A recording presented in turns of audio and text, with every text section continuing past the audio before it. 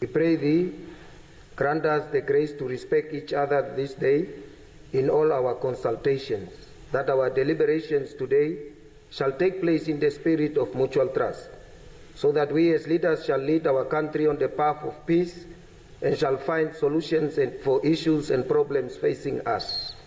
Grant us the mercy, O Lord, that we shall also honor Thy name in all we think, do, and say. Almighty God, we pray Thee, bless our land and all its people. This all we pray in the name of Jesus Christ our Lord. Amen. Amen. Affirmation. I solemnly affirm that I will be faithful to the Republic of Namibia and its people, and I solemnly promise to uphold and defend the Constitution and the laws of the Republic of Namibia to the best of my ability. Good afternoon.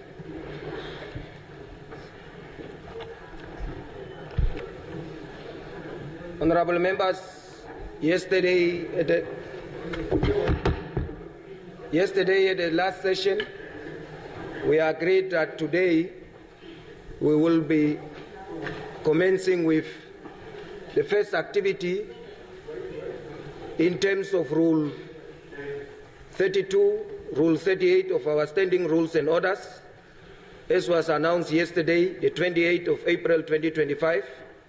The House will now, in terms of Rule 32, that is read together with Rule 28 of our Standing Rules and Orders, go into the process of electing two of its members to be the deputy chairpersons of the whole House Committee. We are going, we are going to do the first elections for the first deputy, announce, and then we go over to the next process of election. Maybe if there are clarity-seeking interventions, we can engage. Come again? Which one? No, you can take the floor, Honorable. I don't know who was first.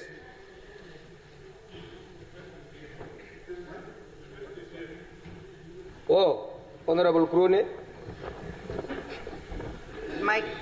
Yes. I, Godentia Krone, nominate. Huh? Oh, okay. Sorry.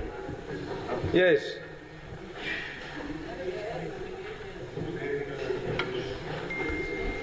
Honorable colleagues,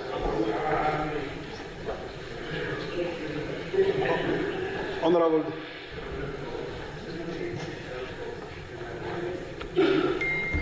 can I be granted a bit of latitude? Honorable Deputy Speaker, I am rising to sensitize and conscientize members of this House that we must not try to make our Parliament a consistent laughing stock globally or regionally. I'm speaking as a very experienced legislator, and this is what I say to you. It's one of the last things I would want to see happening in this legislature, because I've done a lot of mileage. At one point, after a few years, I will also be leaving this House. But I want to tell you, friends from both sides of the aisle, let us not be the only parliament in the world where all positions, even the little positions, are controlled by the ruling party. Come here, Britain. You may laugh. Go to South Africa, go to Angola, go to Zimbabwe, go anywhere. There is always a consensus building around Parliament. The Congo, you are very inexperienced. As a politician, as an MP, you don't have my experience. We are not cut from the same cloth.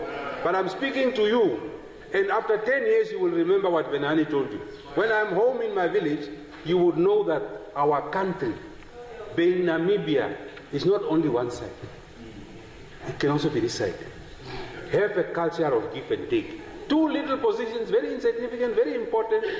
Give one to the opposition, small one, give to some of these young people, take one, have a chair, let's continue building our consolidated democracy. That I pray. Thank you. Mature. Any other honorable, you want to contribute on? I mean, your light is on. Yes. Yes.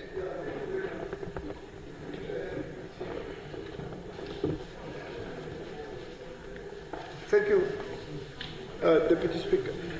Mine is just an urgent question regarding the minutes of yesterday. I asked a very straightforward question, and I think it goes straight to the Secretariat. And today, item number 3, my questions, or the fact that I have asked a question, it does not reflect. Just wanted to have an understanding as to what is going on. Is it human error? Was it deliberate? I don't know if you want me to remind you of what I had asked.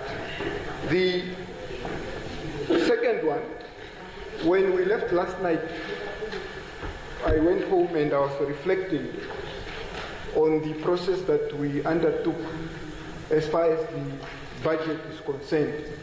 And therefore, I wanted to ask Honorable Speaker, our Minister of Finance, to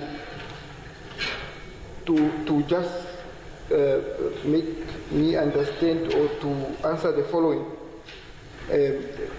When we concluded last night, Honorable Minister of Finance, I wanted to find out if you are able to enlighten the House and the people of this country whether or not the proposals and corrections submitted yesterday will be considered and incorporated before the bill is approved. If not, why do we spend our energies and time making submission to a process that is final already? So many questions. 10 million that was mentioned here, we were told is human error. There is no assurance if it is going to be corrected, and so many other issues that were submitted, so that at the end of the day, we can truly own this bill at the end of the day. I just wanted to get assurance from you, Honourable Minister of Finance. Thank you. Okay.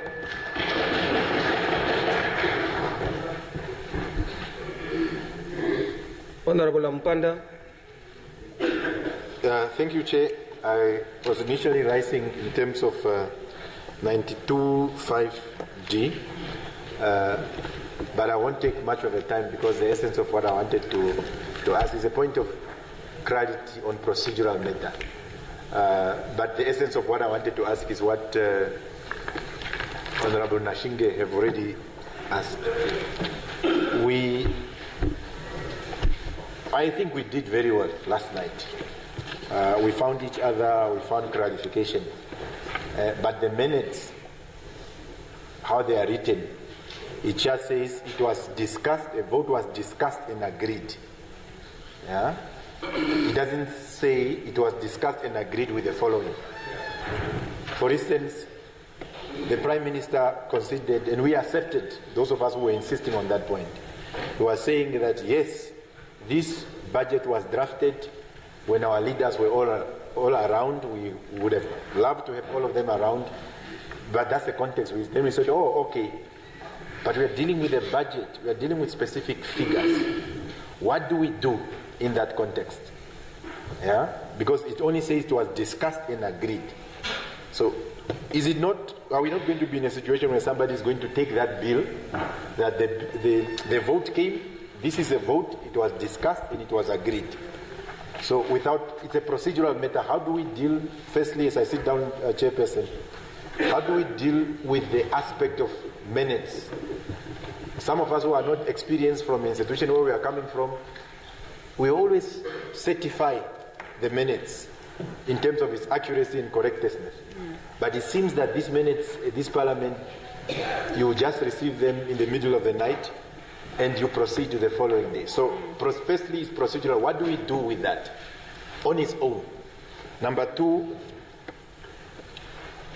do we take that to mean that by discussed and agreed, it means the discussion is included, it has regard to all those issues that were clarified? Because the Prime Minister was simply saying that we can come back and explain, we can come back and do it. So we just want to understand where are we as far as that is concerned. It's really a matter of procedure. How do we proceed? How do we move forward? From your experience and those other experience, maybe there's a way how this matter is being handled. But from where we stand, it's a very concerning. Okay, Honorable Legato.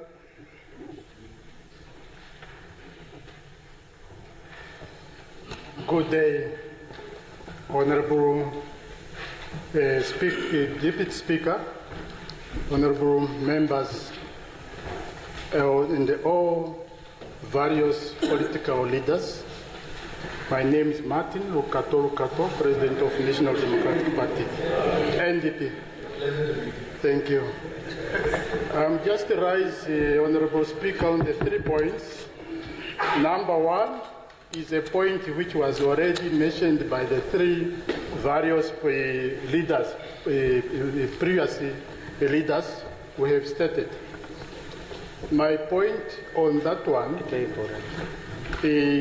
is, according to me, what I have observed, even when I was outside the chamber, it was observed that only my brothers and sisters, those in power who have access for the budget to decide the allocations of the budget to various government institutions and government ministries.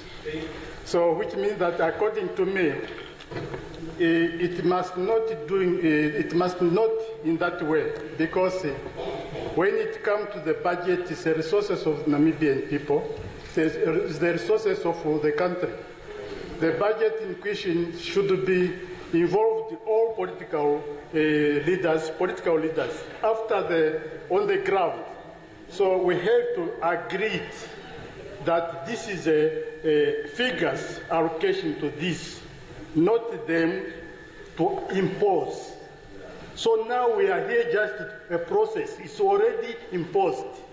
Yes, so for me, next time, we are not going to accept this process. It should be agreed by all of us. A decision should be taken by all of us. That's number one. Number two, Honorable members. You see, thank you very much. Honorable members, this is not the first sitting we are starting. Normally we start with announcement, petitions, reports of standing committee, reports of select, other reports, notices of questions, notices of motions, messages, ministerial, and the order paper. And yesterday, we agreed that the announcement is just an announcement and to start with election. And I allowed people to interrogate about the election process. But we start to talk now about... Okay. Okay.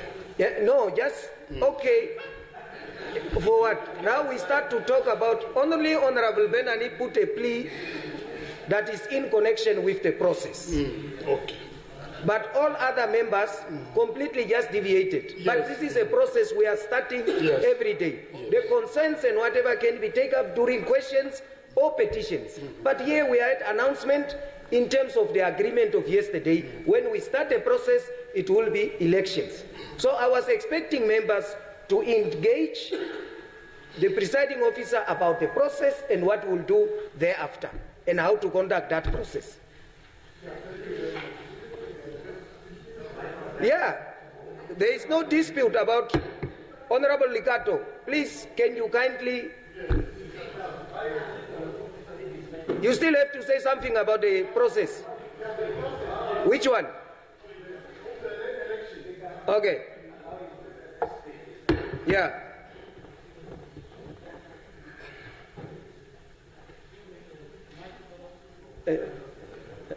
Askis helped us so.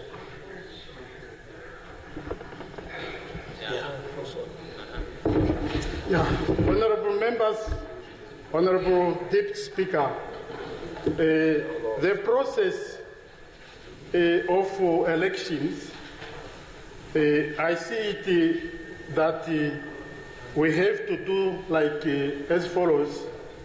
We must do it according to ballot votes, secret votes. Yeah, so that it should be, let me say, properly. Yes, so it should be a secret ballot. I thank you. Okay. Honorable Kungwa.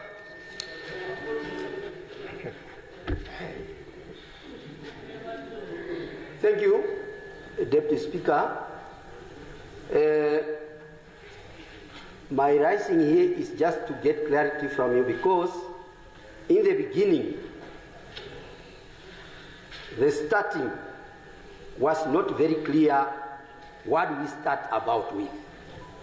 So that's why I put my lights on so that I could proceed to go for an urgent question. But then, as you make it very clear, after Honorable Kato was engaging you, I thank you for that one.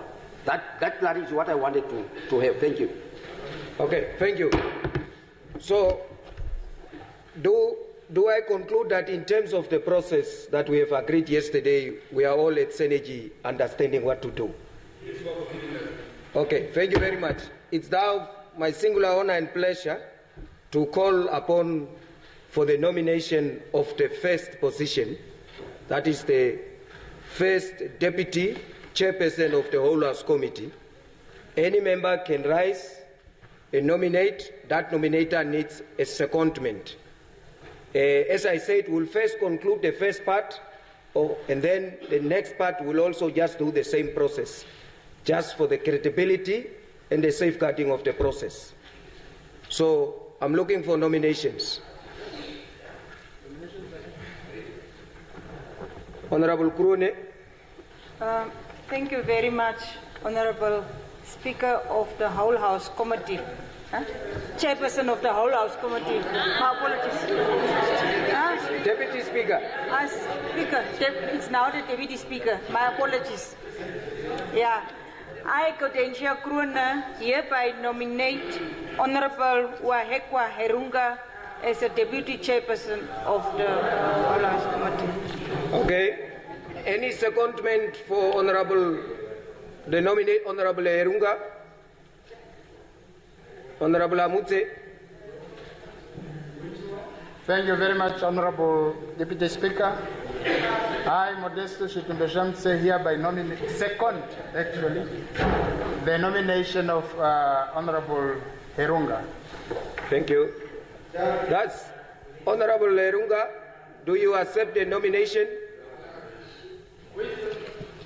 Yes, I do accept. Well, thank you.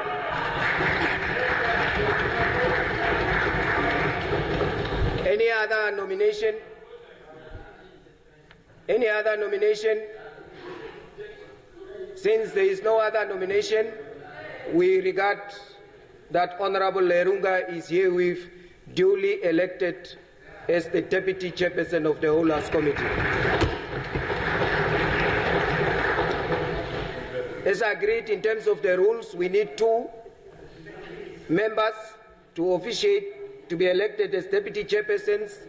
It's now my honor also to call upon, to officiate upon the election of the second position of the Deputy Chairperson of the Whole House Committee.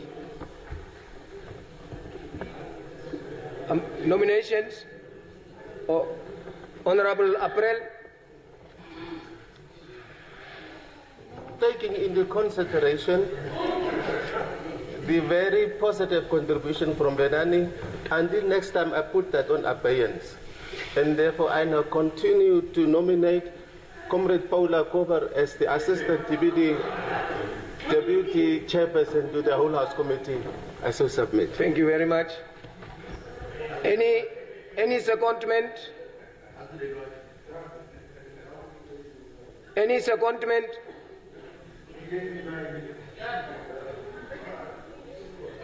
Okay, Honorable. Okay, neighbors. Here.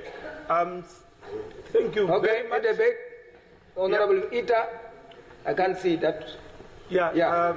Thank you very much, Deputy Speaker. I'm standing to second Honorable Paula Cooper as an assistant to Deputy Chairperson of the whole House. Ita. Yeah.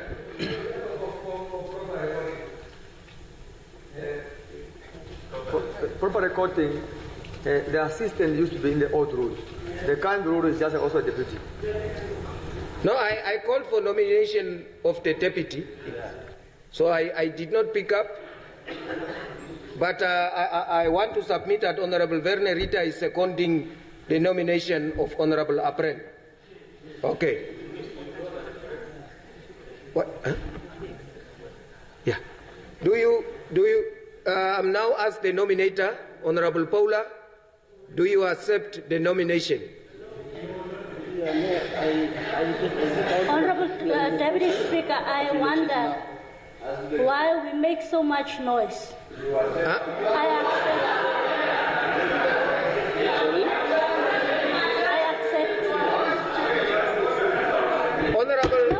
Honorable, you are nominated. The question the presiding. No, allow, please, honorable members, please. No, please. I accept, Deputy Speaker. Thank you very much. No? Any other nomination? Any other nomination? No, I don't know. The light is on, so. Okay. Okay, thank you. Let's honor it. Honorable Speaker, members of Parliament, myself, I just want to raise my point here. No, honorable member, please, I'm looking for nominations. Yeah. Any other nomination? It's therefore that by concurrence of the whole House, Honorable Paula Cooper is duly elected as the Deputy Chairperson of the whole House Committee. Okay, it's therefore so concluded that the two Deputy Chairpersons of the whole House Committee is Honorable Herunga and Honorable Paula Cooper, respectively, as the Deputy Chairpersons of the whole House Committee. Any petitions? Any reports of standing committees? Any notices of questions? Yes. Okay.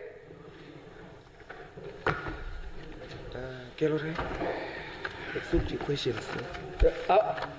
Honorable Garonda, just the floor will be yours. Okay.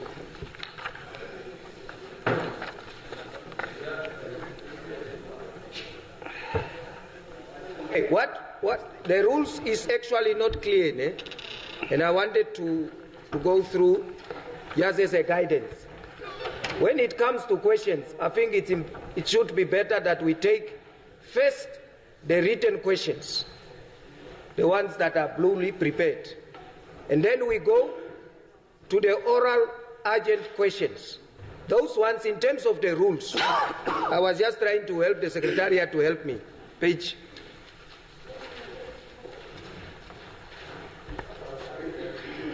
129.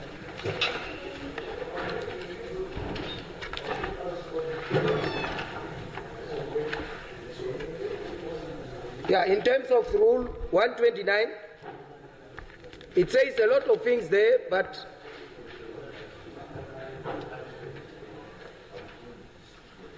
it says we will have to spend close to 20 minutes for urgent oral questions. That is where I was saying now going forward, it means we have to have a distinction of the written questions. Once we are done with them, we go to oral questions and we give the allocated time. So I wanted to do it in that way.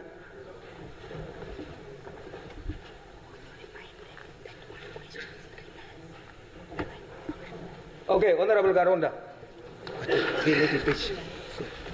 Thank you, Honorable Deputy Speaker. I rise to give notice that on Thursday, the 8th day of May, year 2025, I shall ask the Honorable Minister of Health and Social Services, Honorable Dr. Esperance Lubindao, the following questions. That several hundreds of the medical interns in the service of the Ministry of Health and Social Services have on countless occasions registered a plethora of grievances with the administration of the Ministry of Health. Chief among the grievances broached by the medical interns were that they are not treated or considered by the Ministry of Health and Social Services as employees, and because of these, they are not paid overtime when the ministry requires and permits them to work overtime. In most instances, these medical interns would work for 80 hours a week without any overtime pay. Apart from the ministry's unwillingness to pay overtime, these medical interns are subjected to harsh and unfavorable working conditions, which include, but are not limited to, the absence of health benefits, housing benefits, transportation allowances, especially for those placed in areas outside of Windhoek and or away from their usual places of residence. The heavy workload and the harsh conditions of service have resulted in the medical interns experiencing health problems. Some are said to suffer from anxiety, depression, and myocardial infarction. A labor dispute was declared and referred to the Office of the Labor Commissioner for arbitration. This dispute arose out of the fact that the Ministry of Health and Social Services had refused to recognize these medical interns as employees. Upon successful arbitration, the medical interns won the case, and an arbitration award was handed down in their favor, declaring them employees of the ministry. The questions are, why does the ministry refuse to recognize these medical interns as its employees, even after the arbitration award was handed down in favor of the said medical interns? What is the ministry's stance on the payment of the long overdue overtime, and when can the medical interns expect to be paid their overtime? Medical aid, transport allowance, housing allowance, and so on, when can the medical interns expect to benefit from these long overdue conditions of service? Will the ministry take full responsibility for the effects its intransigence has on the medical interns, such as depression, anxiety, myocardial infarctions, and others, and provide the necessary counseling and treatment? I thank you and so submit. Thank you very much. Next is Honorable.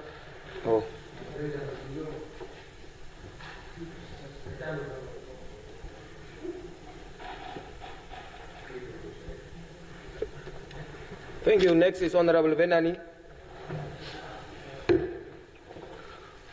Honorable Deputy Speaker, I crave for your indulgence to ask an urgent oral question. No. Okay. If it's urgent oral, it will come last. Very good. I want written questions. That's it.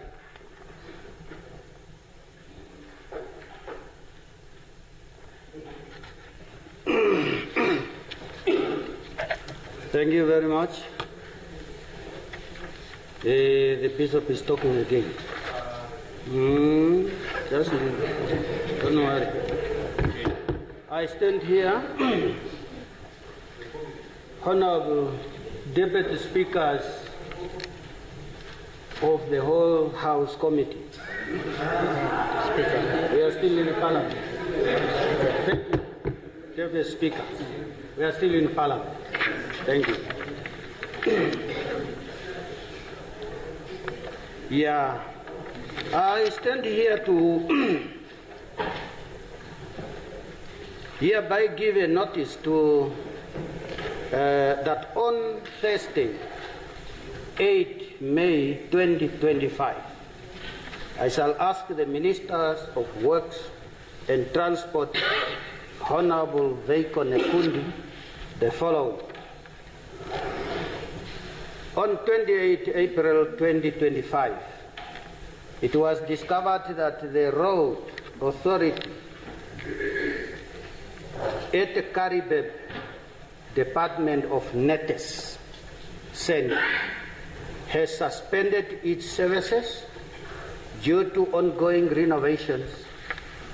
According to a media report, motor vehicle roadworthy testing and driver license testing services at Karibeb Nate Center have been temporarily suspended with effect from Thursday, the 6th May 2025.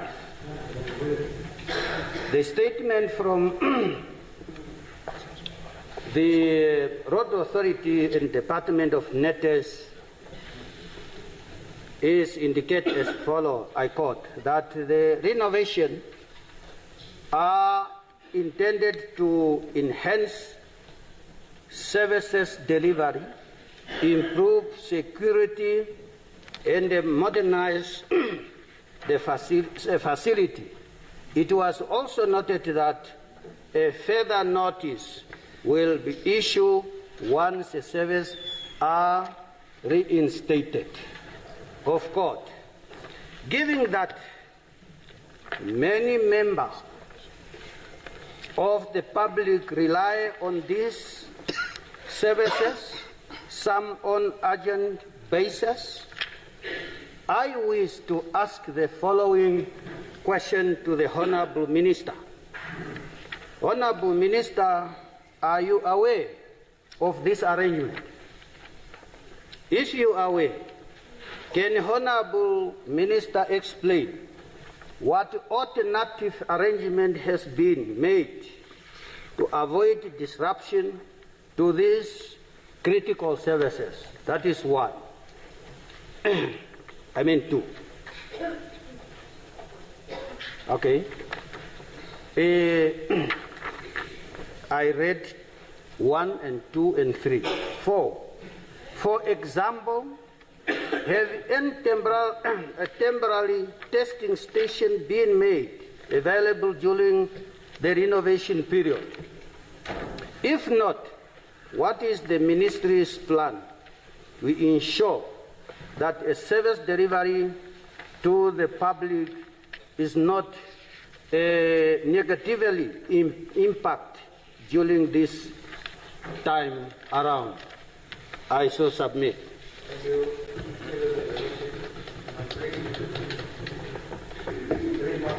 Any other written question? Okay, now we'll give opportunity now for the oral urgent questions, which is contained in Rule 135, urgent oral questions. The presiding officer may allow time for urgent questions to ministers on any sitting day. Urgent questions may be asked without notice, must be short and to the point, must be as far as possible be answered immediately, subject to the discretion of the presiding member. Supplementary questions may be asked to elucidate and answer. The time allowed for urgent questions must not exceed 20 minutes on each day. So we start now with the 20 minutes. Honorable Venani.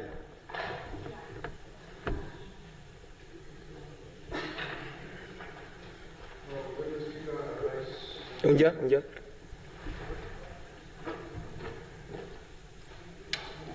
I rise under Rule 135, asking two important oral questions, one to the Minister of Works, Transport and Communication, the Honorable John Kundi.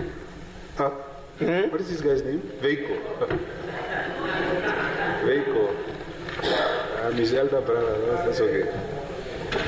Honorable Nekundi,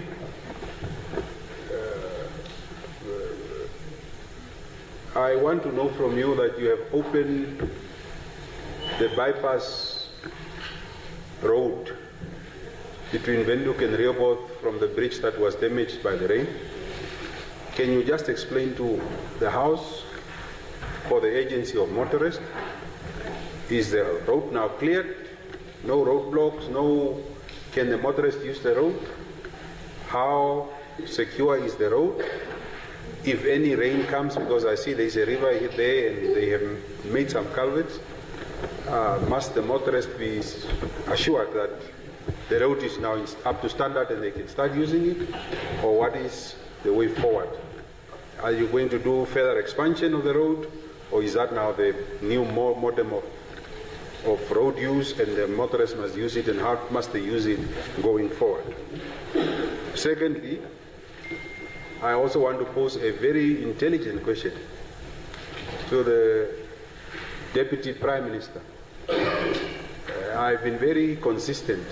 Sometimes you must go right about this, Honorable Speaker. It's only in this Parliament of Namibia where a Deputy Prime Minister is not referred to as Right Honorable. Same with you as Deputy Speaker and Speaker, chairs of the House. Same with him, same with a person like me who was there.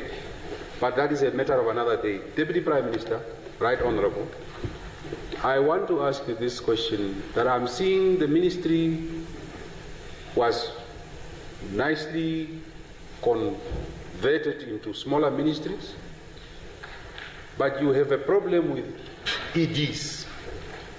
While you had many ministries, every ministry had an ED. What is the ED's name? The acronym is what? Executive Directors. Now you have parked some of the EDs in some ministries. One ED, Accounting Authority, other ED, just idling there. I want to know, what is this idling ED doing exactly? How long will this arrangement be maintained? Is it a temporary arrangement, or is it a long-term arrangement? Because now I do not know if a ministry never needed to have two EDs, and it has a deputy ED. Now you have double EDs and another double deputy EDs. So is this arrangement going to be curtailed, or is it an arrangement that is meant to keep job for comrades, so that because they were there, therefore they should remain there? Or are we going to see a new structure in the nearby future? I so move, Honorable Deputy Speaker. Thank you for your kind attention.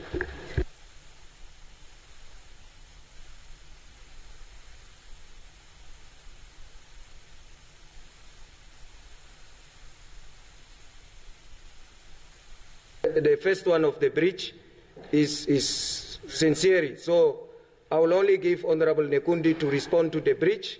The other one, I think, is not urgent. No, now I'm confused. Are you right, Honorable, also? But yeah, now that we have been taught. I think Honorable Veiko, and then we go to the next question. Thank you very much, Honorable Deputy Speaker, Honorable President of PDM, Member of Parliament. The question is of much relevance, and I think it will help our motorists who will be utilizing that very important and busy road, in particular during morning hours, lunch hours, and in the evenings. The road that I opened this morning, 5 o'clock in the morning, is the bypass that was then constructed after the damage, the collapse of the previous main bridge over that river. So that bypass is now a permanent bypass that remains in accordance or cognizance of the standards of our bridges and culverts. It is really humanly engineering guaranteed that it will stand the test of time. Humanly engineering. So That is a standard to have, and we are guarantee our motorists of that standard that it was not compromised, and it remains now permanent. Honourable Member, the second important thing to that is that the motorists, the previous bypass that was of normal send, that is now disregarded. The motorists will now use that road. That means it's now a free flow from both directions, free flow. No more any hindrances to their flow. However, it's now a bypass. That means they still, if you are coming from Mundugu, you can still over the bridge, and from Riobot you can still over the bridge.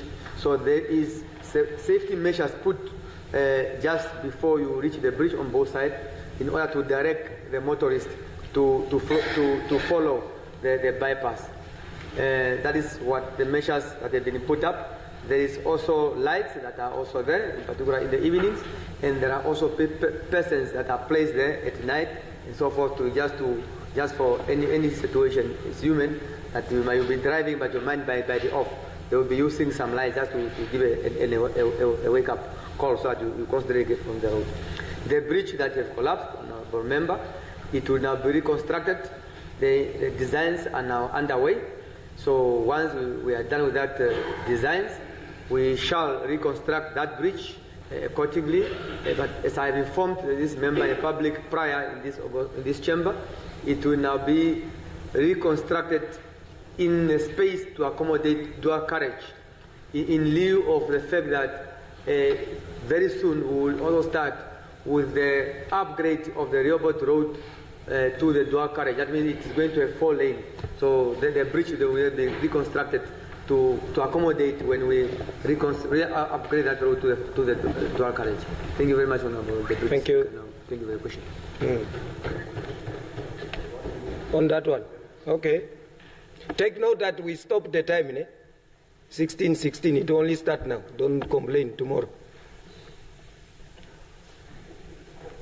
Honourable Speaker, I don't buy faces. You know me as a principled politician. But I want to tell you one thing that I'm very proud. I'm very proud of our engineers. For a country to have seen a calamity of that road and the time they have really taken to fix that road, please convey same to them that is how a country must function. We have a crisis. Thank you very much. Honorable Kambwa. Only when I raise. Honorable Kambwa. Kumbwa. So, oh, okay, sorry. Not intentional.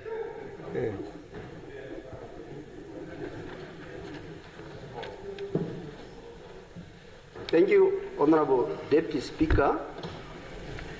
I'm rising here to forward an urgent oral question to the Office of the Minister in the Ministry of Environmental and Tourism.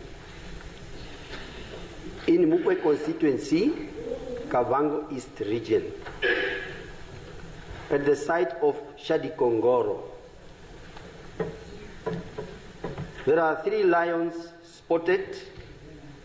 3 lions spotted the day before Sunday. And these lions have killed a couple of cattle. Then my concern is whether this was communicated to the minister so that we see if it needs urgent attention in terms of the safety of the people living in that vicinity, not only Shadikongoro, but there is an upper land which stretches over 4, 5, 6, 10 kilometers up in the inland where the grazing area is. So people are not in a well, so to say, safety. For that matter, you know, lions, they attack animals, and then after animals, they come to you. So what I want is clarity from the Minister to give us on the stand of the ministry by that time for the sake of the people currently now. Thank you. Thank you. Honorable Minister, are you aware? The question is just, are you aware? Don't answer the other. Don't direct me. I can answer the question to the best way how I can handle. Thank you very much, Honorable, for the question.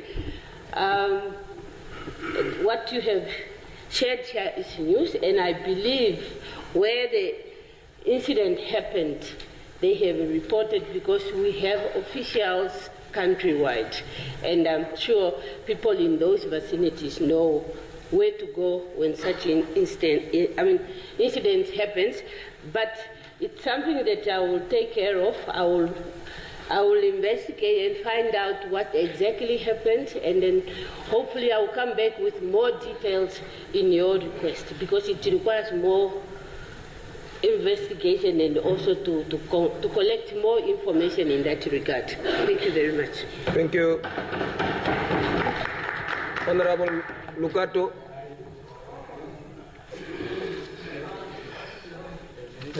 Thank you for the floor. Honorable Deputy Speaker, members of Parliament, I'm having two questions.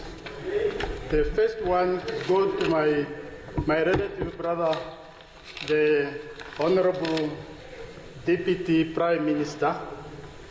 I have observed you, my good brother, for your good leadership, as far as I'm concerned.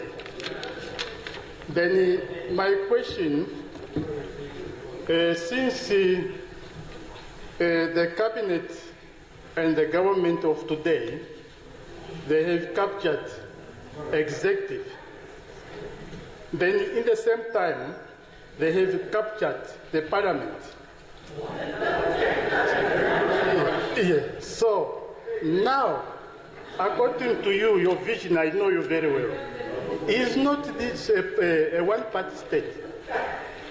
Yeah, because me, myself, I see it as a one-party state in Namibia.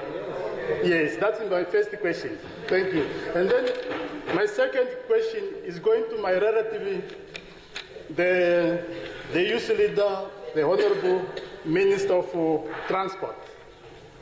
Yeah, my brother, I have traveled the whole 14 regions, and then I have observed and seen that vehicles which has been damaged, they are stuck in those garages. They are lots. But now, I don't know why, for the past 35 years, those vehicles are not, let me say, put for auctions. So I think I want to ask you, because now as a new relative minister of that portfolio, what plan do you have, my good brother? I thank you. Thank you. Honorable Nashinge.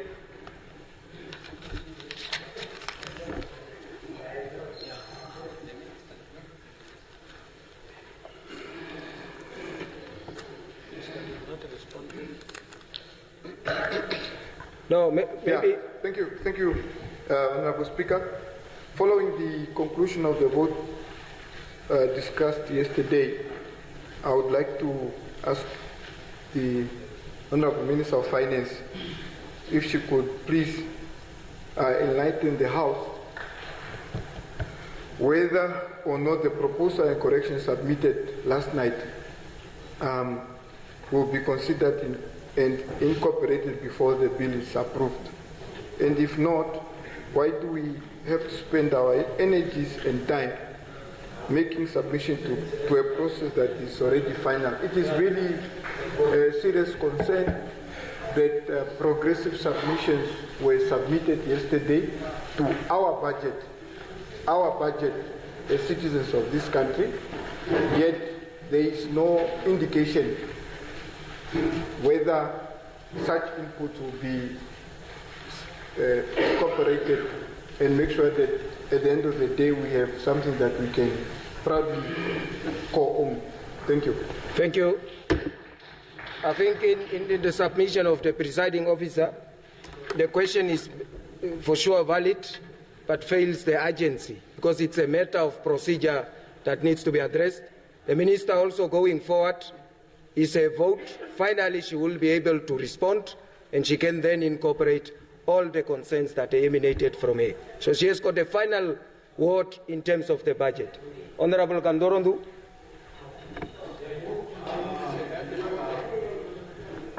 No. Honorable Kandorondu. Okay, thank you so much, Honorable Deputy Speaker. Oral agent question to Honorable Nekundi, Minister of Works. It's a very simple question from our Yango drivers, Yangos. They really want to know who is really regulating Yango.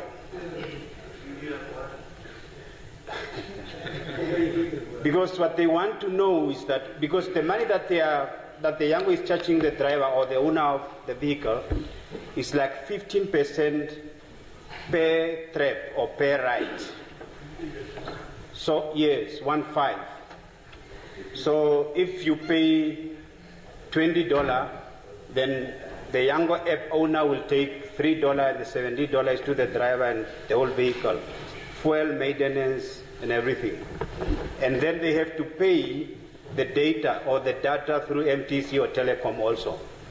So they are claiming that there is no regulator and it's very costly and they don't make the ends meet. How will you be able to help them to regulate the Yango so that our drivers who are currently unemployed at least can make something at the end of the month? Thank you. Yes.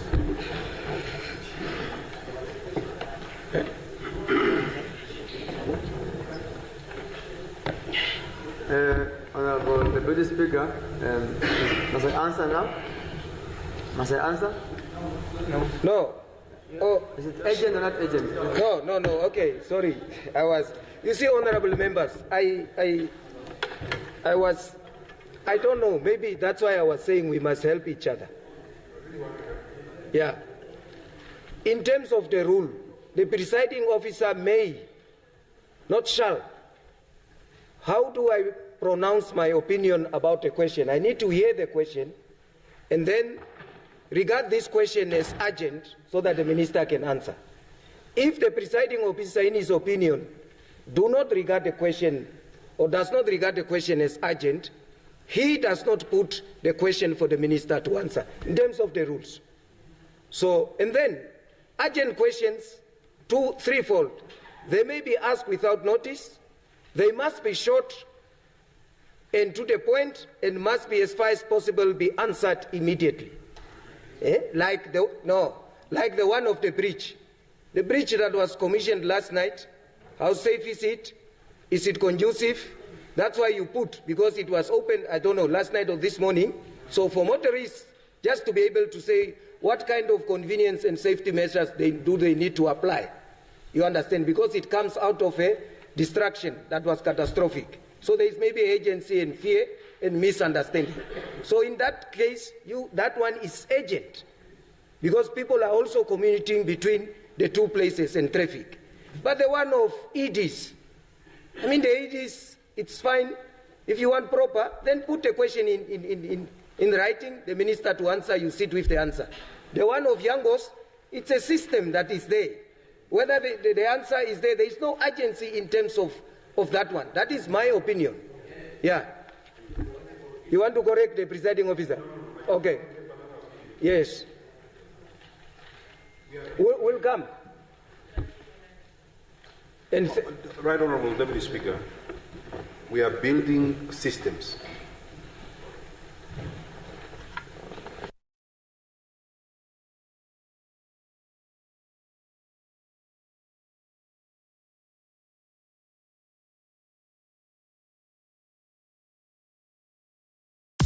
Stay in and relax more with deals so big you won't leave your home. Get the Samsung 65-inch Crystal UHD TV for only 10,999. Save 4,000.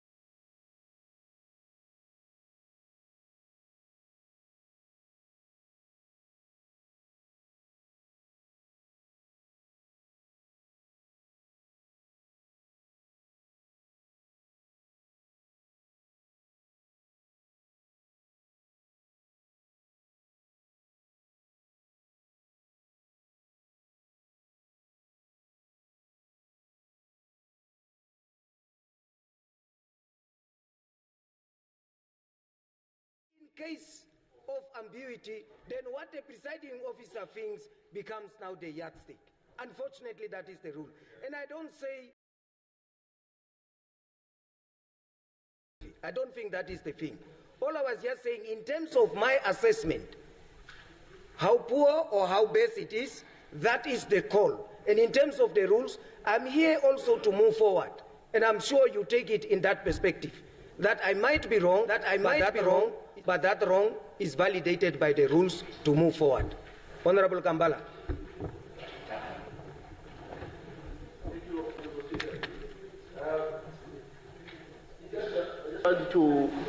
To raise on what Honorable Nashike had earlier raised when it came to the issue that was raised yesterday by Professor Banda on the 10 million issue, the system issue that was wrongly inputted in the Ministerial Finance budget, and he requested for clarity, and the Speaker just shut it away. And I'm asking again, raising on the same issue, that can we get assurance, because we are going into tomorrow we'll be discussing her budget, and when we receive that, can we get a revised budget item that clearly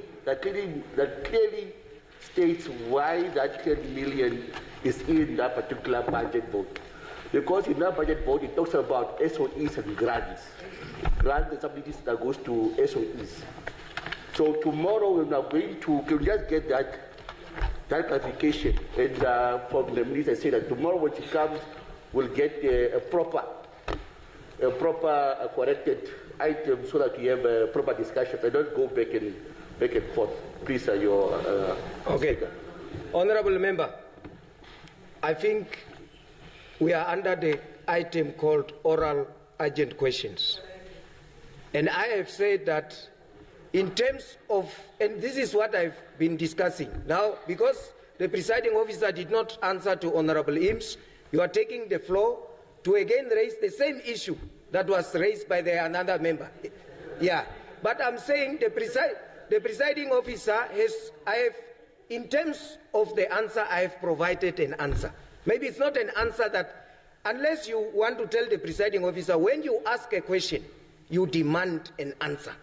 You don't demand the presiding officer to apply the discretion that is so entrusted to him. Because I said, Honorable Eames, I heard you, but the minister is going also to answer. We are doing all votes. There will come discrepancies that will pick up along the votes. So at the end of the budget, at the end before we say, the Honorable Minister will have a chance. Tomorrow, she is addressing her ministry particular, the vote allocated to her ministry.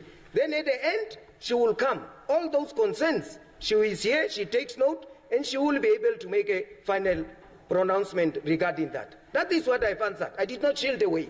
So, no, honorable members, I think I will take another oral questions, but I think I've dealt with it. No. To what? One?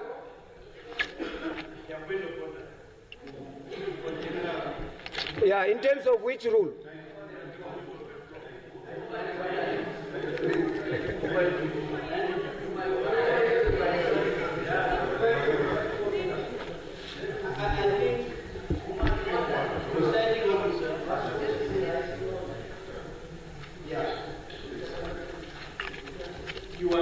Quote the rule. You say point of order, Mus. Yeah, quote the rule. 92(2). Let's read it. Let's read it. Will you read it? No, read. You are the one quoting it. When a point of order is raised, the member has been called to order, must discontinue his or her speech and take his or her seat. Yeah, now, who is on the floor? I was the one. Was on the floor. It's me. It was me talking. Okay, 5B also can apply. So there you are. No, Honorable Member, just sit. Honorable members, I was the one on the floor. And it's not allowed to have an interaction with the presiding officer. And I'm saying I have provided guidance on the question that emanated. So, and therefore, the answer is not been denied. Sorry, the answer is not said it will not be answered. The consent is taken care of, and the minister is here and will be able to provide that clarity when the time comes. That is what I've ruled. Yeah, let's make progress, honorables. No, Honorable Kambala. No. Yeah, thank you very much. Okay. I've got now Honorable Mubita.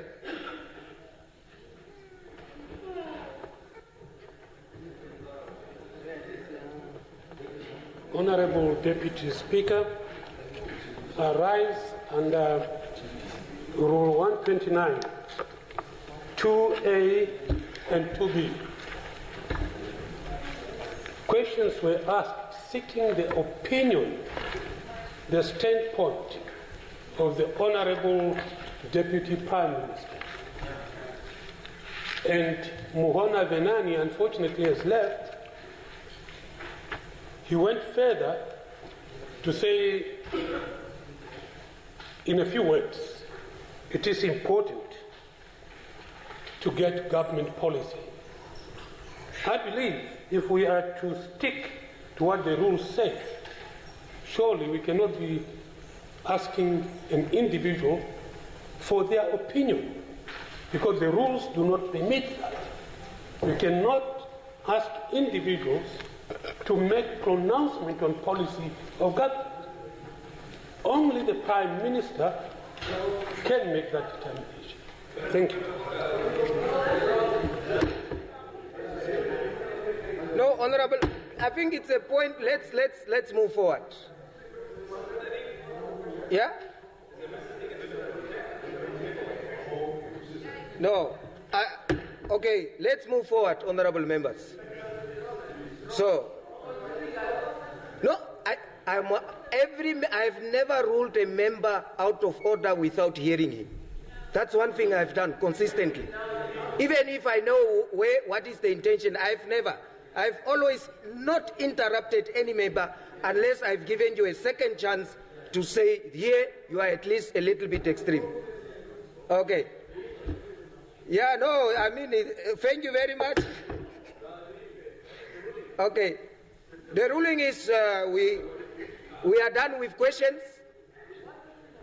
Yeah, there was no question. Huh? Oral questions. Any other oral question? Okay. Thank you. Notices of motion. Message of head of state. Okay. Honorable Erunga.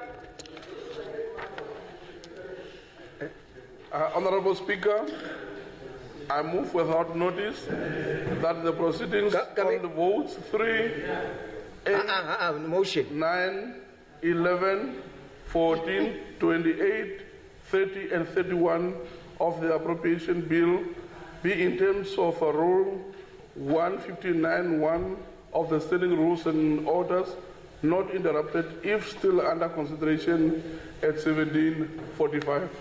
I so move, Honorable Speaker. Please table the motion.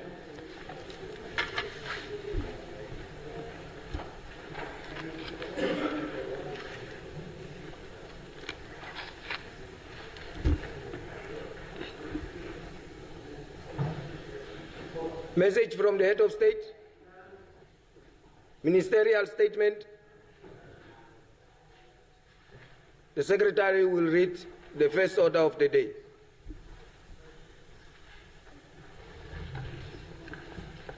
Resumption of committee stage appropriation bill. When the Assembly adjourned on Monday, the 28th of April 2025, the question before the Assembly was a motion by the Honourable Minister of Finance that the bill be read the third time. Thus, the Honourable Minister moved that the Assembly goes into committee stage. Honourable Deputy Speaker, I so move. Thank you. Any objections? Secondment? Agreed to. I now call upon the chairperson, the deputy chairperson of the Whole House Committee to take the chair.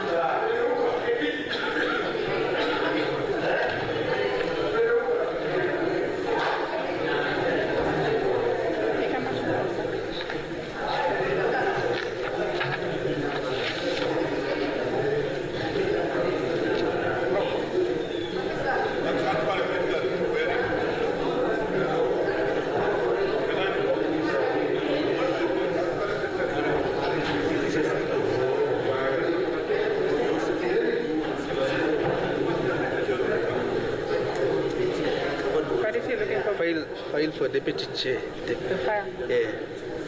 This one? Please give it to the deputy chair. That no, one he needs to be cannot. He can just come out. The things are here. Okay. Yeah. Maybe you want to check all the things. You can give him the back.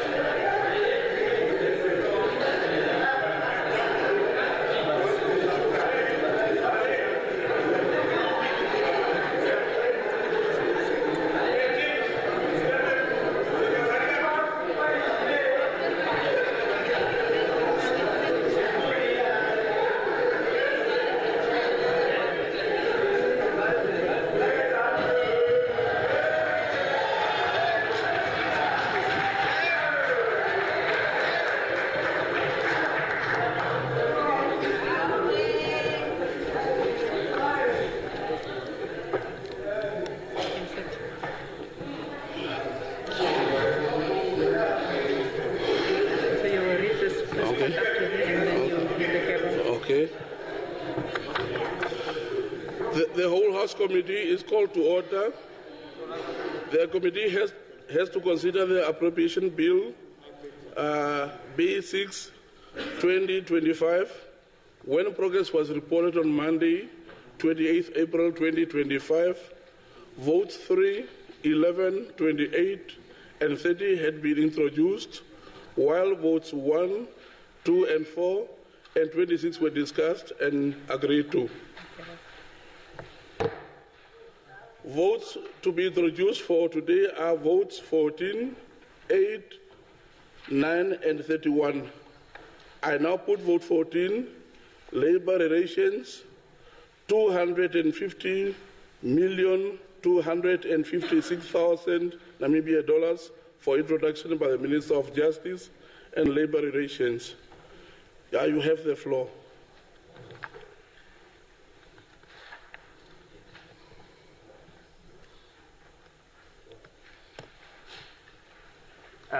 Deputy Chairperson of the WHC, honorable members of Parliament,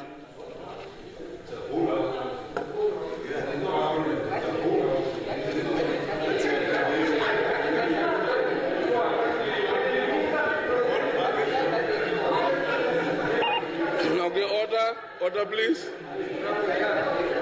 I couldn't locate that in terms of the rule, but be that as it may, let me satisfy my elder brother. So the Deputy Chairperson of the whole House Committee.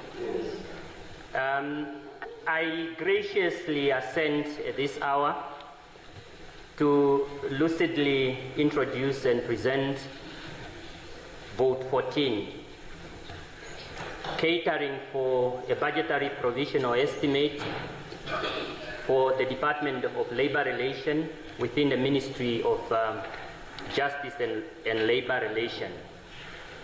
In sponsoring the presentation, I'm joined in unison by the staff members from the Ministry of Justice and Labor Relations, but also I am joined in solidarity by every worker that is striving, to earn a dignified living, every employer that is deploying, meaningful strategies and being intentional about creating decent work for Namibians.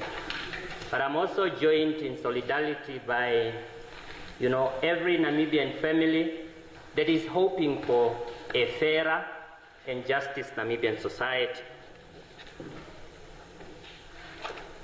Deputy Chairperson of the whole House Committee, I sponsor the motivation for this budget in anticipation to secure a logical consensus among the self-respecting and esteemed members of this august House. Having said that, permit me to indicate that the Department of Labor Relations, as an integral part of the Ministry of Justice and Labor Relations, is merely requesting an amount of 250,256,000 Namibian dollars. This budget is not simply a line item in the government account. It is a budgetary provision intending to secure peace at workplace, an investment for social justice and an equity in the labor market, and a trigger for a productive workforce across our national economy. Labor relation is not just technical and administrative issue. They are the beating heart of a just and a prosperous society. They shape how we work, how we live, how we coexist and grow as a nation.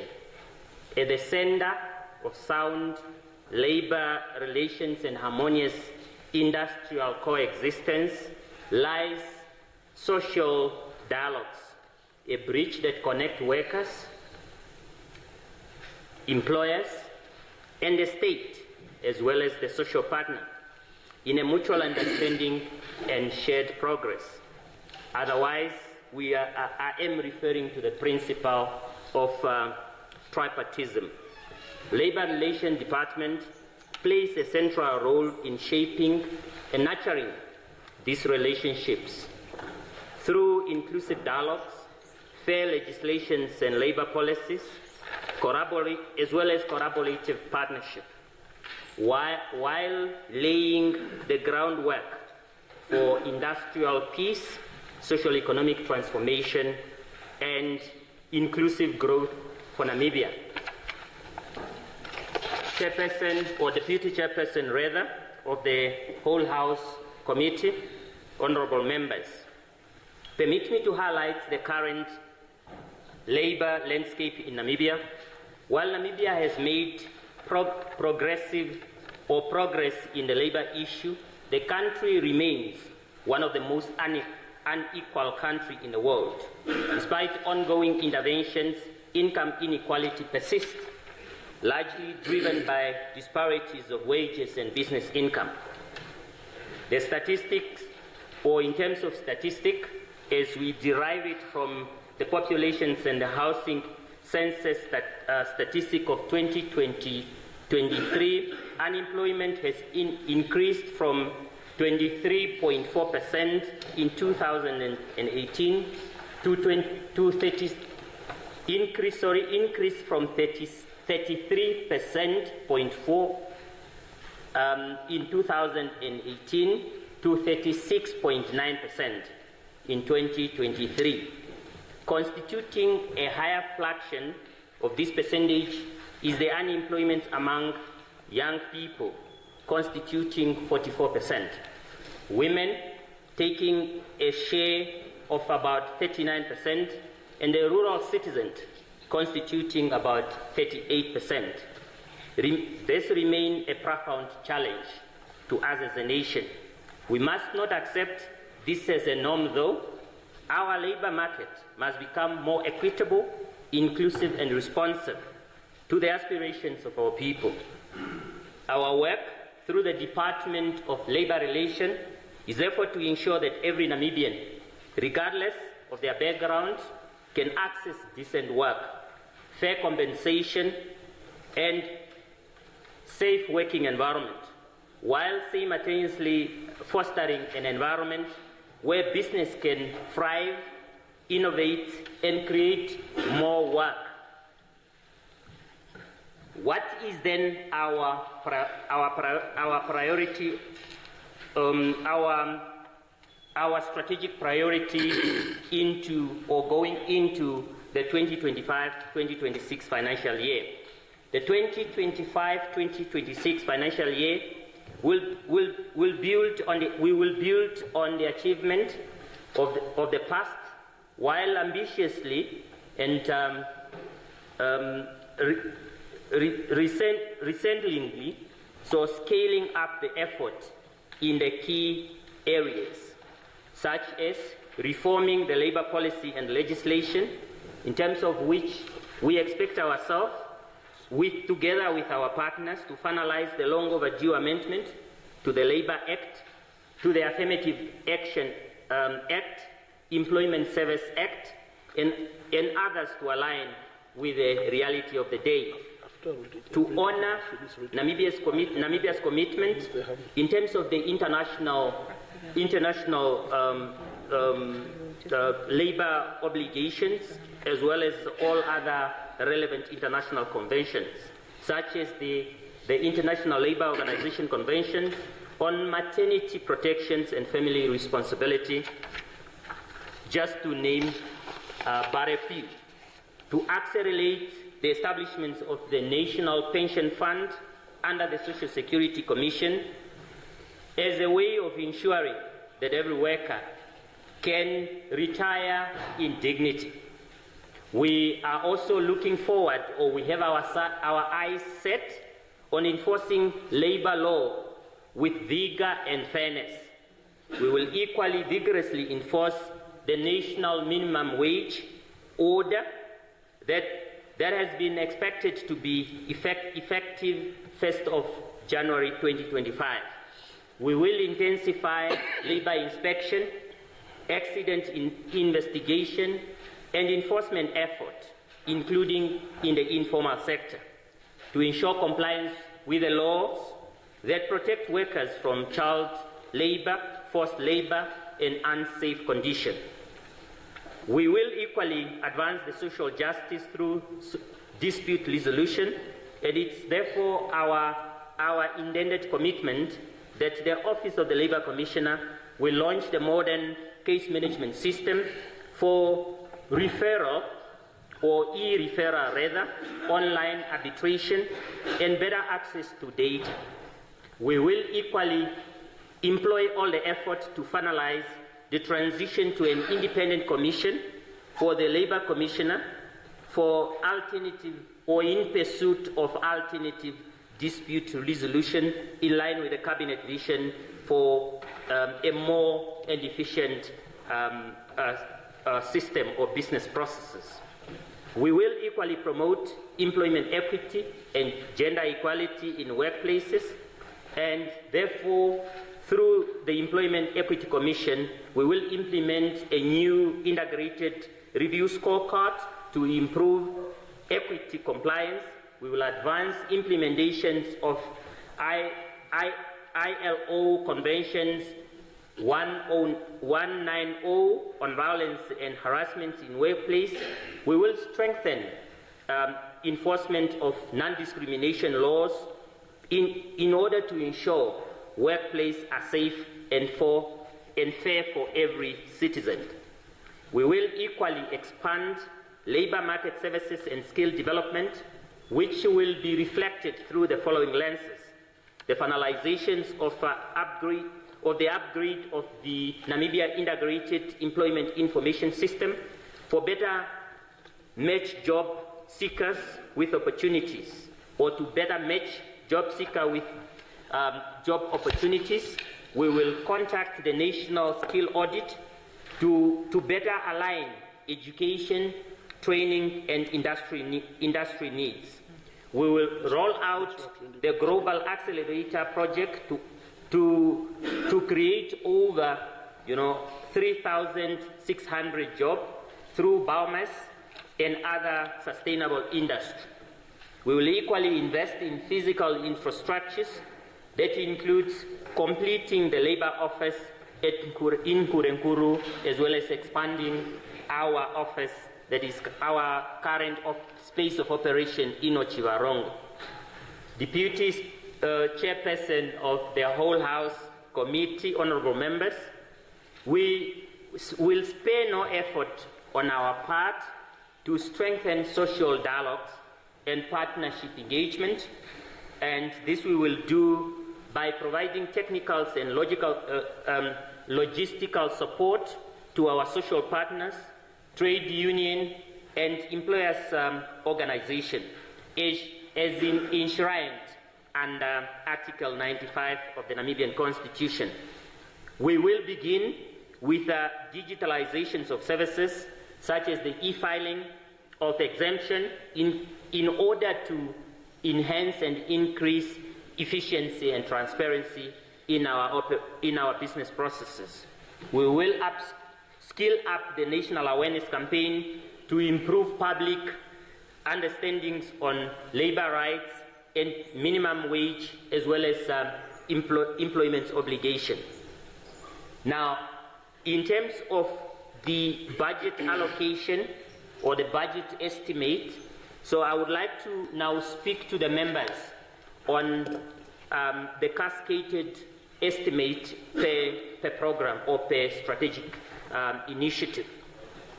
Let me therefore highlight that this is how the 250.2 million will be utilized or distributed. Program 1 will be the labour market services, and there is an allocation of 36,499,000 Namibian dollars.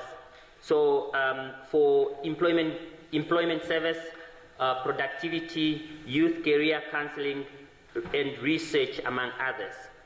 Program 2 will be the promotions of harmonious labor relations, and there is an estimated allocation of 99,728,000 Namibian dollars. So this will be, or it's rather earmarked for dispute resolution, compliance inspection, employment equity enforcement, among others. Program 3 is the international relations and advice, where there is an allocation of about 13,868,000 Namibian dollars, which we have earmarked for social dialogue, constructive engagement, cooperations with SADC, AU, as well as international labor organizations, as well as ARLAC.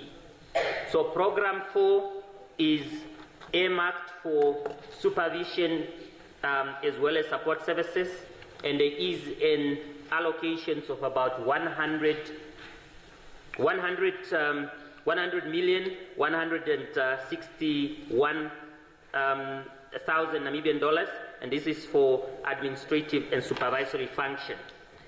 Of this total, so the total that I have elucidly outlined initially, this whole total is earmarked for the, about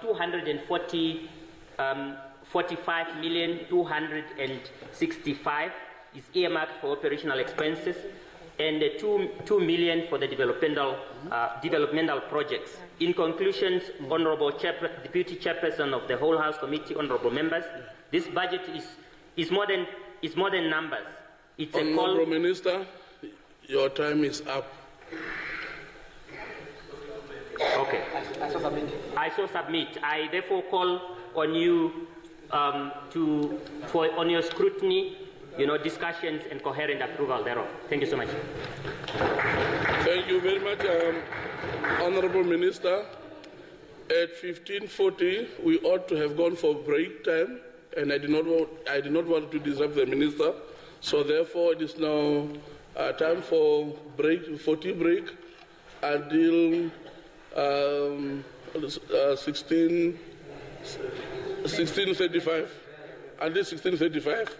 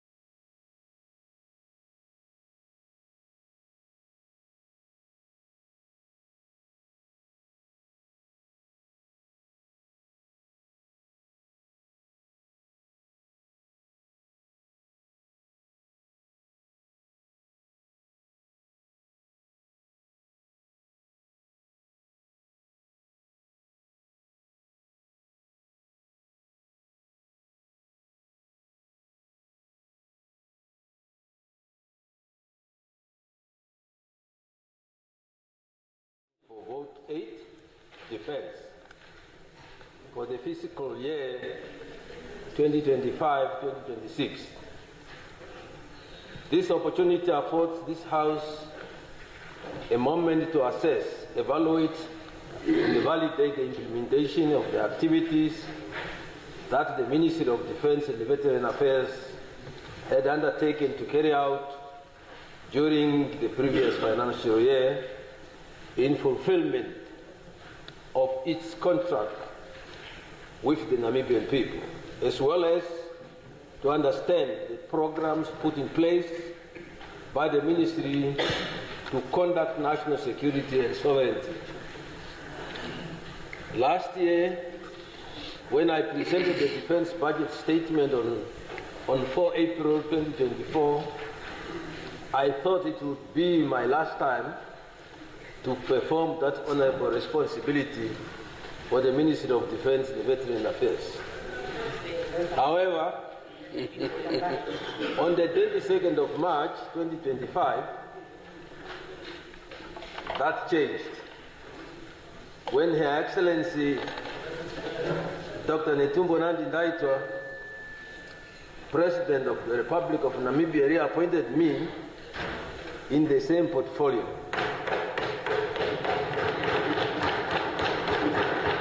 Thank you. In this regard, I would like to express my gratitude and appreciation to Her Excellency, the President of the Republic of Namibia, and the Commander-in-Chief of the Namibian Defense Force for the trust and confidence she has bestowed upon me with this appointment.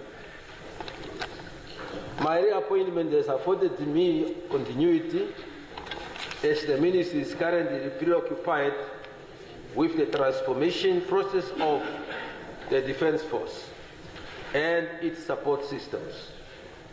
The transformation came about as a result of the natural attrition of the experienced combatants through retirement and the ever-changing defense and security environment. I am therefore confident that within the next 5 years, the Ministry of Defense and Veteran Affairs would have realized the aspirations of Vision 2030 to a greater extent.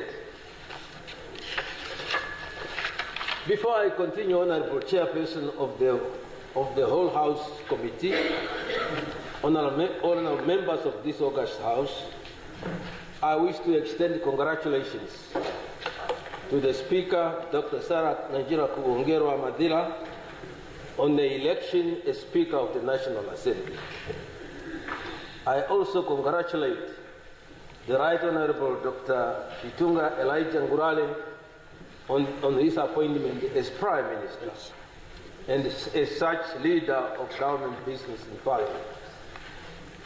Equally, I extend fraternal congratulations to all my comrades, most of whom are dynamic young people who are ready to step into the shoes of the old guard.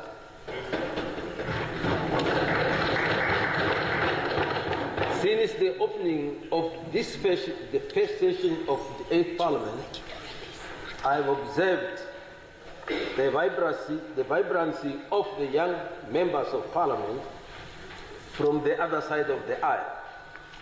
I listened to them as they delivered their maiden speeches. You have maintained the decorum of the House to an extent possible. So congratulations to you all, members of Parliament. The Honourable Minister of Finance, Comrade Erika Shafuda, when she presented the budget statement for the 2025-2026 financial year, she informed us that the budget proposal for the year 2025-2026 to 2027-2028 expenditure framework are anchored under the theme Beyond 35 for a prosperous future. What a dream. What a dream, meaning, are we of the same understanding of this theme? Does it mean the same thing to all of us? Or does it mean different things? I'm posing these questions because I discussed the theme with a friend, where I realized that our understanding differ. One understands the theme to be referring to 35 years of Namibia's independence, while another understands it to mean beyond the year 2035. What remains true, though, is that whether what is meant is the number of years that Namibia has been independent, or it is referring to the end of the first term of Her Excellency Dr. Nandi Ndaitwah presidency, the future of Namibia goes beyond the year 2035. From the Ministry of Defense and Veteran Affairs line of thinking, therefore, a prosperous future is an environment where our national stability is fully protected from all forms of threats, which may include military, economic, social, and environmental factors, which can negatively impact the quality of life and choices available to the country and its people. Informed by the national dream as projected by Honorable Shafuda, we are looking forward to a prosperous Namibia whose physical integrity and territory are preserved well. Its economic relations with the rest of the world are well maintained on reasonable terms. Its environment, institutions, and governance are protected from external disruptions, while its borders are well controlled and managed. Given that understanding, allow me, honorable members, to bring to your attention that the defense and security programs are developed, informed by current events and future predictions.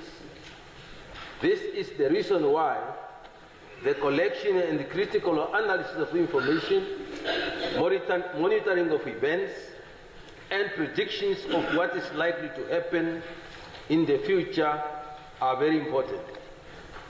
The security developments in our immediate neighborhood will always be followed with keen interest, because the spillover effect therefrom can be rapid and devastating. On the other hand, security development elsewhere, however distant they may be, can always have ramifications effects, even far away.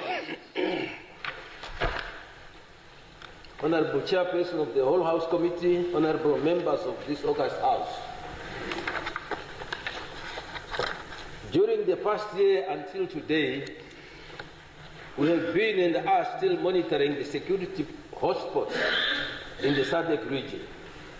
Currently, the political situation in the SADC region is relatively stable, with a member state holding democratic elections as per their constitution. Threats of and the perpetration of post-election violence have taken place in some countries.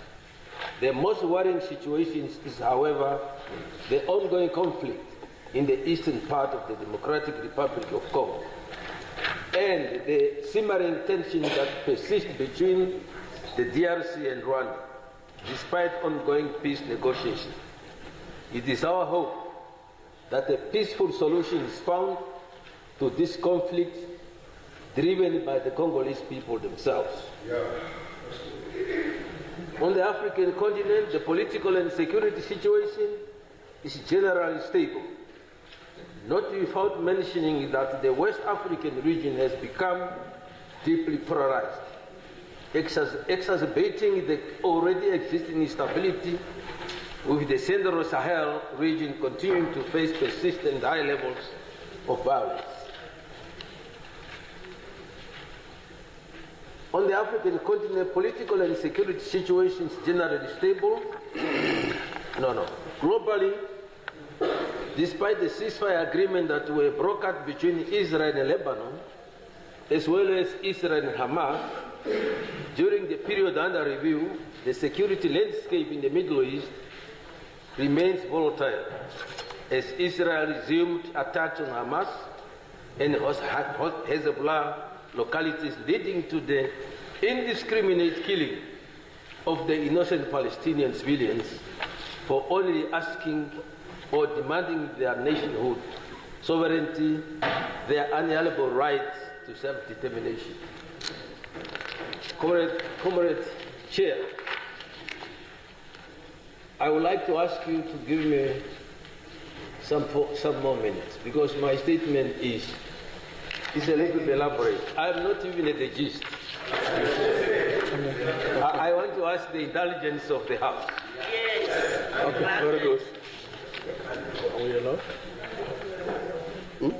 We are also concerned that the uneasing Russia-Ukraine conflict continues to have direct political and socio-economic impacts on Africa and the world. We are, however, hopeful that the effort to bring Russia and Ukraine to the negotiating table may bring about a lasting solution.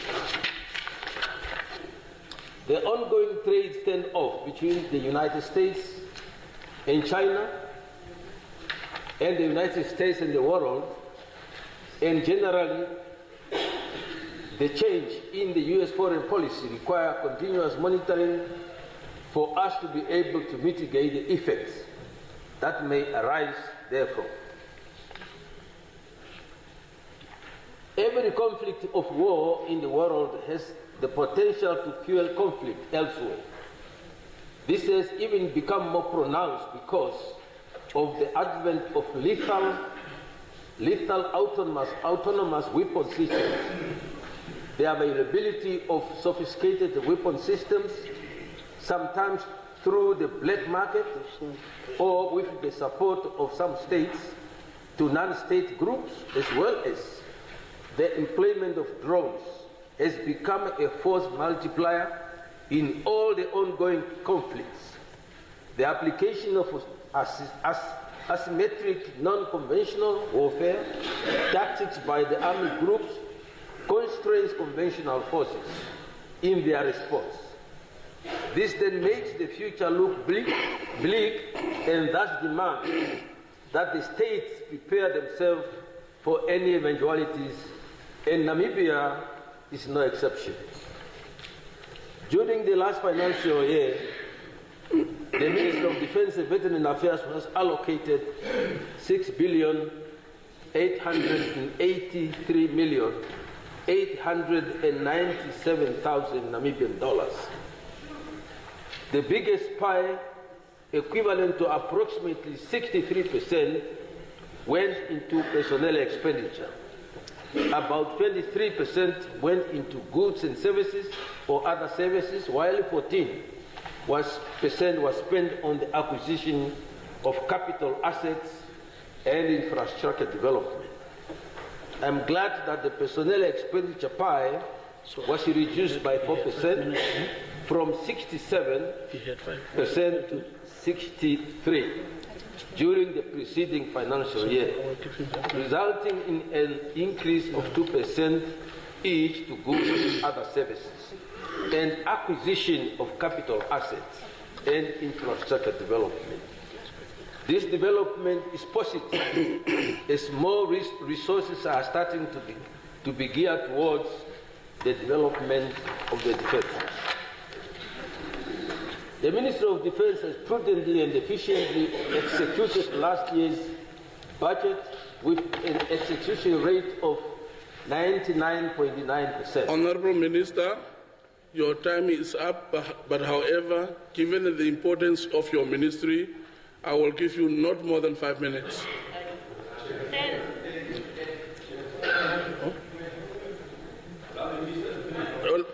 let us allow the Minister to finish before you come in.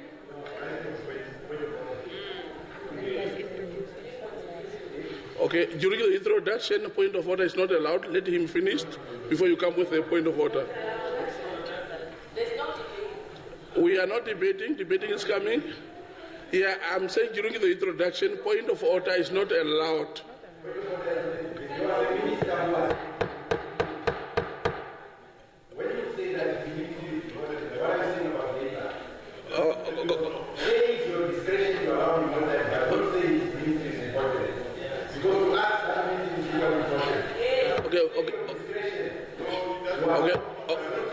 Okay, you don't give me the instructions. Thank you. Community Minister, proceed. Yeah. Honorable member, please, order. Please take your seat. I allowed honorable member additional time. Proceed. On my discussion, yes. Yes, I will be quick. My statement will be made available, Chair. Thank you. During the last financial year, we witnessed the graduation of 1,387 young recruits on the 23rd September 2024, and the graduation of 148 officer cadets on the 4th December 2024. This is the group that I reported last year to have commenced their basic training on 27 December 2024.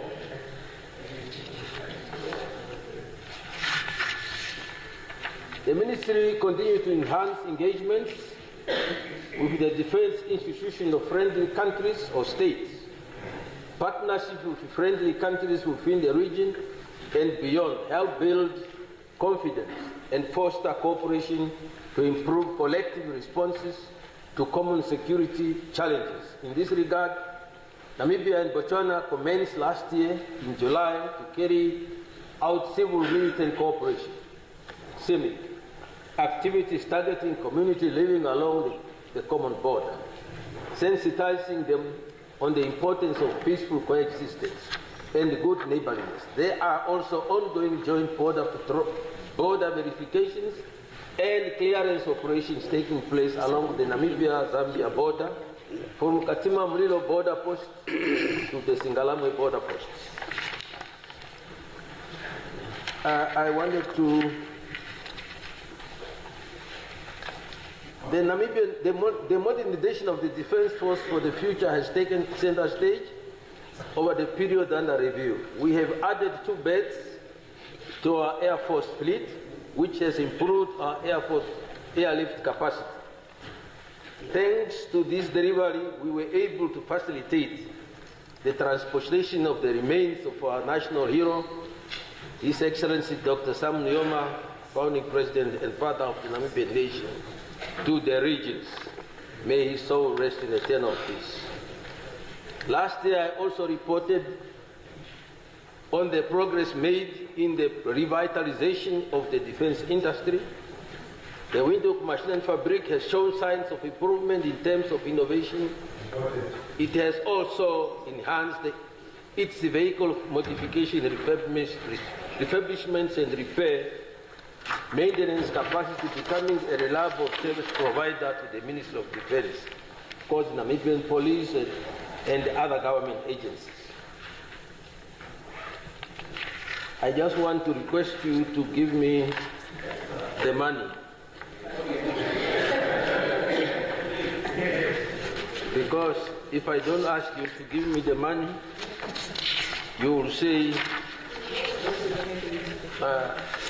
it is now my honor to request you, honorable members, to approve the allocation of 7,494,898,000 Namibian dollars to vote 8, Ministry of Defense, and I thank you.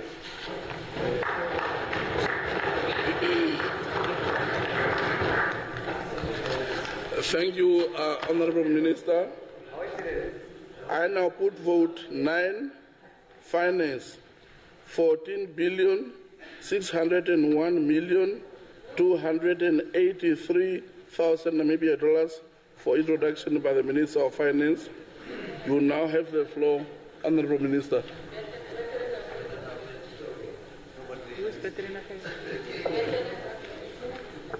It's after. This is order. Is it veterans of his right? No, it's after the payment. This one is coming after. So now should I go move? It's Finance. Yeah. Minister of Finance, yeah.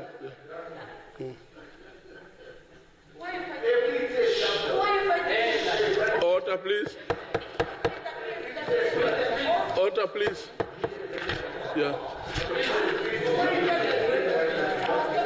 Honorables, please. Honorable Minister. Thank you very much. Honorable Deputy Chairperson of the whole House Committee, Honorable members. Order, please. I will just continue. I rise to present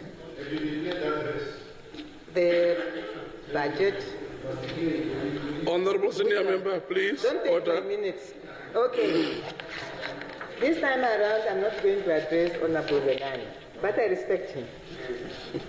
Honorable Deputy Chairperson of the whole House Committee, honorable members, I rise to present this time around the vote 9, that is finance, and it's really with regard to the amounts that are presented in the schedule of the appropriation bill. Honorable Chairperson, the Constitution of Namibia and the financial laws bestow upon the Ministry of Finance to carry out the following mandate: to be responsible for tabling appropriation bills, like I did on the 27th of March this year, as well as for the management of the State Revenue Fund. Further, to oversee government assets and liabilities and to provide oversight over public financial institutions in the financial sector. The Ministry of Finance further bears the crucial mandate of managing commercial public enterprises in line with the Public Enterprise Governance Act, and further, we were also given another mandate, that is to manage the social grants payments. And I have to pause here because I share this with my sister, the Honorable Minister of Gender Equality and Social Welfare, who does the administration, and I do the payment of these grants. Honorable Deputy Chairperson of the whole House Committee, honorable members, allow me to briefly highlight some key achievements that we have realized as Vote 9 during the year 2024-2025. And I really want to pause here to give credit to the former Minister of Finance, Honorable Shimi, who did a wonderful job during his time. Congratulations, my boss. During that period, Vote 9 was allocated a total budget of 8.8 billion, and 8.6 billion was successfully executed, reflecting then an execution rate of 98%. In addition, an amount of 12.8 billion was expended towards debt servicing. That's for us to honor the financial obligations. In terms of budget management, I just want to indicate here that as part of what we did in 2024-2025, we tabled the appropriation bills as well as the mid-year review or mid-year budget review and the corresponding fiscal documents. With regard to the public procurement reforms, as the members could recall, those ones who were here at that time, we came here to propose an amendment to the Procurement Act for the establishment of the Procurement Court. And this amendment bill is now with the National Council. Further amendments on the Procurement Act will be tabled in this House very soon. With regard to the public finance management reform, I wish to inform this August House that the State Finance Act is being repealed, and a draft public finance management bill has been drafted, and it will also be tabled in this August House during the course of this year. With regard to the establishment of one-stop border post at Trans-Kalahari, I need to inform this House that the Namibia Revenue Agency, with the support that we got from the Ministry of Finance, had constructed commercial and passenger terminals at the border post, and they are saying that it is very beautiful, so we should all visit that border post. So many annual reports and audited financial reports were presented here for various public enterprises. With regard to public enterprises once more, we have assisted various public enterprises with regard to their turnaround strategies, especially NIDA, AMTA, Evangelo, RCC, NWR, MITCO, UNAM, and AMCOR. We have also introduced for the first time the board e-procurement platform, and it has been recorded that around 3,000 Namibians have made use of that portal in terms of applications for them to serve in various boards. With regard to the integrated performance management system, there's also a performance system that was introduced for the public enterprises. Those are some of the key highlights for the year 2024-2025. Moving to 2025-2026, and that is why I'm standing here really to seek your indulgence to consider the amounts that we are proposing for vote 9 for the year 2025-2026. This budget proposal is recommending 14.6 billion for the Namibian dollars for the vote to be able to execute its strategic programs. And in addition to this, as we have already indicated in this House, that a 13.7 billion has been earmarked for debt servicing. And in terms of the State Finance Act, that is Section 10, 1 subsection 3, that's the Act 31 of 1991, this debt servicing is deemed to have been appropriated. That is why the appropriation contains only 14.6 billion for vote 9.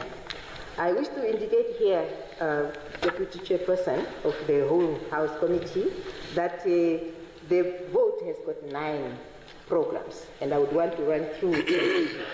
Economic policy is a program, is allocated 26.9 million Namibian dollars, and this program is really very, very critical because it's the one that does the macroeconomic analysis, the one that helps with the fiscal strategy formulation, and again, it ensures that economic reports are produced, that is in collaboration with the National Planning Commission.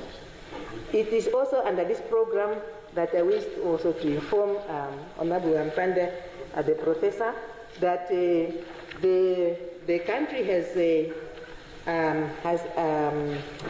acceded to be assessed, right? Its credit worthiness, so that when we go and apply for loans in the international market, at least we are considered with favorable terms, and that can only be done if your credit worthiness is carried out by reputable rating agencies like your Fitch, your Moody, or your Standard & Poor.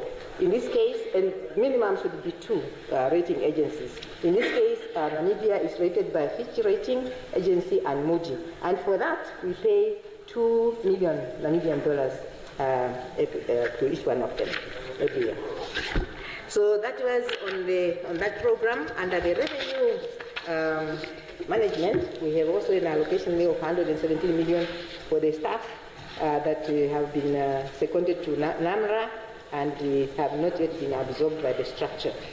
Under the government expenditure management, an amount of 632 million is earmarked for that program.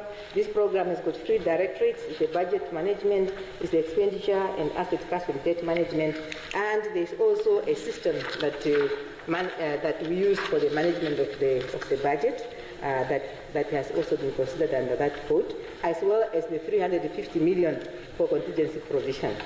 We have also made provision for a 58 million Namibian dollars for the acquisition of shares in the African Development Bank. I think I should mention this one to the August House. Under the government procurement management, 90 million has been earmarked for that program, basically for salaries of the colleagues who are in that division.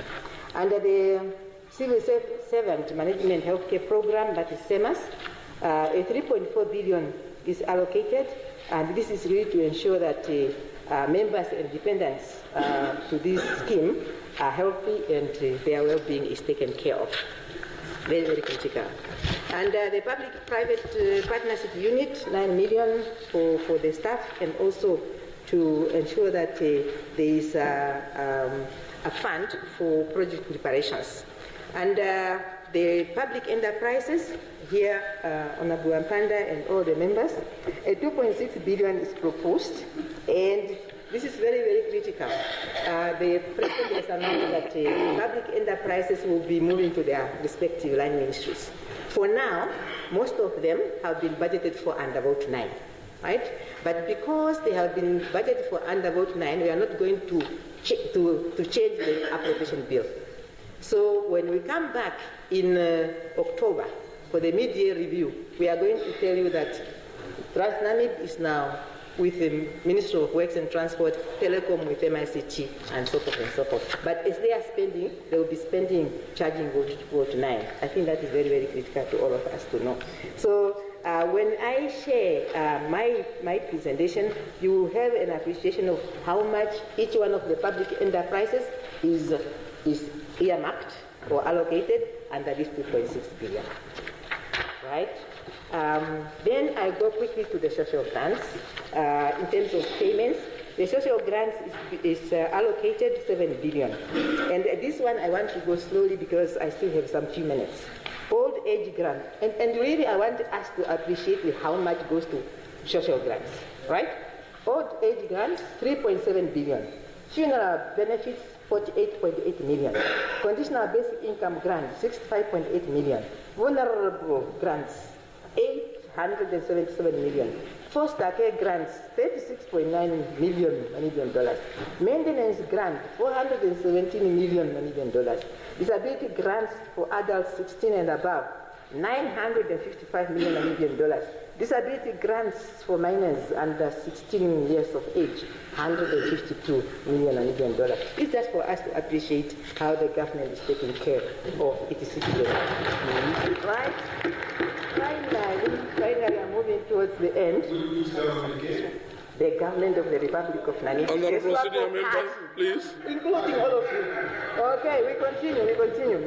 Now, we continue. Good news, especially to the youth. The establishment and operationalization of the National Youth Fund. This one, very critical.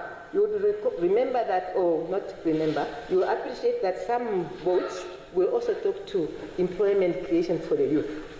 When we are going to implement these schemes, these initiatives, each one of all the votes that have any scheme targeting youth initiatives, we are going to capture their contributions, right?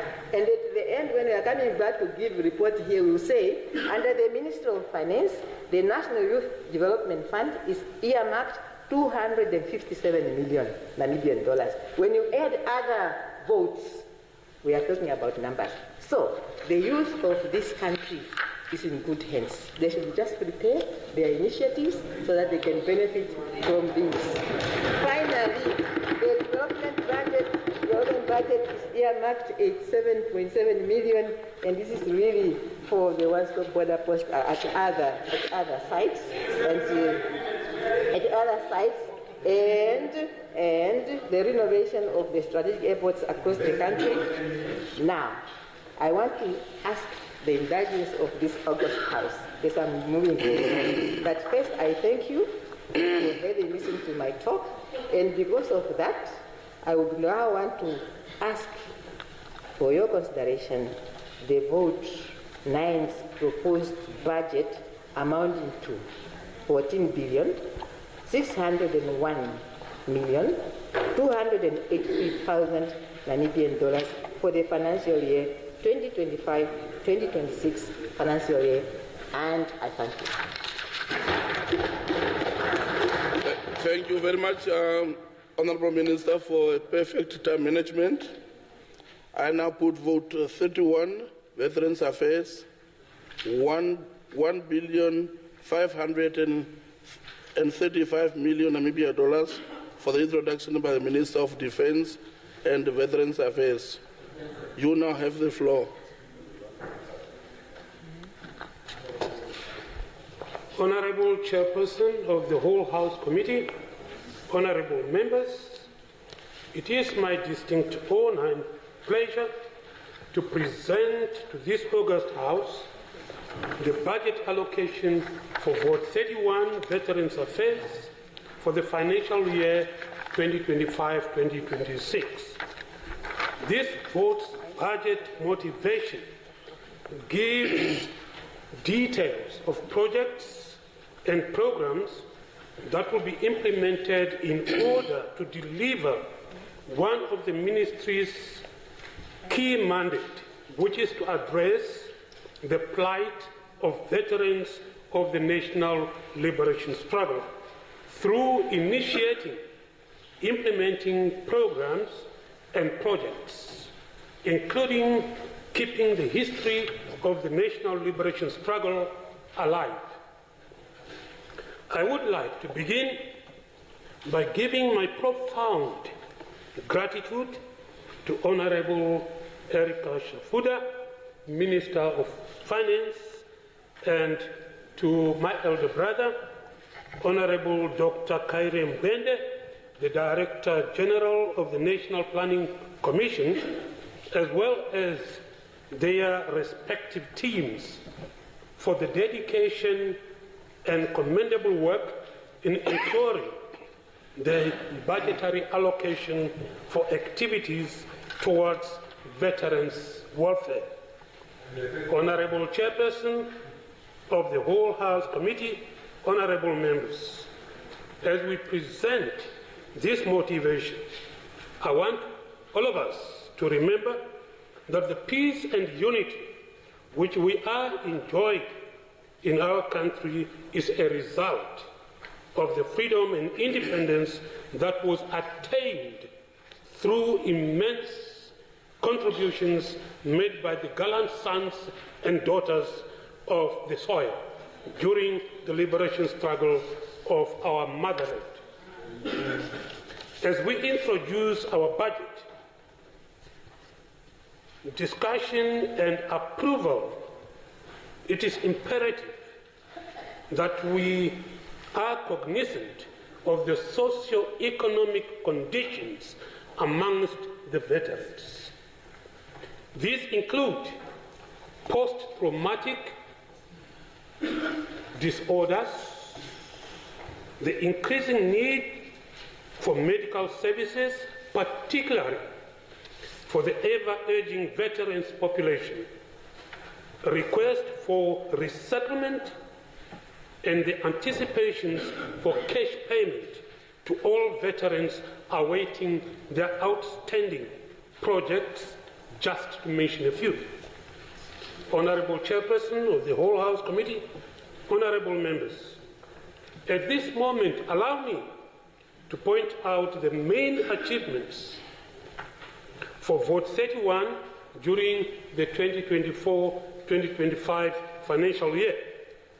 During the past financial year, Vote 31 for Veteran Affairs was allocated a total amount of $1,409,516,000 Namibia dollars to carry out programs and projects, of which 95.40% of the allocated budget was utilized on activities mainly aimed at veterans' welfare programs and projects and keeping of the history of the liberation struggle alive.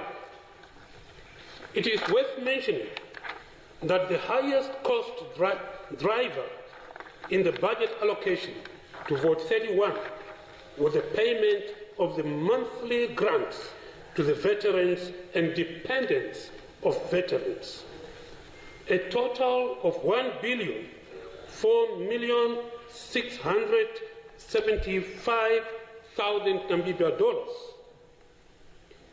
was spent on the monthly financial assistance to eligible veterans and dependents of deceased veterans, benefiting a total of 22,840 beneficiaries by the end of March 2025.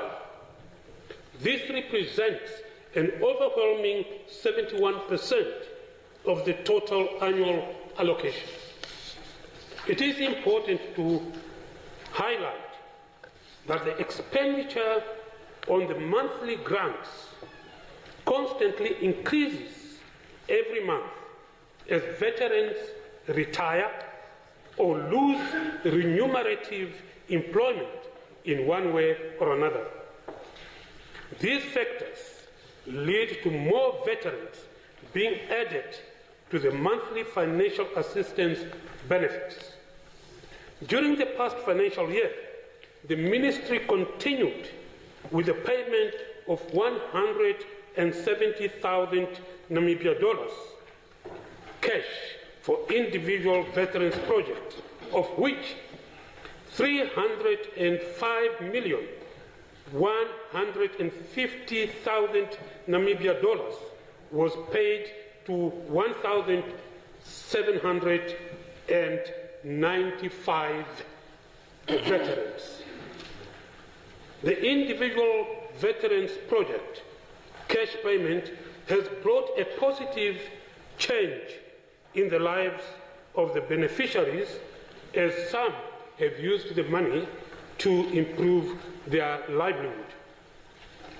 The Ministry also used the remainder of the budget to cover the following activities.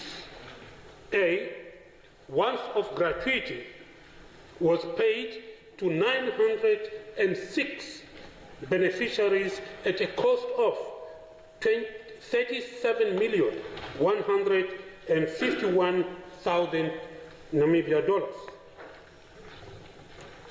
These beneficiaries are those who became successful appellants. Funeral assistance for 440 deceased veterans was provided at a cost of 2,577,000 Namibia dollars. C, 388 tombstones were erected at a cost of 6,280,000 Namibia dollars.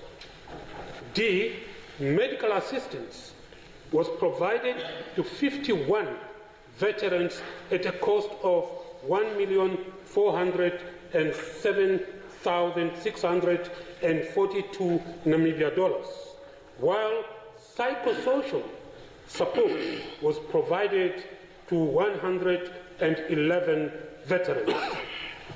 Let me take this opportunity to inform this August House and the nation at large that Vote 31 also got unqualified audit opinion for the last 5 years. For this, I sincerely thank the accounting officer and her staff for performing their responsibilities prudently. The accountability report for 2023-2024 financial year and the summary of the Veterans Affairs budget for the financial year 2024-2025 have been presented during the mid-term review by the Honourable Minister of Finance. Honourable Chairpersons of the Whole House Committee, Honourable Members, having highlighted the above, allow me to present to you the 2025-2026 budget for Vote 31, as articulated in the estimates of revenue, income and expenditure, and focusing on 4 key programs as follows. 1. Veterans Welfare Programs. The main objectives of Veterans Welfare Program is to coordinate the planning, implementation, monitoring and evaluation of activities that are aimed at improving the welfare of veterans of the liberation struggle. Under this program, the Ministry will implement the following activities: monthly subvention, improvement of welfare grant, once-off gratuity, individual veterans project, medical assistance and psychosocial support, activities of the Veterans Board, Veterans Appeal Board, and National Honours Advisory Committee. For the financial year 2025-2026, Veterans Welfare Programme requires an amount of 1,421,991,000 Namibia dollars to pay for benefits under the programs. I would like to make a clarification that in the MTEF document, you will notice that Veterans Welfare Programme is allocated minimal amount, while the Liberation Struggle Heritage Programme is allocated more. This is an error which will be rectified together with the Ministry of Finance. Number 2, Liberation Struggle Heritage. The main objective of the Liberation Struggle Heritage Programme is to ensure that the history of the liberation struggle of Namibia is preserved and kept alive. This is done through research and documentation, collection and preservation of materials and artifacts, the identification and marking of sites where acts of the liberation struggle took place, and the erection of monuments. Under the Liberation Struggle Heritage Programme, the Ministry will implement the following activities: assistance for the funeral of deceased veterans, erection of tombstones, identification and marking of heritage sites, exhumation and reinterment of the remains of the martyrs. For the financial year 2025-2026, Liberation Struggle Heritage requires an amount of 16,400,000 Namibia dollars to carry out the activities under the program. 3. Policy coordination and support services. Under this program, the Ministry is requesting an amount of 81,205,000 Namibia dollars towards personnel expenditure and administrative activities for Vote 31 Veteran Affairs. The Ministry will continue to promote and implement programs and projects initiated to improve the socio-economic well-being of the veterans, including the preservation of the history of the national liberation struggle. To ensure effective and efficient service delivery to the veterans, the Ministry will conduct continuous monitoring and evaluation of the socio-economic services provided to veterans and strive to improve organizational performance. Similarly, the Ministry will continue to optimally utilize the available resources in improving the socio-economic status of the veterans and to preserve and keep the history of the liberation struggle in Namibia alive. It is important to continue recognizing the contributions and sacrifices made by the gallant sons and daughters of our land. This is evidenced by the independence, peace and tranquility that we are enjoying today, and the exercising of our democratic rights in this august House. It is therefore my honor and request you, honorable members, to support and approve the budget allocation of 1,535,000,000 Namibia dollars to Vote 31 Veteran Affairs. I thank you, Honorable Chairperson, and the whole House Committee members, and count on your support in striving to better the lives of veterans. Independencia o muerto, venceremos. Thank you. you very much, Honorable Deputy Minister. Yeah, okay, before Venani, okay, Honorable Bishop. Just hold to your head. My mic is not on. My mic.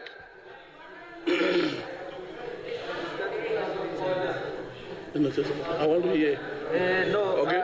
I don't have a problem much. Order, please. Order, please. Maybe for the minister, deputy minister, to make a correction. This one is not. Okay, honourable member. Honourable member, order, please. Okay, pay attention. Today was the introduction of that specific vote. Discussions will be tomorrow. Yeah, yes. Thank you. Okay, you will do that tomorrow. You bring that one tomorrow. The amount which was. Please, honourable member.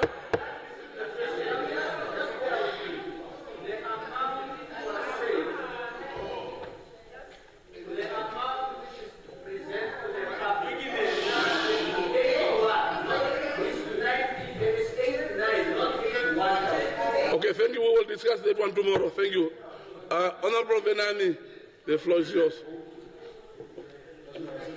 Discussion. Yeah. National Assembly. Okay, we now enter into discussion of votes 3, 11, 28, and 30. Honourable members are reminded that as per Rule 85(1), during committee stage contributions have to be specific to the votes and are limited to 5 minutes only per member. General discussions are not allowed. No general discussion, you speak specifically to the vote. Honourable Venani. So now, I now put vote 3, National Assembly. Honourable Deputy Chair of the Whole House Committee, permit me to congratulate you on your ascendancy to a very important position. This is our vote. Honourable Deputy Speaker, defender of our vote. Only crazy people will have the power to approve budget and approve this kind of budget of our own. Page 3. Honourable Deputy Chair of the Whole House Committee, office space in this space is embarrassingly archaic. Access to privacy of legislators. A particular member, Honourable Nekundi, is calling Honourable Venani to gossip about wrong things in government, like he always do. Another member is listening to that conversation. How long are we going to allow a situation where members of parliament do not occupy offices, or 4 members sharing a single office? Very pathetic. And I call upon our authorities to ask Honorable Emma Theophiles, Ambassador, Foreign Minister, to at least lend us a floor. How can we be leaders of a country responsible for legislating on behalf of other people's lives, but we cannot manage our own lives?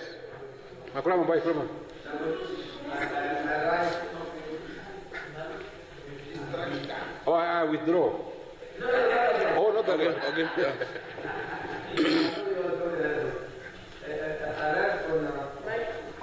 I don't even have a speech. I rise on Rule 90, on the privilege. I think I'm the privilege to warm weather inside. It's very cold. It's a privilege to have a warm weather than a cold. We are suffering. It's very cold here. Okay, Honourable Venani, proceed. You have no right to disturb an older member of the House. Yeah. Honourable Deputy Speaker, this situation of not having offices for people that have power to decide on other people's life is embarrassing, to say the least. Research capacity. Hela. A parliament, 35 years after independence, has only 2 researchers. 2 researchers. They even researchers. Policy analysts come researchers. We should now approve our budget. What are we approving? What are we doing to make sure that we sharpen legislative process in the House if we have no research capacity in this House? The library. I always lament the library year in, year out. The library that we have is not a library. Probably my study. The amount of books and knowledge that is there. We have not even developed e-books. If you are looking for a particular book on an important topic or academic journal on tariffs or something, you are not getting it. We need to beef up that area. Human resource. We are supposed to be at a Parliamentary Service Commission. That Parliament will determine its own hiring and firing processes. At this point in time, we can't hire. We depend on the Public Service Commission. And mind you, we are a legislative body, a third arm of a state. Yet we don't have that kind of power. Support of committees. Hey, the budget that is given to committees, the primary function of a legislation is to have effective committees. Our budget, committees are getting what? 3 million. What is it? Less than that per committee. And that's normal. In other countries, the minute that you bring a budget of those that have power to approve your own budget, and you underfund us this way, we must not even approve this budget, because it is doing a disservice to those members that knows me, and especially those that I have been leading. I was never a person who received phones here, iPads and what you. I refused them for a particular reason. But tools of trade for new members, tools of trade, for them to be able to function as MPs. Up to now, how many months? It's already a month now.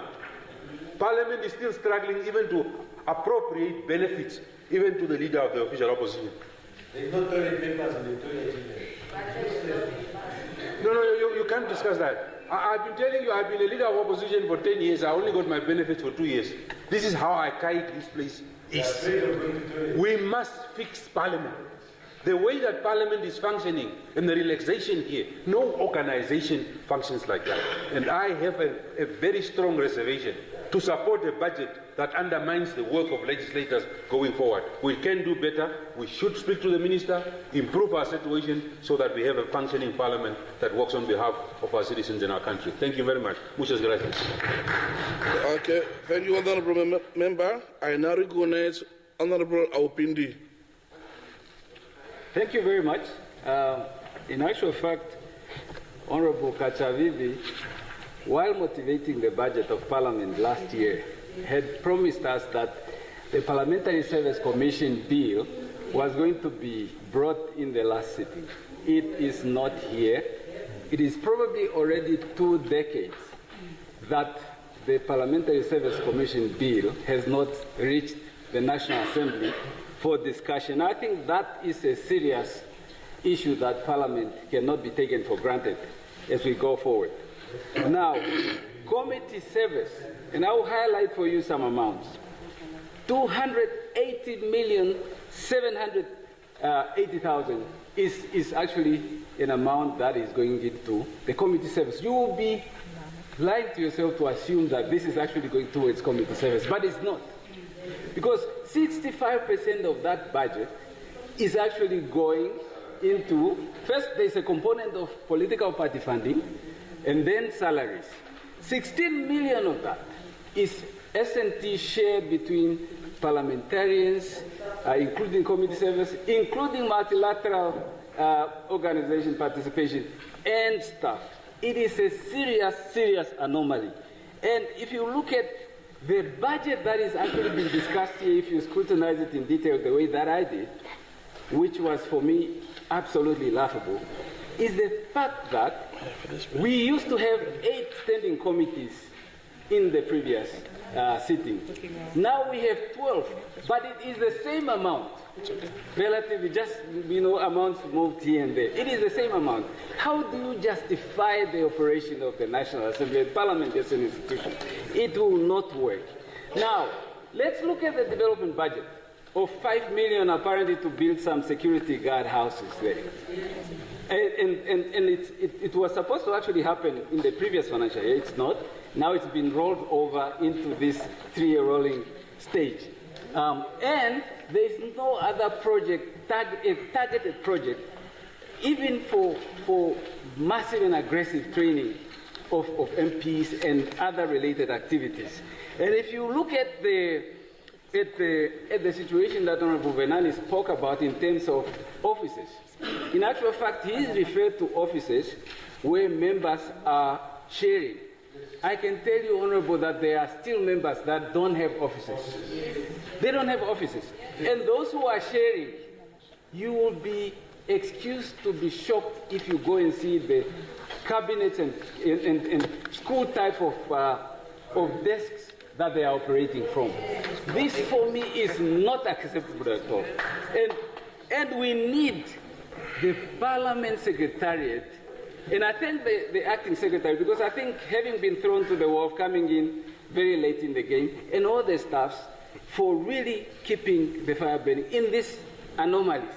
I am almost, I should be excused if I say that this probably is the most abnormal institution I've ever served, which does not equip its employees, its deployees, and members of Parliament. Now, lastly, as I conclude, there was 2 financial seasons ago, there was a serious underfunding, and Parliament, honourable members, stood their ground to demand that the Minister of Finance appropriate additional 50 million Namibian dollars to ensure that we meet our responsibility and objectives. Now, all that has happened is that in the next financial year, the last financial year, they completely removed that. And the agreement was that, which was reached with the Honorable Shimi when he was minister, was that should actually continue. That we must ensure that we budget appropriately so that Parliament is able to do its job. At this stage, it is not. And in that sense, we may actually not carry out our objective and meet the needs of the Namibian people with the responsibilities that we were elected for. I therefore implore upon the Minister's office to ensure that that particular funding is at least assurance, is at least, if you cannot amend it, in the midterm review, it has to be brought back. Otherwise, this will be a disservice. With that little contribution, I thank you, Honourable Chair. Thank you very much. Thank you, Honourable Member. Honourable Amutse.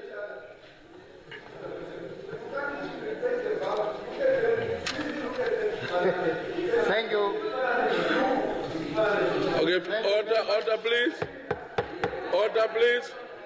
Honourable Leader, Honourable Minister, order please. Okay, order please. Honourable Leader. Yeah. Thank you very much, Honourable Deputy Speaker of the Whole House Committee. I would also like to make a contribution with regard to this very important vote when it comes to the functionality of Parliament. Ordinarily, one expects Parliament, being the legislator, which is the arm of state in terms of the doctrine of separation of power, to be empowered enough when it comes to budget, so that it can function in the best interest of that doctrine, which is the separation of power, and to balance the power held by the state. Now, last financial year, Parliament or National Assembly was allocated 196 million, and this year 398 million, which of course show an increase in comparison to last year. But still, when we look at the activities that are budgeted for, many or some expected activities are not lined up in this budget, and that is like the establishment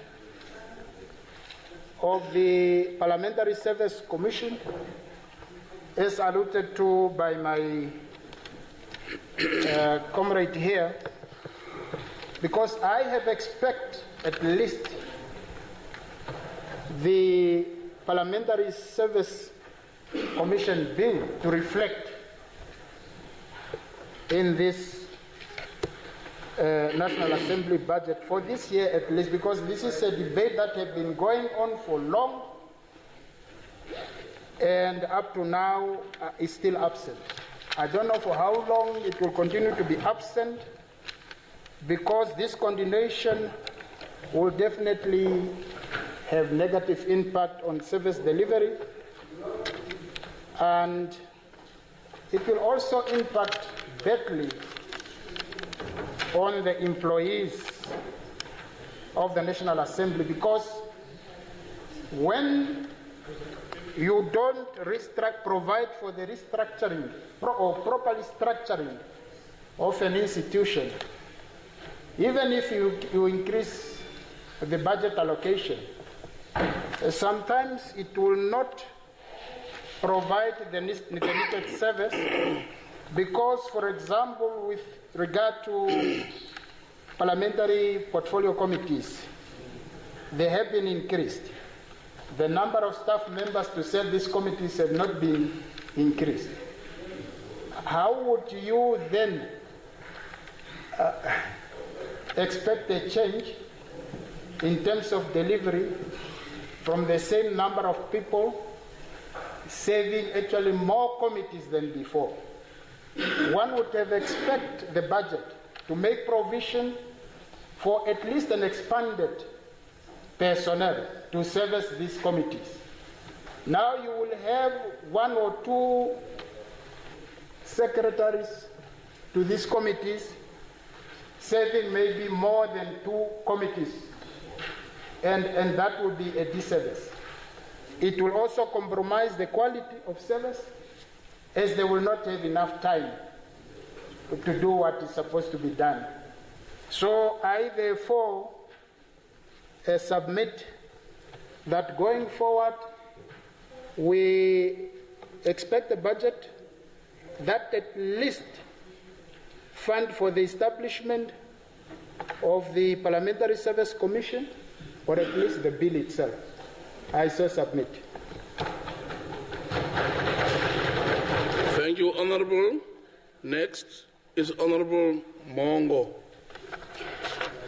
Thank you, Honourable Deputy Chairperson of the Whole House Committee. Honourable Deputy Speaker, I would like to draw attention to page 18 of the Medium-Term Expenditure Framework, Program 1, Past Performance. It has indicated that the National Assembly has appointed a permanent nurse. I believe there's a typo because they say permanent nurses. But from my observation, I've seen that we only have 1 registered nurse. The past two years. Okay. I'm worried, Deputy Speaker, how our clinic is inadequately equipped with human resource. Now imagine a scenario, Deputy Speaker, whereby we are faced with an incident of somebody who might be requiring resuscitation, Dr. Luvindao. Now we only have one registered nurse. And for a resuscitation to be successful, we will not just need a nurse. We need somebody who will be doing some compressions. We need somebody who will be administering drugs and medication. We need somebody, to some extent, who will be even operating a defib, right? Now, we are having a clinic here, right? Very well. But human resource, we can't expect one nurse, a senior nurse who is there, to carry out all these functions. Why do we have a clinic then? We are overwhelming the system. This is something that you need to look at. Deputy Speaker, the emergency medical rescue service. We have a clinic which is operating without an ambulance. And of course, we have learned in the previous years that we had incidents here, members of parliament and staffs who needed to be transported, who needed further management, which are not provided here at our clinic. But we don't have an ambulance, not even a response vehicle to transport our patients here. How far are we with this?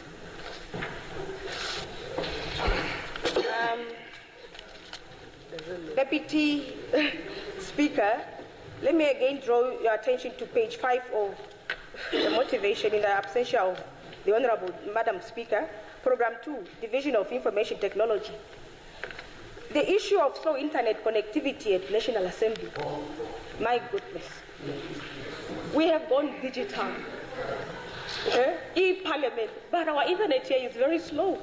We can hardly access digital platforms. Even the live stream is terrible. My goodness, what is happening? The Minister of ICT. Order, please. Honourable member. Order, please. Honourable Deputy Speaker, what is the timeline?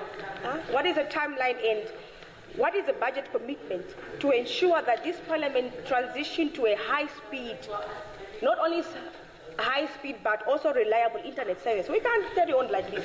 It's embarrassing when we go to other parliaments for benchmarking. People are cruising nicely in other parliaments. But here, please, I would just like for you to address some of these issues. I'll come back for another round. 2 rounds. Thank you very much, Honourable Member. Next is Honourable Mouton.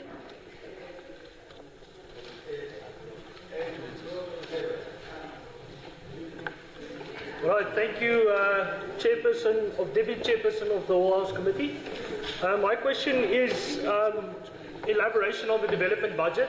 So the development budget basically states that we are going to spend 5 million on 2 guardhouses.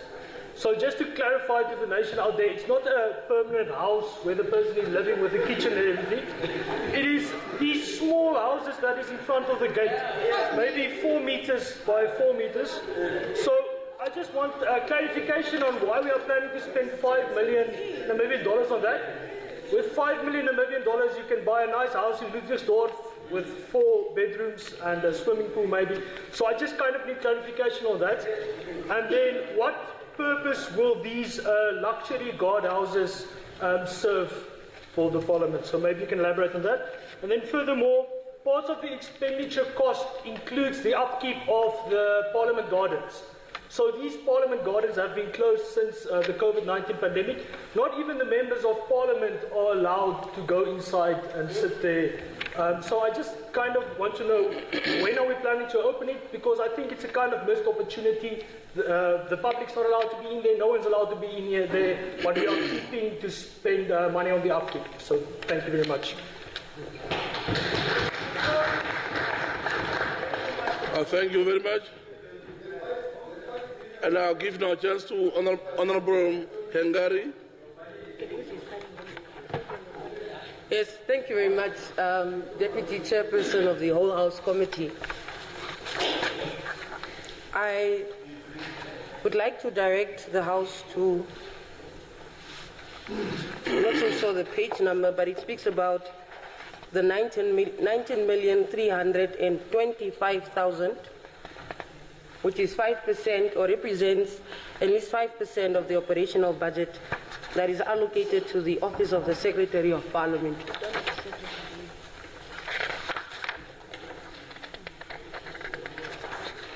Yes, it's. I see it's in the motivation. Yes, it's there. I'll just find it now. Yes, but the whole point is, Honourable Deputy Chairperson of the Whole House Committee, if you have the Office of the Speaker and you have the Office of the Secretary of Parliament, Secretary of Parliament, of course, being the accounting officer of Parliament or the institution Parliament, I wanted to find out from the Deputy Speaker what the purpose is of the 19 million, 19 million that is allocated to that particular office. And if we could just have a breakdown of what it would be used for and why it was allocated in that manner, because I know that precedence dictates usually that amount would be allocated to the Office of the Speaker, and then the Office of the Speaker would be the one to distribute it. And I usually find that there's a breakdown, a very specific breakdown of how that money that is allocated to that office is then distributed to lower offices. The other is, I wanted to find out, as I was reading the motivation of the Honourable Speaker, I really thought that we were going to be clear about what the legislative agenda of this administration is. There's very little about or on what the bills are that they want to introduce, what are those bills that we're going to amend, what is the target bills or acts that we want to bring into law and so forth. There's just nothing apart from, of course, naming the challenges that we experienced in the previous Parliament. If we could just have a breakdown of what this 8th Parliament is going to do in terms of our legislative agenda.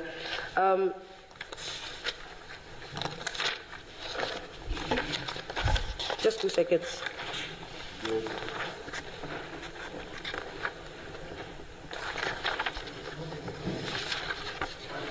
It depends on how you count. If you go to page 8 of the motivation by the Honourable Speaker, and perhaps it's an injustice to really put some of these questions to the Deputy Speaker, because I believe that as you move, or the mover of this, or the sponsor of this particular motion, motivation for the vote, is supposed to have the answers, or is the right person that holds the answers. So I don't know whether the Deputy Speaker is in a position to answer or will do justice to our questions, Honourable Deputy Chairperson of the Whole House Committee.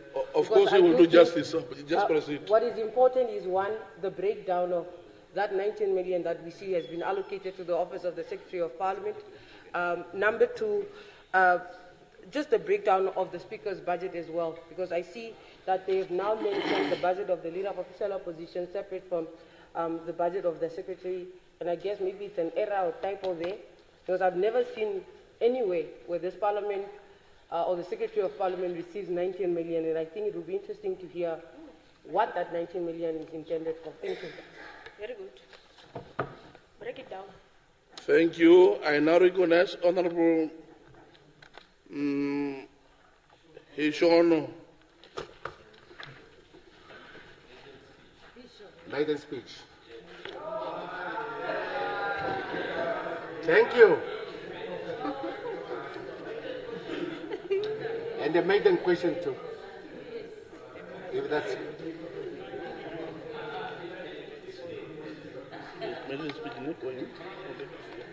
Deputy Chairperson of the Whole House Committee. Thank you. Honourable Member, because it is your maiden speech, you have got 15 minutes. Stop the time. No interruptions. Thank you. Honourable Deputy of the Chairperson of the Whole House Committee.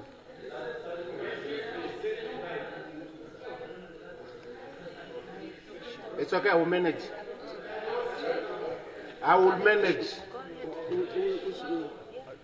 With the Hishonos are known to make very, very long speeches, but I will make this one short, so I prove you wrong. In 1974, Honorable,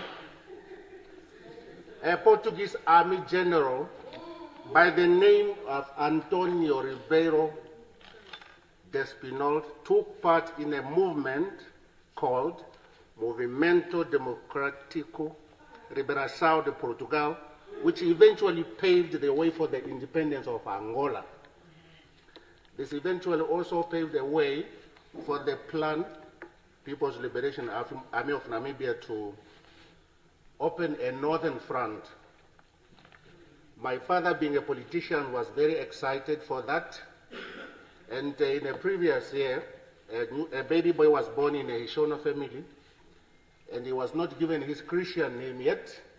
My father was very happy for Despinol, what he did, and he named this child.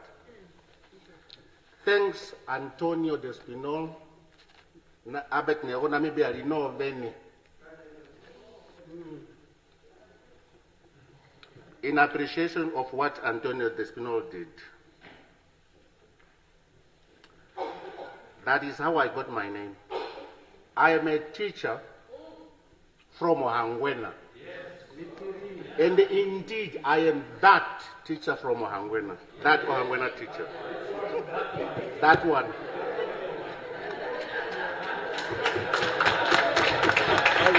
That one. Hello. As I'm standing here, I'm the Deputy Shadow Minister of Education, Innovation, Youth, Sport, Art and Culture. And it's with a great honor and humility that that very boy I mentioned rises today to deliver his maiden speech. First and foremost, I extend my deepest gratitude to my family. My dad, Matthias Kanana Hishono. The man I call, yes, that one, my father. The man I call my teacher. Okay, order please. My library. Order please. And my hero. Honorable Member, order please. It's in him I draw my courage and inspirations. May you live long, Dad. My mom, Elina Ishono, I would like to say thank you for many life lessons you taught me. Shinge, please. You are a leader of I am alive today because I followed the advice you gave me from 1989. Your words, Mom, still echo in my head. Your milk did not go to waste. My second parents, Tate Kurugotri Hangula, and then Mekuru Victoria Hangula, Nangula Ndongo, thank you for all the love, the care, and the provision for the 15 years that my parents stayed in exile. I cherish every moment. To my beautiful wife, Aune Shono, yes, I'm married, and our kids, thank you for your encouragement and your continued unwavering support. It has always been my strength, and indeed, to the leader that creates leaders, the IPC President, Dr. Panduleni Itula, thank you for standing up to save Namibia. Today, I wish to speak on the vital yet often overlooked role of innovation, youth, sport, art and culture in the education of our young people in Namibia. Honorable Deputy Speaker of the All House Committee, Honorable Deputy Chairperson, it's my maiden speech. These areas are not just entertainment or leisure. They are powerful tools for youth development. Through sports, learners build discipline, teamwork, and resilience. Through the arts, they express themselves, connect with their identity, and build creativity. Cultural activities keep our traditions alive and teach learners pride in their heritage, allowing them to accommodate globalization. Youth programs equip our students with life coping skills and leadership. But despite their importance, the programs face many challenges. Many schools lack basic facilities such as sport fields, musical instruments. Some schools have never seen a guitar or a flute, or art materials. Trained coaches, artists, and cultural mentors are few in schools. Most schools operate with tight budgets, where sports, art are seen as hobbies rather than priorities. In these subjects, learners need to have enough time and encouragement to explore their talents. Our learners should be able to produce their first music albums or drama or any other art components while at primary school. Moreover, Honorable Chairperson of the Whole House Committee, Deputy,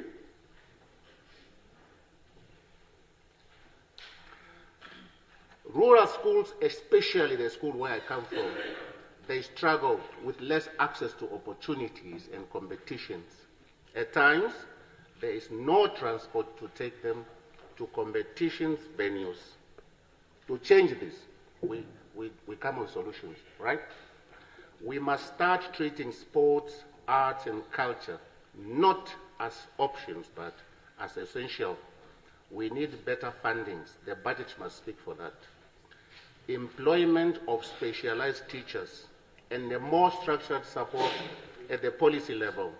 At the least, each school should have 1 or 2 teachers for sports, 1 or more teachers for culture, and teachers for music and visual arts, just the way we prioritize other subjects. Only then we can unlock the full potential of our youth. Let us invest not only in academics, but in the hearts and the souls of our future generation. I am taking my hat off. Thank you. I am taking my hat off for the corporate bodies who support and they continue to support youth innovations, sports and culture, entities like Development Bank of Namibia Innovation Award, Old Mutual, Scale Up Namibia, the Global Clean Tech Innovation Programs, and others. Thank you for your continued support. To prove that it was short indeed, in conclusion, Honorable Deputy Chairperson of the Whole House Committee, every generation has its own battles. Our fathers fought for the political liberation of this country. Our fathers. We cannot deny that. But this generation has its unique battles to fight too. You hear that? Allow this generation to fight for economic emancipation, to fight against poverty, against unemployment, against education crises, and corruption. Without intimidation.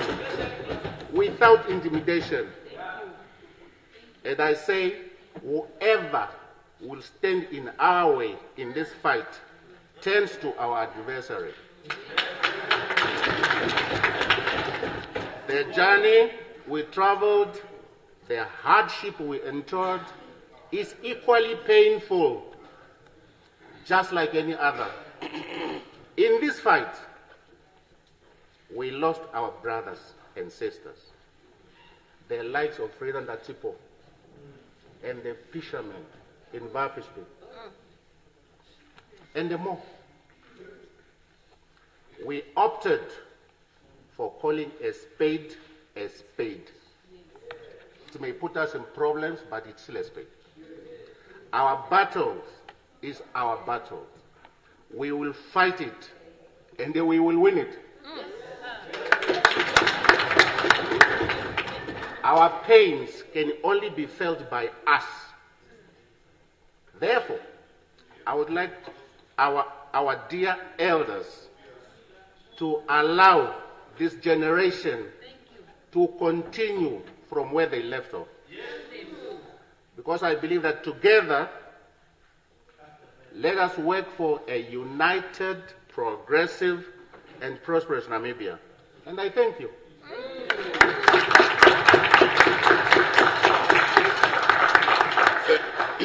Thank you, Honourable Member. I now recognize Honourable Haikola.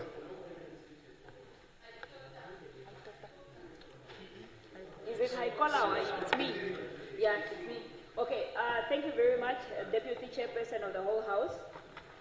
I do not want to dilute what Honourable Benani and Honourable Toby, Alpindi, Honourable Amte, and Honourable Winnie have said, but I want you to pay attention to the statistics that I'm going to tell you right now.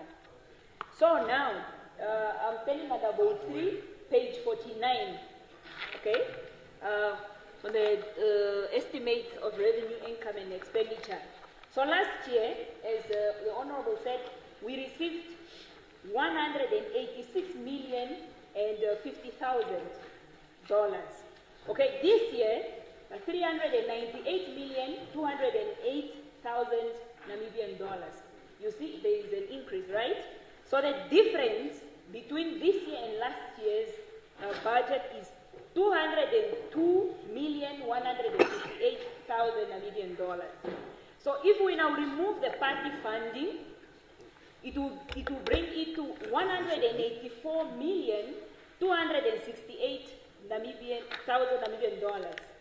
And if we remove 9 million for maintenance of this August house, we will be only left with 8,890,000 Namibian dollars. And if we subtract now the 5 million of the 2 security guard houses that the Honourable Member is worried about, but that we are all worried about, okay, Honourable why Member. it's costing 5 million. I mean, Point of order, Honourable Member. So it will end Honourable up Member. with 3 million. Honourable Member, can you please sit down a little bit? Just sit down a little bit.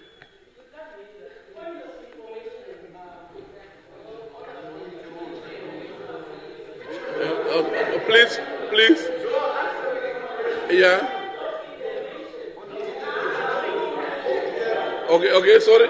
Okay, let us listen. Okay. Okay, please. Honourable members, please give a chance. Yeah, I will come in, honourable members. We cannot be all presiding officers, please, honourable members. Yeah, I will come to that one. You are preempting me. Honourable Chairperson. Yes. Deputy Chair. I just want to ask my... so hold on, please. I just want to ask my dear sister just one question. And I'm happy Professor is around. She made a mention. I'm saying I'm rising on a point of information. Just hold on, honourable members. It's a point of information. Yeah, just honourable members. Yes, I will come in. Yeah, I need to understand something for me to make a ruling. Please. Yes, Honourable Deputy Chairperson of the whole House Committee. I'm just asking my dear sister. She made reference on the expenses. Okay, she's asking the question. Sorry. No, she wants to ask. She made reference on, I'm saying, I'm looking, I'm seeking for information. She made reference to an amount that will be spent on the renovation of this house. I just want to ask the Honourable Member whether she is aware that Professor Dr. Job Ampanda has previously protested against the building. That's not a point of order, yeah. Okay, honourable member. Honourable Ampanda, sit down, please. Honourable Ampanda, I have objected to the question. Honourable Haikola, please proceed. Honourable Haikola, please proceed. Okay, so the difference is...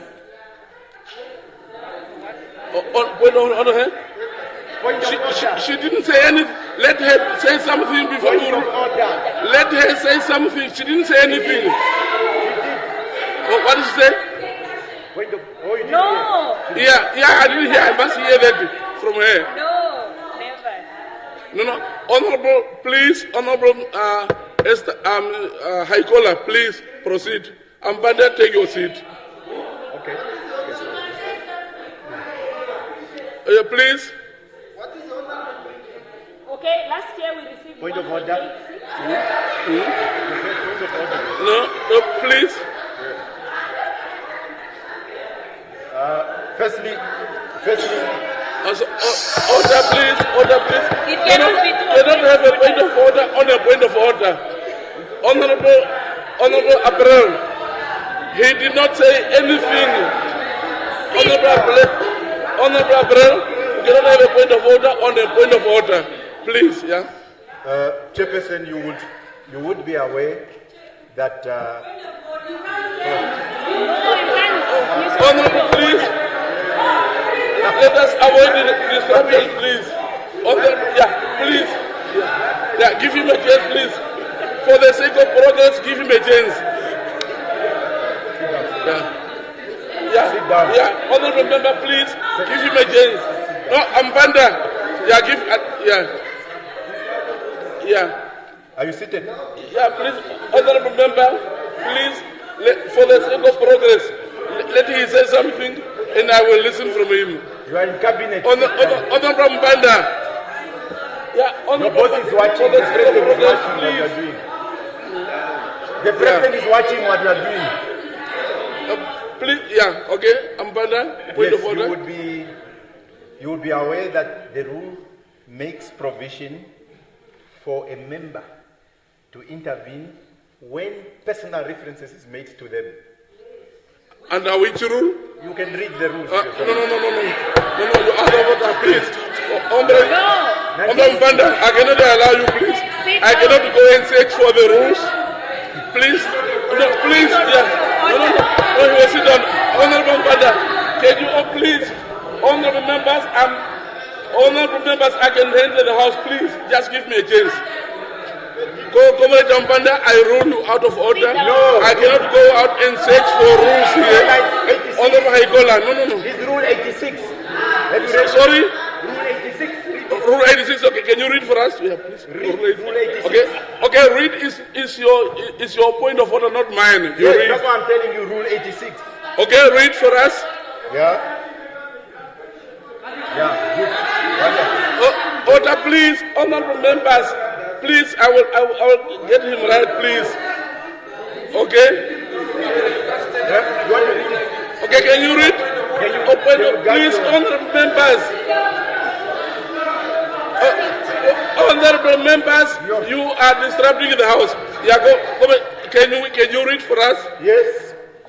A presiding member may grant permission to a member to explain matters of personal nature without a debate or a question being put, provided that the member is confined strictly to the vindication of his or her own conduct. Yeah? There is such a rule as 86. Absolutely. Okay. Honorable Mbanda. Number 2. Honorable Mbanda, please give me attention. Mbanda, based on that argument, that's why I have ruled her out of order. Please sit down and... No. Please sit down. You are referring to me. No, you allowed her to mention my name. And I ruled her out of order. Rule 86. Yeah, I understand. That's why I said she was wrong, and I ruled her out of order. So I'm standing on an independent point of order provided by 86. No. In terms of 86. No, we cannot be abused, and you allow it. Honorable Mbanda, I ruled her out of order. We need to protect. You allowed her. Yeah, I protected you. That's why I said she's out of order. So we need to protect. If she didn't, I will not be standing. Honorable Mbanda. You allowed. You heard her. Can you hear me at least like what you heard her? Yeah, I have listened to you. Let me finish first. Allow him Hear to me speak. first to speak. Yes. Okay. Like how you allowed her to speak. Yes. Yeah. Then you can rule them. Okay. Yes. Okay. Honorable member, please, for the sake of progress, we need to finish the budget. Yeah. Benumba said. What? So I want to clarify Very well. No, cooperate. Cooperate. I didn't even say anything. Cooperate. I read here, honorable members, I read here, I said, the honorable members are reminded that as per Rule 85.1, during the committee stage contributions have to be specific to the votes and are limited to 5 minutes only. Absolutely. Please. I agree with you. Yeah, that. Please. I agree with you. That's why I'm trying to explain. Yeah. In terms of 86, hear me out. I'm not ashamed of anything that I've done. I will do it again given an opportunity to do that. I'm very proud of it. So if you are going to allow people to do that, to start mentioning people's names, we are revolutionaries. We are not scared of any of these people here. Okay, let's proceed. Okay. Honorable members, honorable members. Let's proceed properly, but if they continue with those things, honorable members, we will not finish here. I'm going to sit down, but if they continue with those things here, shake it and take it, taka bloka. Utaka bloka, ubideko. Okay, honorable member. Ubideko, utaka bloka. Okay, honorable member. Okay, thank you very much. Honorable Haikola. Okay. Please, honorable member. Last year we received 398,208,000, and sorry, now I'm making things up. Okay, last year we received 186,050,000. This year is a 3,908,208,000, and the difference is 202,158,000. So if we remove the party funding, it will be 184,268,000. And if we remove 9 million for maintenance of this house, it will be 8.890000, okay, which is 8.8 million. I'm not afraid to say it in words. So if we now subtract 5 million, which is now for the two security, for the two guard houses, it will only leave us with a 3,890,000, which means, and look at another statistic again, let's park the 3.8 million there.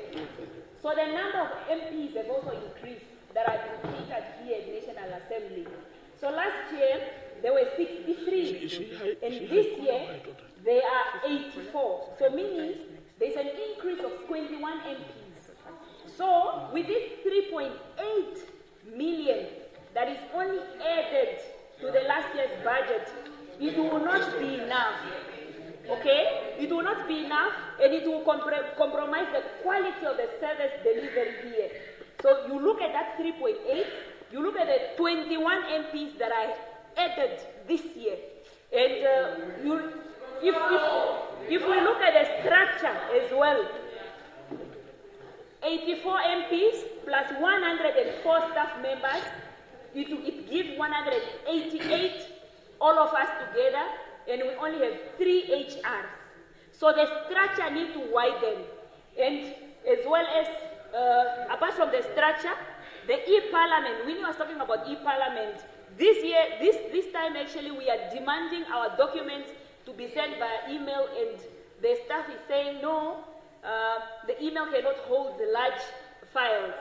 So with this 3.3, are we able to run this organization, to run National Assembly effectively? So I recommend that this budget must be, an additional amount of money must be added to this budget for us to function in Ministerial. I Thank you, Honorable Member. I now recognize Honorable Haitota. There's no Honorable Nashinge. Honorable Nashinge. Honorable Nashinge. Yeah. Honorable Nashinge. No, Honorable Nashinge. Okay, no, hear me first. Okay, Honorable Nashinge and Honorable Nashinge. Oh, no. I cannot. I don't give you a floor. No.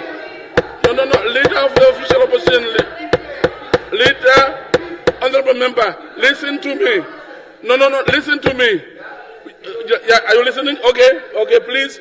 There's no member on the floor.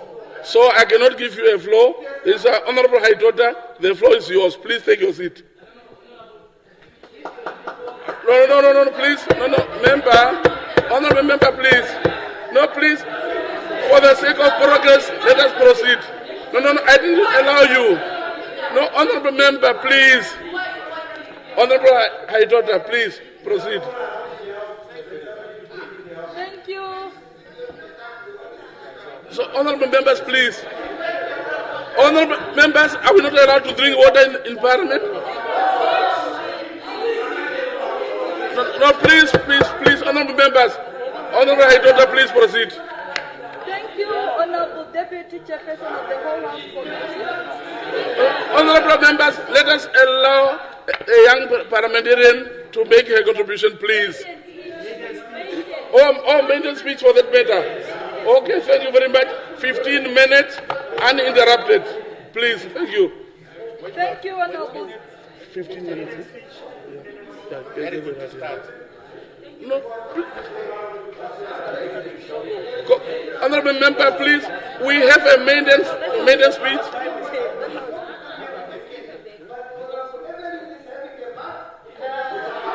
Okay, honorable member, we will take up with the police. Okay, thank you, please.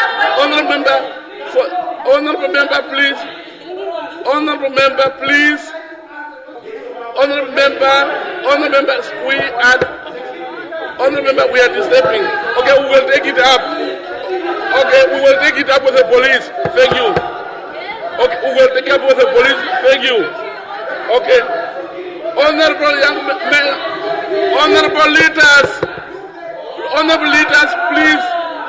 I said I will take it up. Comrade, honorable members, we are taking it up, please. Please, honorable members. Honorable leaders, we are leaders, please. No, honorable members, we must. No, please. Okay, honorable members, please. Honorable Ambanda, please. Honorable Nashinge, please. Honorable leaders, you are disturbing a young honorable member, please. Yeah. And no disturbance, please. Okay, thank you. Honorable member, my apology. Please proceed. Yeah, okay. Thank you, Deputy Chairperson of the whole House Committee. Honorable members of the 8th Parliament, I'd like to begin my maiden speech by quoting a famous quote by the former President of the United States of America, Barack Obama, who once said, and I quote, "We did not come to fear the future, we come no disturbance, please." End of quote. Yes. Indeed, as elected representatives of all Namibians in this honorable house, we must work with the necessary might and speed to shape the future and to fulfill our mandate to uplift the lives of our people as mandated upon us by the Constitution. We must be aggressive about the change we want to see in the lives of our people. Every piece of legislation and motion that we pass must not speak to our individual benefit, but favor the most vulnerable people in our society. We must at all costs make laws in the best interest of the citizen of this country. Honorable members, I am Otile Ndinelao Haitota, Deputy Shadow Minister of Urban and Rural Development. Hailing from Ongwediva in the Oshana region, a town that clearly distinguishes itself from the rest with its warmth and conducive environment. And I stand here today as a proud young Namibian woman who never in my entire life thought that I would be standing in this august house until I crossed paths with a selfless leader in the name Dr. Panduleni Mpula, who saw and identified potential in myself and 19 other fellow Namibians seated in this assembly, representing the Independent Patriots for Change, IPC. Yes. I further take this opportunity to thank the IPC supporters, sympathizers, and people of Namibia from the breadth and width of this country for the mandate entrusted upon us to serve them during the next 5 years, of which we shall forever be indebted to. Honorable Deputy Chairperson of the Whole House Committee, allow me to add my voice on issue I deem necessary and imperative for the people of Namibia at the grassroots level. The question of decentralization. It remains an undeniable fact that service delivery for people on the ground will continue to be insufficient output without decentralizing the instruments of power from the central to the regional and the local government.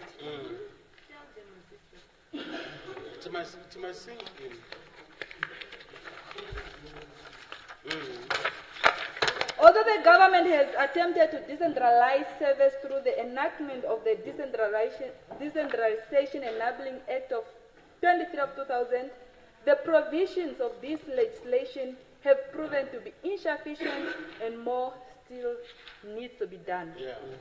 Before assuming my duties as a member of this Honorable House, I served as a local authority councillor for the Town Council of Ongwediva for the past 4 years. During my time as a local authority councillor, I've observed with a great concern and dismay as to how local authorities are treated by the central government when it comes to the financing of capital projects.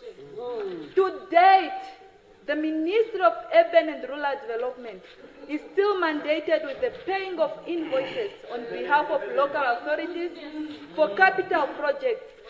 This counterproductive practice greatly hampers the speed delivery of infrastructure development and service lent by local authorities, which only serves to disadvantage the people on the grassroots level.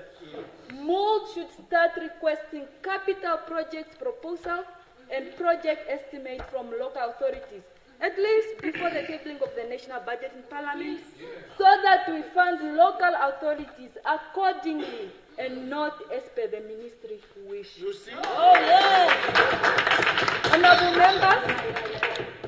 Honorable members, there is also a persistent crisis of informal settlement fires, which has led thousands of families losing their loved ones and valuable property. What is clear is that we have not positioned ourselves as a nation to fight the crisis of fires in our informal settlements. The provisions of the Local Authorities Fire Brigade Services Act number 5 of 2006 have not been given meaningful effect, and local authorities therefore find themselves struggling to maintain fire stations and to ensure that they function optimally. We therefore call for the urgent full implementation of the Local Authorities Fire Brigade Services Act number 5 of 2006 in order to ensure that fire stations, through the support of local authorities, are fully functional and operate optimally. Honorable members, the members of the IPC representative in this August House have not only been elected by the masses of our people to raise problems, but we also serve to offer solutions guided by our oath of office and the manifesto of the IPC. It's therefore our plea that the current government incorporates a number of key developmental interventions set out in the IPC manifesto on a number of key areas such as economic development and job creation, where we call for the maintenance of fiscal discipline by keeping debt levels below 70% and the average deficit below 30%. On the question of housing, which is very close to my heart, having served as a local authority councillor, the IPC calls on the government to declare a housing state of emergency to speed up the construction of housing for the population with a minimum of 100,000 units within 4 years. This and other developmental interventions proposed in the IPC manifesto will set us towards a path of growth and prosperity where each and every Namibian benefits from the vast wealth of this great nation.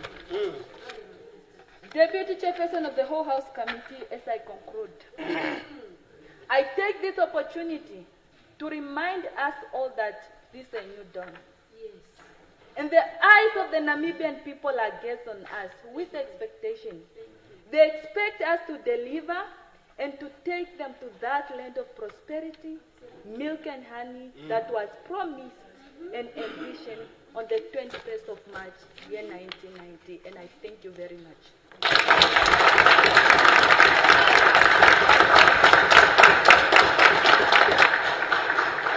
Thank you, Honorable Member. I now recognize Honorable Lukato.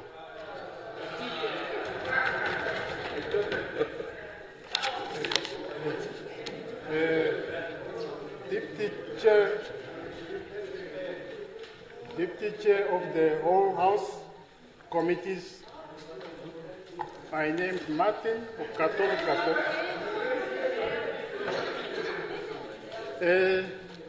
Honorable members, I'm rise on the vote third of vote third, 3-0. Vote third. Yeah, 30. Yeah, 3. Okay, thank you. Yes. 3-0. 3-0. 3-0. Yes. No. Oh, honorable member, the vote under discussion is 3 National Assembly. Sorry. No, let us not speak for him. Okay, honorable member. Yeah. Okay. Then I'll rise on the vote 08. No, honorable member, please. Okay, please attention. Honorable Lukato. We are now discussing vote 3 National Assembly. Only vote 3 National Assembly. That is under discussion. If you don't have anything, we move on. Okay. Honorable members, please. Okay, honorable Ampanda, please. Okay, vote 3. Vote 3. Yeah. Okay. National And Assembly. specifically, you speak to that particular vote. Okay. No generalization. Okay. Okay, thank you. Yeah. I just want to give my contribution on the National Assembly. What I have so far observed is that the National Assembly of Namibia, according to the budget allocated, yeah, I think it's not enough because, you know, the members of the National Assembly, those are lawmakers. And also the highest or the second highest office in Namibia, that's the National Assembly of Namibia. So the budget which is already allocated, according where I already studied, it's not enough to cater the operation of the National Assembly. The second one, I can say that compared to those other National Assembly in Africa, Europe, America, Australia, because me, I used to stay in Australia, so I know, yes. So the lawmakers, they are paid a reasonable, salaries. So in order to operate their functions and duties. So here in Namibia, what I've seen, those other institutions, private institutions, compared to the lawmakers' salaries, they beat them twice. So I recommend that I think now the Minister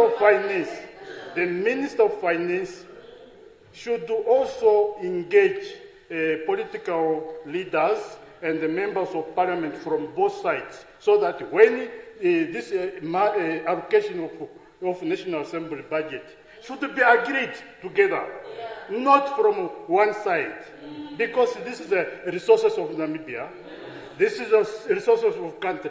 So we have to be able to be treated equally, and both from your side and from this side, we have to be treated equally. So that's my contribution. The deputy chairperson of Whole House Committee. I thank you. Thank you, Honorable Rugato. Okay, next is I recognize Honorable Nanyini.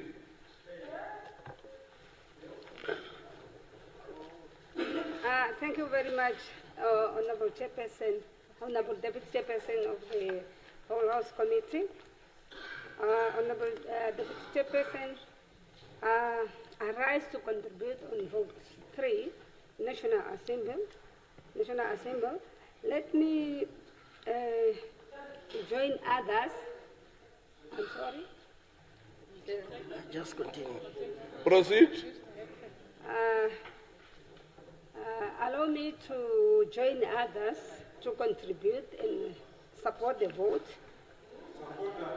Yes. Please don't disturb me, please. Yeah, I'll support the vote. It will be, my contribution will be in the form of a question. Honorable Deputy Speaker, to me the three branches of government are equal in principle, but Honorable Deputy Speaker, Member of Parliament, they are receiving lesser benefit than the executive. Although the Member of Parliament, they are the one oversight the work of. Yeah. Put up your mic. Put up them. Please, okay. Headphones. Put the earphone. Although the. Okay. You want to see me? You want to see me? Look at the TV, please, Honorable Member. You want to see me, Honorable Benani? All right, my time is running. Although the Member of Parliament, they are the one oversight the work of the executive. Let me take I can take one practical example. The $72, Honorable Deputy Speaker, the airtime for the Member of Parliament. This is just a super way for just 1 week. The data for even two days. Even my workers, I have 80 managers, but to me, I give them what for the airtime, 150 per week, for them to do their work proper.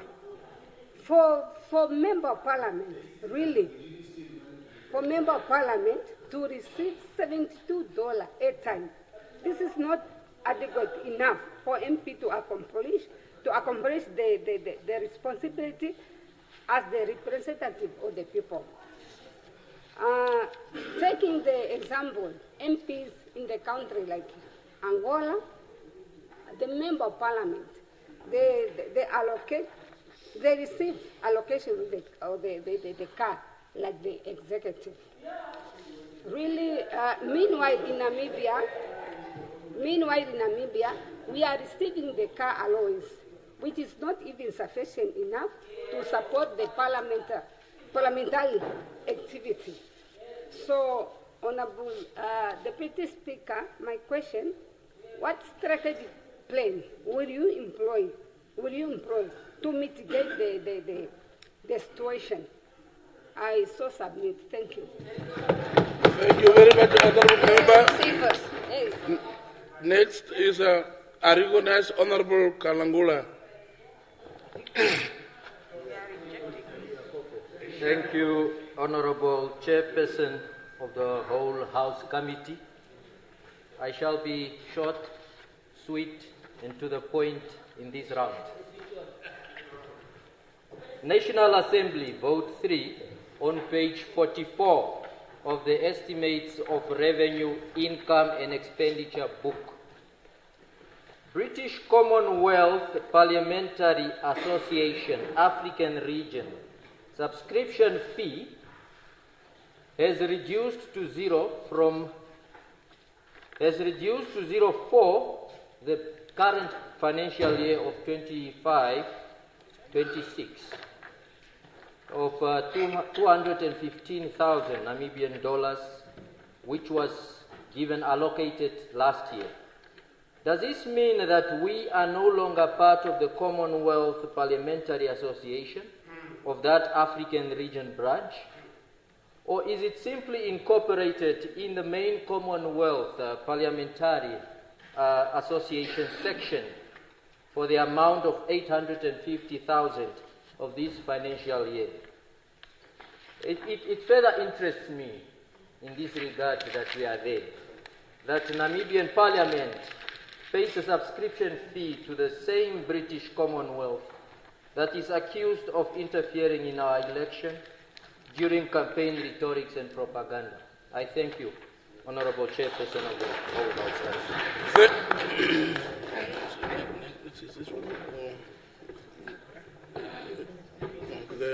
Thank you very much, Honorable Member. I now recognize Honorable Minister Theophilus.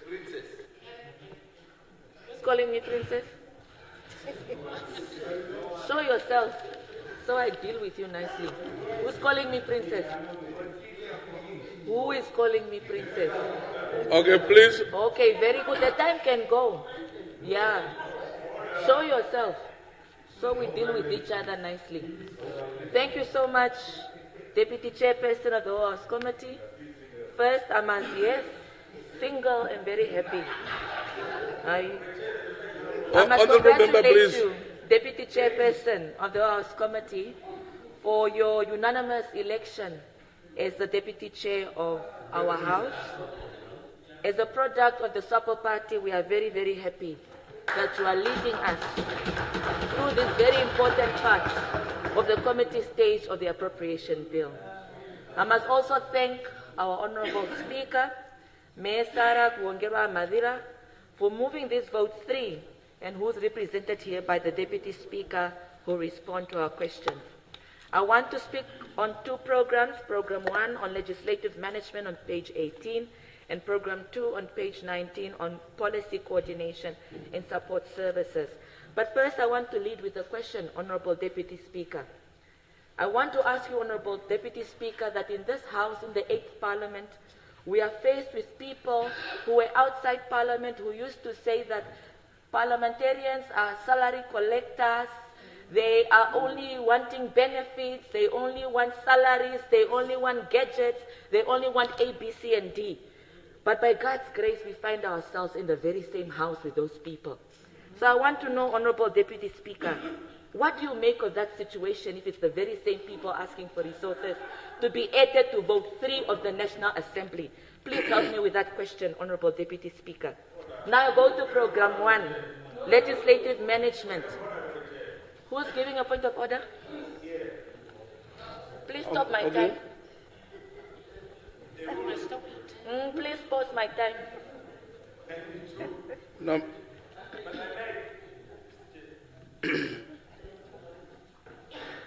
What's wrong with it? There's a question that the Honourable Member... Rule number?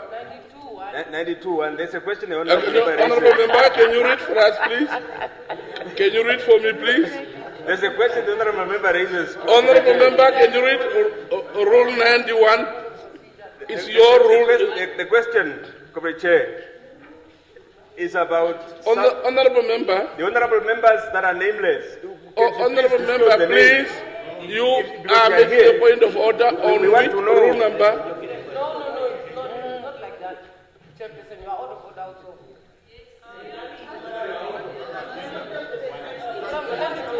92. A member may raise point of order at any time during the proceedings of the House. You said number? 91. 92 sub 1. 92 sub 1, okay. Yes. Okay, read. Yeah,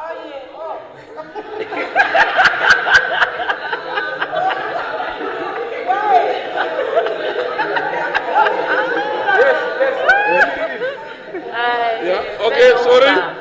A member. Order, please. Order, please. Mr. Chair.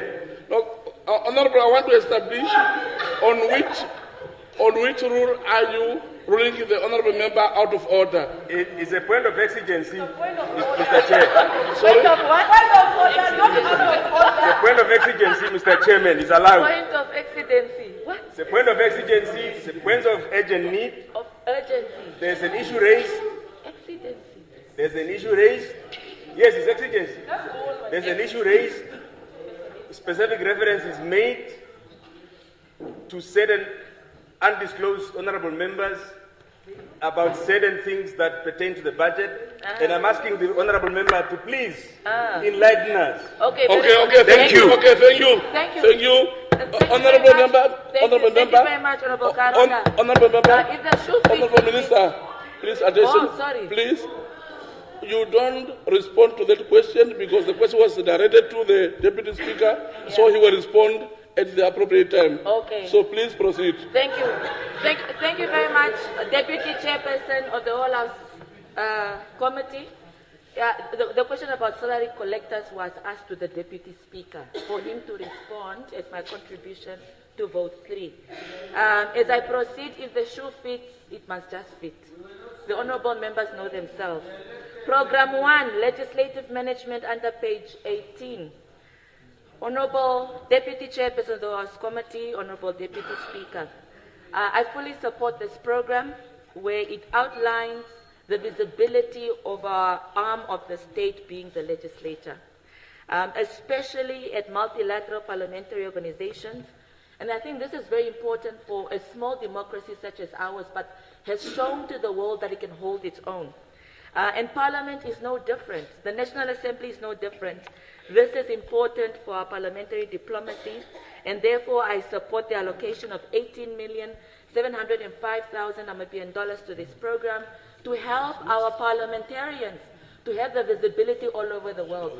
When I bump into parliamentarians from different countries, and they immediately say, oh, do you know parliamentarian who from Namibia? And immediately I say, yes, whether they're from that side of the aisle or this side or from the aisle, I immediately say yes, and then we connect and say that wonderful, we are connecting as parliamentarians all over the world, so I'm very happy about this program. Lastly, Program 2 on policy coordination and support services. This program has divisions around information technology, an online bill tracking system, and here, Honourable Deputy Speaker, I really want to implore on you to also incorporate an e-motion tracking system. So many motions are tabled on the parliamentary floor and we are unable to track. We must now go to the Hansard, we must go to table office, and things are manual. We want to know that if I have an idea of a motion, that it was either already dealt with, which means it went to a parliamentary committee, it was already dealt with by that parliamentary committee, and the report has come back, so that we are unable to duplicate the work of the predecessors, our predecessors, parliamentarians that have gone before us and have done so much work.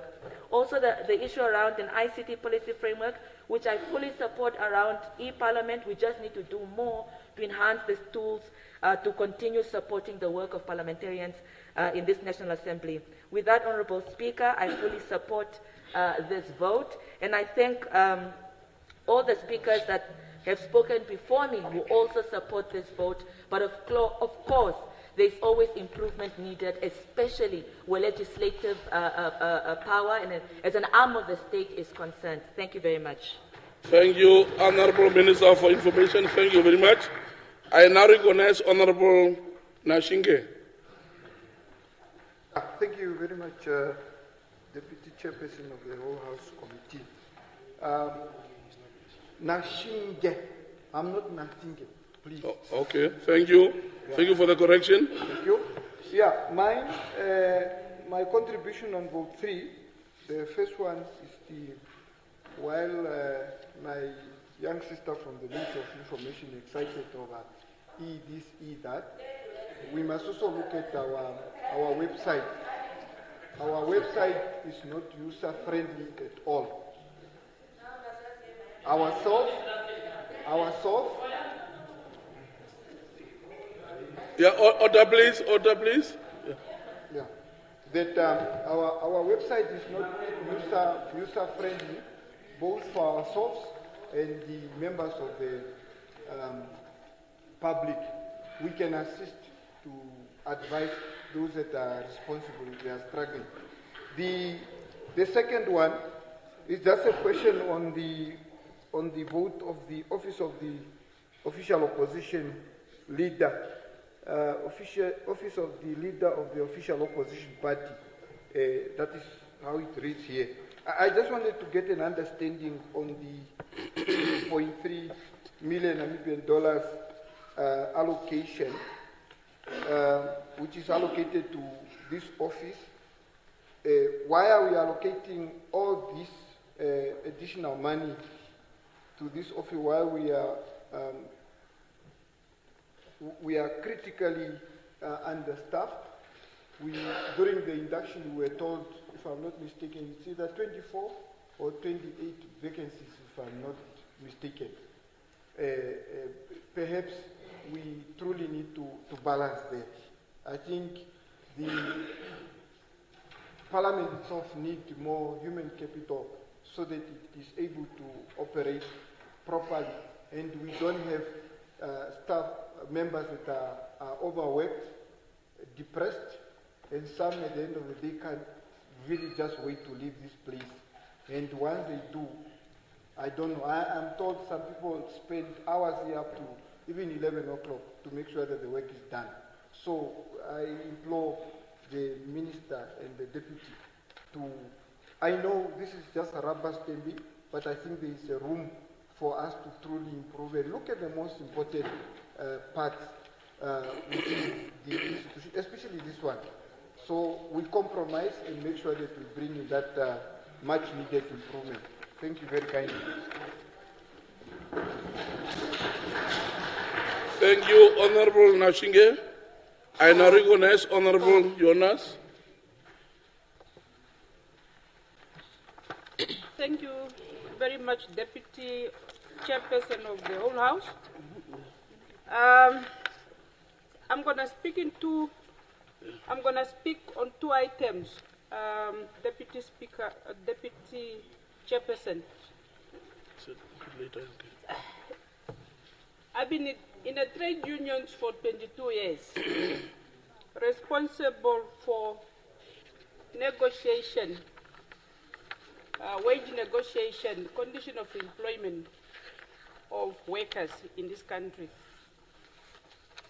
Now, my coming to this August House, and also when we got the induction on the 24th, I think the week of 24th March, I got a bit of shock on the condition of employment for the members of Parliament in our country. I think it's an issue which we need to deal with. It's an issue we need to deal with. It doesn't matter at what level we are. Order, please, honorable members, honorable young members, please. It doesn't matter at what level we are. Honorable member, please.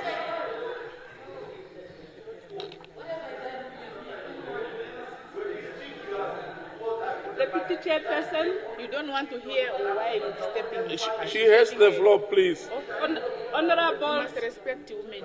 Honorables, these are bread and butter issues. Talking. These are bread and butter issues. It doesn't matter. We were all at induction. We were all complaining when we were there, collectively. All the ordinary members of Parliament, I'm not talking about the executive. All the members, the ordinary members of Parliament, we were all complaining the other side. Now, Deputy Chairperson, as much as we I will support. I will also support. Chairperson, I'm not. Okay, please, on a point of order. Ina, just sit and listen. I'm not done. Honorable member. Just sit. I'm not done. Honorable member. Just sit. Oh, please, I'm not please. done. Okay, hold on. A point of order. She is on a point of order. Okay. Honorable Hangari.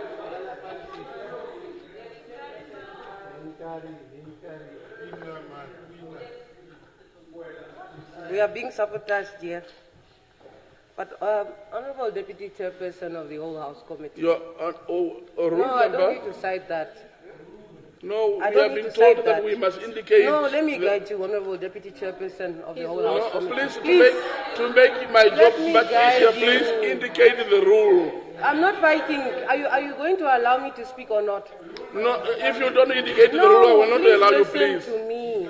Please Yeah. listen. Yeah, no, that's the rule that I'm looking for. Yeah. Okay, rule. The rule number. I want to support you. Yes. You see, if you go to Rule 92, please read that rule. What it says. Okay, it's your The rule. member raising the point of order commences by quoting the standing rule concerned, or at least the principle or subject matter upon which the point of order is based. Underline So that. it's not compulsory that each time we must open this book and go to the Yes. number, Yeah. the rule number. This is what this rule means. Honorable Presiding Officer, please. Caroline. Yes, thank you very much. Now that I have the floor. I wanted to ask the Honorable Member, because she made reference to something that I do not agree with. First, the Honorable Member, through you, Honorable Deputy Chairperson of the whole House Committee, the Honorable Member says she supports this vote and she supports the allocation. But then further goes on to say that, well, it's an issue of, it's a what? Bread and butter issue. And therefore we are all crying and all complaining. It seems that there is confusion on the other side of the House. You cannot support Honorable member, please. Honorable member, you cannot speak on her behalf. Let her proceed. I'm raising my point of order. Hangari, I'm please. raising. I will land. Let me land. No, please, Please let me land. I'm raising a point of order. Please, Hangari, No, can you you please must sit down, please? No, I will not sit. You must May tell you that please member down, to sit. please. No, what does the rule say? The rule says when the member is on the floor, another member cannot stand. Honorable member. How can you be breaking it? First day of work. This is Honorable your first day Hangari, on the please. floor. No. No, Honorable Chairperson, let me land my point of order because you allowed it. You So know, you I have to have allow me listened to and I conclude. said no, please. No, please allow me to conclude. I'm almost done. No. So what I'm saying Hangari. is, please, no, maybe the No, member Honorable doesn't Hangari, need deduction. please. I'm trying to assist. Honorable You Hangari. cannot support an allocation and then go Hangari, on to please. complain about the allocation. Hangari, please. So you either support or you don't support. Please, no. There is nothing like that. Hangari, please. Really, this deputy Hangari, chairperson please. is also failing us. You are making Please, noise. you cannot be a presiding No, officer I'm trying to to the two of finish us. and land my Please, point of order. Really, No, Hangari. the honorable member is lost, and I was trying to provide a point. Please, Hangari. No, Yeah, please. honorable deputy chairperson of the whole House Committee, please allow me to finish. Please. No, you are being very biased. Yeah, I understand you very well, but I said, okay, thank you. No, but I did not hear you hear me. No, sit, please. No, but I did not hear you hear me. You were just windy. Okay, please, take your seat, No, Hangari. I am saying. Hangari, please, Honorable take your deputy seat. chairperson, Hangari. the members cannot support an allocation and still No, go Honorable against Hangari. the allocation. Doesn't make Can you sense. please take your seat? Okay, thank you. Honorable member, you have the right to say what you are saying. Deputy Thank you. Chairperson Please of the whole proceed. House, I just ended the support. If you could just have waited for me to say I support what?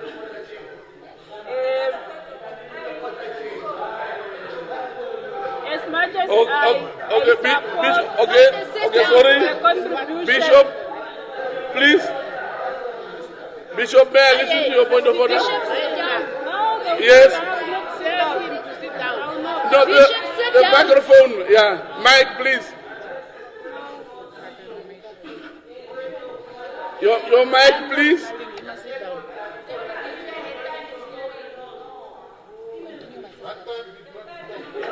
Yeah, wait. Yeah. Deputy. Okay, you can talk now. Okay? Yes.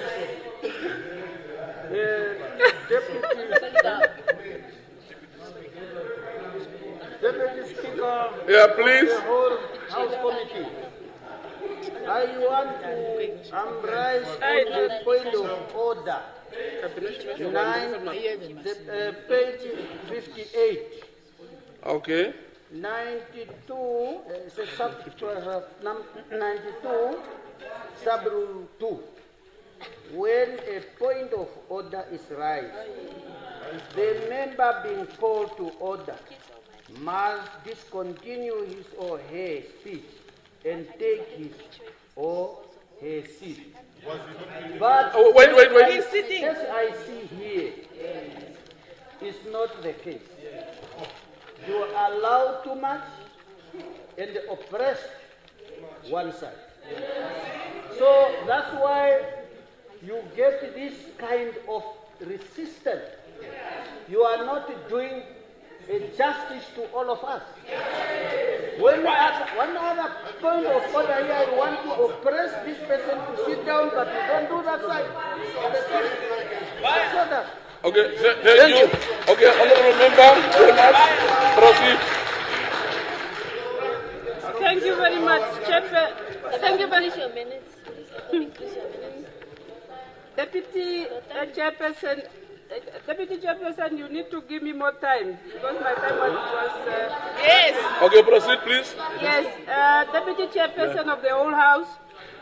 As I was saying, these are bread and butter issues, and we need to collectively agree that the budget allocated to vote 3 is not enough.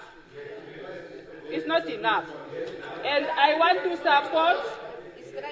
support what Honorable Toby have indicated, and it's what I wanted to support. That's what I wanted to support, Ngari. Yeah. Just wait out. Yeah, so what we are saying is that Deputy Chairperson of the whole House, as a matter of urgent, the Deputy Speaker, on behalf of Honorable Speaker, we really need to look at the National Assembly budget entirety, because at the end of the day, if we are not able to do that, we are then we are undermining the quality of this institution in a very serious note. And I think we need to do that, just by providing a cell phone allowance of $72 per month. Really, the public must know about this, because I know that they're gonna criticize us to say they're fighting for their A and B and C. Yeah, because we used to do that when we were on the other side, but we are now here, and I think we just need to do what is right. We were also informed during the induction, Deputy Speaker, on behalf of Madam Speaker, that there was a benchmark. Remember, your time is up. No, Chairperson. Interruption. I was interrupted. What is? I was interrupted. Interruption. I was interrupted. The time was stopped. The time was stopped. Interruption. Was it stopped? No, they did not stop the clock. Sorry? Chairperson. Yeah. Honorable member, the time was stopped. No, I was interrupted on the other side. Honorable members, just one minute. While you are in the 1 minute. Honorable members. 1 minute. Honorable members, while we are talking, the time is being stopped and wait for the speaker. No. Honorable members, I'm not asking. Please, honorable members. Deputy Chairperson. Yeah, please. I now recognize Honorable Pohamba. Pohamba Shifeta, yeah.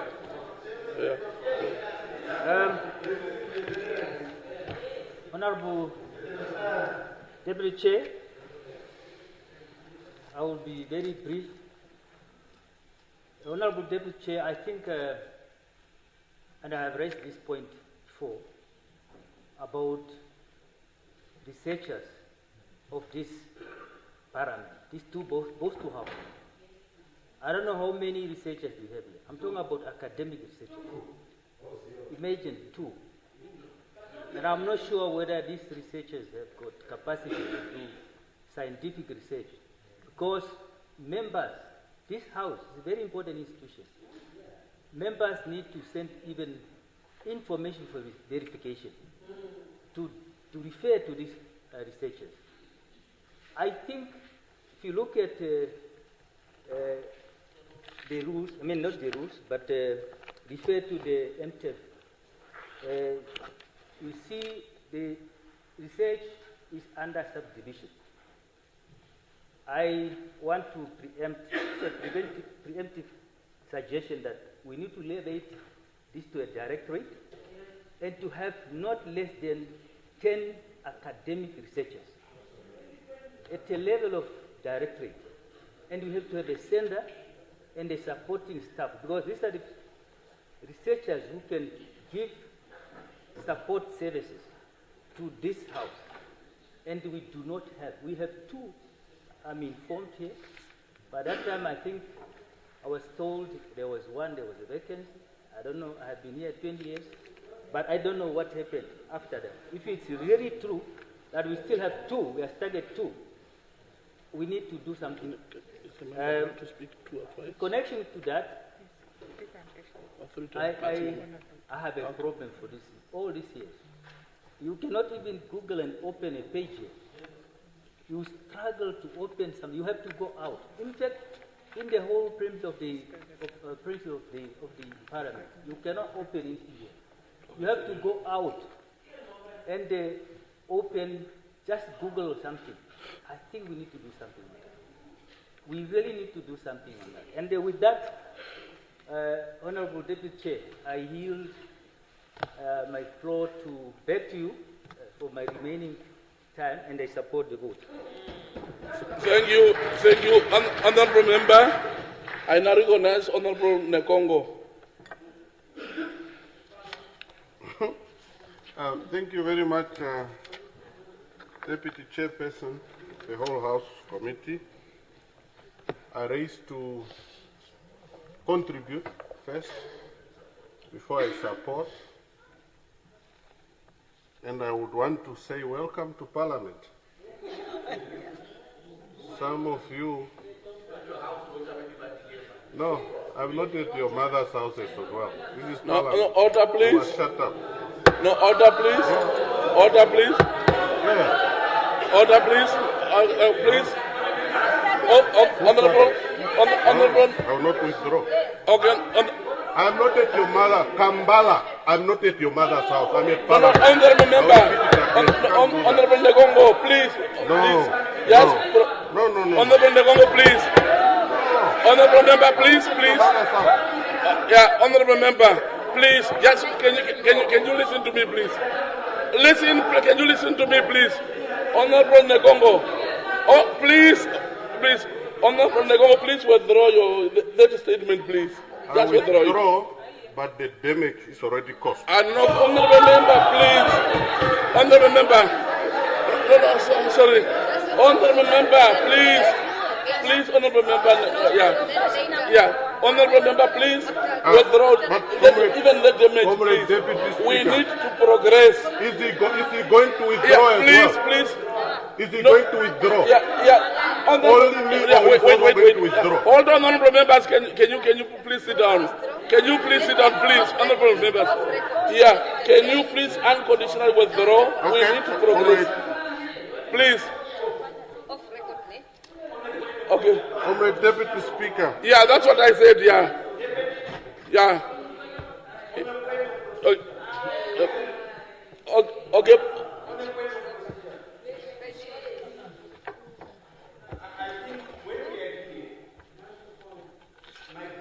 Give me the mic. I think as much as we differ politically, we must respect one another. And the House and the people that brought us here that are listening to us, we must avoid using vulgar language, derogatory language, towards one another. It doesn't serve any purpose. There are better words to use. Please, for the sake of the community, for the sake of the public, it's very important. And it takes you further. With the head in your hand, it takes you further. Don't insult, please. Just Honourable Member, thank you. Thank you so much. Hence, a request for withdrawal. Yeah, thank you. Okay, Honourable Member, proceed. Comrade Deputy Speaker, before I do that, is he going to withdraw what he said first to me? No, Honourable Member, please, for the sake of progress, please. Can you progress with the statement? Who provoked who? Honourable Member, please, can you just make your statement so that we can conclude, please. Yeah. Honourable members, please.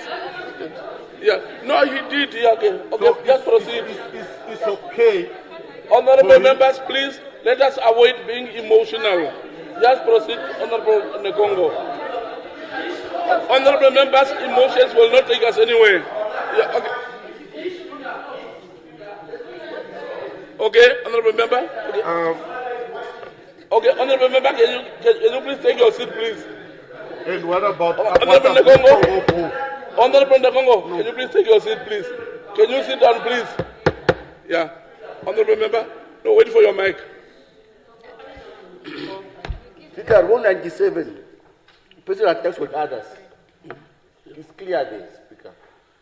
And in the parliamentary decorum, we are told that we need to respect the August House, from the dress code to how we speak. Now, and conduct. Now, when we speak, if somebody in the House, if another member in the House is out of order, the presiding officer ought to rule the person out of order in its totality, and not allow the member to continually speaking until the corrective measures have been said. So, Speaker, you cannot say that no, just continue speaking, because he brought my mother into this without me provoking anything, without any provocation. So, can you please unconditionally withdraw that statement? Honourable Member, without being informed by anybody, I have said on my own, Honourable Member, please unconditionally withdraw your statement, and he just did that. So you didn't withdraw. Oh, you didn't listen. Okay. I will, for the second time, I will ask him to do so for the sake of progress. Okay, Honourable Nekongo, please unconditionally withdraw the statement, and we move on. Please, comrade, we are prolonging the system here. Just an apology, and that's it. Comrade, let us get matured, please. Yeah. With due respect, Comrade Deputy Chairperson, allow me also to say, just like what he said before I withdraw. Comrade, the floor is yours. It's my right as well. Comrade, the floor is yours. It's my right as well. Yeah, I understand that one, but I did not hear anything from this side. No, because I want to ask a question as well. What is not the Comrade, then we will be debating, please, Honourable Member. But you allow him to debate. You allow him to put his case. Honourable Member, I want to withdraw, but allow me as well. Honourable Nekongo, I am on my own as a presiding officer at this point in time, have said withdraw that statement unconditionally, and we move on. Please, Nekongo. Okay, I withdraw. Okay, thank you. Okay, thank you very much. Okay, now you move on with your statement. Thank you. As I said, welcome to Parliament. Because when we have been speaking, you have been complaining there. I'm not talking to you. I want to start again. Please, Honourable Member. So I want to, Comrade Deputy Chairperson, to agree with those who have contributed before me, and I think to listen to each other as Parliament. Comrade Minister, Comrade Deputy Chairperson, Comrade Deputy Speaker, I think the outcry of all of us should not go on deaf ear. And I think it's from the party that listen, I think the submission is very clear. Even if it's not maybe now, let's look at even maybe at mid-term review so that we can see if some of these things can be accommodated. It's true, last year or last Parliament, we couldn't even finish the committee work. We were forced, as per the Parliament, if you are flying, you're supposed to fly on the first class. But we went, as far as squatting with everyone, just to make sure that we go and attend the work of Parliament. So it's the truth. So we need to look at this. I know for sure, I will not want even to go into details because many of our members have already contributed to that. The committee now have been enlarged. I don't even know how much will be allocated to each committee. Probably maybe 50,000 each committee, which you cannot even go out and, even just in Namibia, to gather the information that you need. So therefore, as I support, I implore those that are in authority for us to look into this very seriously. I therefore support the vote with those contributions. Thank you very much. Thank you very much, Honourable Member. Honourable Dingara. Thank you very much, Honourable Deputy Chairperson of the All House Committee.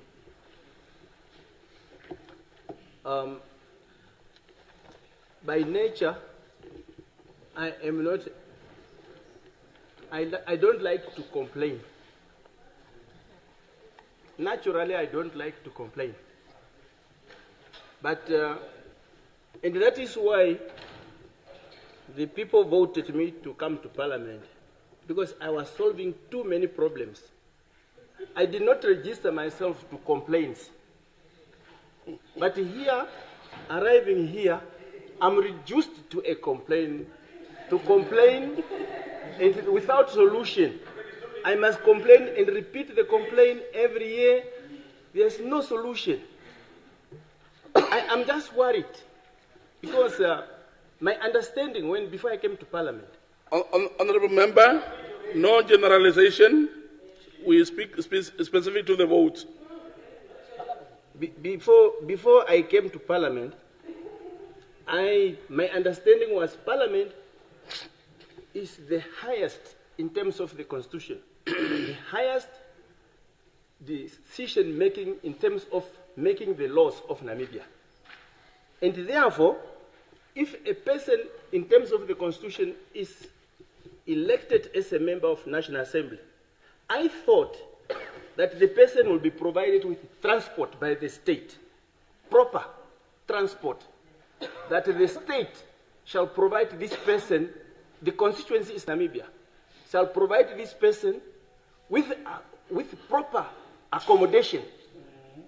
I thought that the person who is supposed to be a lawmaker shall be equipped with all the necessary tools to make laws. That was my understanding. But this is not the case, and it has not been the case all the time.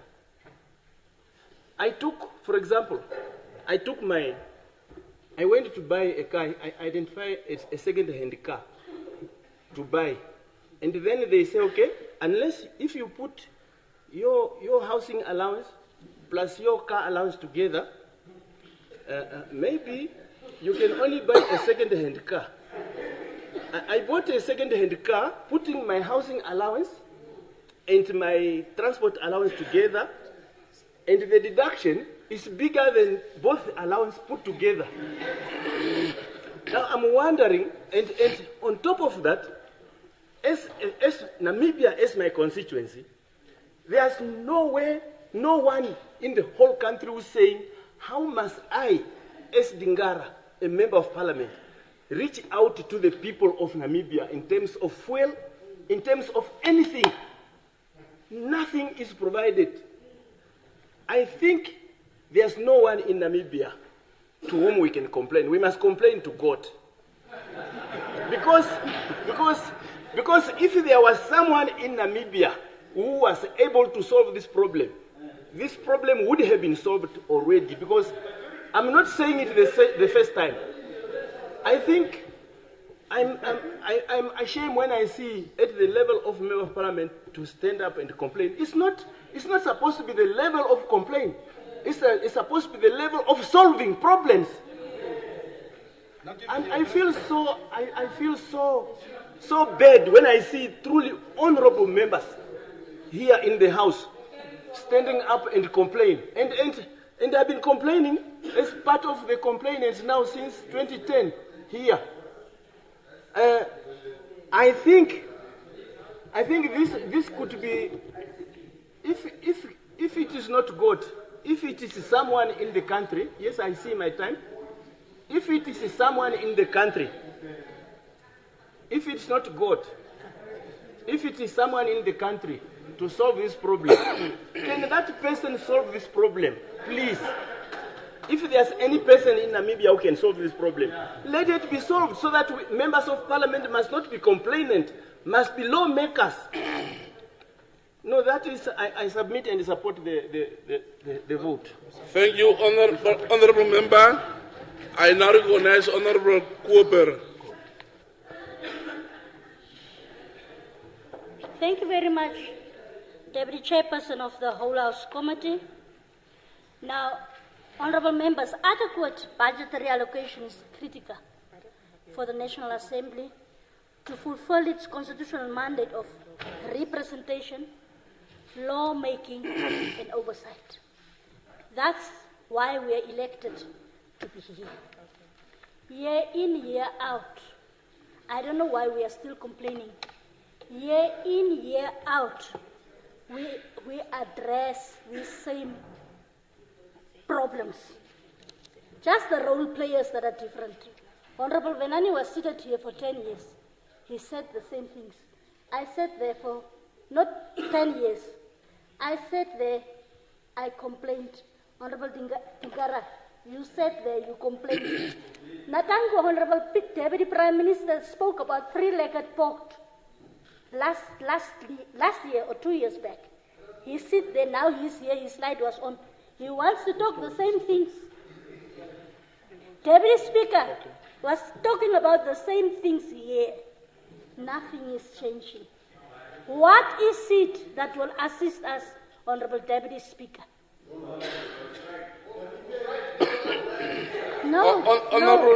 Honorable members, please.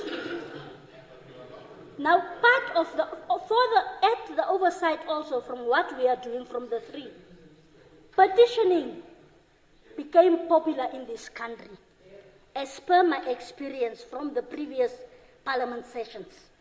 And it needs a lot of preparations, meeting stakeholders, data evidence, everything we must collect, and many others to have a successful conclusion of what the public requires from us.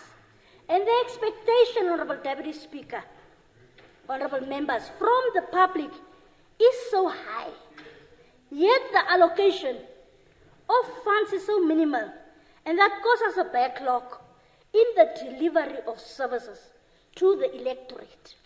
That's why they are saying we are salary collectors without even knowing how much we earn. Because they just see us here, talking show, 5 years, out once, some goes out, some comes back. Therefore, Honorable Deputy Speaker, I want to know, when do we move towards the tabling of the Parliamentary Service Commission Bill? Will it not be the solution for all these problems that we have here? I'm even ashamed if visitors come, starting with the bathrooms.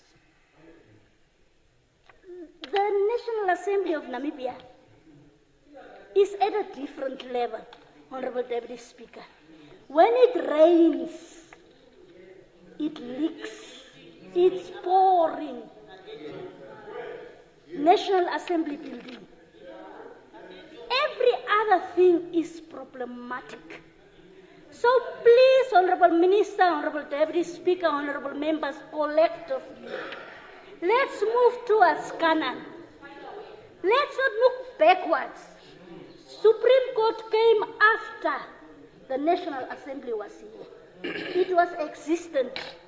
All other things came after the National Assembly. But because we are complainants, as Honorable Dingara says, we just shift from seat to seat, complain every year, year in, year out, without anything happening. Therefore, I have reservations.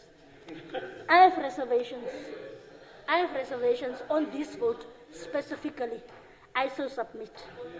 Oh, you wanted to ask a question, yeah?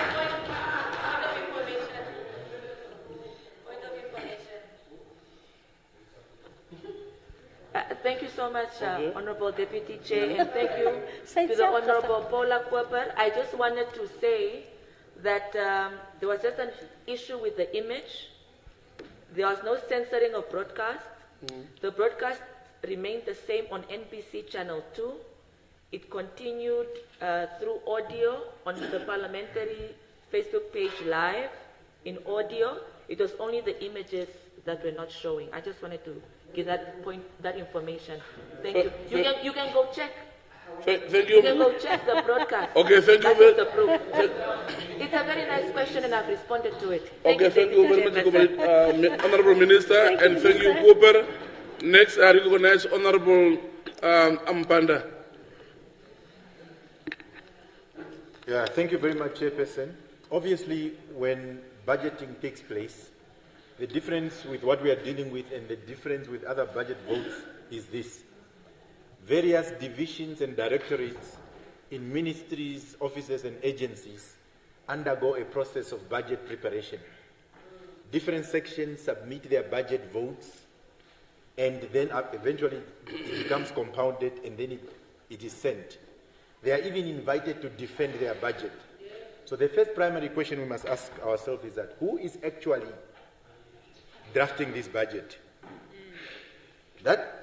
In answering that question, you're actually going to see where the problem is. How is it possible that Honorable Nashinge, who is the leader of the official opposition, is asking about the budget vote allocated to his office? It's not that he's trying to be funny, but it tells you at the core of the problem. Does it mean that the leader of official opposition makes no input to the budget? Yeah? So basically what you see that first thing that we need to be able to do, yes, what we need to be able to do is actually that who is actually deciding? You see, somebody is actually deciding what must go to who, when, where, and why. Obviously from that standpoint, as a member of parliament, in terms of to be capacitated, and that's what I want to speak to, the training and professional services, and you can see that everything else that has to do with members of parliament is compounded to staff. It says MPs and staff. Professional services, it's called training and professional services, is 1% of the operational budget. 1% of the operational budget. So in other words, the training and support and professional services for members of parliament at 2.8 million is even less than a cubicle. We must actually call it for what it is, a cubicle for a security guard. You see those things that are standing in front of houses of ministers. That's actually what it's going to cost. That it was initially 10 million actually when you see properly. It was initially 10 million. They didn't use it. Some funds maybe went back in the previous budget. It came to 5 million. So the first thing that we must be able to do is to actually ask and answer that question, because somebody is responsible for your budget. It basically means the committee ought to have said, from our experience, this is the type of support we require. And then it goes to the director, then it goes to the secretary. So how will the secretary not give himself and his office 19 million if he or she is the one who's designing the budget? Yeah? So it is a big, big problem that we need to be able to see. At the city of Windhoek, where I had an opportunity to be, every councillor every councillor of those 15 councillors have a research assistant to be able to assist them, just the city of Windhoek, in terms of their own efficiency and effectiveness. Yeah? So it is very important for us to be able to understand that. Government is busy talking about the internship program. We have an unemployment program. There is actually a circular that Minister of Finance have sent out to say, those research, please have research opportunities. It doesn't include Parliament for some reason. Yeah, but some offices there of the Anti-Corruption Commission and other places, it's important for them, as useless as they are, but it's important for them to have researchers, but not you as members of Parliament. So it is very important that we need to be able to do. There is definitely intervention that we need to be able to do. I wish there were many other votes where we can find each other, yeah, where we can laugh and fight and laugh, particularly when it comes to this. The ball is in our courts, but the difference is that there are people who are responsible for the pot when they are cooking the pot. You know the pots very well. We could basically say, we have even established a budget committee. We could say that, let's refer this to the budget committee. Or there's maybe a directive that is out there that pass the budget. But we could resolve that there are issues and outstanding issues, let it go to the budget vote, and then we are able to make our contribution because somebody is designing our budget. So as I conclude, there are two interventions that we can do. So first intervention is to change these dynamics to capacitate this institution very well.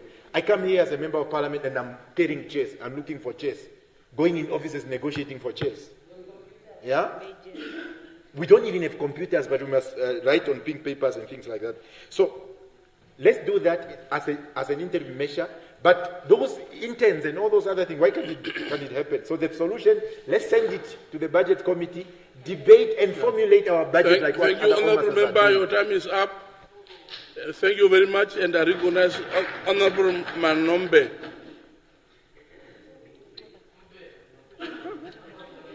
Thank you, Honourable Deputy Chairperson of the Whole House Committee, for the opportunity to contribute to this vote of ours, vote 3. And I'm on page 17 on the policy coordination and support services. Honourable Deputy Chairperson, last term I tabled a motion on sign language, which is in twofold, which is the appointment of the interpreter, sign language interpreter, and as well as the recognition of the sign language as one of the national languages in the country. And the sign language interpreter who will then be interpreting for the parliamentary debates, which will be live. The National Assembly, on Rule 88, inserted sign language as part of the languages in this House. Thus, my question is whether any financial resources put in place to even train the personnel of the National Assembly or to appoint a sign language interpreter to that effect. Honourable Deputy Chairperson of the Whole House Committee, with this short intervention, I would like to support the vote, but with the hope that our wishes and aspirations are taken care of.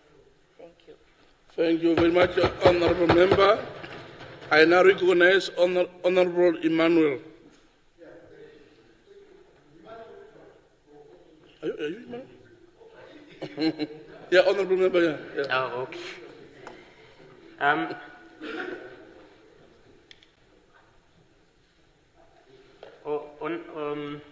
Honourable Deputy Chairperson of the Whole House Committee, I want to indicate the following: that as I contribute to this budget line, one, I think there is a legislative crisis, and I want to speak of that in the context of I think it's program. Is it the first program rather that speaks to legislative management. Honorable Deputy Speaker of the whole House Committee, there is a problem. And that problem has to do with how we regulate this House and the proceeding. And I want to locate that within the context of the legislative management process. I don't know why do we keep on referring to the rules. These rules, in my view, is a tool whose effectiveness cannot be measured. We keep on, it looks like we keep on going back left, right, and center, and it really calls for the need to capacitate ourselves as members of the House. Hence, I'm calling for really the capacity building. I couldn't see where the capacity building of the members of Parliament is falling in terms of all the programs that are highlighted. But just a basic understanding of rules, and it's one of the major issues. When we sit here, Honorable Deputy Speaker of the whole House, and when we allow people to speak and we choose not to interrupt them, it's not out of cowardice. And in fact, cowardice can take different forms. It can be in a form of physical cowardice, or it can be in a form of emotional cowardice. The mere fact that you can't keep your emotions under control and allow people to express themselves, should, that in itself speak something about cowardice, the element of cowardice. Physical cowardice is, being unable to confront somebody physically. So we need to really to take it very seriously, Honorable Deputy Speaker, that we need to capacitate ourselves. We are here for legislative convergence. We must debate and we must listen to one another. Hence, Honorable Deputy Chairperson of the whole House Committee, I'm really calling on capacity building and personal development of the various members of the House, myself included. So I think that will help us going forward. Now, having said that,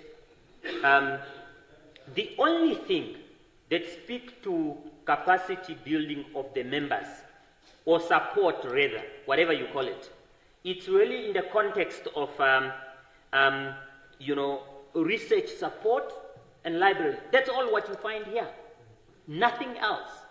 And then the second issue that I want to speak to as the times trickle down, I am telling you, the $70 for credit, not even my firstborn get that credit every month. It's a mockery out of these people. These people ought to make laws and they must be respected. And then if we are coward to take decisions that we can defend, that's part of the self-retrospection that we need to make. Whether emotional cowardice or physical cowardice, we should really own up and take decisions that will take this House forward. Thank you. Thank you very much, Honorable Minister. Thank you very much. We move on. We are making progress. I now recognize Honorable Werikwa.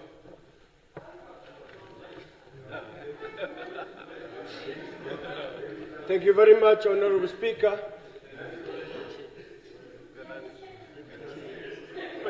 Thank you very much, Honorable Deputy Chairperson of the whole House Committee and honorable members.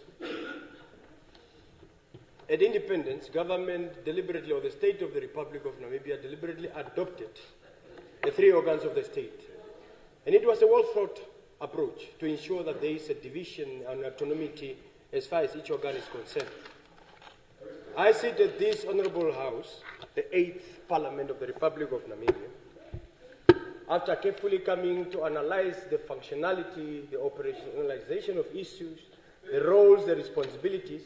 I'm addressing myself to vote 3, as you know, IMS Nashinge, and that is page 19. And indeed, in terms of the motivation, I'm addressing myself to page 9 and page 10 respectively, and I hope you have those documents since you have been asking about them, but you don't have them, I can tell. The key issue, number one, number of members are not speaking or opening in this very house, and I realize one of the limitations, despite them catching up as to where we are going, the language barrier is one of the key factors that I have noticed. We are here trying to judge each other based on the eloquency and, of course, our proficiency as far as the Queen language is concerned. And that in its own is a limitation to members who are not eloquent enough to express themselves in that very language. Thus, I'm submitting that leniency ought to be put in place so that we are able to bring in translators who can help those very honorable members to express themselves. Number one. Number two, the issues of this House, the Honourable House of Honourable Members of the Republic of Namibia, the decorum, the expectations, the standard, everything else is above the line. But again, when you come to the conditions and of course the Honourable Members are operating under, I observe very closely as we sit in that restaurant, people trying to pay their $100 bill after having eaten your luncheons and everything, and I ask myself, do you have some allowances of some sort? The answer is a bold no. In these very rules and orders, there is a clause that indicates that you must be well dressed, honorable dressed. That's what they are saying. But then Joba Mupanda will then say, but there is no clothing allowance. How will I then be honorably dressed? And it goes on, and it goes on. But I ask myself a question to say, what is honorable about an honorable house if we ourselves, as honorable members of this 8th Parliament, do not make that very difference? You make the difference by taking the center stage and owning up to the activities and program of this very house, whereby the budget was presented to us, though we were not part and parcel of the preparatory process of that very budget. The biggest and important part is that we submit that the very responsible team and arm of this house that prepares the budget sits with us, so that they take our inputs and ensure that the budget and our observations are factored in. I've listened to those members that were here before us. You have been talking and no changes come. And that is now where we need to make a change and make a difference. When we say, honorable members, the issues that we are raising are serious because it's for national interest. So we would have to sit with the Secretariat for them to re-look into this budget and factor in the inputs that we are talking about. Look at the fundamental thing. We have, out of the 398 million Namibian dollars budgeted for this very office, only 5 million is meant for capital projects. The rest is for operational expenditure. But out of that operational expenditure, we come to something, a simple thing, security, at this very place. Where do you park your car? Who takes care of it? You would wait for a security guy to be pressing that remote after you stood there for a good 10 to 20 minutes just for you to enter the facility, let alone if you are going out at this very hour. And many other factors at play. So this, I would like to submit myself to those members who have spoken earlier, that indeed we need to take these budgetary issues very seriously. As Comrade-wise, Comrade Paula, all of you have spoken, all of us are on the same page as far as this issue is concerned. Let's up the bar and live up to the expectation of this very house. Social clubs. Honorable Speaker, most of the time, I'm left with 31 seconds, most of the time after this very house, we need to run around and go to the gym wherever you can find your gym because you need to keep fit. What is preventing us for us to live to the mantra of healthy living where we introduce gym services here? By upgrading the parliament and make sure that after everything is done, but somebody will call it luxurious, but that is part of wellness and welfare. It's very important. Finally, on the strat plan. On the motivation, it is indicating that the strategic plan that we have that was launched in January this year is from 2023 to 2027. And I ask myself, if I'm not part of the strat plan in terms of formulation process, how much will I be in the implementation of that very strat plan? That's I'm saying we need a day where Honourable Member, your time is up. Issue. I shall submit, Honourable Speaker. Let's move the name moved here. Oh, the name has moved here. Or you withdraw. Okay, thank you very much. I now recognize Honourable Kandorodu.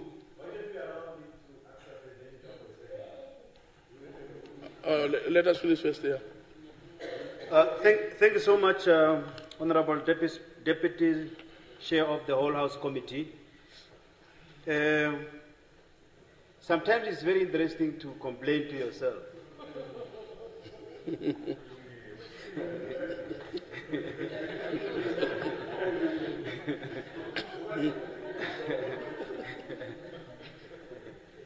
The complainer is the complainer. We have Chief Whip Committee.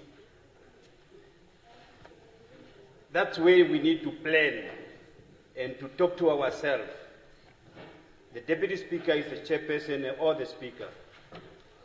Provide advices and directives to the staff with regard to parliamentary related issues.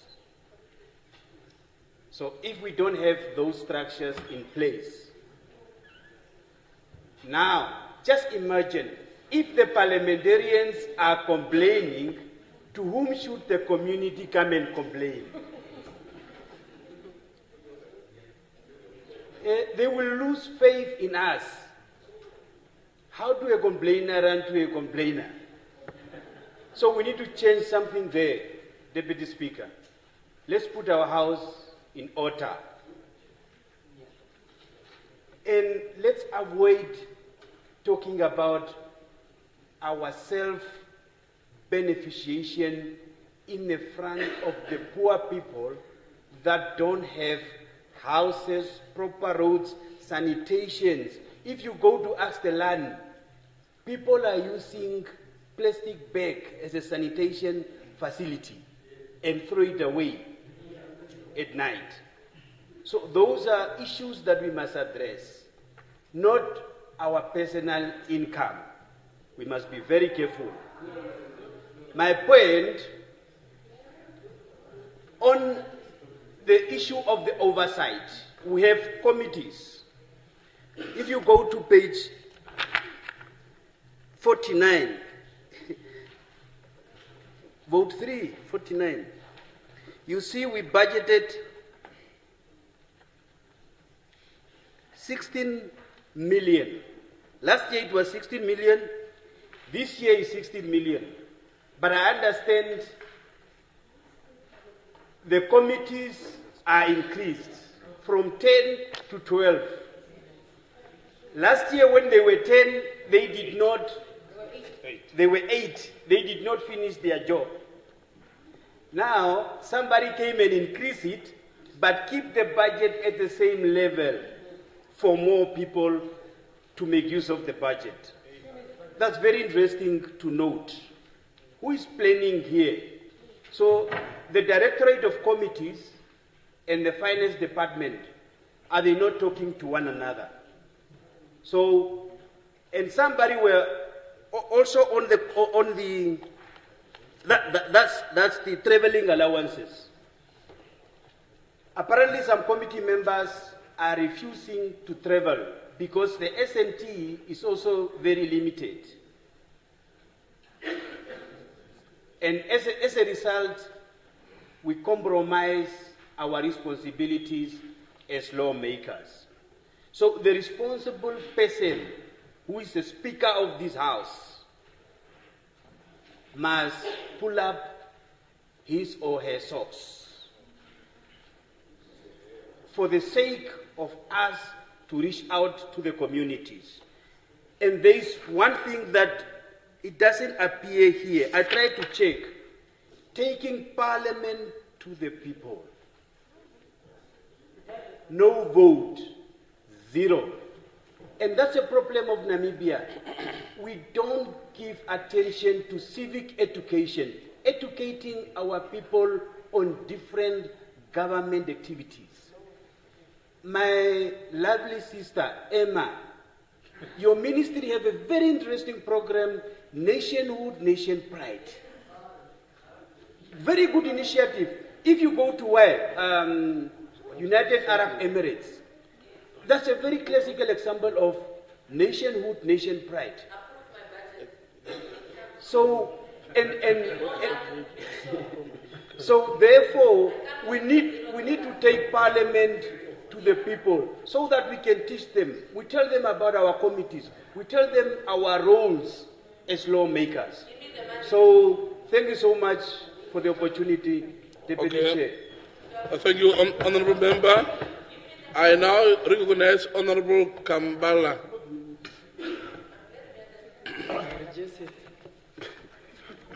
Thank you, Comrade, Deputy Speaker of the whole House Committee. Deputy Committee.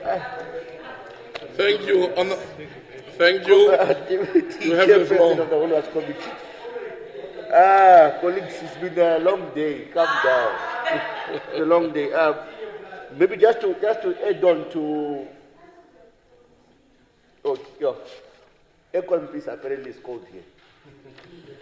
Just to add on before I continue, just to add on to Honourable Kandodoro said, I think if we are to the Parliamentary Secretary that can look at what this council does on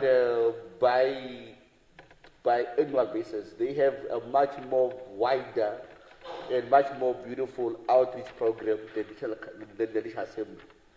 So if we need to benchmark, we can just go next door and see what they're doing in terms of outreach activities. Committee Speaker, I stand on vote 3 program that where the Secretary's office has a budget allocation of 19 million.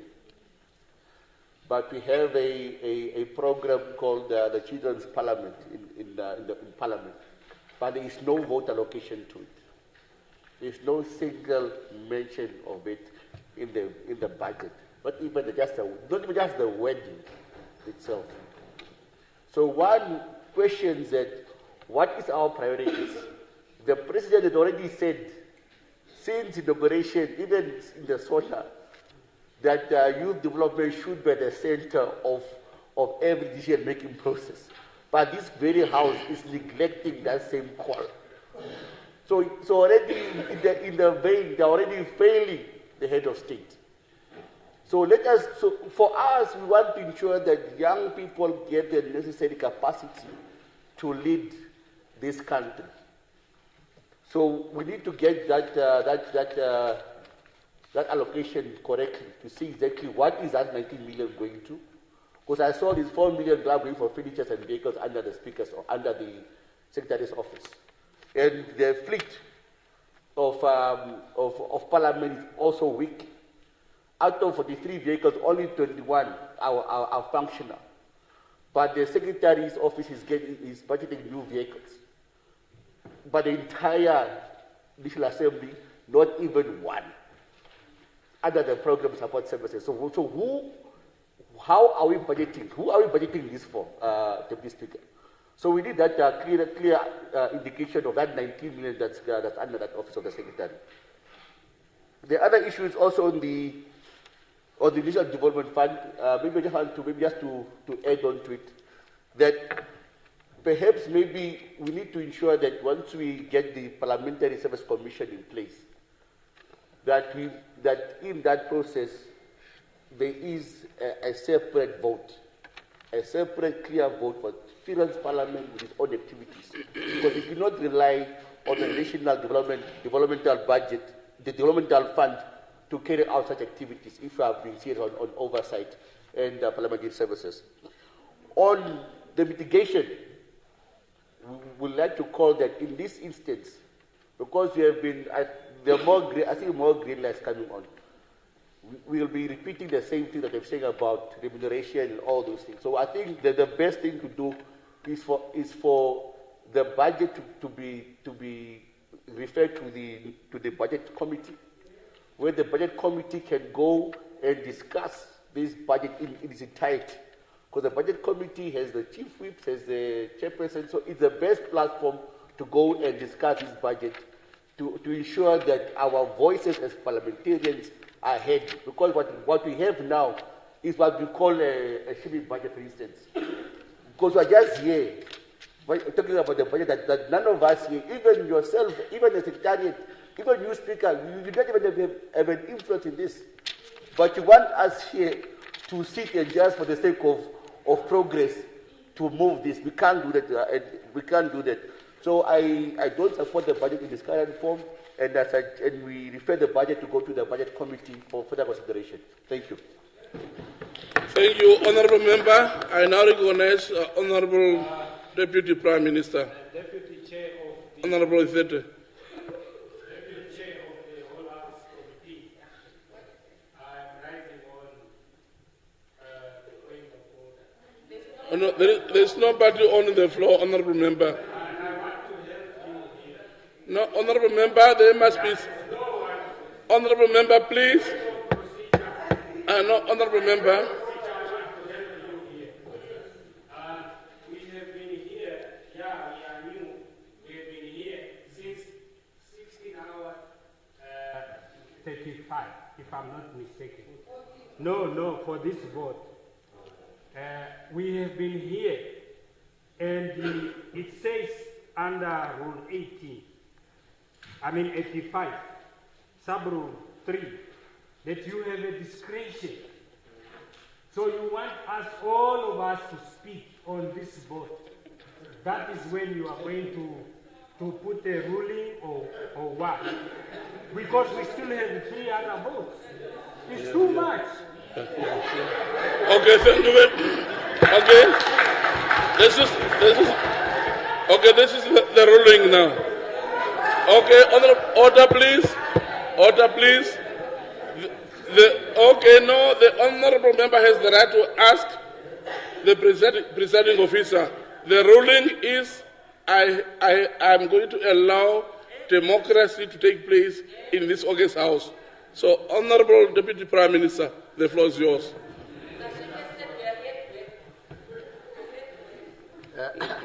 Thank you, Honourable Deputy Chairperson of the Whole House Committee. I'm in agreement with the member that just spoke. We have been repeating ourselves. We have been repeating ourselves, and the message is very clear, and I equally do not want to repeat what was said by the colleagues. The fact remains that the allocations to National Assembly is not sufficient. We really need to relook into it. And no, I will definitely support the budget because the nation needs to move on. And we need the resources that will enable us to take us to mid-term review and review this budget. Yes, the people are waiting for the budget.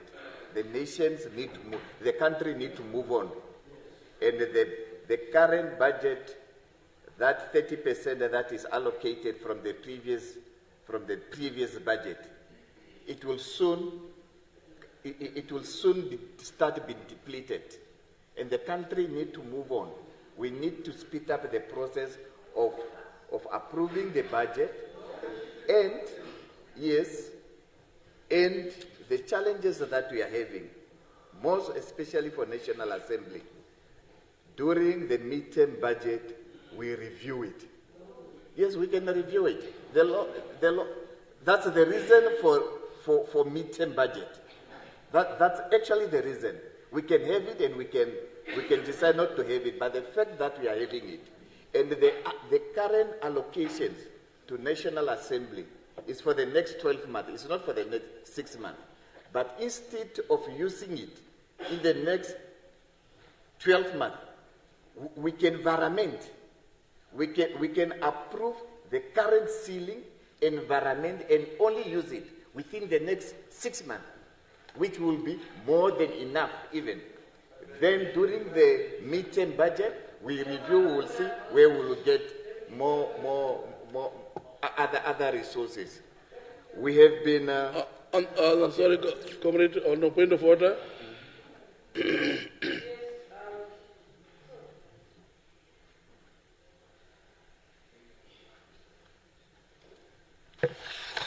Yes, thank you very much, Honourable Deputy Chairperson of the Whole House Committee. I rise on a point of order. I think it's unfortunate that the Right Honourable Deputy Prime Minister is sort of misleading the House. I remember when we had this discussion about the allocation that is made to not just the National Assembly, but also to the National Council in the last term. We had agreed. We came to a standstill like this one in the last session, and both houses said, we don't agree with the amounts that is being allocated to this organ of state that is responsible for lawmaking. I remember very well as well the Where do you make a point of order? No, don't worry, I'll get there. When you do that, we're not going to agree and get along. No, I just want to understand you. But I want to respect you as a presiding officer. I really want to. But I'm trying to land a very important point here. Because some of us have seen this thing happen consistently, and that is why we are seeing a repetition of the same issues over and over again. And it is frustrating because we know exactly what ought to be done. It's not an issue of verimentation, or verimenting money, or getting money from somewhere to put here. Every now and then when members of parliament complain about the allocation. The very right honorable Deputy Prime Minister, when he was chairperson of a committee, was part of us when we are advocating for a bigger budget allocation. And it wasn't a conversation of we're going to veriment at mid-year review when we're having a budget review. No, it was a conversation of what is it that we can do now. If it is to engage the Minister of Finance, who sits in this house, who is a member of this house, then let it be done. But not to say that we're going to have some sort of gentleman agreement in the corridors of Parliament. No. So I just want to put it on the record that that conversation cannot be a conversation that is had somewhere in the corridors. It must be a decision of this house. So if we have come to a standstill and we do not agree with the conditions of service, with the way that members are treated, not just in this house, but also the conditions that they have to endure when they're serving on those committees, then let this discussion be referred to the Budgetary Committee. Let them, or let the responsible structure go and consult with the Minister of Finance. We are saying we want to have ownership over this budget.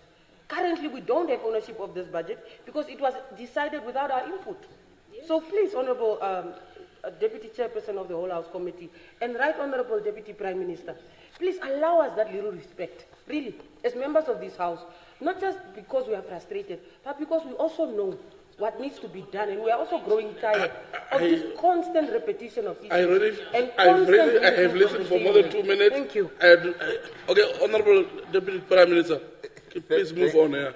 Thank you, Honourable the Deputy Chair of the Whole House Committee.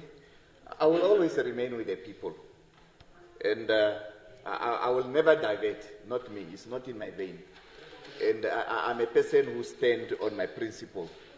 It doesn't mean when I become now a member of the executive, I will forget where I come from. Never, not me, not Itete. And that's the reason why I said the allocations to National Assembly is insufficient. And that's a fact.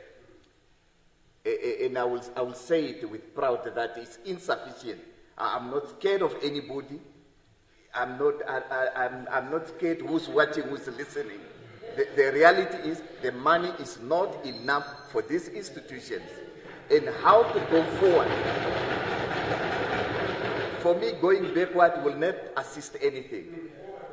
We need to go forward. How do we correct the situation? We need to correct the situation. We have been here on the same floor, preaching the same thing. And the situation is not corrected as per our expectations. But there is a change of gears. There is a change of faces in the new administrations. And with the new administrations, give us a chance to correct the situations. And the reality is, the budget preparation starts from the last financial year. It did not start with the current Minister of Finance. To be honest, that's the honest truth. She finds it there. Yes, but now she has to take the responsibility. Now, as government, we have to take the responsibilities. I'm one of them, and we have to take the responsibilities. And I'm not ashamed of that one. And we'll take the responsibilities. But taking that responsibility, let's correct it. And we have to correct it the right way. It will not help us anyway. If we are not correcting it the right way, we will all collapse. The reality is we will all collapse. We just have to correct. If you hear me correct, I'm saying the current allocation, it's meant for how many months? It's for the next 12 months. But we can amend that amount. Time is up. So that it can only be used for the next 6 months. In the next 6 months, we will see where we'll get the money from. Thank you so much. Thank you, Honorable Deputy Prime Minister. I can now recognize Honorable Karonda. Thank you very much, Honorable Deputy Speaker of the Whole House Committee. I tend to agree with the colleagues on this side of the aisle, where I am. Yes, that we need, perhaps, if that is possible, that this be referred to the Budget Committee for further discussion, but also not that, so that it is owned by this House. Now that sharply contradicts what the Right Honourable Deputy Prime Minister suggests. And I don't think this is a favour that we are asking the executive. I don't think it is also up to the executive to decide as to what to do with this.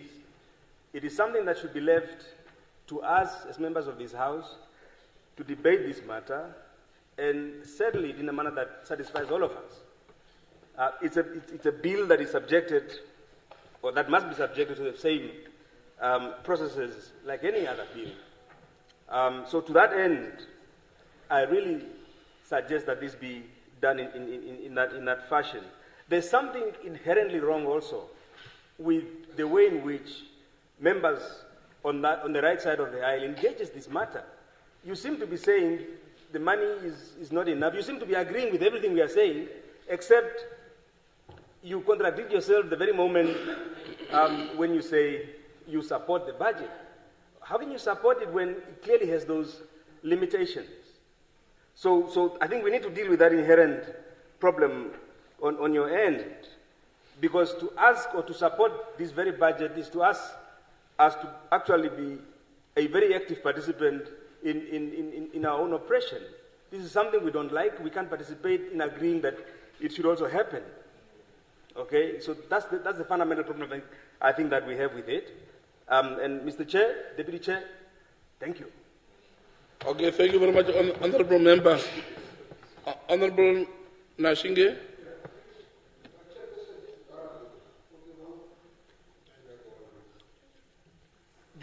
My contribution really is just to cement what we have said on this side of the aisle, but especially on the issue of space. And here I'm seeing, if you check on your page 45 of the estimate and what was expenditure, you have maintenance and expenses. Maintenance and expenses last financial year, you wanted a mere 2.3 million. Now you want 9.9 million, a difference of over 7 million. Some of these things, I think we when it comes to budgeting, let us not just throw numbers, because numbers should be thrown around. I think there's a need for elucidation and all that, so that we understand what we are dealing with and what is coming for us. Now, for us as IPC, we have, for example, 20 members of Parliament, and we only have 8 offices. You have 5 honourable members, men and women, sharing one office. You don't even see such occurrences in prison. But it is happening. And then you are playing politics in this house. This side of the National Assembly, things are happening different. This side of the National Assembly, things are happening different. The water on the floor, the toilets, right now the toilet up there does not even have a bath. But you want all this money. When do you get time to fix, even to take care of the property? Look at the bulbs. I mentioned them and you think it's a joke. But it's good that this side of the house, you are singing 2 songs, which is good. And I think at the end of the day, we are able to meet each other, which is good. And I think the past, how many years, the focus has been this imaginary enemy that you have created yourself, that these are your enemies, instead of focusing on building the institution and improving and making really democracy work for all of us. Now you are crying, you are tired of the $70 you are getting, you don't have cars, you are climbing on bicycles, you are crying. Who are you blaming?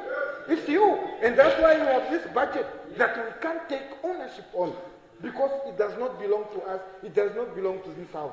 So, when we are discussing here, be honest, and when Sunday comes, remember also that you need to be honest to yourself, because you are not honest. You are supporting, but what are you supporting? At the same time, you are crying. Please. Thank you very much, honorable members. That's democracy in action. Honorable Kumbwa. Thank you very much. Honorable Deputy Chairperson of the whole House Committee. So it's vote 3, National Assembly. And remember that in the absence of the full swing orientation for new parliamentarians, I might say I'm a novice in this House to raise this question. Take that in account. I have considered all the deliberations from all parties, all members who made their contributions and noted as such. But I could observe that there are 2 ways here, which we don't know which one we should take. So it's a doubtful move that says you talk, you complain, but at the last stage you say, I support. This one is a predicament in my mind. I don't understand. Or is there any crime if such a budget is rejected by this House? What crime it is? Where it will take us if it is a crime? Are we going to die today? Or there is a room for change? We must do one thing. I don't support this budget. It's overdue, and I don't support the tactic of inheritance, as my Honorable Karonda have stated earlier. So, I don't support this budget, and I thank my brother here, Honorable Gambala, who said that the best way to reject and refer it to the relevant standing committee for deliberations. It will not take us 5 weeks to finish. It's very easy. We have technocrats here. Thank you very much, Honorable Speaker. Thank you very much, Honorable Member. I now recognize Honorable Ashipara.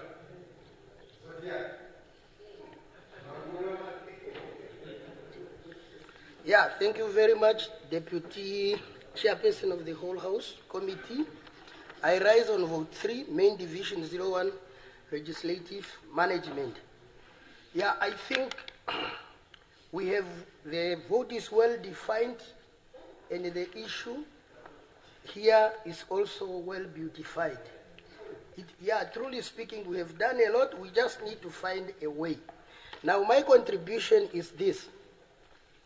Yeah, we have been speaking to a lot of old members here, and we get to know some few facts. Yeah, we understand there is a political office bearers commission that was supposed to serve for this purpose, to look into our problem as sort of our union. We discussed it at the other induction there when we were there. But what is the main problem here? I think the main problem is this commission is manned by non-National Assembly members to represent us. And I said it the other day that how can you get a mechanic to lead a union of teachers? Because we as teachers in Nantu, the president is a teacher, the SG is a teacher, and they understand when we say we as teachers, we need accommodation. They understand.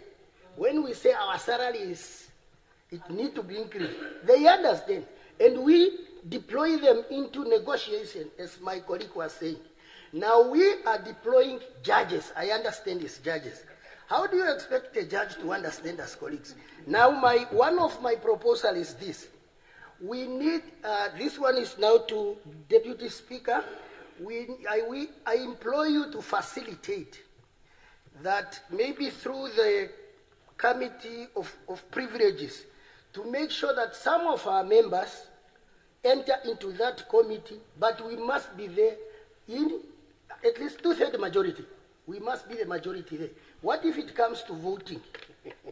Then our views will be voted down because the people, they will tell you, what do they charge people in the court? Contempt. You will be charged with some contempt there when you argue with one. So we put our members who will understand us better. Please, that is one of my proposals. Then I think that for us to really move forward also, this Committee of Privileges, yes, I was trying to read a little bit, but it seems it is the committee that we need also to request the Deputy Speaker to immediately activate it or to compose it, so that then it recall, we know there is a submission sitting on that committee's table. Recall that submission, then that committee reviewed, or we meet somewhere and discuss it to check if it is relevant currently. Because if it has been lying there, as people are saying, 5 years, 10 years, or what, it might not be relevant again. So let it be recalled, be reviewed by this committee. We look at it. Okay. We say, oh, is So, it already finished? Member, a point of Okay, no, information. there is still one. No, just point of information. There is still one I'm finishing now. Just a point of information. Okay. Yeah.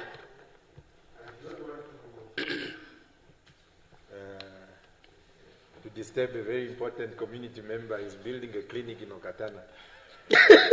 Yeah, so I just hope he's raising a very important point, but I just wish to clarify that there are certain things we are going to lose there. So this Public Office Bearers Remuneration Commission is established by an Act of Parliament. Yeah, so I also don't like it, but there's a law that creates them. And they don't necessarily represent us as members of Parliament, they represent all public office bearers, from councillors, from special advisors, to governors, even the president. This union is even a union of a president. So as far as the remuneration is concerned of members of Parliament, there are only two things. It's chaired by, I understand, by Milka Mungunda. So the president by proclamation, and that's how problematic it is.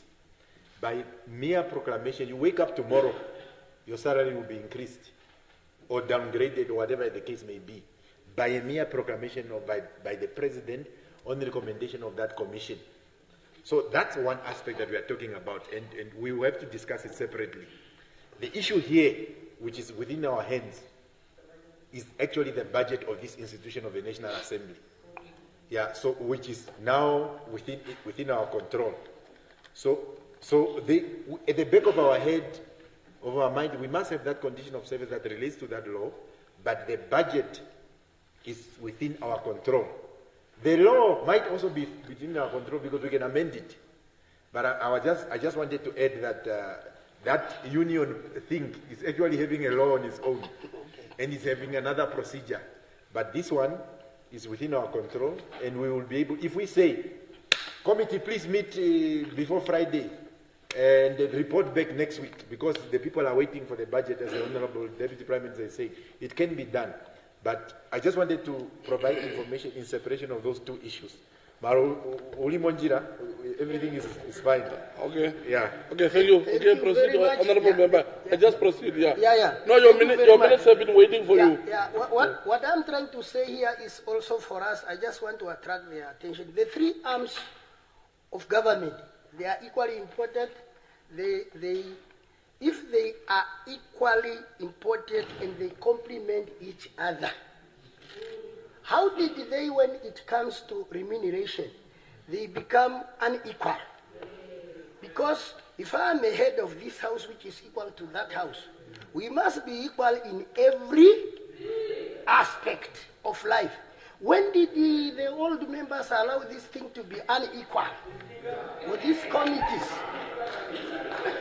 Yeah? The three heads must be equal. Then you can, so this committee, when it's going to come, it must start from there. Okay, then I come then to the inherent problem. Colleagues, honorable members, what we have to do is this. The budget is service to the people. I will say with this reservation, with this house on the move to solve this problem, is in line with what Deputy Prime Minister have said. It could be 6 months.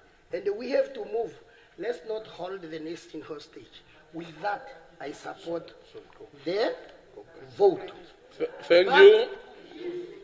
Thank you, member. Honorable member, your time is up. Thank you. Next, I recognize Honorable Emmanuel, Minister. Thank you. Thank you for the second time, the Deputy Chairperson for the whole House Committee. Deputy Chairperson for the whole House Committee, members of this August House. I want to add the second voice to this budget. And I want to do it with a caveat that I indicated earlier that I'm a tripartist, believe in social dialogue. And as a minister responsible for justice and labor relations, the people sitting in this house are part of our social partners. And I want them to come to see whether I'm coming closer to see how we can help. And I want to refer everybody to Rule 200, Sub-Rule 4, so that we see whether that is helping us.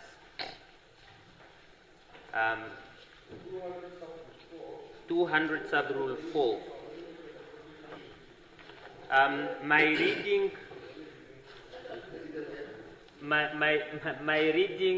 Deputy Chairperson. Honorable Minister, may you read for us, please?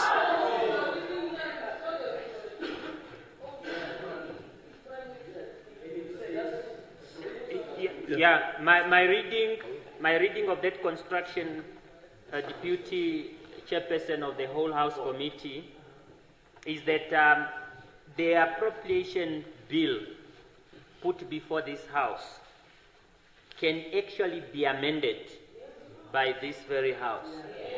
That's my understanding of the rule. I'm new, but I'm captured. So I'm then reading that rule to mean that to a certain extent, if we have reached a certain point, we may actually seek refuge under that rule. And that's why I want to propose that maybe then, in order to resolve the divergency, a consultation should then be sought with the Minister of Finance to see whether then the amendment or the increase, except that there is nobody that proposed a definite figure in terms of the increase. So, but I'm proposing then that a consultation be held with the Minister of Finance to see whether we can find somehow an amicable solution under that rule. I thank you. So, okay.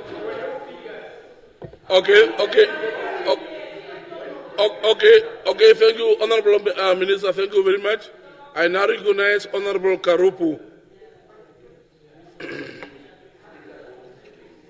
Thank you very much for the floor. Honorable Karupu, just a second, please, just 1 second. Yeah.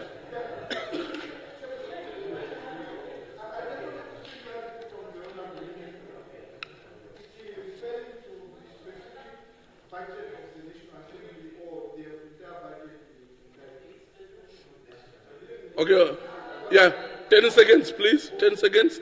Yeah, thank you, Honorable. Honorable Deputy Chairperson of the whole House Committee, I'm trying to balance.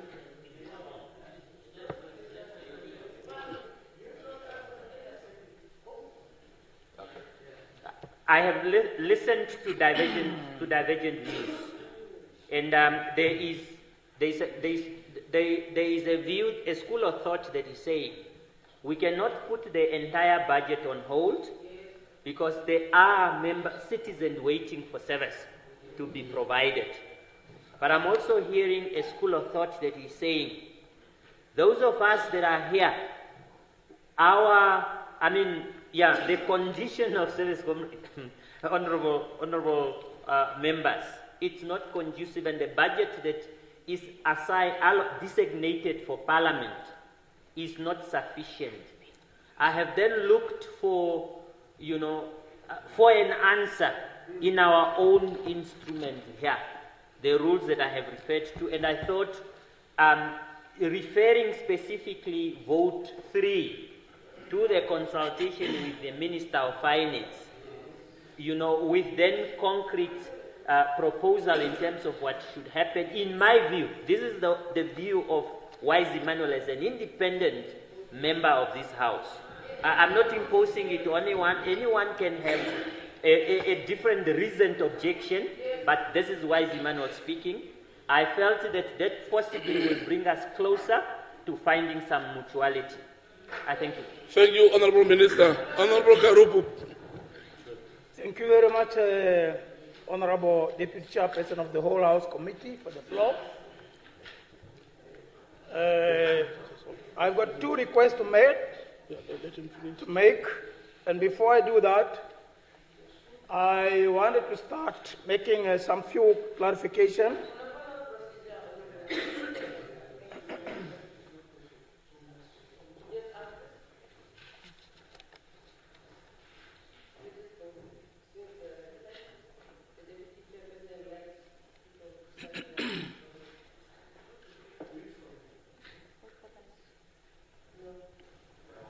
Yes, Honorable Deputy Chairperson of the whole House Committee, please indulge me. I'm looking for clarity. The Honorable Minister of Justice and and Labour has made a proposal, or rather has moved.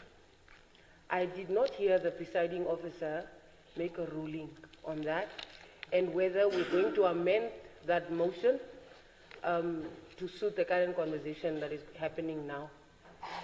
Thank you. Okay, thank you very much. Honorable Karupu, may you proceed. Yes, thank you very much. Once again, Honorable Deputy Chairperson of the whole House Committee, I said I've got 2 requests or submission to make under vote 3. And before I do that, I first wanted to make some clarification on between the members of Parliament and other office bearers honorable member. Office.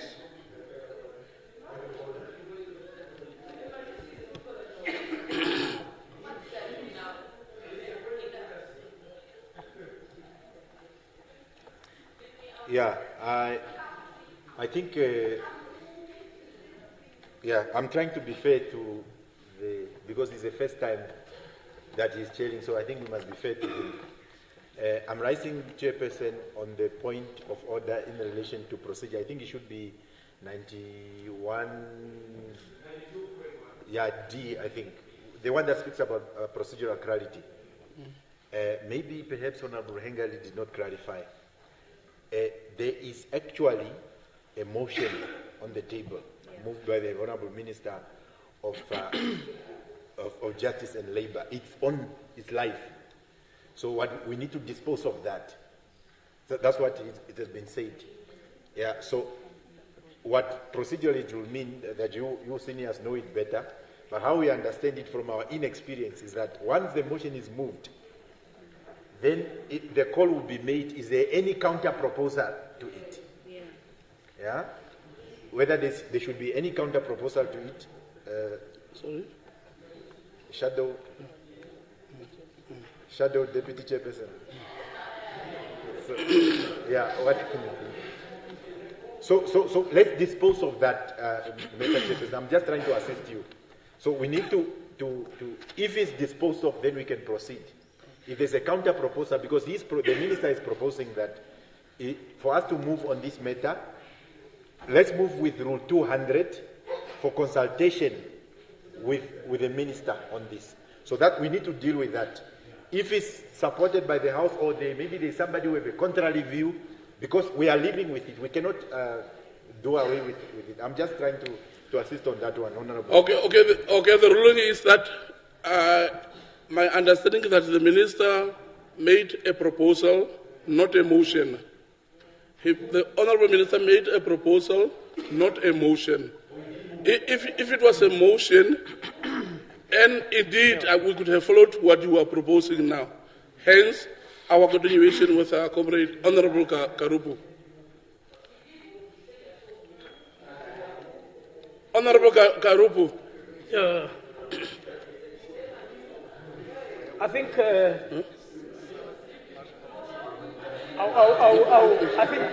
I think I'll compliment. Yeah, Honorable Kampala. Okay, Honorable Kampala. Okay, Kampala. Okay. I will compliment what the Honorable. Honorable Karupu. Honorable Karupu, can you sit down, please? I'm going to compliment you. Yeah. Okay, I will compliment that. Thank you very much. Once again, Honorable Deputy Chairperson of the whole House Committee. I just wanted to start by making clarification between the members of Parliament and other political office bearers.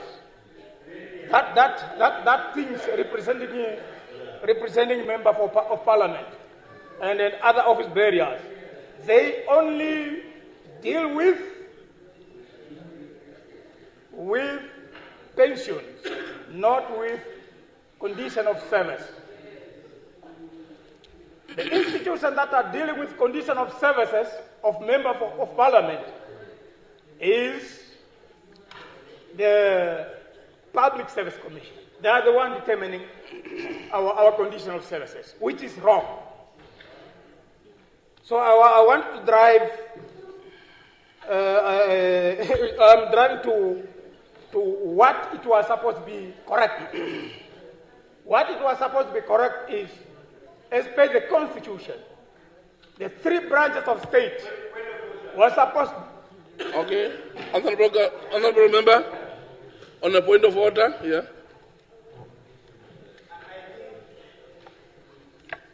Is your mic on?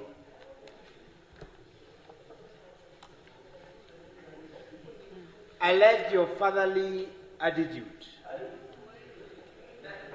You are being a father, very accommodative, but we are losing focus.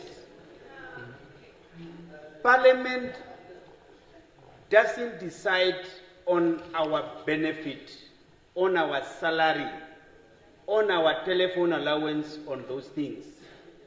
It's not included here.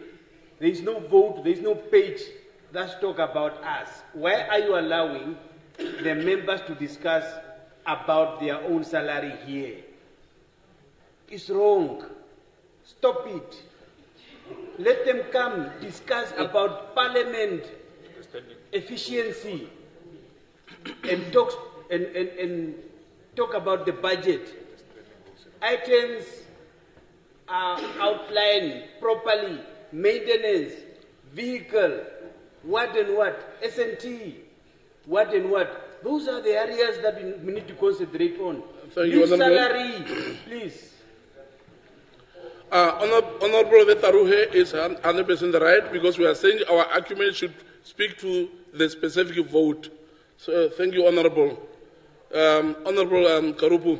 Yes, I think there were queries made here by the honorable members. As an experienced member of this house, I wanted to help the members of their queries, including Honorable Andorodi. Yeah, Honorable Member, just make your contribution, yes. please. What I wanted to help is that the other institutions that we refer to now is referred to as scrutiny, only deals with pension. It doesn't deal with conditions of service. What deals with conditions of service of Member of Parliament is the Public Service Commission, which is wrong, because we were supposed to be independent. All three branches of state, according to the Constitution, were supposed to be independent from each other. We were supposed to have our Parliamentary Service Commission. And my request is that the approving authority should approve the establishment of Parliamentary Service Commission in order for us. Yes, that is number one. Number two is I am respectively requesting the Ministry of Finance, the Minister of Finance, to look into the contingents fund to cater for the shortfall of the National Assembly or Commit Service funds. That is what I'm moving. So with this, I thank you very much, Honorable Deputy Chairperson of the Whole House Committee. Thank you very much. I complimented the Honorable Minister's proposal of consultation with the Minister of Finance. The Minister of Finance, to make allocations to this vote from the contingents. Thank you very much. Thank you very much, Honorable Karupu. Now I recognize Honorable Samupwa. No, I didn't hear a word of that nature from him. Let us stop talking on behalf of others, please. Honorable Samupwa. Thank you, Deputy Chairperson, for the whole House Committee, for the chance. Honorable Members of Parliament, I want to comment on Vote 3, specifically on personnel-related matters, and also on remuneration, as it is presented in the budget, and also the development budget. I think to start with, I just want to make a remark to say somebody somewhere has not been listening, and it is time that we force that person to listen, whoever the person is, on these aspects that I'm saying here. On the staffing, as I was looking at the Speaker's motivation, she has elaborated there that we have up to about 24 positions, if I got them right, that are unfilled here. In order for us to do our mandate properly, or to practice our mandate properly, we need money there, Comrade Deputy Speaker, that is representing our Speaker here. And everybody here is saying we have enlarged the committee numbers, but it's not going according to the issue of expanding the staff. Secondly, I thought that we would be considering this budget also in tandem with National Council, because it's the same thing. So when I was looking at page 63 of the MTEF book, I was appalled to note that not a single cent has been allocated to the development budget of National Council. I did my homework, Deputy Chairperson. I went around, nobody took me around, but I went up to where the National Council is sitting, somewhere there. We are even better here, we are sharing 2 people per office. There I found people 6, 7 in one office. Their names are written there. So it is very disheartening to see that there is no budget allocated also for that vote in the National Council. So I was going to suggest, following what our Deputy PM said here and our Minister for Labour, to say not only, because there are 2 different committees here. There is a committee on privileges, but there is also a committee on budget and planning. I think these 2 committees need to meet urgently, in my view, together with the Minister of Finance,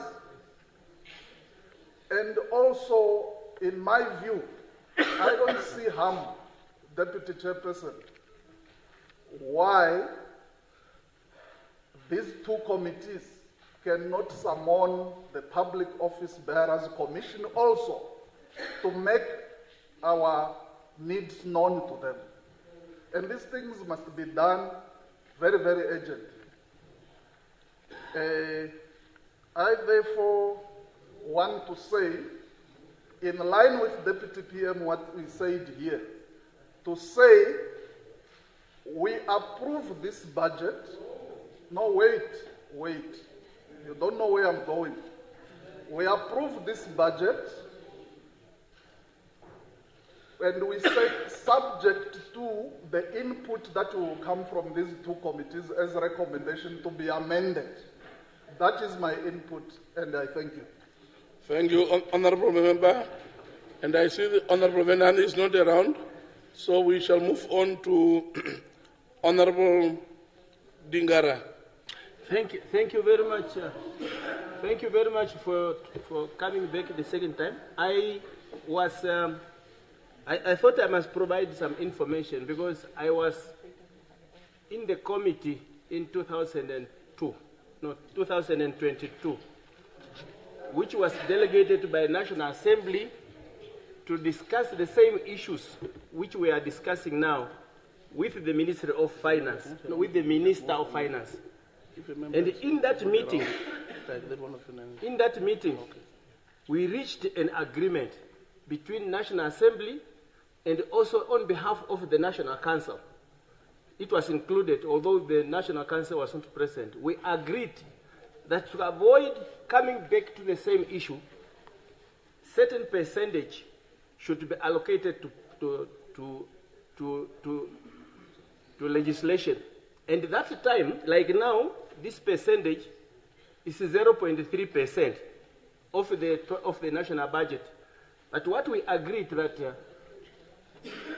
2024, we should move to 0.5% of the budget, and 2025, we should move to 0.6% of the national budget.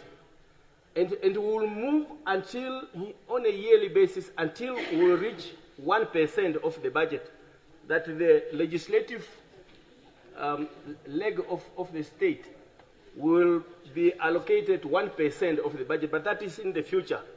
Now, if you take now 0.6%, which was agreed already, and we amend the budget to say, okay, the National Assembly implement what was agreed already between the Minister of Finance and this August House.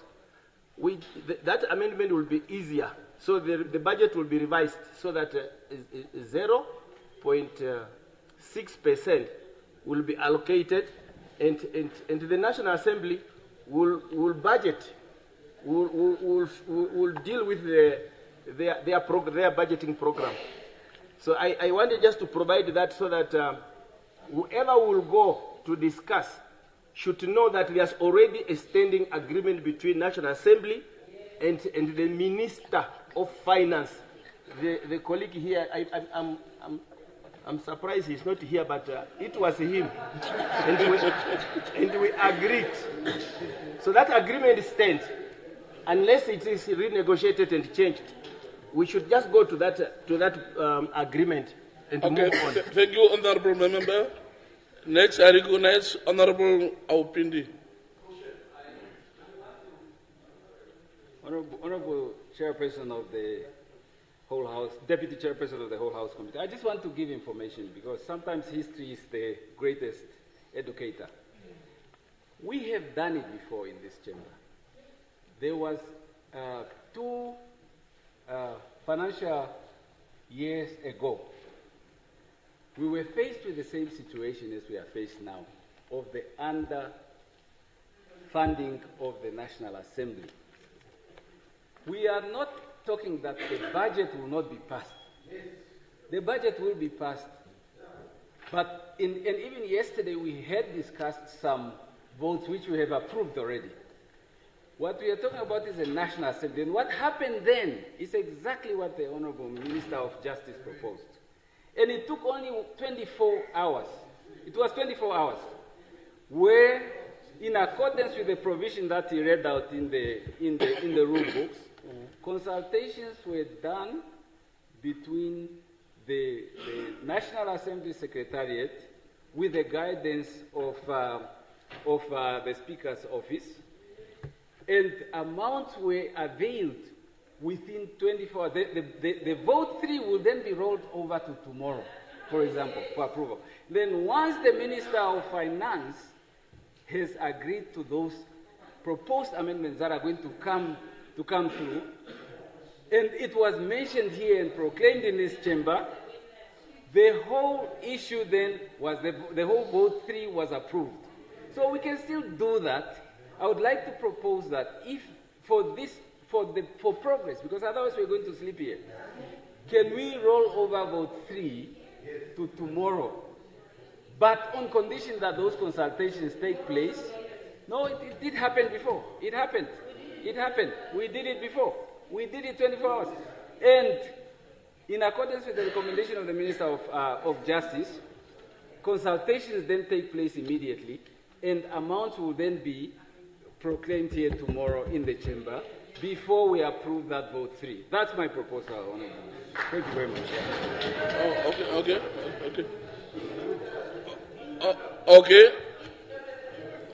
Okay, we'll move on. Okay, Honorable Chinana.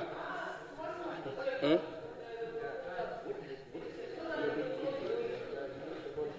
Okay.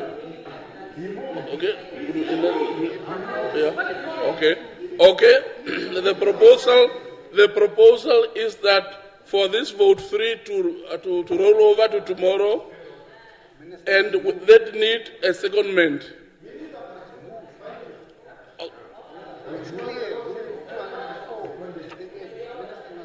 With any secondment? Okay. Okay. So, agree to vote 3 is rolled over to tomorrow. Okay. Community person?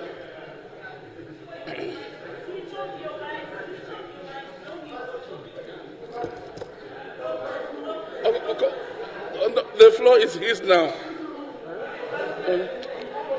No, just hold on. Just hold on. Honorable members. No. He hammered what I asked the floor in terms of guidance and procedure. The page. No, just listen first. You see, what we have passed, what we have done is amendment rule in terms of Rule 109, subclause 3. And then the other one is 125, subclause C. Honorable Chairperson, just sorry for disruption. After discussion, I was supposed to hand this one over to you for further clarification. I just wanted to bring to the attention of the House the committee to which you are referring, the committee to which you are referring, in terms of the rules. The committees are constituted, you have elected your chairpersons, but the committees are not yet duly announced in the House. The announcement must first be made before the committee in terms of the rules. And that is why I wanted to bring to the House to say it's true, we know the members, it's just like President-elect and us. In November, the results were announced.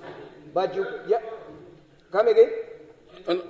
Sorry, Honorable Chairperson, please continue. Yeah, you get the point. We were elected, but we could not take office until the time comes of 21st or 20 March 2025, in as much as the election took place. So the election took place, but the committee's full establishment in terms of the chairpersons and the deputies must be announced in the House, and that process then legalized the full continuation and operation of the committees. But that is what I wanted to share with the House. Okay, enough. Okay, Honorable Hungary. To make our work easier, all of us. Can the members who were elected as chairpersons of committees not be announced tomorrow?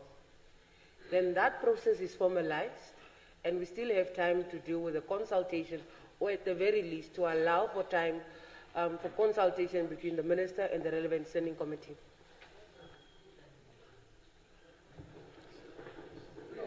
Okay, Honorable Chairperson. You see, there is no harm. The announcement can be made today. I just wanted to bring to the House to say, if you are saying the committee has to meet tomorrow, the Minister of Finance, the announcement will be done 2:30, isn't it? So, and then the committee can only meet the minister thereafter. It will not be 2:30. The next day is holiday, unless we say we must meet on Friday. That is the issue. Because the decision was to say they must meet tomorrow, isn't it?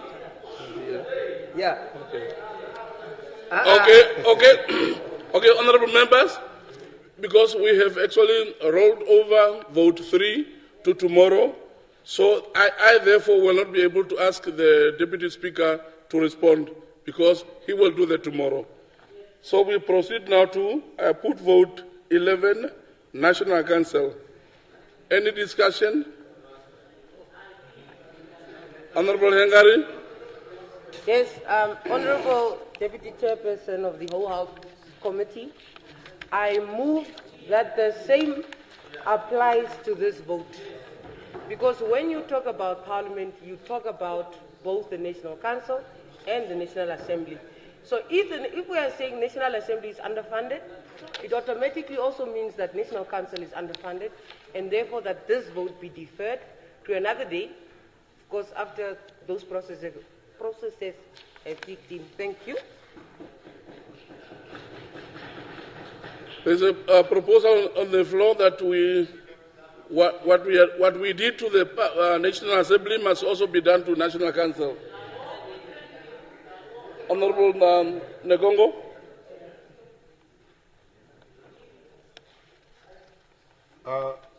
I want to support and to second the proposal. Thank you.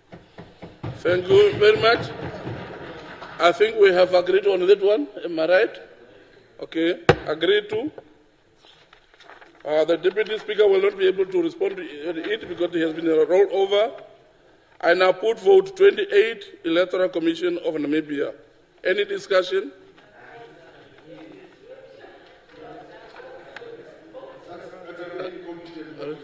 Agreed? Okay, Honorable Kandorodu.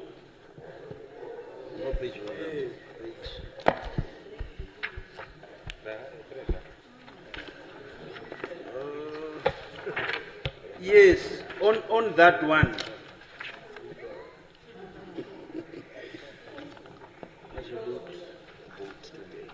28.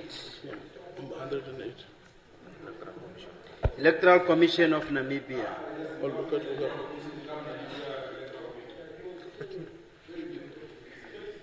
Electoral Commission of Namibia. Vote 28.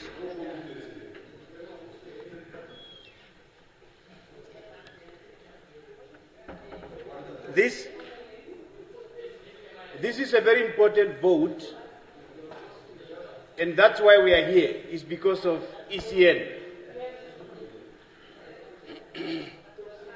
But it's also one of the vote that is also underfunded. Hence, taking us back to what happened last year. Let's look at voter education. There's actually no voters' education taking place in Namibia. Only a piecemeal. Why? Because there's only one office in the region that is taking care of all the constituencies. At least in each and every constituency, there must be a voter educator equipped with office and a vehicle. Because it's very important to educate. Now, that exercise has been left to the political party, which is supposed not to be the case. It's supposed to be the state responsibility to educate the masses, the voters, on voters' education. Secondly, when it comes to registration, to polling stations, there must be no Namibian that is traveling to go and vote. At each and every locality, every village, it must be a polling station. So more money need to be allocated to ECN to look after this. Political parties supposed not to fill up vehicle to transport this person from this village to go to the polling station. ECN must find people where they are so that they can cast their vote. It's very important. That's democracy. People must not run to search for democracy. Democracy must come to them. So this vote is one of the important votes that need an assistance from this House. The issue of the vehicles is a critical one. These institutions doesn't have a fleet. They have to call in the public on last minutes to come register their vehicles because they don't have a fleet. So therefore, they must be assisted with more money so that they can be equipped and run our election effectively and efficient and have a free and fair election at the end of the day. So I don't support this vote. It needs to be referred back so that we provide, the state provide enough finance to help this institution. I thank you.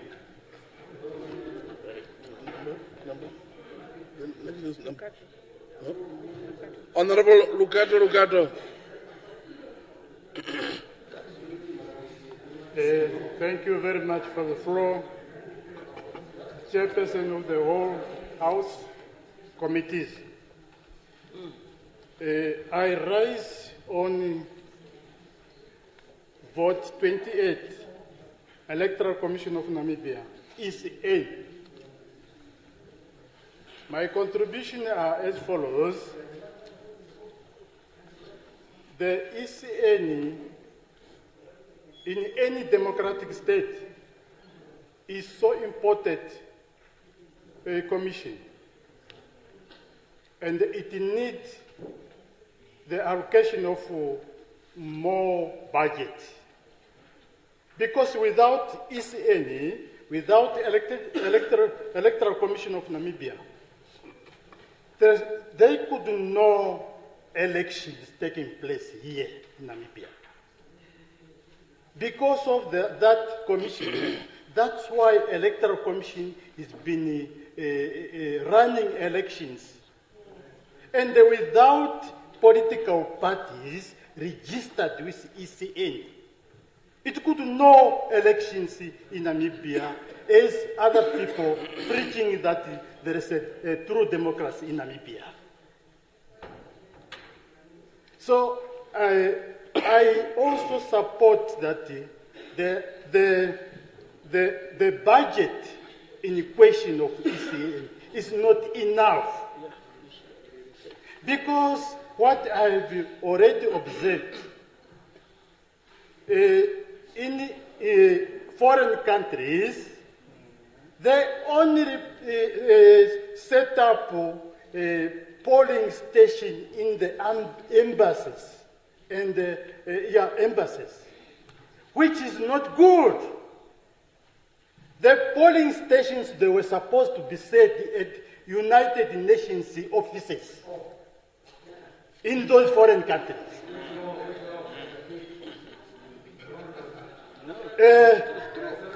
If we are talking about independent, let us just refer to vote. If we are talking about free and fair and equitable elections in Namibia, the ECN should be independent. Yes, you cannot. Honorable Minister, please. Yes. Order, please. Yeah. Okay. Please, order, Honorable Minister, please.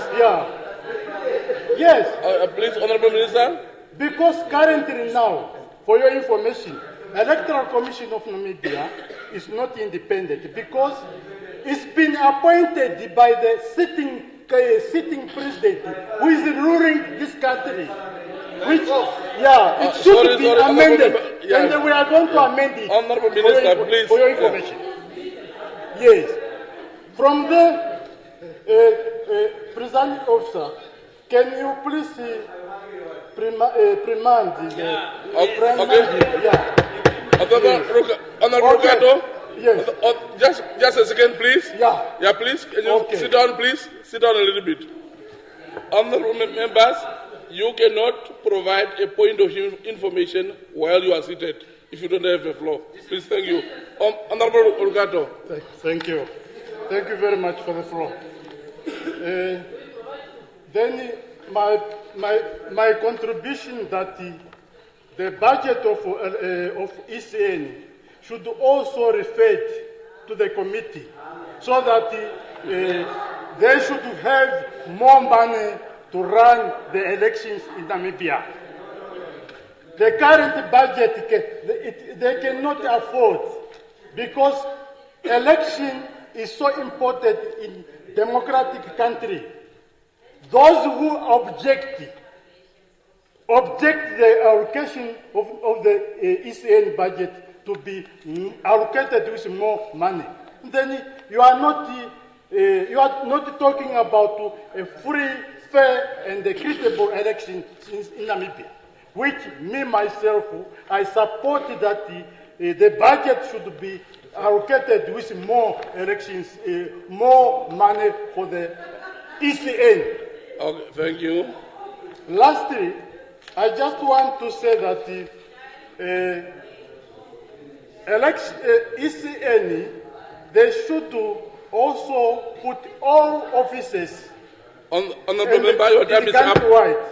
Honorable member, your time is up. Thank you. Next, I recognize Honorable Kampala. Thank you, Speaker, Deputy Chairperson of the House Committee. I rise on vote 28 on the program of voter education. I think the issue of ECN, Deputy Chairperson, is not necessarily financing. I think the issue is misappropriation and also misalignment of funding.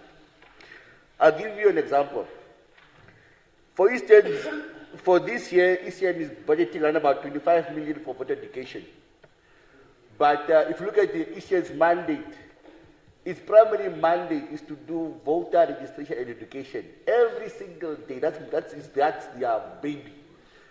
It's like you being a parent and you must feed your child. Every day you know that when I wake up, my child must eat. So you cannot come after 3 months and say that, no, I must go look for food 3 months later. We know that your child for the past 3 months did not eat. So the issue of, for instance, the 25 million chairperson is that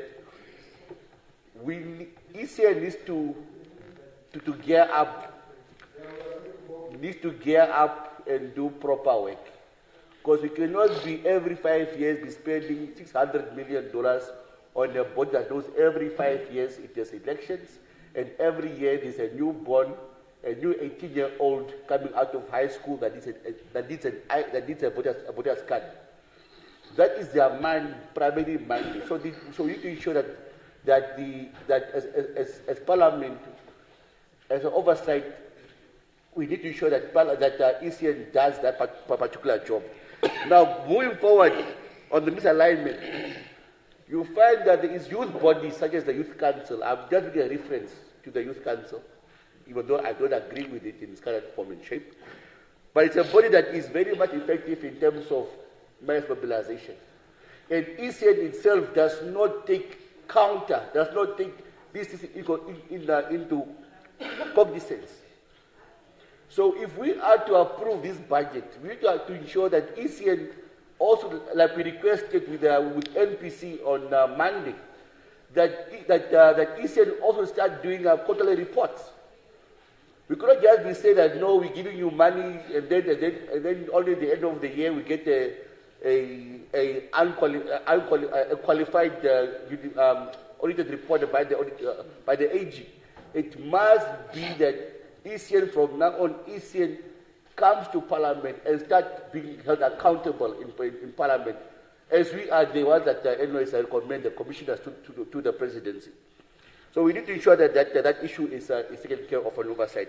The other issue is on the IC material. The Minister of ICT, the Ministry of ICT rather, made a statement that all EIC materials, your programs, these things like your consumable programs and stuff that the ministry is outsourced, must be done through the Ministry of ICT. And it's something that, and it's money that is going outside the country by ECN. Because you know, 25 million, out of 25 million, 10 million will go out of the country. But we have in the ministry that has a capacity to print these brochures, these flyers, and also locals. So we need to ensure that if the ministry cannot, I see she's shaking her head, if the ministry, yes, if the ministry cannot afford to print those documents, because I say, look, this business is unusual. We are trying to cut costs. We also want to ensure that money stays in the country at all levels, at all costs. So if it means that the Ministry of ICT needs to just start doing this, let the ministry start doing it. How Princess, please allow me. Yeah, so.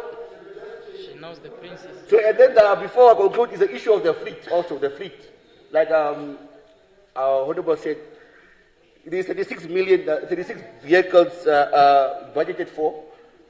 The ECN every year they request vehicles from the public, but then once those vehicles are retained by ECN, our insurance companies don't want to cover the damages that ECN has done on those vehicles. So it's either we increase the insurance cover here for these vehicles that are taken out by ECN to the public, so that even if I volunteer my vehicle to ECN, when it comes back, I'm able to cover my insurance. My insurance is able to cover those damages that caused by ECN. Okay, thank you, Honorable Member. Your time is up. I now recognize Honorable Mwashindange.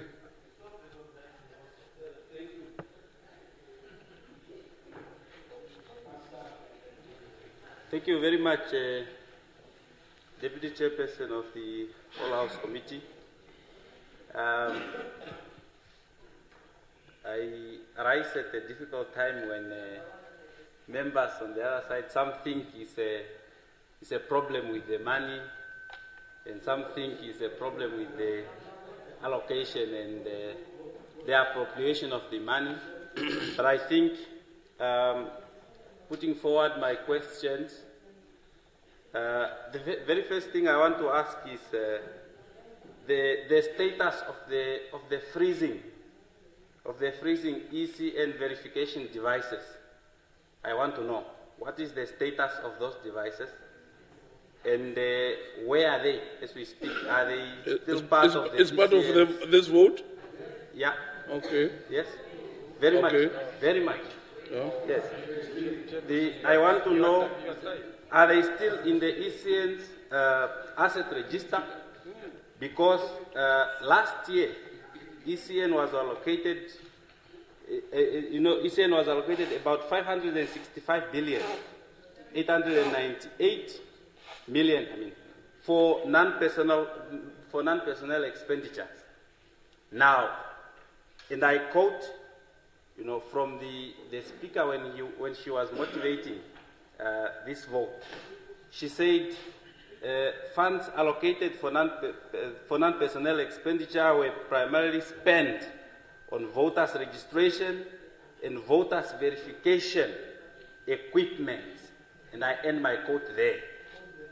Now, during this year, we are making the same commitment to appropriate, a slight increase of what was appropriated last year, to still go for the same budgetary provision.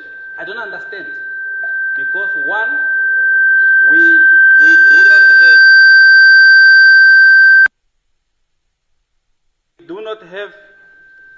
do not have a national elections this year. All we have is local and regional councils election. So I don't know what is the increase for. Somebody needs to justify that. And because why are we increasing? Are we still sponsoring the freezing devices that kept our people in the queues for the whole hour just to cast their votes? And many of them having to go back to their houses without casting their votes because of those devices. The other is recalling on the 2017 missing EVMs loaned to a political party and the secrecy surrounding it. What guarantees funding by this budget ensures asset won't be mishandled or loaned to political parties again? Has the ECN tightened custody policies and commitment to immediately publicly disclose such incidences? And how do we know this won't happen again? Procedures, the thing of saying procedures are in places will not work anymore. We are tired of that. We want public reporting on these irregularities within 24 hours. The other is, how do we measure democracy delivered for 647 million Namibian dollars? Beyond just holding an election, what KPIs is ECN setting? Is it that of higher turnover? Is it maybe that of fewer spoiled ballot papers?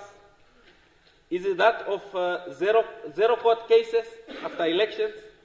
Or is it that of faster results? Will ECN commit to specific outcomes and report publicly on either hitting the targets or missing them? Honorable Deputy Chairperson, I see my time is running up. I still have two questions. I beg your indulgence to add 3 more minutes, if that is fine with you. Because it's a very, very, very important. I beg your indulgence to. Thank you very much.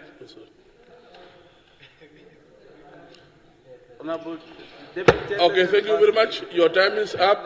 There is always a provision for second and the third round. You can always come back if you so wish. Thank you. Next is Honorable Nekongo.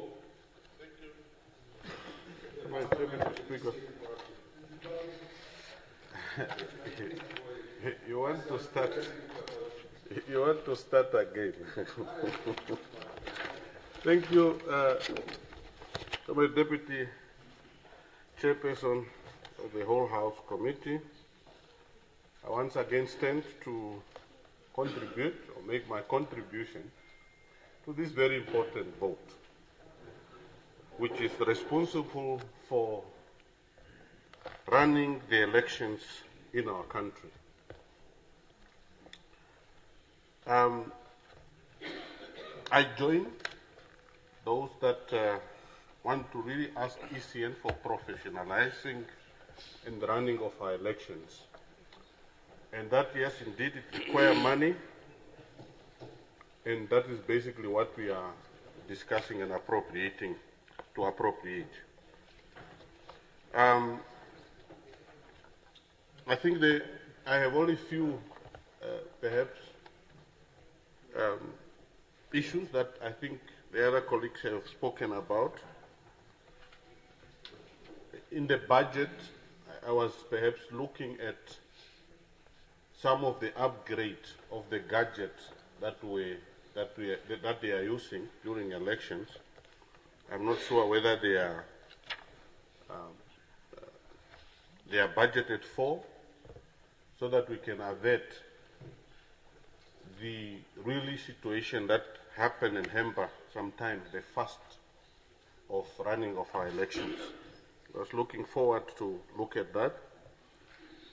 I'm happy that despite that the budget is very small, I think there is something, especially on vehicles, that there is something, although if resource was supposed to be enough, we could ask for more. But under the situation we find ourselves, I think ECN will be able to deal with the little we have. And I think it's also important to ask the colleagues on the other side. The cake is just that small. Despite that we want more, there's no way where we will get it, but we ask those resources that will be appropriated to be utilized for the purpose they are intended to. So on that note, I want to support this vote, and I thank you very much. Thank you, Honorable. And I recognize Honorable Hengari. Yes, thank you very much, Deputy Chairperson of the whole House Committee. I agree with a colleague that said the issue of ECN, or the Electoral Commission of Namibia, is not so much underfunding. I fully agree with the sentiments, because you look at, for example, the previous elections, where I think there was a point they availed 47 million. 47 million was allocated to encourage youth participation in elections. Then, somewhere towards the election, it was announced that around 2,172 vehicles were needed from ECN or by ECN to be able to transport and run all these exercises. So I think in as much as one wants to look at the numbers, look at the budget that is allocated towards this particular vote, it's also important to have some sort of introspection. What happened under the ECN during the previous election with the budget that was allocated to them? One, we ran out of ballot papers at polling stations. Two, people were frustrated, decided to go back home, and so forth and so forth. So I don't think the answer is necessarily throwing money at the ECN. I think we need to have some serious and honest introspection about whether both the objective, the strategic policy, or at least, I don't know what it is that they follow in the institution, whether that strategy aligns with the objective that ought to be met, which is, of course, to conduct free, fair elections for everybody to actually come to a point where they are able to exercise their right to go and vote.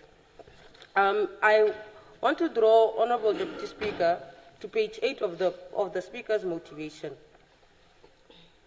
And there's a paragraph that says, this amount will cater for the procurement of goods and services which include property and equipment rental.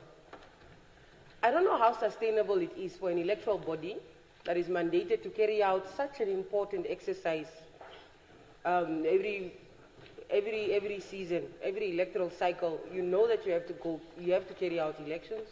You know that you will be needing vehicles. You know that you will need equipment. You do know that you will need office space. I don't know whether rentals, whether it's property or equipment, is a sustainable way to do things, especially for such an important body. Why not explore this approach that churches use, a lot of them, that instead of going to rent a guitar, to rent mics, instead of going to basically the piano or your keyboard, they don't rent. So what they would do is every season or whatever, when the tithes come in, for instance, maybe the Minister of Justice gives his tithe, they're able to put a certain portion away to just buy and own this equipment that they will know your choir would need on a Sunday for praise and worship. So why not actually explore that method, that church approach of rather purchasing this equipment that you know you would need for the next electoral cycle, instead of renting those equipments. Honourable, I also want to draw the House to page 2. It says the total expenditure for the 2024-2025 financial year was 634,085,016 Namibian dollars, representing an execution rate of 99.4%. Again, it really just goes back to the question of, is the ECN faced with an underfunding issue, or is it rather misplaced priorities in terms of does the strategy employed by the institution align with the priorities of the institution? I don't think so. So the bigger question here should be, what is it that the Electoral Commission body can do, not only to professionalize the services that they render, to ensure, of course, we have free and fair elections in the country, but also we have an institution that does not rely on rentals, renting property, inviting the public every other electoral cycle to bring their car so that they can carry out this very important exercise. There is finally, there is page 5. But before I go to page 5, Honourable Chair, Thank you, Honourable Member. Your time is up. Honourable Mwango. Thank you, Deputy Chairperson of the Whole House Committee. I would actually like to seek clarity, and that is on page 3 and 4 of the motivation. Deputy Speaker, why is there a reduction in personnel expenditure, that is 72 million from the previous year to 69.3 million in the current financial year? And this is despite a planned deployment of 17,000 election officials for the regional and local authority election. Further, explain to us how this reduction in personal expenditure will affect the staffing and the operational capacity of the Electoral Commission of Namibia. Thank you. Thank you, Honourable Member. Next is Honourable Thomas. Thank you very much. Honourable Deputy Chair of the Whole House Committee,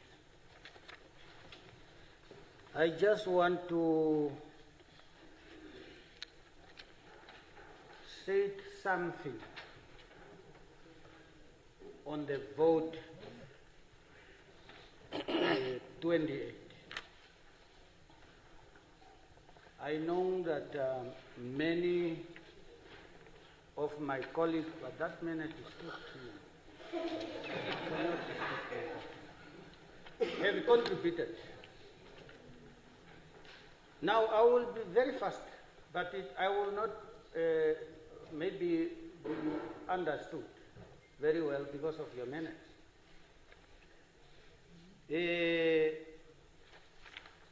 You know, when we are talking about the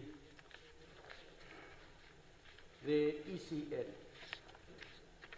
we are talking about the institutions we respect so much. And this institution is a respected institution in any other civilization. But here in Namibia, I think we take this institution as a joke. I just want to run a little bit to the experience I obtained when I was sitting in that committee.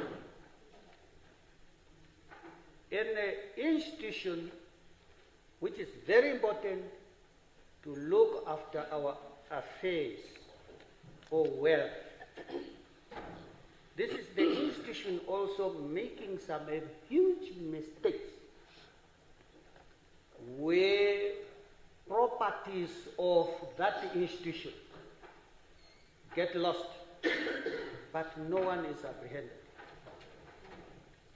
The government cannot even go and acquire where is that 117 laptop and with a card.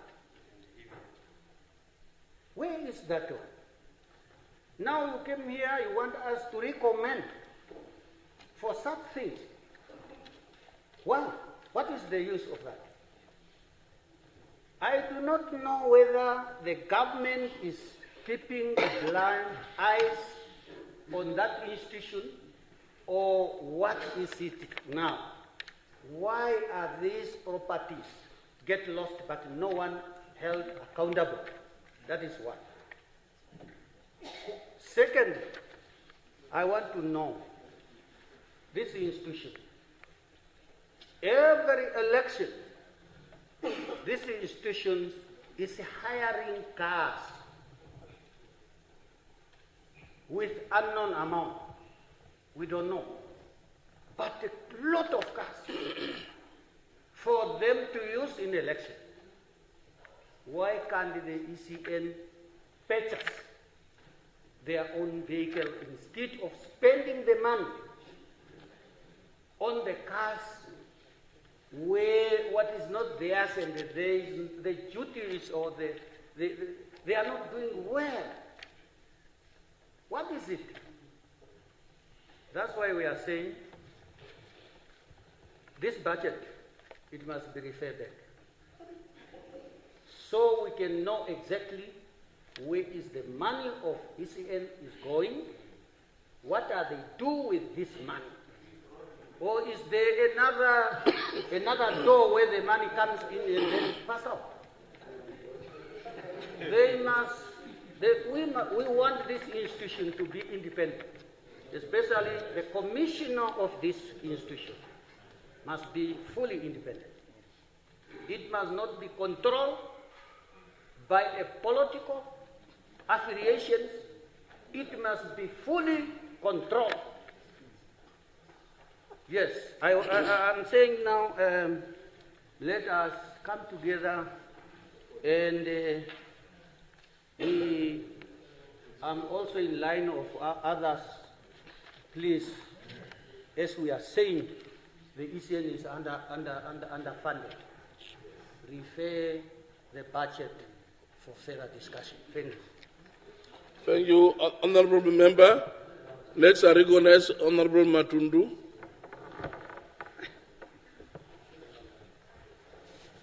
Thank you, Honourable Deputy Chairperson of the Whole House Committee.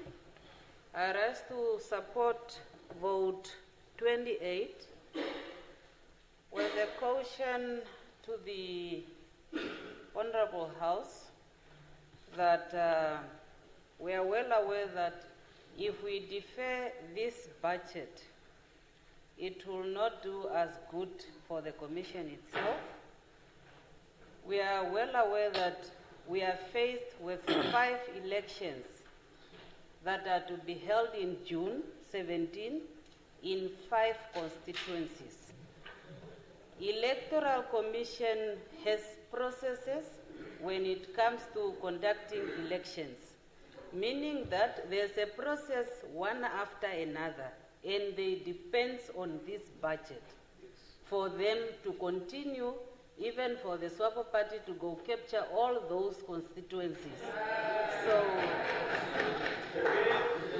we must really, because even during the second reading I indicated that we must do more with less, where I have indicated that money is the scarcest commodity, and it's up to the institution, the competing institutions, to see how are we going to manage our operations with the less budget we are having.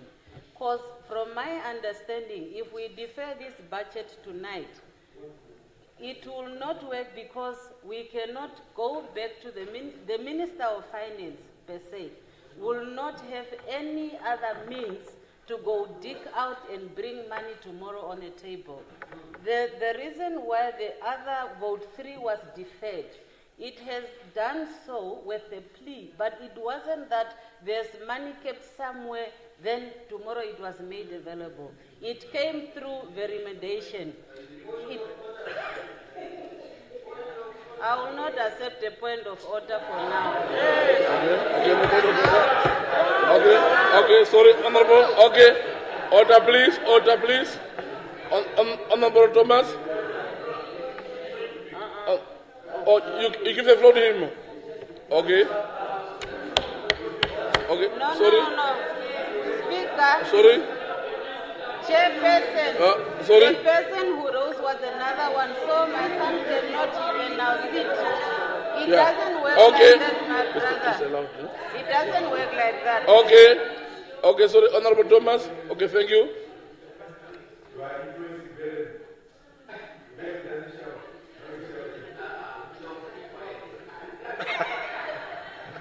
We know Body of Christ does not have candidates. You came on our vote. Yes, thank you. The apple vote. The Yeah. you must say thank you to ACS. You know, we are talking about a free and fair democracy. Point of order. Sorry. Let me listen. Let me come in. Okay, honorable member. On your point of order, please. Okay, on a point of order, honorable member. Yes. Okay. Yes, I'm coming.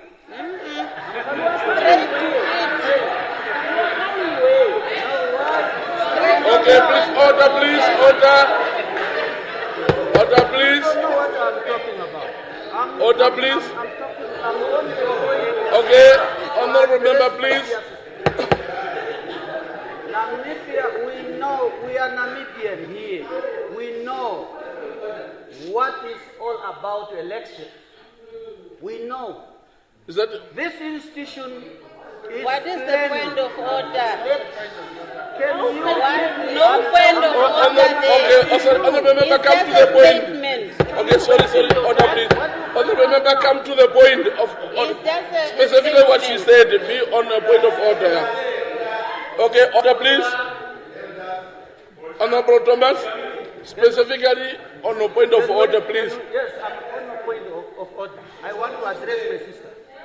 I'm saying, I want to start. I'm saying what I'm saying. This is an institution which is budgeted for more than 5 years. You cannot now come and say, no, the election is tomorrow, and then we cannot, we are unable, there is no money.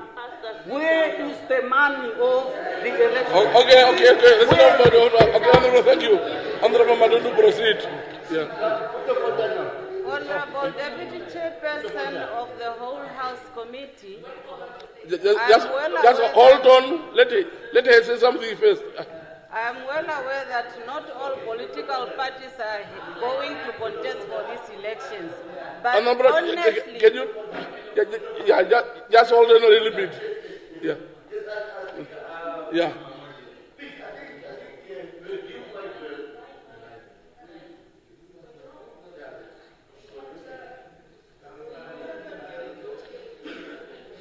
Okay. Deputy Chairperson, you're doing quite good. You are doing quite good and you are still doing good. But I'm trying to give you that hint that. Is it a point of order to me? No. No, not on you. You're talking to me, sir. I'm talking to you. Yes, I'm Yeah, talking please. to you. Honorable member, be specific. Yes, Straight I'm to the talking point. to you. No, I'm talking to you. I'm addressing you, but I'm talking to you. Yes, through you. So the issue is that we need to make sure that that we don't degenerate the discussion on intentionally.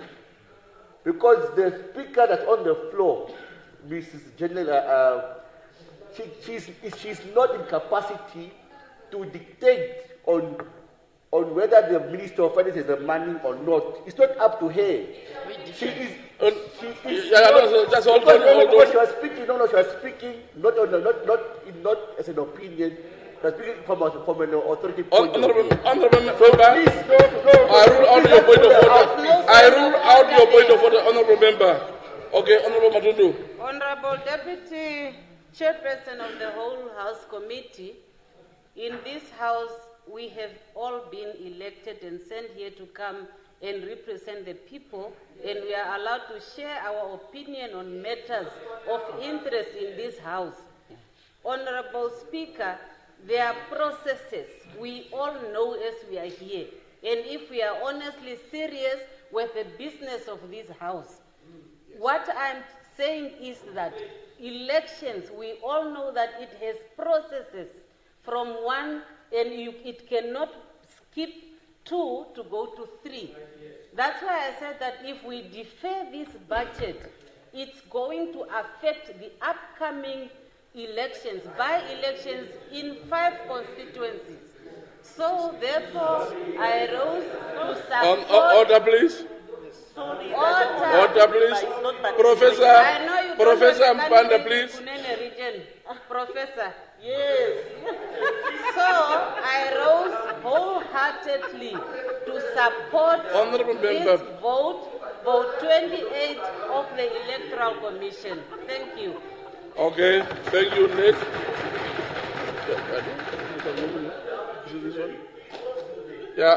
Yeah. Next is Honorable Kangulu.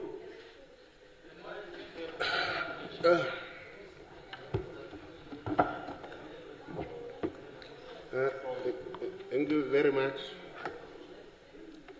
The Deputy Chairperson of whole House Committee, the opportunity given. I'll be very, very brief in terms of this vote.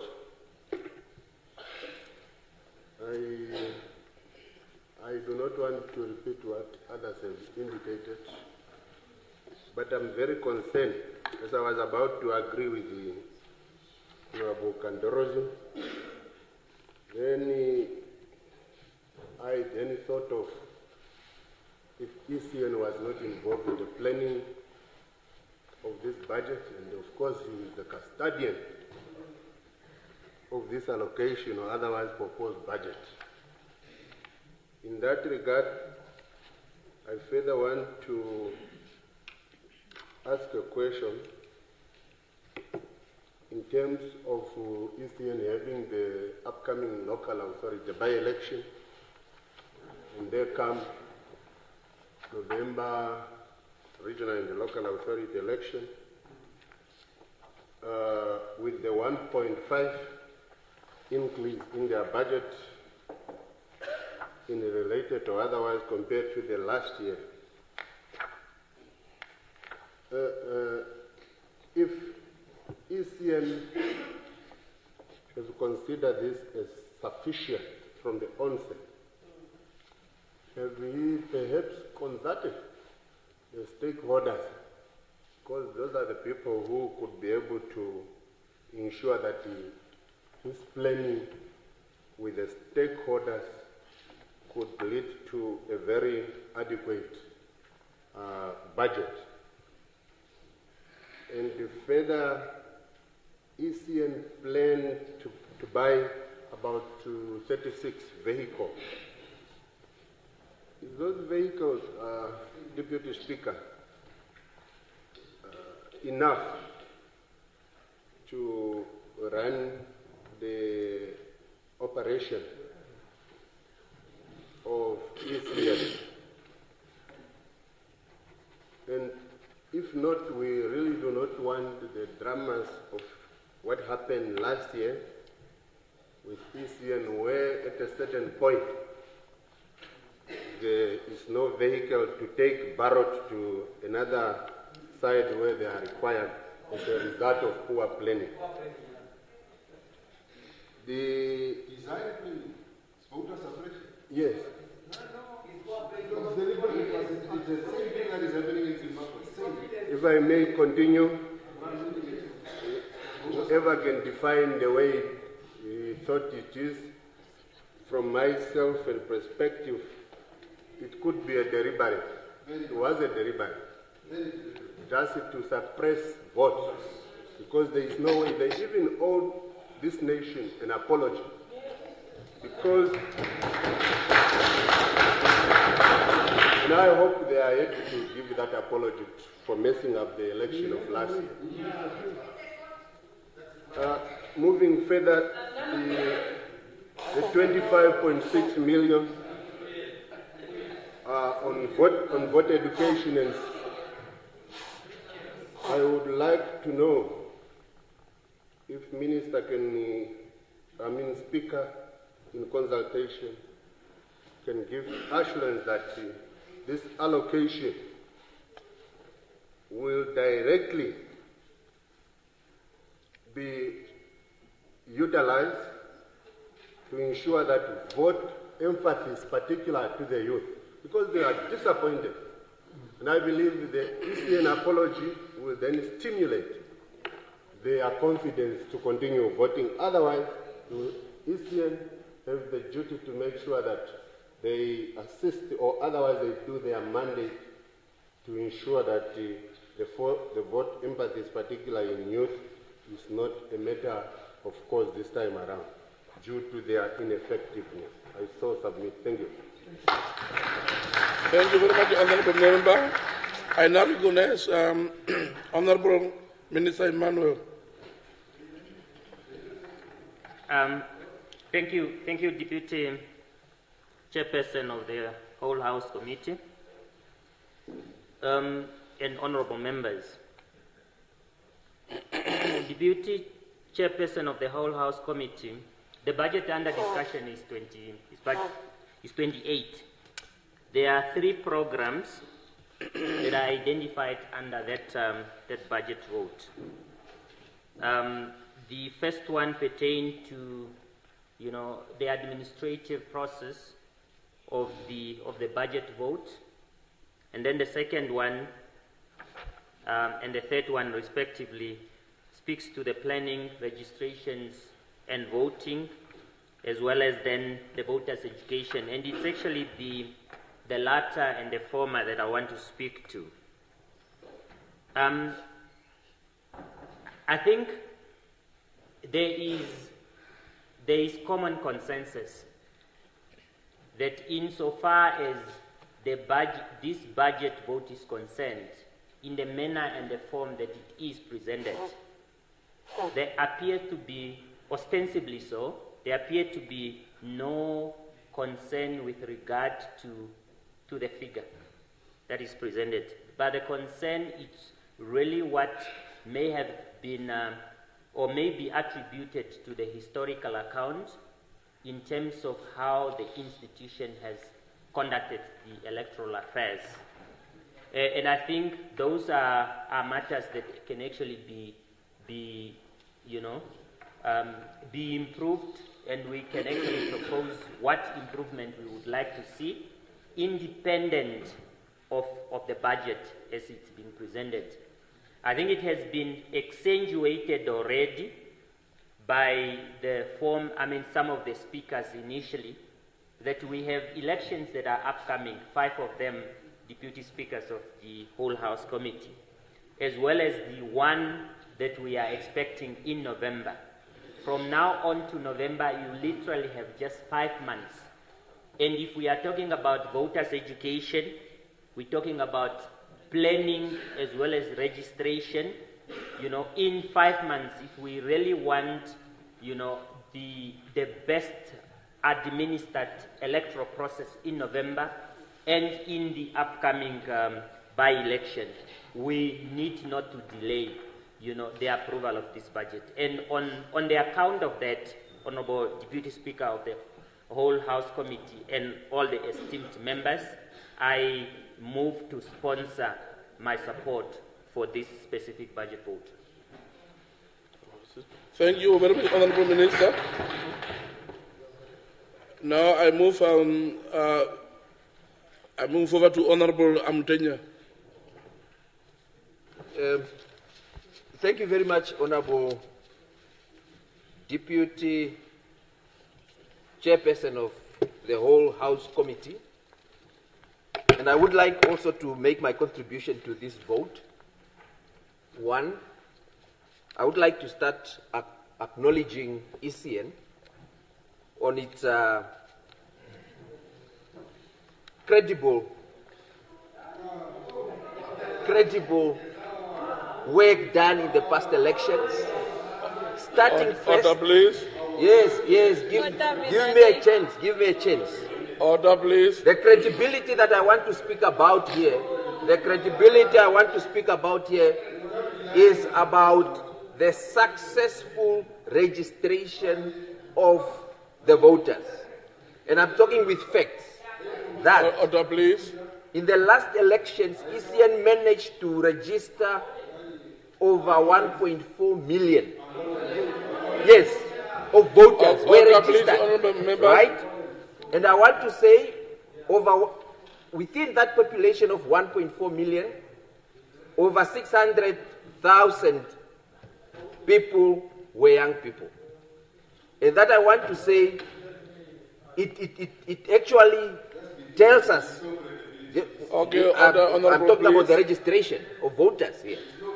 Yes, we are talking about young people that have managed to register themselves to vote. And that is something that we must all be proud of, that many young people have registered to vote. Order, please. Okay? Now, what I want to say is that... That's not exemplary, please. Why are you not appreciating the young people? Please. We are appreciating the young people who have taken an opportunity to vote, to register. Honorable Amtenya, hold on, please. Honorable Amtenya, please hold on, please. Honorable members, we are running the country, and we cannot run the country with emotions. We must set examples. There are people outside there who are listening at us, who look up to us, please.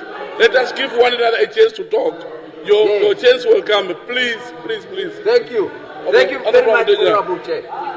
What we need to understand here, Honorable Chairperson, Honorable Deputy Chairperson, it's very much disappointing that we are seeing that there are some members of this Honorable House... Nashinge, please. Yes, it's very disappointing and quite shocking. Yes, it's quite shocking, Honorable Chairperson, Deputy Chairperson, that we have members and leaders here that do not want to appreciate the young people for turning up to register for vote. And that is what I'm trying to explain here. Over 600,000 young people have managed to register themselves for voting. Honorable members, the floor is not yours yet. At the same time, I would like to say this. I would like to request, that the ECN should consider as well improving the system in terms of the speed in which the registration process takes place. But that obviously, we should also obviously acknowledge them for increasing the number of registration points that were increased. That's why you see a large number of young people turning up to register. Honorable point of order. Okay. Hungary. Honorable Venani, please. If Venani, you don't have the floor, it's Hungary. You are Venani. Honorable Deputy They failed Chairperson because of the you Whole could House not, Committee, if you would allow me to just pose a question. Yes. When is the credibility of a process measured? Especially, Especially, I don't have to cite that. I read that rule long Tell us time the ago. rule. Honorable Deputy Chair, am I protected or not? you are protected, yeah. Sorry? Yeah, you are protected, proceed. Yes. When do you measure the credibility or whether a process is credible? Is it when you, is it determined, is credibility, especially when it comes to the Electoral Commission? Honorable member. No, I prefer to defend myself. You must not do that. Yeah. Protect no. Rule 91, Rule 92, 5D. Okay, just hold on, honorable members. It's Yeah. allowed. Please, she has the floor, yeah. Yes, please. Thank you. Thank you. Honorable members, please, I yeah. want to ask through you, Chair. Through you. The member on the floor, obviously. You are a governor, please, man. Honorable member. No, he must please, not do yeah. that. We are debating a budget. Yeah, honorable members, we will not progress if we behave like this. Yeah. Honorable Deputy Chairperson, I want to ask, when is the credibility of a process measured? Is it dependent on the number of people I take to register to vote? Or is it dependent on the transparency, the fairness, right? And how free a process is to allow that person that I've allowed or that I registered to vote to come and vote on polling day. So when is the credibility of the process measured? Is the Electoral Commission successful when it takes 100,000 people to register to participate in an election? Or, and at the same time, only manage to take 10,000 over 100,000 people to go and vote? So when do you measure the credibility? You are governor boy. Okay, honorable member, please. Okay, I'm going to proceed. Yeah. Honorable members. Yeah. Okay. Okay. Honorable members. Okay, Honorable Nashinge, please. Members, do I have the floor? Honorable Nashinge, please. How did you come here? Yeah. On Benani Nashinge. Two senior honorables, you cannot keep having hostage, please. Honorable members. Honorable members, please. Yes. Please. Yes. Now, I would like, Honorable Deputy Chairperson, my time was taken over by... No. Yes, it was if I believe... Honorable members, it was stopped here. Honorable members, please. Yes. Don't react to everything. On this one, Honorable Deputy Chairperson of the Whole House Committee, I want to provide the facts when it comes on the allocations of this vote. One, when we look at 2024-2025 financial period, 637 million was allocated to ECN, of which the total expenditure was 634 million. And that was in 2024-2025 financial period. Now we are looking at the financial period of 2025-2026, where we are looking at the local and regional elections, where most of us that have already voted and have registered to vote, actually registered already for the upcoming elections as well.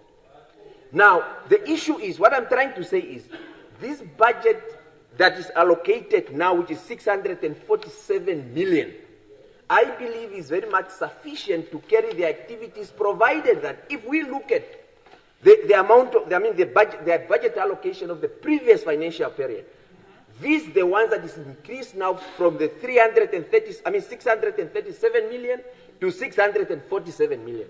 Therefore, I want to say the allocation shouldn't be a question in terms of the sufficiency and so forth. Thank you. The comment thank that you, Honorable. Your time is up. Thank you, Honorable. Next is Honorable Ampanda. Yeah, thank you very much, Chairperson. I think firstly, we need to, at one point, because I'm imagining myself as a deputy speaker or even a speaker, some questions that are technical of an institution there, and then you must tend to defend or give an answer. So at one point, as Parliament, all of us, we actually need to study that model. If it's not necessary to have actually Shama himself, instead of us expecting the deputy speaker to answer things that, I'm sure even SWAPO members are not happy with certain things that has happened. But now your speaker or a deputy speaker must answer to those questions. That's the first thing. The second thing that we need to be able to do, my senior is here, public accounts. One of the first people that we need to actually call in is those commissioners, yeah, to public account for them to be able to account. Yeah, we can do this exercise of asking the deputy speaker or the speakers. We actually need to get those guys to, yeah, if you will be allowed. So to get those people to actually answer. Yeah, because I am not going to necessarily put the deputy speaker or a speaker under pressure on technical questions. Yeah, maybe they can, maybe they have made a meeting, but I'm not comfortable with that model. That's one. Number two, chairperson, you see my senior, the purpose of ECN actually. Remember in the 2014 when the Act was changed, the title of Mr. Sharma is Chief Electoral and Referenda Officer. Yeah? The three programs that I identify in the election administration, voter education, policy coordination, not a single imagination of a referendum. Right? Not a single one in their budget, in their imagination. Because they probably think, but this body can decide that we want to have a referendum. What if we decide we want to have a referendum? What's going to happen? When they are not even imagining in the budgeting process. What if the president decided that there's a certain issue that we need to put under a referendum? So we actually need to actually understand what is happening in the imagination of these people. You also realize that, so if somebody dies or somebody moves, there will be an election. So what is the model in terms of preparation? Because we don't know how many people are going to die. Honorable Professor, we have agreed that we speak to the vote. Yes, I'm speaking to the vote. That's why I'm speaking about the mandate and the preparation. So what is the model of that you use for by-election, like the 5-1 that we are budgeting for, that we are defending there? So we need to understand actually the modeling. We actually need to understand the modeling. What model are they actually using in their imagination to say, let's assume that 50 councillors die. So do they have a contingency? Yeah? Do we have a contingency? Perhaps that's something that we need to be able to do. Now, there is Section 39 of the Electoral Act, make mention of continuous voters registration. What it basically means is that at any given time, a Namibian is supposed to walk into the offices of the ECN and register to vote. Yeah. But they don't do that. They've never done it. You don't find it in this budget. I have a different view, actually. I don't believe the budget for ECN is sufficient. And it's not sufficient because of their imagination. They don't imagine what could happen in terms of what's supposed to happen. We pay this 72 million goes for these people. They have even appointed regional chairperson or coordinators in each and every region. But you can't go and register to go and vote. A system, you might defend it now, but it's going to become a problem in future. You find interesting, maybe this deputy speaker, you can respond to it. On page 333 of the estimates, there's 30 million planned in the second financial year for, construction, improvement, and renovation. I want to understand actually, what is this 30 million that they want to construct and do whatever it is that they're supposed to do? Lastly, before my time runs, Minister of Works and Transport, when we are doing the census and all those things, they always go and hire cars. ECN the same. Maybe there's something that you can consider and look that how many government agencies actually hire? Why don't you buy maybe those vehicles and stock the government garages and then they hire from government? Yeah? So something that you could think as a model, otherwise we are going to be swimming in these things. The Supreme Court actually, ECN have a tendency of just opposing any application for no reason. Supreme Court actually said, you are not supposed to be doing that. Some of our funds, if political parties are fighting each other in court, let them fight. Why is ECN fighting it on the side of one political party than the other? Honourable Member, your time is up. Thank you. Honourable Member, your time is up. Thank you very much. Okay, honourable members, I think we have spoken and we need to approach towards conclusion.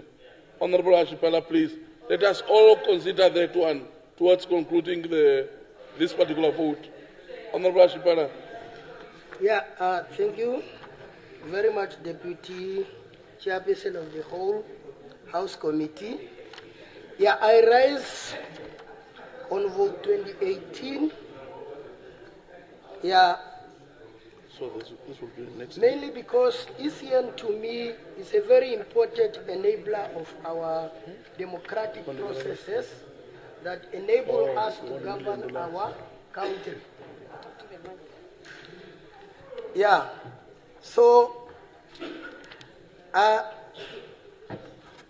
Honorable Deputy Chairperson, I just rise because while supporting the views of Honorable Solemn Kenya, I just want to indicate that the load that we are expecting this year is a bit lesser compared to the one of last year, because the chunk of many voters are already registered. So we will register less.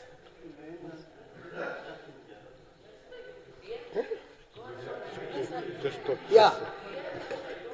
Yes, yes. Last year we had the expiry of voters' cards. Please, let's note that. So there will be lesser voters to register this year. So meaning we are going, more money is saved, and the money has been increased with 9,830,000, and there is money that will be saved from that less registration of voters, because many have already have varied. So what I'm saying is this: we as elected members of this honorable house, let us support this vote, because this is the process that gives the right to our people to exercise their democratic right, and for us to govern our country, and for our democratic to mature. So with that, Deputy Speaker, I support the vote. Thank you very much, Honorable Member. Next is Honorable Dingara. Thank you very much. I hope we are concluding. Deputy Chairperson of the whole House Committee. On page 5 of the statement, there's indication of the 5 constituencies that will hold by-elections. Now, on that one first, we have visited other jurisdictions, and we have seen that, like for example, in Zimbabwe,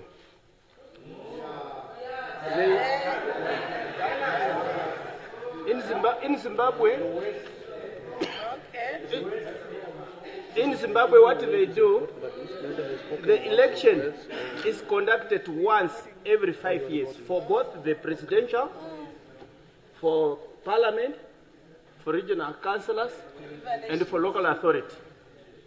It's conducted once every 5 years. It's not every time there's one for regional councils and local authority, there's one for National Assembly. It's a waste of resources.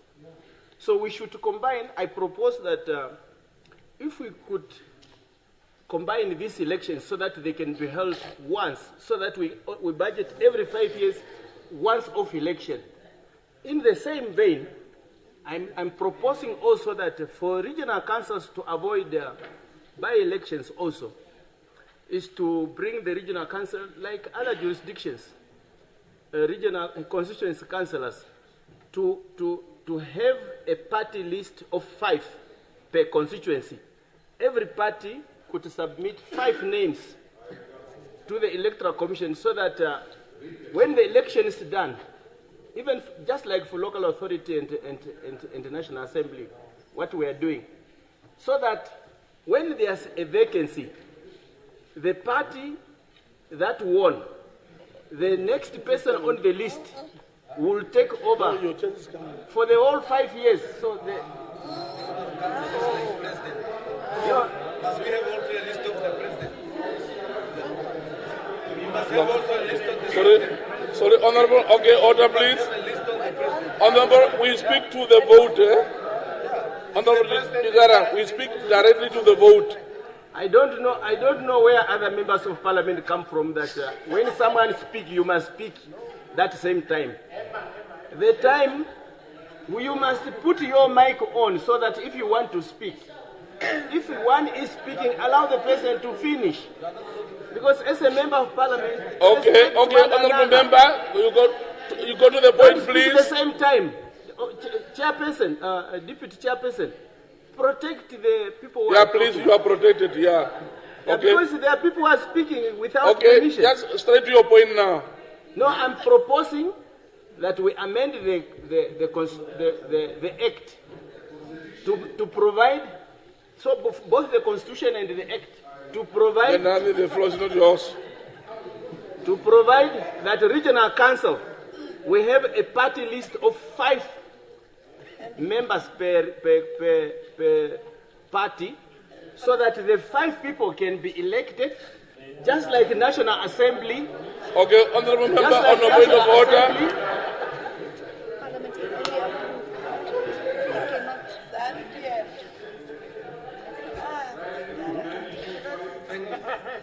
No, it's still, it's point of order. Deputy Chairperson of the Whole House Committee, it's getting very late.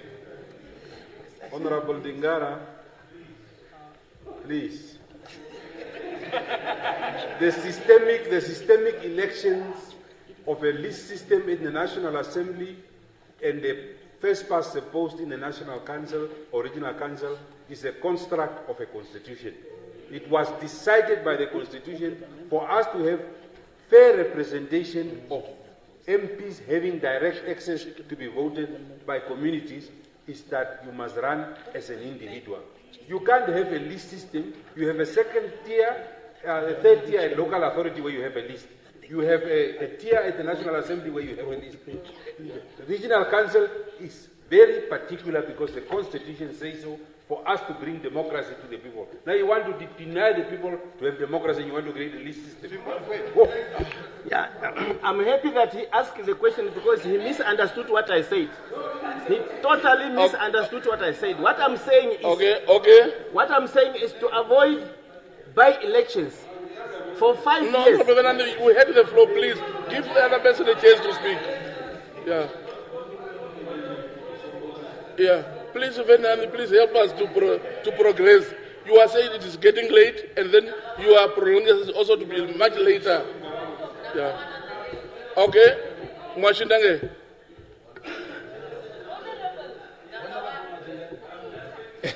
Yeah.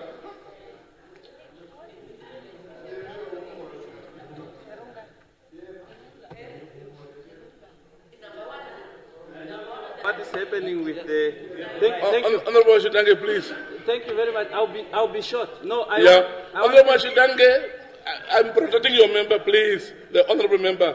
Okay. Thank you very much, Deputy Chairperson. I just want you to assist us, please, to call Honorable Dingara to order. We are discussing a specific vote, and the people of Namibia, as it was said, are looking and waiting for service delivery. Now, Honorable Dingara is taking us into a whole amendment of a constitution that we are not dealing with. Okay, thank you, Honorable Mashidange. Please. Honorable Mashidange. Thank you. Okay, sit down. Okay, Honorable Dingara, you may proceed, please. Yeah. I think Honorable Mashidange also didn't understand. Honorable member, please. He misunderstood. Honorable member. Yes. No. Honorable member Dingara, please. Honorable member, please. Honorable member, please. Please, honorable member. Okay. Please, Dingara is under protection. Thank you. Can I be allowed to speak? Yeah, you are allowed. Thank you very much. Professor, please. What I'm explaining is, if, for example, if there are 5 political parties in a constituency, for regional council election, each party submit 5 names to the. No, just let the guy finish. Yeah. Honorable, please. Okay, on the point of order, Dingara. No, I will not. Please, let us be mature enough. Honorable member. Honorable Dingara, point of order, please. Okay. Kandarodu.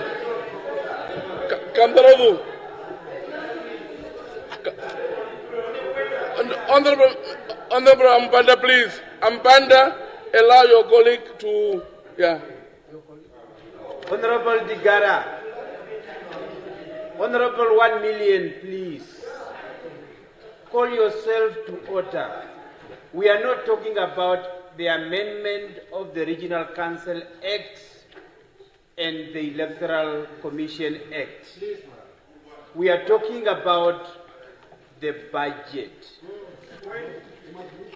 So, stick to the budget. The deputy chairperson, you are right, thank you. Call your team to order.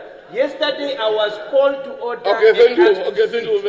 Call these people to order, please. Thank you, Kantarudo. Thank you so much. Thank you, Kantarudo. Thank you, Honorable. Thank you. Just hold on. Let him conclude, please. Honorable member, when I allow a person to talk, when I want to be a bully to everybody in Parliament, you cannot bully everybody in Parliament like that. Honorable member. Yeah, no, I'm sorry for those who are not reading this document. Okay, I'm sorry for those who are not reading on a this point of document. order, come on, Digara, on a point of order, please. Yeah, allowed. No. Honorable Ampanda. Very short. The minister has got a point of order. Yes, uncle. He's my uncle, he agrees. Will sit down. Yes. Yeah. Okay. Yeah. On a point of order. Yes. Okay. We must protect the dignity of Honorable Dingara. Honorable Kandorodu called Honorable Dingara 1 million. Now, can we please ask him to withdraw so that Honorable Dingara can continue to tell us the proposal of the Politburo? It is very important. Can you please withdraw? Can you please withdraw calling him? Okay. Honorable Ampanda, you are out of order. Okay. Can you please withdraw? No, please. No. Please, you cannot protest on behalf of somebody else. Okay. No.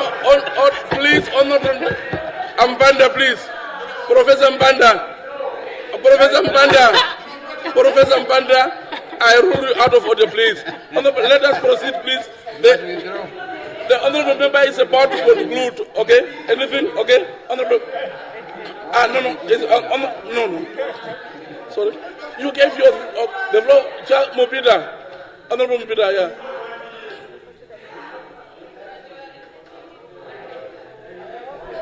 Put this thing on. Honorable member on a point of order. Now, thank you very much. Now, how was it? Sorry, order, please. Thank you very much.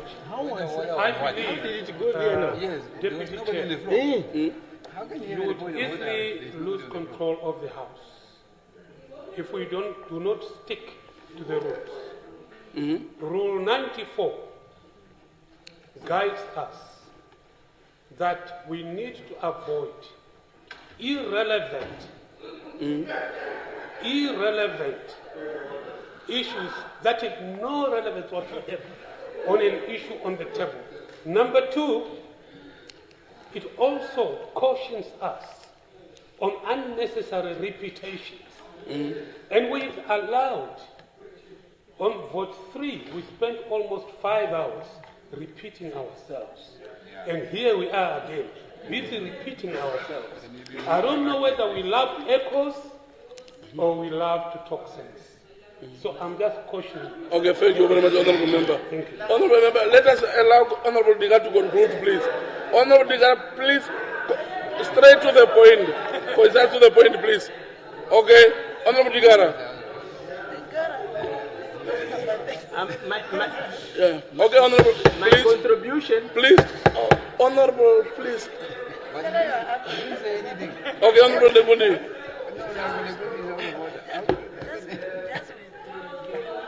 No, I can't. It's the right thing.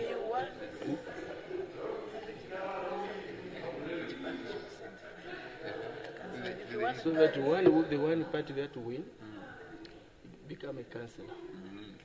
Should this one... Honorable Deputy Chair, From that party, I take the floor on a serious note in terms until of 5 years finish. point of order. When Honorable Amfana took the floor on the same matter I wanted to raise, I think Honorable Deputy Chair, I want to take you through on a point of order, and I'll take you through properly. Point rule 92(5) is about a point of order may be raised. A, when any of these rules and order is alleged to have been infringed.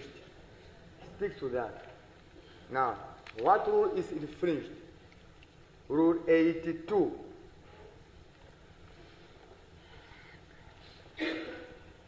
Two B, A and B, it prescribes how a member should be called. That rule is infringed. Now you read it together then with Rule 92(8), which calls upon, which obliges the chairperson of the proceedings to provide a ruling. It prescribed what a member was called, and it was put a point of order to that. Rightly so, we expect you to provide a ruling, because if you don't, tomorrow we will be expecting then names against the rule to continue, and we will no more a base to place a ruling on that base if you allow that to go. Okay, thank you. That's very clear. Yes. Okay, thank you. Honorable Digara, before you proceed, Honorable Kandorodu withdraw the $1 billion issue. Sorry? Okay, thank you very much. Honorable Digara, please conclude. Yes. Those who are not reading is not my problem. Page 5. Page 5. I'm contributing from page 5, the third paragraph on this vote. Vote 28. Other people don't know where I'm contributing. They think that I'm just thinking. So now I'm proposing that for every 5 years, one election of regional council take place. And if each party have provided... Honorable Digara, please. That is a repetition again and again. Can you please just move on without a repetition, please? So that for the sake of the House. So that within the 5 years, there will be no need for a order, please. election. Order, please. Order, please. He's about to conclude here. Okay, conclude. That is what I'm proposing, that we should amend the law so that come the election, we apply it so that from there onwards, we sort out the issue of by-elections. Because it's a cost to the state, unnecessary. We can avoid it. Other nations have managed to do that. We can also follow suit. Okay. Thank you, Honorable.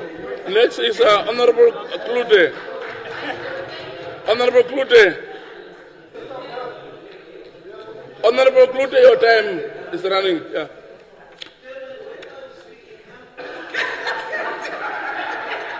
Oh, sorry. Honorable, just sit on. Honorable April. Honorable April. Speak like a man. What is wrong with you? You are misbehaving, Honorable. Please. Let us all behave, please. Okay. Klute, Honorable Klute. Honorable Klute, the time is yours now.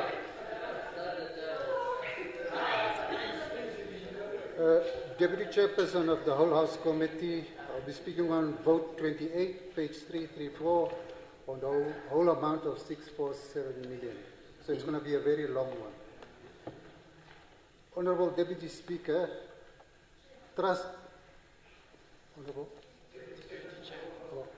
Honorable Deputy Chairperson of the Whole House Committee. Okay, thank you.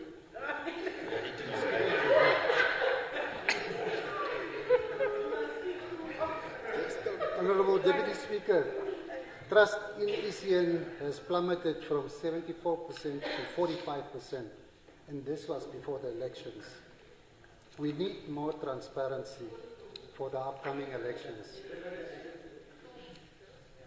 We want higher voter turnout and not apathy. Strengthening civic education. Okay, honorable member, on a point of order. Okay, on the point of order.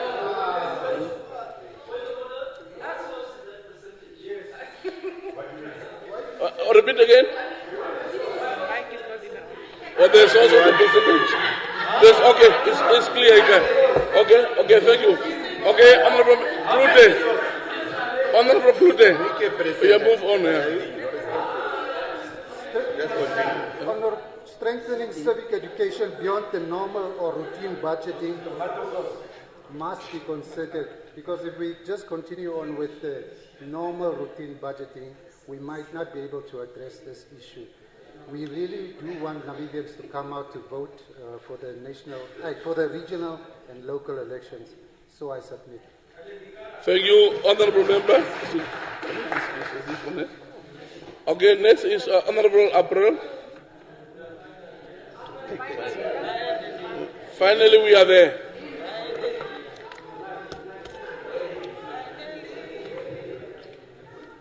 Honorable April.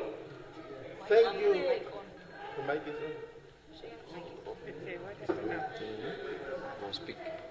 Thank you, Deputy Chairperson of the House this side and the House that side, that makes the whole House committee, for at least after 5 hours giving me some space to say something in this very important debate.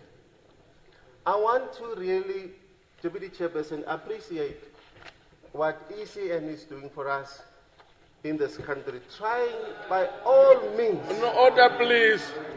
Trying by all means, with very meager budget, to keep democracy alive in this country. And if somebody sitting in this house is denying that fact, how did they come here? Exactly. Yes. They were delivered by. How are they here? So therefore, Mr. Chairperson, that order can wait. That order can wait. Must wait. Mr. That point of order can wait. I don't want anything about order here. On a point of order. So therefore, Mr. Deputy Chairperson. No point of order.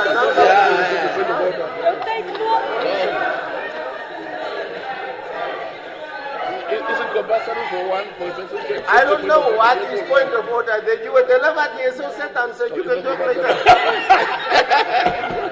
Okay, honorable member. Let's hear first what the point of order is. I did sit down, honorable member. At the time we should not move. That's not my time. No, stop the time. Not even, they must start at the start. Honorable member. What's wrong with you? No, your mic. I don't know the characters of these people. 92.5. Members should not be repetitive and telling, and the man is a man of the clerking. So the numbers are having a good word, they say, Numisa.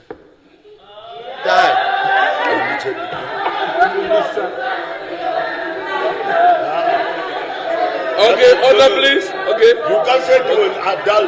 You can't say to an adult to meet Elections all over the world. No. Elections all over the world. It's a point of order. It's a point of order. Be specific, please, Venani. Be specific on the point of order. Yeah. Venani, on which point of order, please? Honorable members. Venani, please. Venani, please. Venani, please. Withdraw that. This is a referee. Okay, please. Yeah. Honorable members, this is not a classroom. Honorable members, we are not in a classroom, please. Honorable members, we can. Okay, honorable, can we take your seat, please? Yeah, honorable members, can you take please? Is it a point of? Are you all on point of order, honorable members? No, it must be one person at a time. Even myself, I have point of order. No, wait, yeah. No, Comrade Bagera, Benani has the floor on a point of order. Let me listen to him.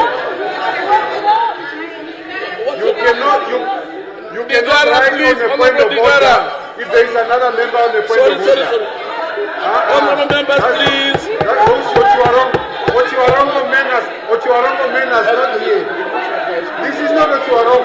This is not what you are wrong. Order, please. Benani. This is Benani. Benani, you wait for me, please. Honorable Digara, please take your seat. Honorable Digara, please sit down, please. Honorable Digara, please sit down. Yeah. It's a chronic. Honorable members, Honorable Abraham has got a point of order, and the three, yeah. Honorable, yeah.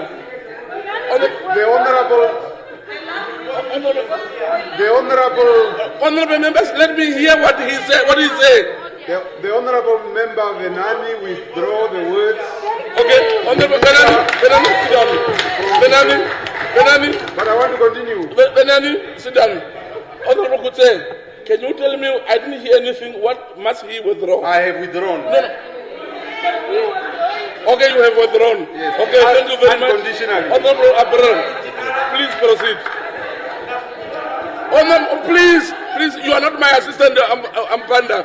You are not my assistant, please. Yes, Abraham, proceed.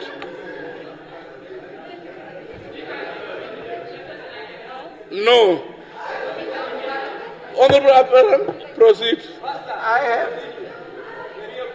I know that I have heard somewhere that there is also a word Moguri Behe Obeno. So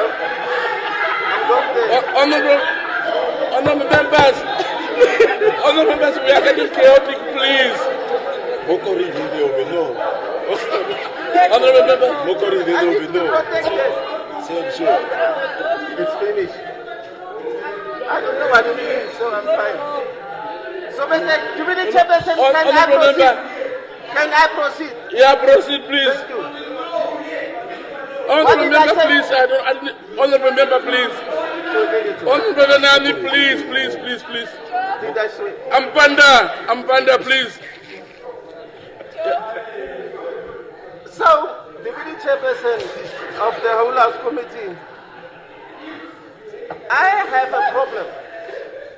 I do not know how many of us in our past lives were in charge of government institutions where budgets are actually imposed on such institutions. The Ministry of Finance sets ceilings. I can guarantee you, if it was by the choice of ECN, this budget was going to address the very concerns that were raised here. But unfortunately, they cannot go beyond the ceiling that is set for them. So they have to make things work within what is available. And it's in that, Mr. Nuto, please. Please, just proceed. Honorable members, Ampanda, please sit down. Honorable member, on the point of order. Honorable Abraham. My apologies. My honorable, I'm told. Honorable Abraham. May you please sit down, please, Honorable Abraham. Yeah.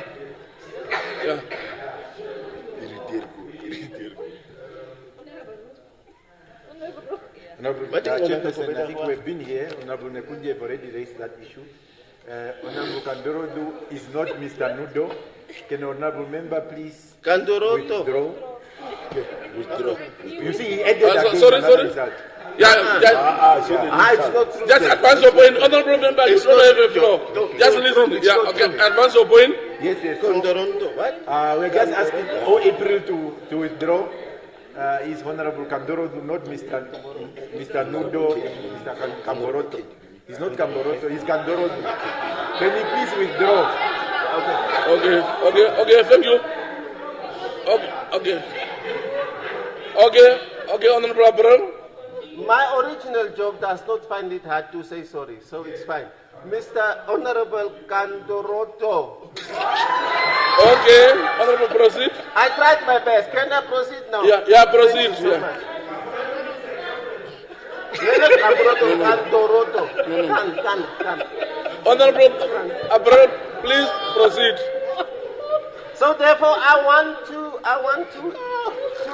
impress upon us in this house to allow DCN.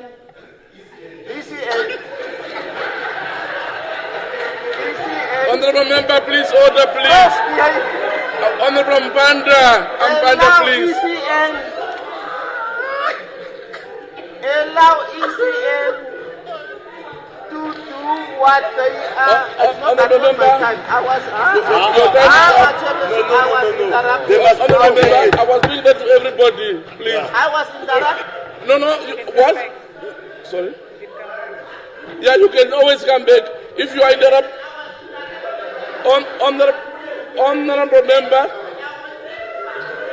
honorable member, I was explaining this one to everybody that once you are stopped, the time is stopped. So you have a chance to come second time if you so wish. Please, let us abide by the rule. Okay? Then the next speaker is Honorable Hengari. Honorable Hengari, the floor is yours. Oh, yes. Sorry, Honorable Deputy Chairperson of the Whole House Committee, I had forgotten two very important elements. The first is, when we talk about voter and civic education, why is there no element of voters being able to follow their votes? I know that in the previous election, the Electoral Commission of Namibia came up with an app. But if you go to the app today, there are still outstanding constituency results. And I wonder what that means for an institution as important as the Electoral Commission, where you are supposed to have an app that at least allows the voter or those that are at the electoral centers for political parties, those people who follow those election patterns and the election results, so that they have that update. I know in other countries where they do have that, and they have maybe bigger, 2 times, 3 times bigger our population, or the size of our population, but we are unable to do that. I mean, I think it's, it's worrisome. I'm so sorry. Can we please have the aircon on? And also, there are mosquitoes in this place. Really. It should be of concern to all of us that we had elections in November last year, and the app is still not up to date. We don't know the results. Some of the results are still outstanding, especially in the regions in the south and so forth. Why is it that those results are still behind?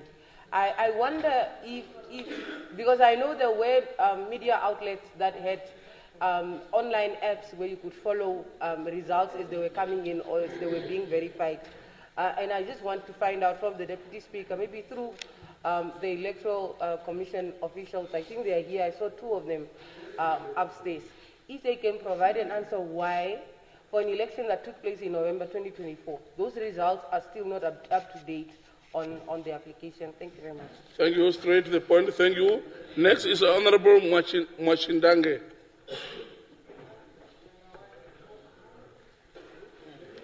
Yes, thank you very much, Deputy Chairperson. I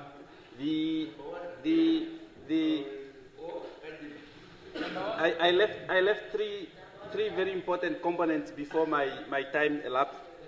One is this body ECN that we fund so much money and that we are still considering funding these millions and millions of dollars. The Namibian people need value for their money. It's high time that the ECN truly is credible and transparent and really using these millions to what it's meant for. One aspect I'll give you is ECN does not allow the political parties monitoring. They also don't do real-time results publication. All these things I suppose, are the ones that we are funding for. That's why we are giving them so much millions. When is it going to happen? This is to you, Deputy Speaker. When is it going to start? When are they going to implement these things? Because you will recall that last year, in the previous election, only 2,159 people turned out to vote who are living outside Namibia, Namibians who are abroad, who are living abroad. There is a problem. There's a problem. Why? Because a polling station is only put in a capital city. Now imagine somebody who is in America, for example. They all have to travel from Washington, whether by flight or whatsoever, to go and cast their votes at New York. It cannot work. It's a disaster. It's a disaster. That's why we only have 2,000 Namibians, and there are so many people that are living abroad who wanted to demonstrate their constitutional duty, their democratic duty, but they couldn't because of these limitations. Hence, funding these people so much money. And the last one, Deputy Chairperson, is the ECN stumbles with EVMs in 2019, and then ballot paper shortage, and devices heating up and freezing and all that in 2024. Yet still gets a budget increase in this financial year. Where is the accountability? Have the leaders pledged the consequences of their actions? Who resigned? Who was fired? As an act of what they did, we continue giving them so much money. They are not accountable. They continue doing this year in, year after. Yes. What is happening? What is the people of Namibia truly paying for? We need to be honest and address these questions. And lastly, if it's high time that this House really account for what we are paying for. I so submit. Thank you. Thank you, Honourable Member. Now I recognize Honourable Shea. Thank you very much, Deputy Speaker. Deputy Chair of the whole House Committee. First, I rise to support this particular vote, more especially on program 2, which is on page 155, which speaks of voter education and information dissemination. And as I'm supporting this vote, Deputy Chairperson of the whole House Committee, one would suggest that this voter education should actually start in this very chamber, so that people can understand and appreciate what ECN is doing and what they do, and not because of one or two misfortunes or mistakes or incidences, then put the entire body into doubt. No problem, even if I'm joking. You are correct, as per your understanding, and that is your problem. Yes.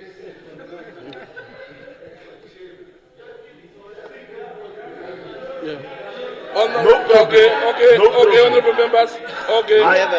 It doesn't matter. Whoever voiced that, I'm responding to them. No problem. Okay, honourable member. So,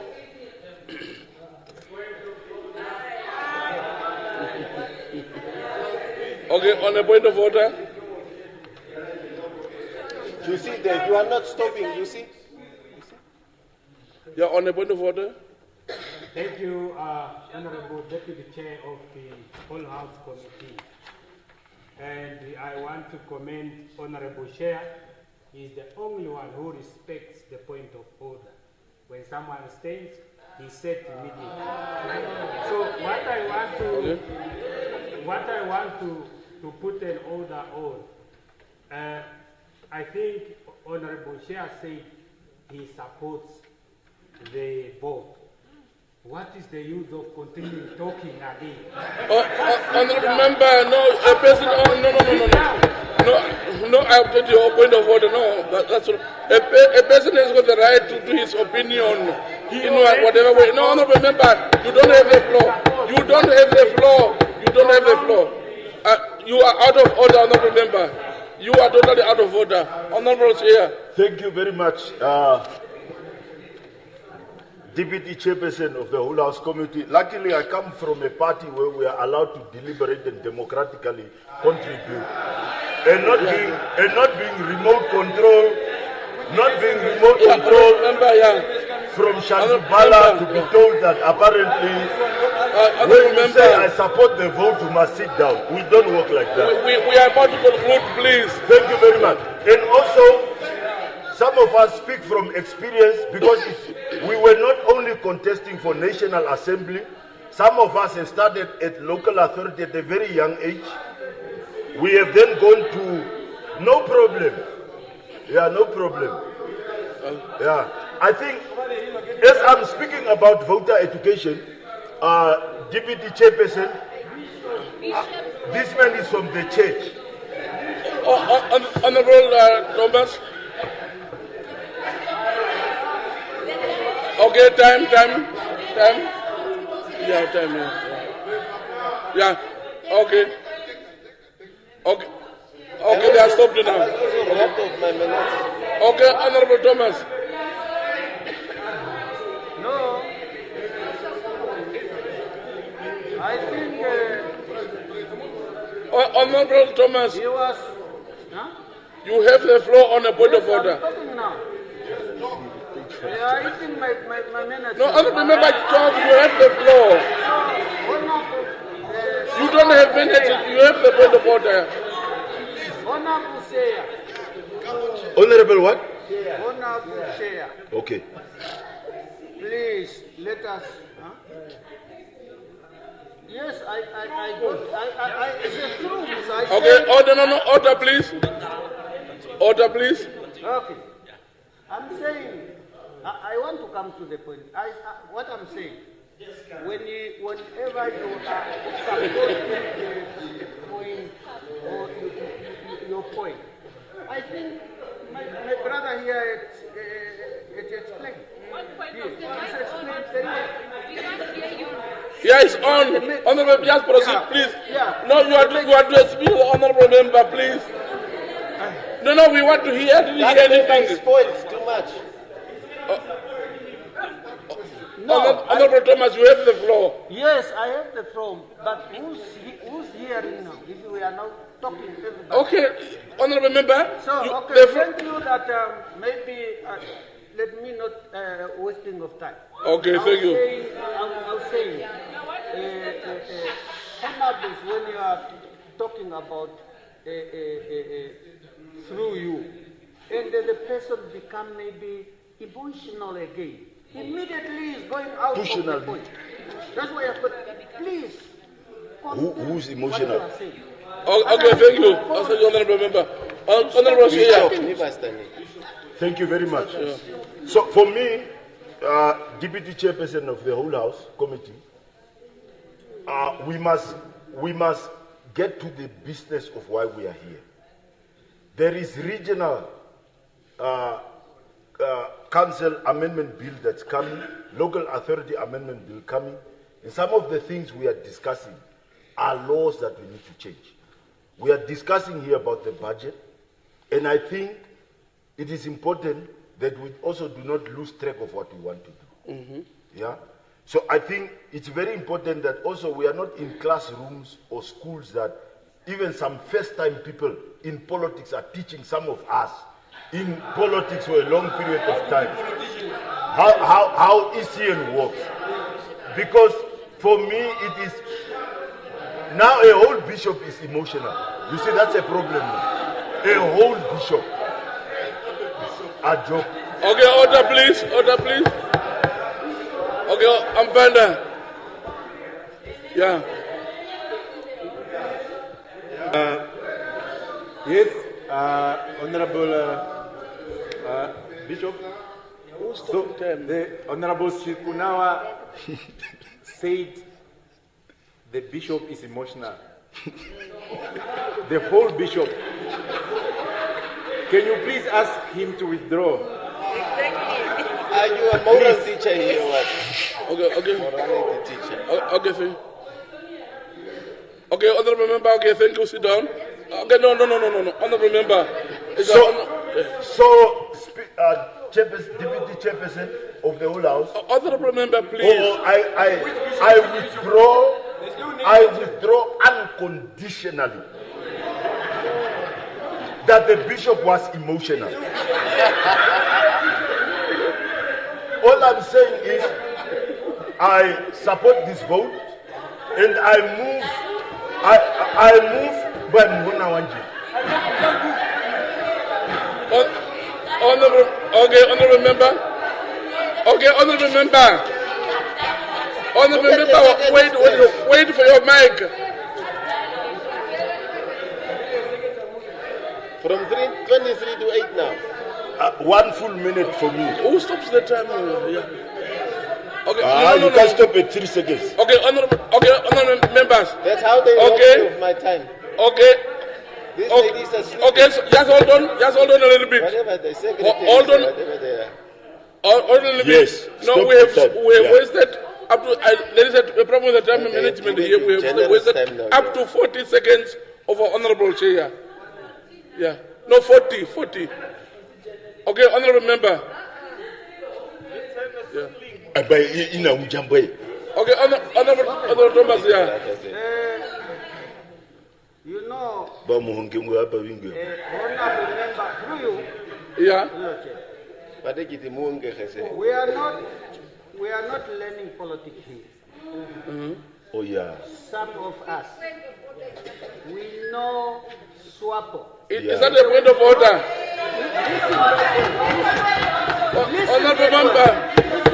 Honorable member, you are on a point of order, please. Advance your point of order. We don't know politics. SWAPO teach us the politics. Okay, order, please. Okay, order, please. Order, please. Honorable Thomas, please. Honorable Thomas.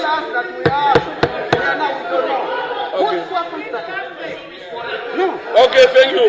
Okay, thank you. Thank you, Chairperson, Vice Chairperson.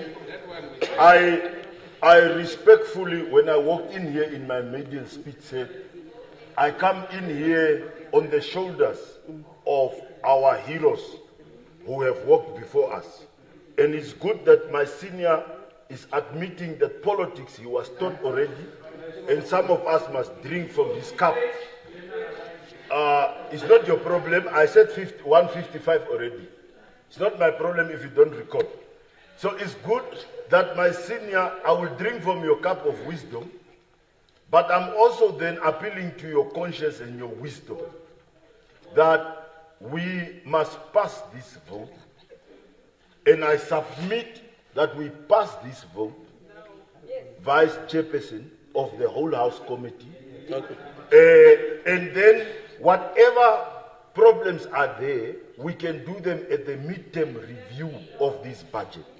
I so submit, and thank you very much, Vice Chairperson. Thank you, Honorable Member. Finally, Honorable Krone. Okay, order, please. Honorable Ambanda and Nashinge, please. Yeah. Thank you very much, Deputy Chairperson of the whole House. Mine is about Rule 73, Sub-Rule 3D, and Rule 101. Honorable Member, are you on this particular vote?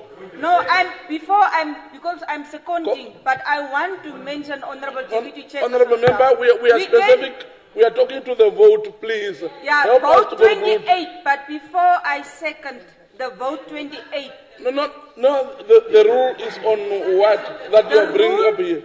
Rule 73. Honorable Member, please, I don't want to rule you out of order. I am saying contribute to the vote here before the rule. Yeah. But okay, Honorable Deputy Chairperson, if that is the case, I support the vote 28. Okay, thank you very much, Honourable Member. I now give Honourable Deputy Speaker the floor to respond.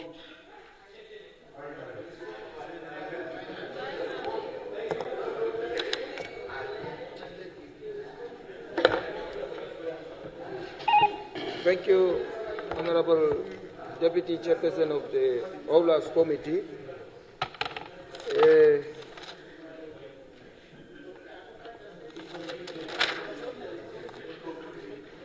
In conclusion, I think generally the statement of voter education came out strongly. And there is another view that submit to say it's a state function, and others maybe it's a two-way traffic. But as a footnote, I think Honorable Amupanda have answered all the concerns. And I will state why. If you read Article 35 of the Constitution, no, it's page 35 in my small book, Article 59. Rules, Procedure, Committees and Standing Orders.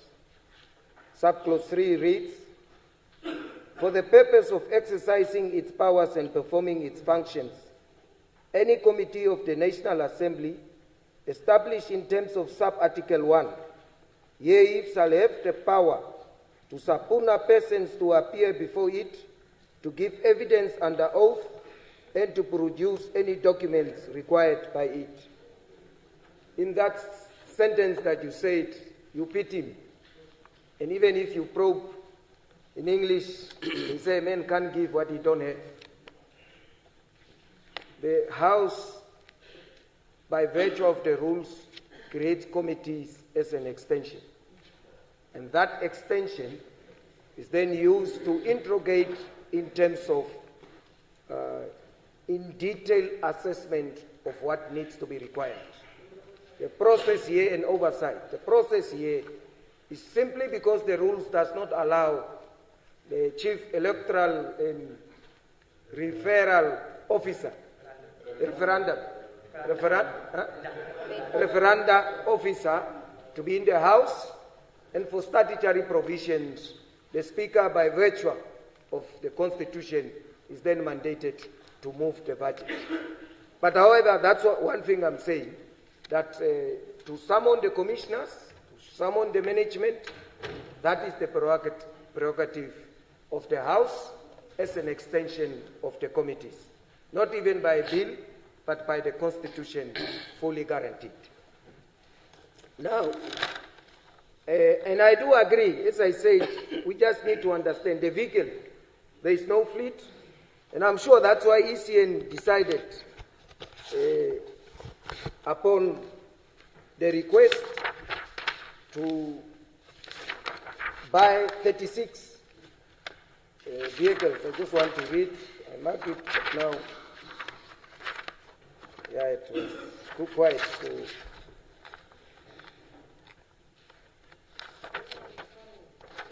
yeah.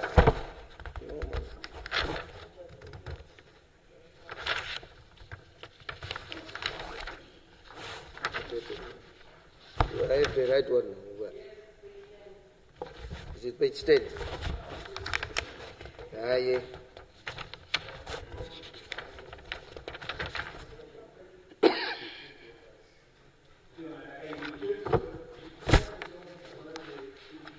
Oh, the song. We don't sing here. Yeah, no, I'm well. Yeah. I mean, ECN, it's for that primary reason that they've started with the process. With the process of at least budgeting, because they also indicated the challenge that conducting, but the 36 vehicles primarily is to conduct the voter education process that they are going to start. We also agree that 36 vehicles will not be sufficient to run an election. But I think that plan B of hiring from government office or government park, moving forward will be part of the it. And therefore, that's why in this submission, I'm saying, therefore in this submission, there was a proposal from, is it Honorable Mupanda? I wrote it, that can't we use, so they are also outside, they wrote to say it's a plan B that can be looked at. It's just that maybe the timing and the modalities need to be looked at. But for sure, it also creates administrative havoc in terms of renting out cars. It's got its own challenges. Voters' education funds, they've budgeted 25 million that is allocated to voter education for the and not for registration of voters. I think that clarity I wanted to seek. Is it voter education and registration? But I'm sure this 25 million, the concurrence I got is that it is for voter education specifically. How effective the process might be will also use Parliament and the oversight functions to actually hold them to account. To say in terms of the voter rejected ballots, what is the effective modality that we can reach in terms of that. Honorable, I always struggle with your name, but you are my friend. Mwashindange. Yes, thank you, teacher. Mwashindange, they agree. The registration kit, and if I may read verbatim, yes, there were some challenges with the registration of those apparatus with the voter during the general registration of voters, and they are in process of adequately addressing that. So they admit, and there's nothing I can say about that we have all experienced that the machines heat up, and so logistically also, there were also complaints of maybe sometimes, it's not sometimes, but when they request a place to operate, they take it for gone conclusion that because the person has given them a place, the person is also prepared to offer all other logistics like electricity and so on. I'm sure going forward, it's something that you should not take automatic to say, if you request a place to officiate elections, that automatically construe to say. Now that brings another challenge, the logistics, the table, the chairs that are going to be used, and all these kinds of facets conclude that. And I'm sure they made also error, they admit error of judgment. In terms of their approach, they thought once a person agreed to using the facilities or allowing for the facilities to be used, it automatically implied that the person, but you might arrive at a farm where the person is given, and non-power has also, in the words of Honorable Sangwasa, has also taken effect of his actions, and therefore you see a pole there, but there is no electricity. So you don't need that kind of logistic planning as a roadmap is of cardinal importance going forward. There is a plan, the rental of properties is made reference in the budget is for the registration and polling station venues to conduct electoral processes. Other rentals are made reference to for office space in the rental capitals, as the Commission do not own offices in the regions and do not have been allocated capital budget for construction of offices since 2019.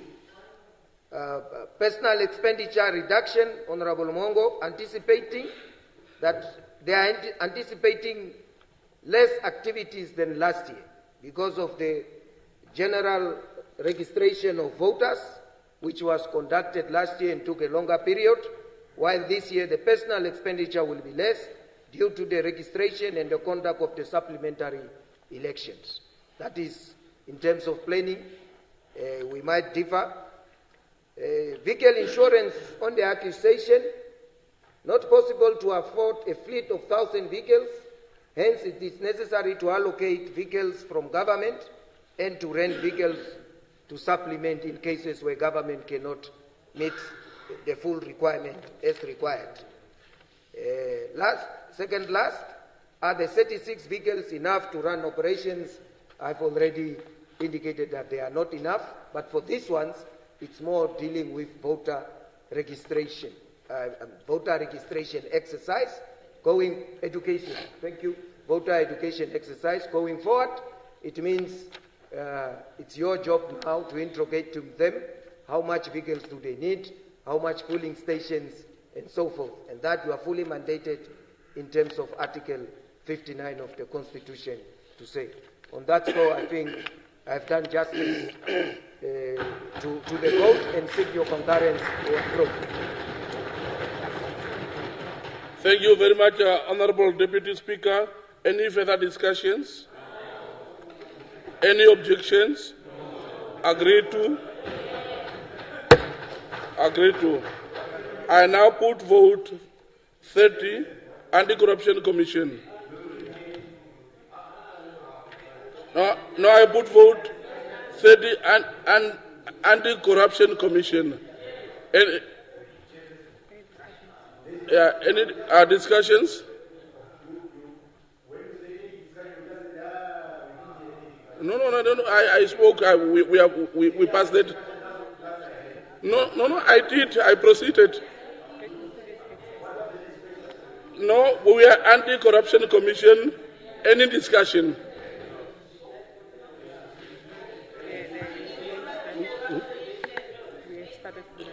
Anti-corruption. Yeah. It's Honorable Kalola.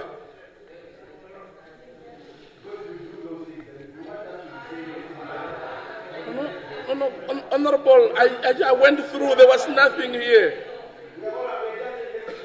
No, I said, yes, that is what I did. I went through. I did not deny you a floor. There was no name here, nothing. And now the next is Honorable Kalola. Yeah.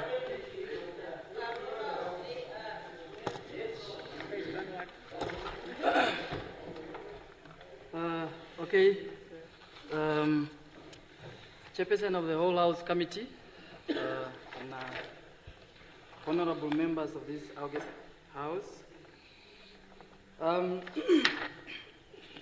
would like to draw your attention to vote 30, program 3, investigations, page 5 of the Speaker's motivations. Yeah, while I acknowledge the constitutional mandate and the critical importance of ACC in fighting corruption in Namibia, I rise today with deep frustration, concern, and a sense of duty to the Namibian people. I think truth must be told that the ACC has become a sleeping giant funded by the taxpayers, yet failing to execute its core mandate. If you look at that page, there is an amount of 41,216,000 earmarked for this main division for investigations, the so-called investigations that are so selective, slow, and often serve for political agendas rather than justice. If you may know, corruption continues to flourish in this country while the ACC leadership sits comfortably, inflated by bloated operational budgets and bureaucratic red tape. Today we are being asked to approve a budget increase of nearly 10%, totaling 116.5 million, of which 5.3 million alone going to the DG Director General. But now we want to wonder, what are we really getting from these millions that are going from to those offices? As there's no transparency, no accountability, and there's no impact. what really motivates this kind of increases. That's why the time has come, in my view, that the time has come for an immediate removal of the current head of ACC. The Commission under his current leadership has failed its people. And I want to tell you that Professor Job Mpanda, without a single cent of state funding or any institutional backing, has done more to expose corruption, mobilize the public, and demand justice than the entire Commission itself for nearly 2 decades. So we really need a competent and fearless leadership of ACC that is really there to fight corruption without fearing to tackle the hand that it fits the leadership. So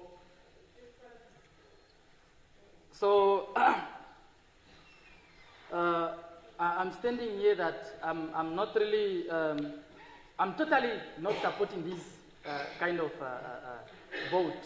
Looking at what has been transpired in the past and what is going on, that there's no transparency at ACC unless we are going to overhaul the whole leadership of ACC, then we can support this kind of vote. So, submit. Thank you. So, okay, thank you, Honorable Karola. Next is Honorable Lukato. Thank you very much, the chairperson of the whole House Committee, members of the Parliament. Thank you very much. My contribution is follows.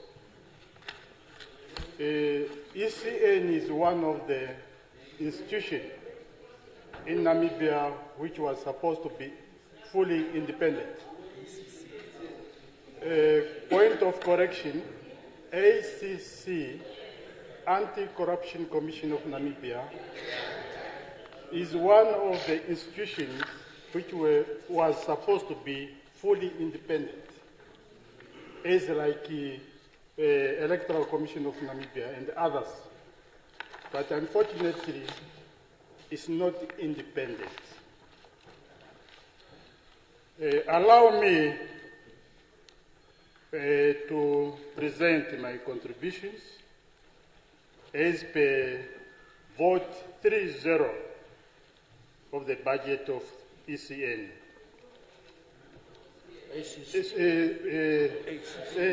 ACC, Anti-Corruption Commission, yes. Yes. ACC needs more funds to establish offices in all 14 regions of Namibia. ACC also contribute to the revenue fund through assets which are confiscated and forfeited to the state. ACC needs more investigation officers to effectively investigate corruption and money laundering.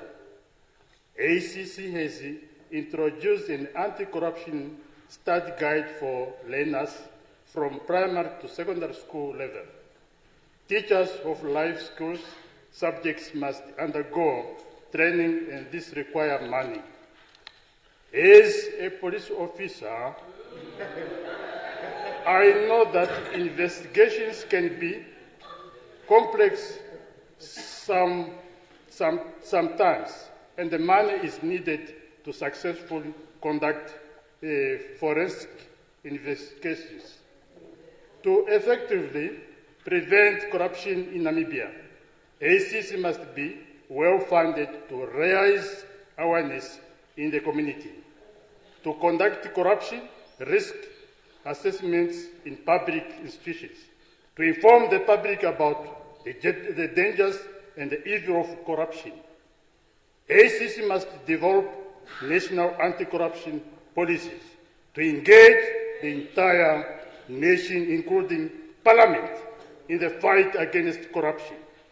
The strong fight against corruption will increase economic development of the country. As politicians, we have promised to fight corruption. Honourable Member, generally speaking, you are right. But in this particular case, we speak directly to the particular vote on issues in the vote. This is a, okay. Thank you. This is a vote which I'm busy now. Yes. This strong fight against corruption will increase the economic development of the country. As politicians, we have promised to fight corruption if we are elected to Parliament. Let us commit to our promises and support the ACC budget. Namibia must become a good example of good governance in SADC region, Africa, and the world. Let us see the example through funding of ACC. If we fail the fight against corruption, there will be no money to build schools, clinics, hospitals, and roads infrastructure. There will not be money to buy school books, medicines, and pay salaries for teachers, nurses, doctors. Even our pension money will be gone. ACC had made many prevent efforts. Honourable Member, I have said generally speaking you are right, Honourable Member, but we are not at that stage. Honourable Member Senior, please. Corruption must end. Bribe must end. Okay, your time is up. Your time is up. Thank you. Okay, next, Honourable Nashinge. Thank you, Chairperson of the whole House Committee. Anti-corruption, what they are demanding is roughly a 9.96% increment.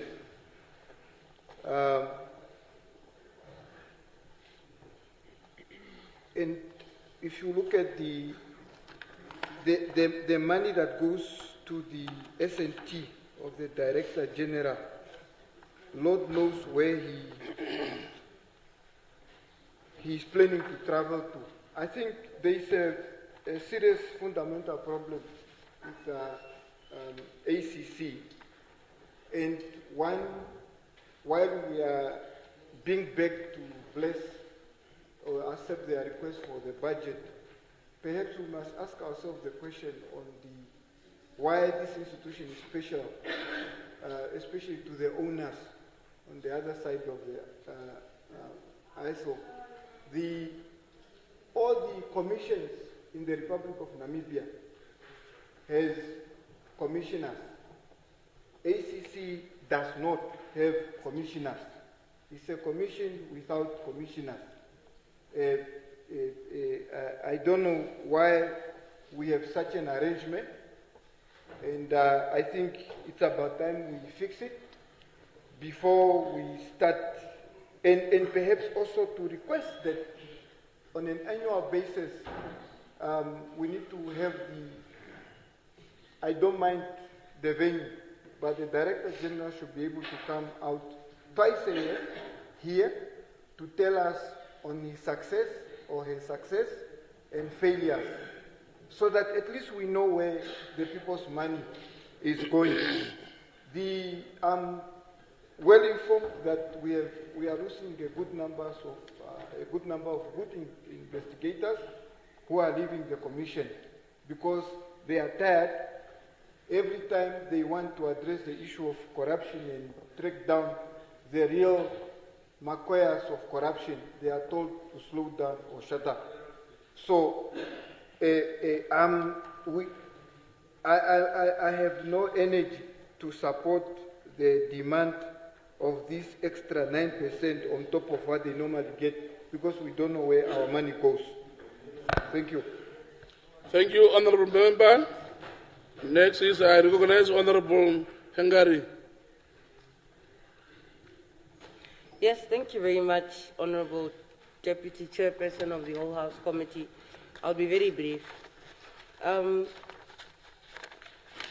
like to draw your attention to I'm starting from backwards, so page 7, main division 6, performance improvement.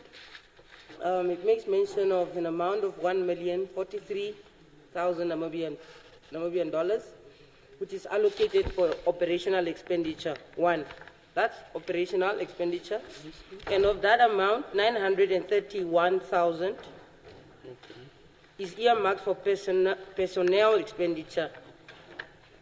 Right? And the division, of course, is set to bear the responsibility for planning, implementation, monitoring and evaluation, performance at the anti-corruption. Then you go to page 6, main division 5, security and risk management services. 4,332,000 Namibian dollars, and out of that amount, 2,482,000 Namibian dollars is allocated for remuneration and related expenditure, whereas an amount of 1 million is earmarked for maintenance, the upgrading of the ACC security system. Main division 4, I just want to, I'll give you the point now. The main function of the public education and corruption prevention is to educate, raise awareness, and take measures to prevent corruption. As part of the preventative measures, the officials examine the systems and procedures of institutions to eliminate corruption. We're talking about 17,823,000, which is allocated to Division 4, and of that amount, 22,000 is set aside for remuneration and related expenditure. Page 5. I hope you realize we're just talking about remuneration, monitoring, evaluation, just the same things over and over, but different divisions. Then again at Division 3, we're talking about 41,216,000 Namibian dollars, and 36,016,000 is budgeted for remuneration and related expenditure again, right? And 2 million of that amount is earmarked for contractual obligations in respect of the upgrade and maintenance of investigative software licensing and annual fees. And there they make mention of the electronic case management system and forensic investigation tools. Now, if you go to page 355 of the MTEF book, under main division 3, the investigation and prosecution, under the public safety, there is actually no mention. In fact, if you compare both the MTEF and the motivation, there is no mention of strengthening, whether it's giving extra training to your investigators or your investigation department, and ensuring that they have the tools and the necessary training that they need, whether it is to carry out investigations, to be able to coordinate investigations, different investigations with one another in the institution. So I really wanted to find out, right? Because much of this budget allocation is going to be spent either on remuneration, or it's just going to renovate the institution itself, whether it's the different offices. And I also wanted to, and of course, travel allowance. Why is there no specific focus on ensuring that those who are charged with investigating, those who are charged with prosecution powers and so forth, are fully equipped and have the necessary tools to carry out that mandate, especially for an important office such as this that is mandated with fighting corruption in the country? How is it possible that a large part of this budget is about either travel or just fixing things around and not targeting the human resource Thanks, of the Honourable Member. institution? Thank you. Okay, thank you. Next is Honourable Kandorodu. Yeah, thank you so much.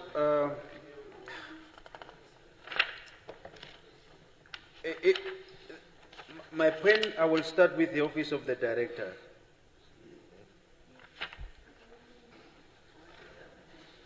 The Director General himself or herself. I think it's high time we try to copy and understand what the others do. We've been doing this type of exercise before us. Having a Director General of Anti-Corruption Commission serving for 20 years, it's unethical. If you go to the United States, what they do, let me give you a very good practice. It's free. It's free lecture actually. It's for free. So what they do, they take a sitting judge or a magistrate and give him or her the responsibility to direct and to manage anti-corruption commission.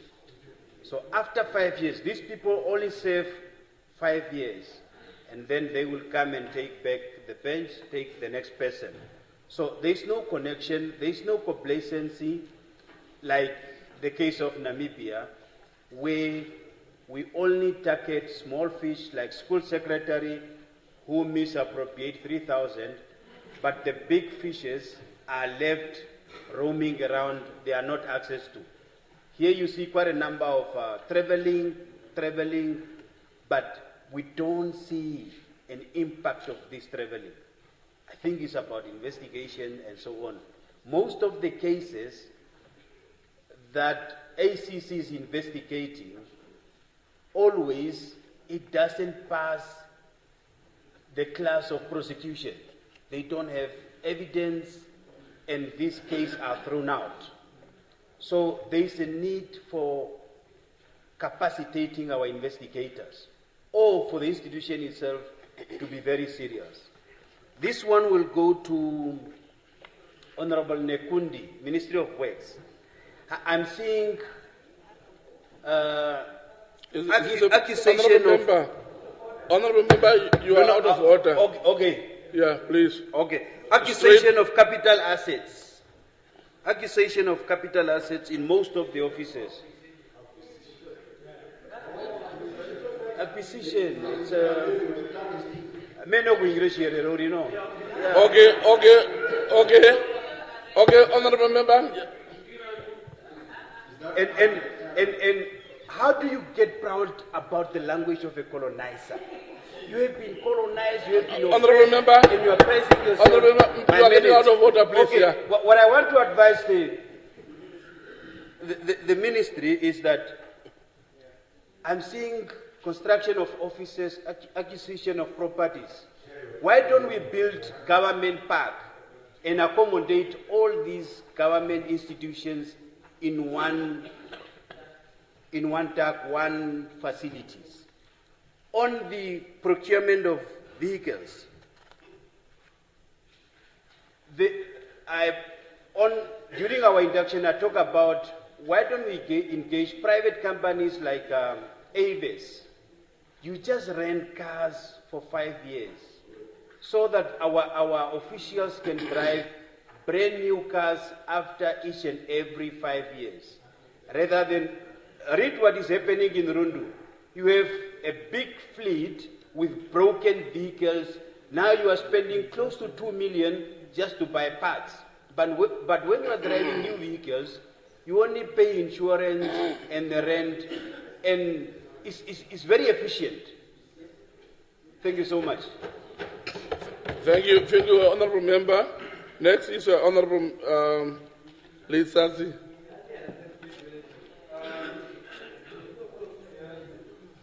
Thank you very much, Deputy Chairperson of the Whole House Committee.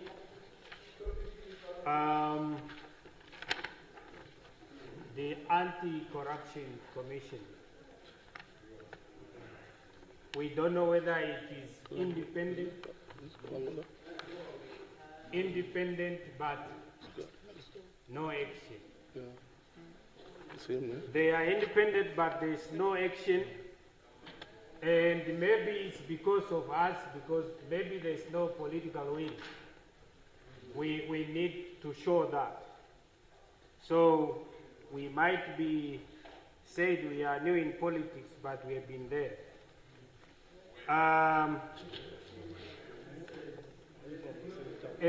You see, ACC is a constitutional institution, but then it's often reactively. It only reacts when there's a media expose. They only react, but they are given a lot of money. For example, we look at the fish rot, was undercovered by whistleblowers and journalists first, before them. And then we look at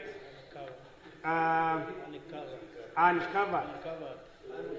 It was uncovered. Is the ACC truly independent and proactive? It's not. Are you working in ACC? Why then, if it's yes, why then the perception of inaction on major scandals unless public pressure mounts?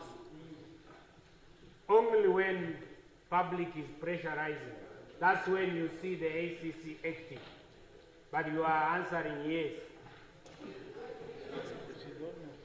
You are betraying your generation.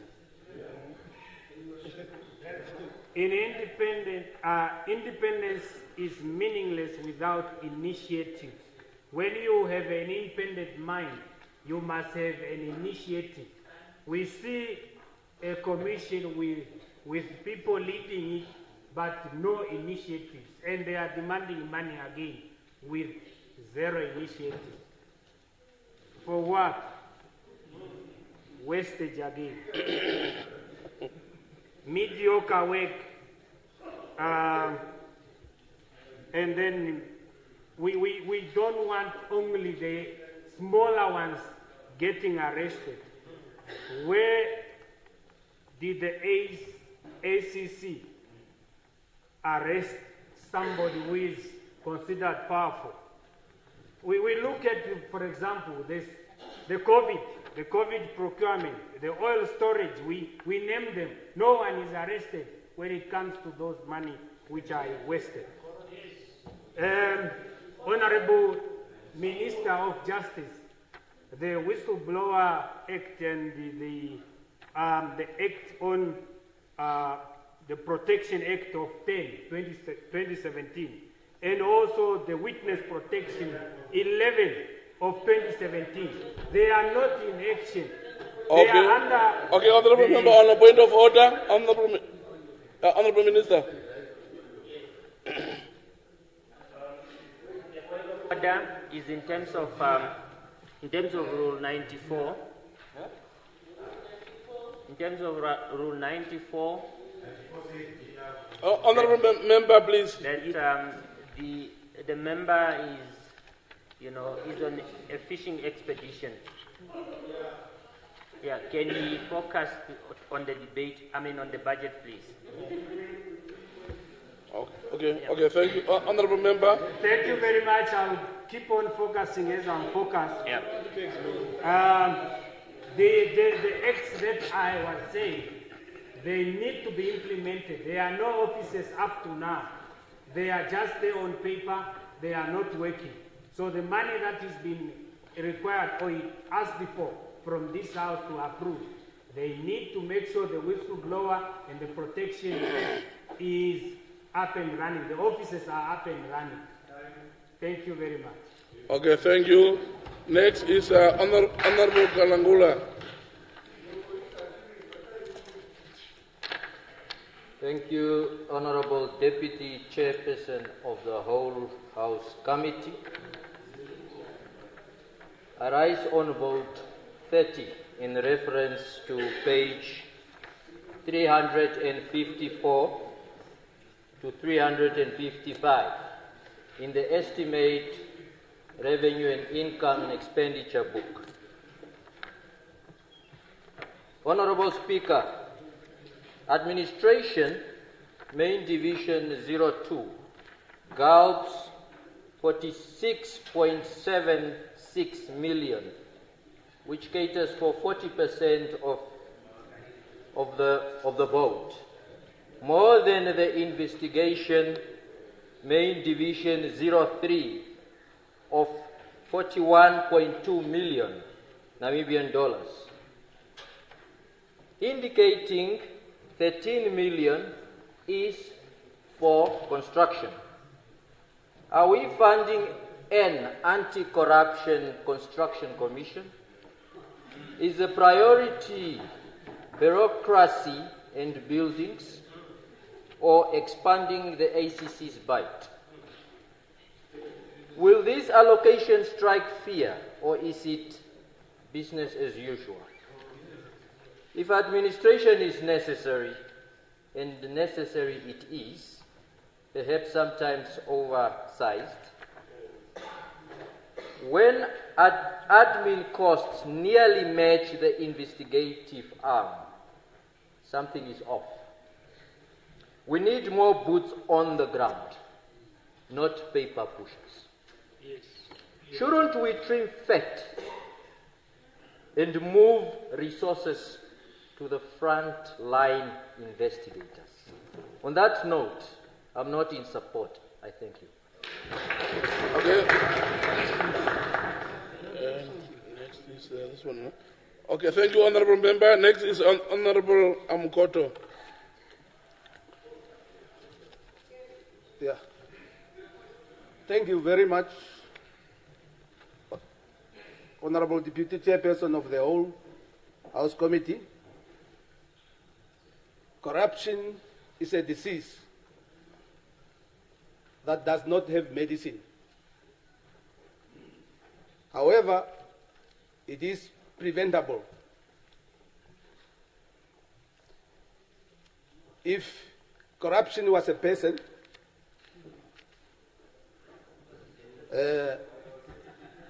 by this time,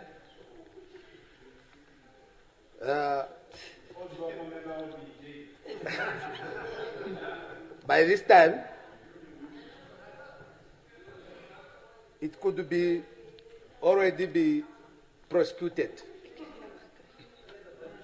Because I'm saying this because some of the honourable members are in prison because of corruption. Some of the honourable members are in the list of witness because of corruption.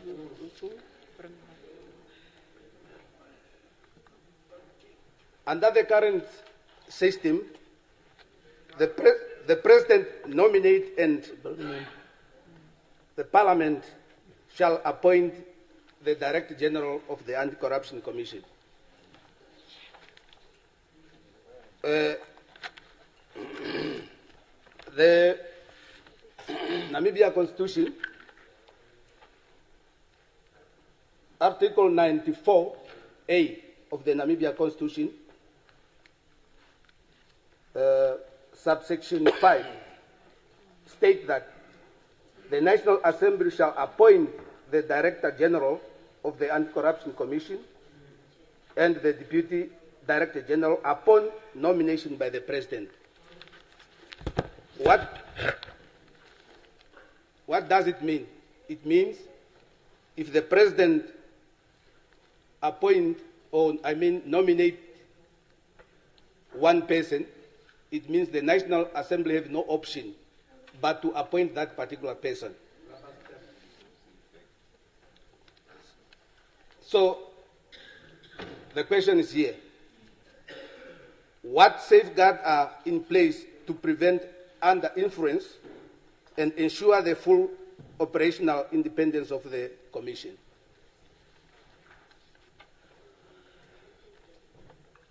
With only 5 regional offices, investigations are often delayed or limited. Is there a plan to expand the ACC or fiscal presence to ensure timely response to allegation across all 14 regions. With that, I'm going to propose the following. I propose that the Anti-Corruption Commission be made fully independent in both structure and leadership selection. An independent nomination panel composed of representatives from the judicial, from civil society, academia, and faith-based organizations should be nominated candidates for the Director General.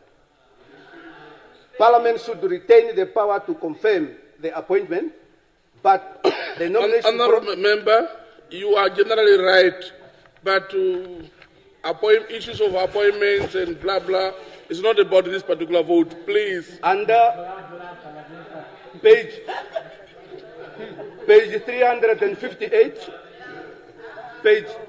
I'm referring you to page 358.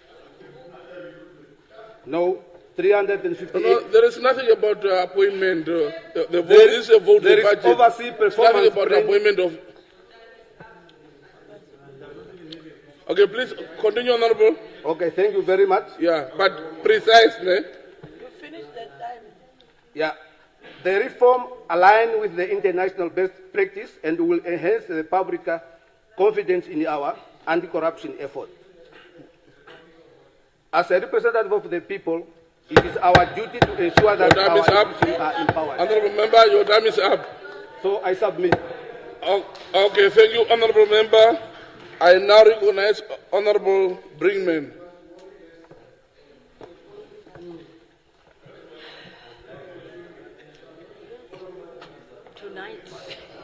Honourable Member, you have the floor.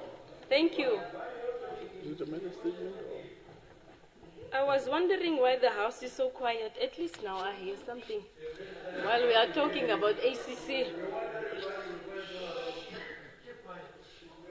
Honourable Members, please.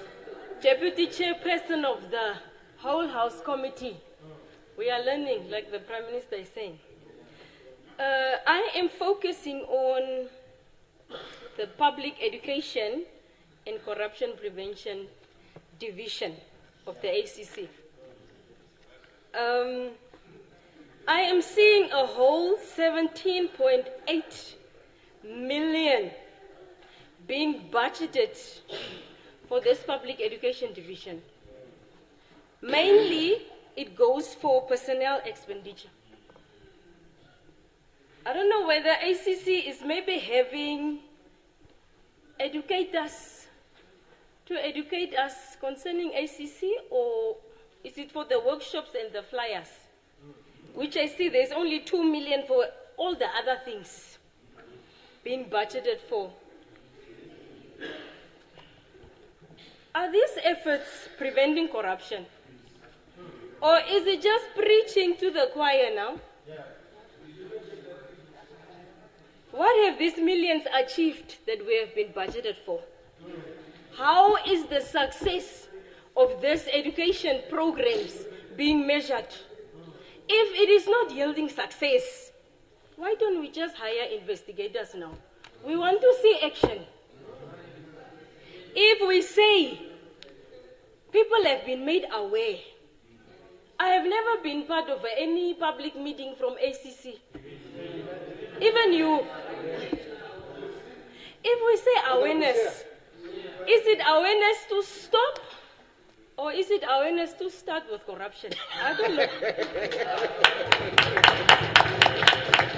Namibians know corruption is destructive, but the corrupt know they can get away with it. Exactly.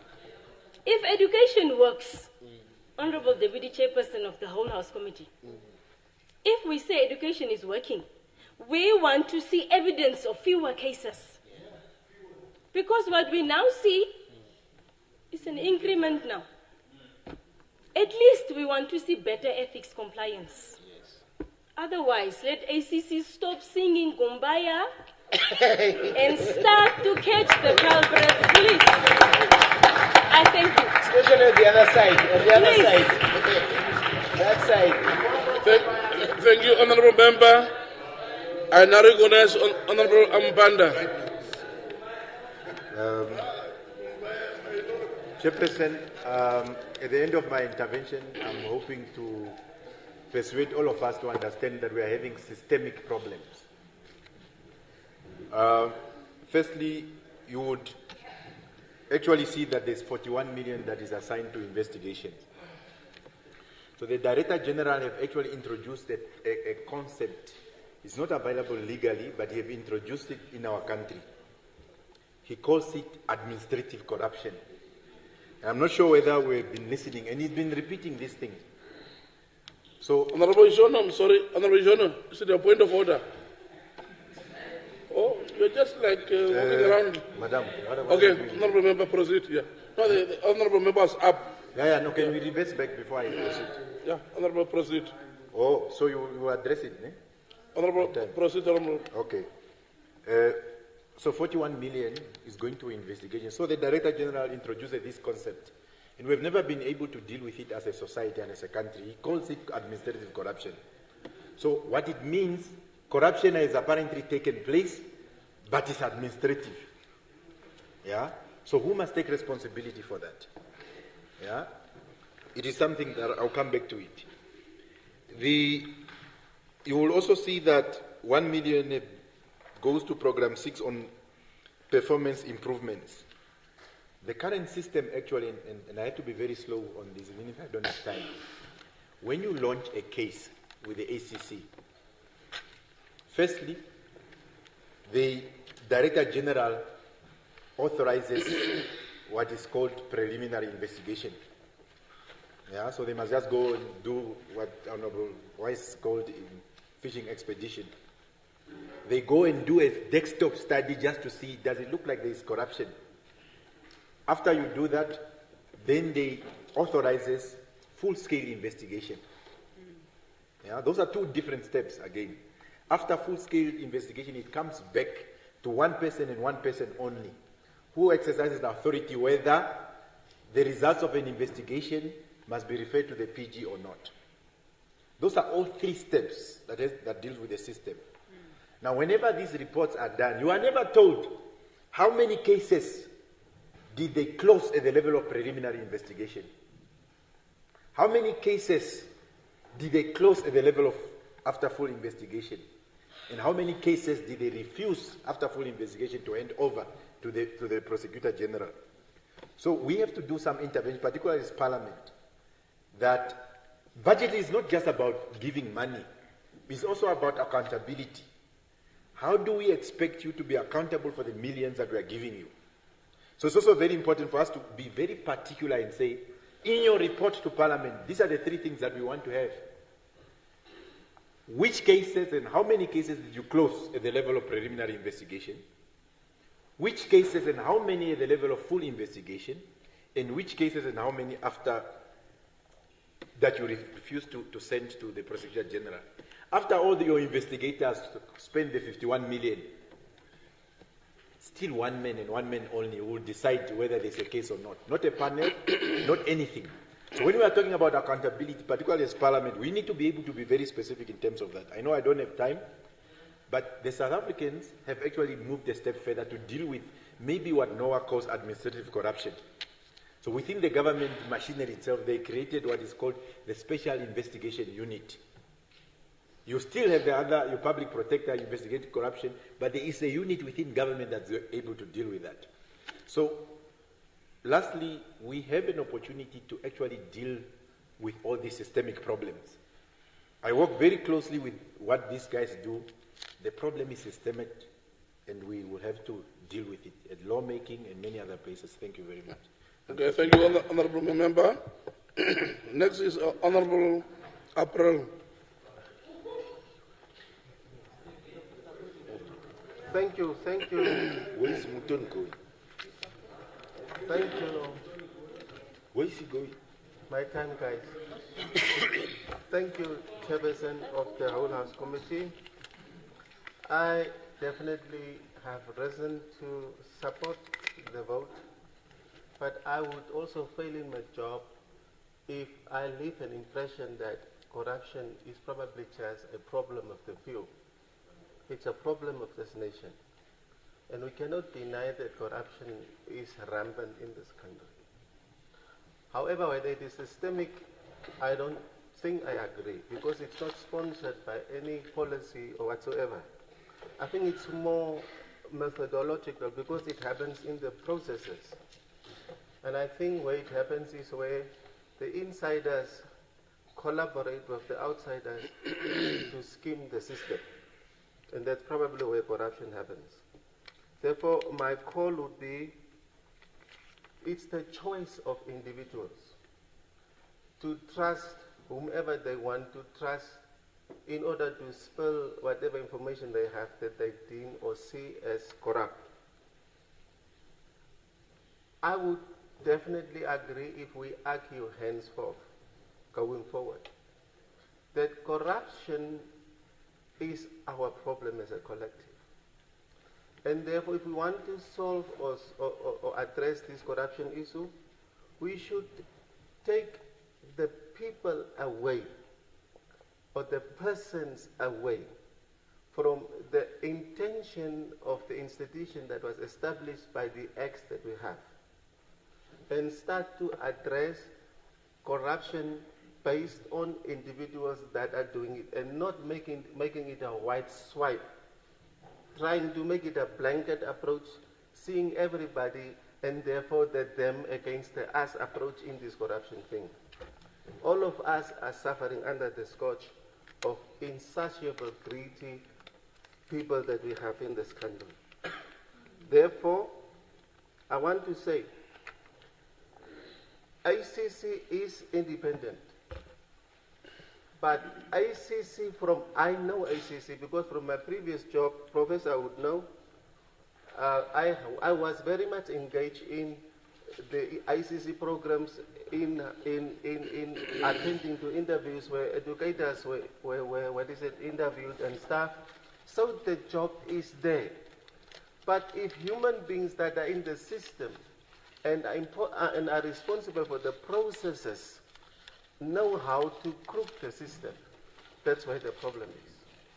And therefore, I think, in my view, and that's what I said the other day, we need to assist and help ICC doing the combating of this corruption thing in the country. And that is by getting an independent board that should oversee, what is this body? ICC, to do its job.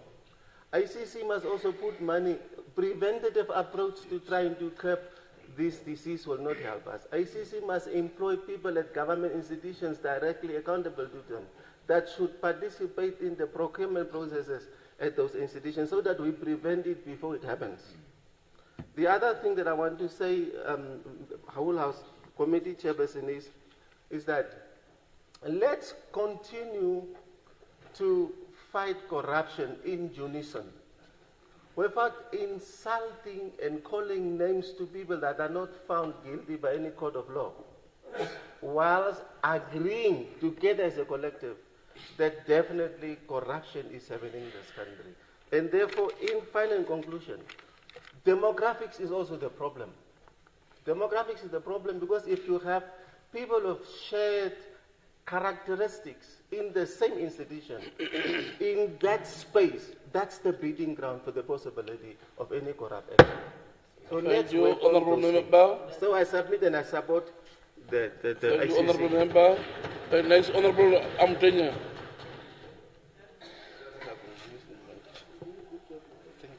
Honourable Deputy Chairperson of the Whole House Committee. Yes, in fact, I don't know why you should preempt what I would like to say. Therefore, No, I would like to really echo what the speakers before me have spoken about when it comes to corruption. That is a serious concern to all of us, and we should all get really to the depth of this issue. No, considering that I think according to the Corruption Perception Index, we haven't changed in the past year. We still We are still rated 59 out of the 180 countries.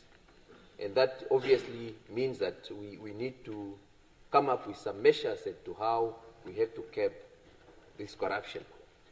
And therefore, I would like then to support this vote to give an opportunity and to ACC to improve on their strategies and programs to curb corruption. With that, I support the vote. Thank you. Thank you very much, Honourable. Next is Honourable Chair. Of the whole House, Deputy Chairperson of the whole House Committee. Some of the members are sleeping. Deputy Chairperson, some of the members. The ones that usually sleep. Especially the ones that usually sleep. Even the ones looking at me straight. Yeah. Okay, proceed, Honourable Member. But maybe before I start, Deputy Chairperson of the whole House Committee, is there no coffee in Parliament?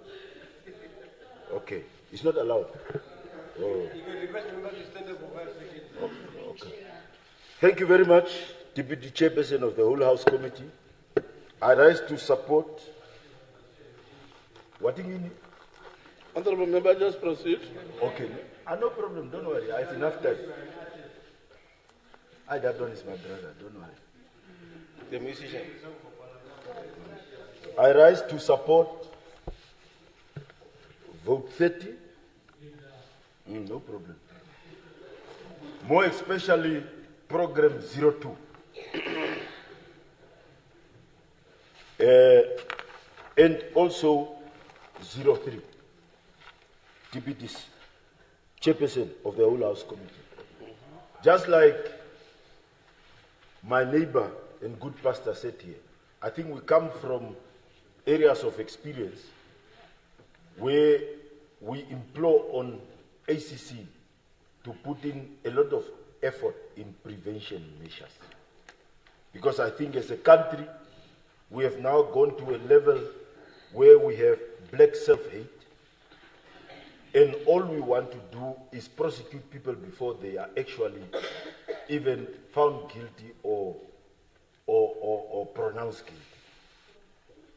So it's important for me, just like Prof was saying, if it is systemic, we must deal with it in those systems where we do research, where we do enough data collection to be able to say which are the areas where corruption really is happening and how do we prevent it from happening in the future. Whether it's at procurement level, I also don't see why it is wrong to have officials of ACC at procurement boards and procurement committees, so that there and then these things are stopped, detected, and prevented. It's very, very important. So I support, although the amount that is being budgeted for this financial year at prevention is quite less. Because even, I think we need to go and do education at schools. We need to do it at churches, like the bishop there sitting there, at churches.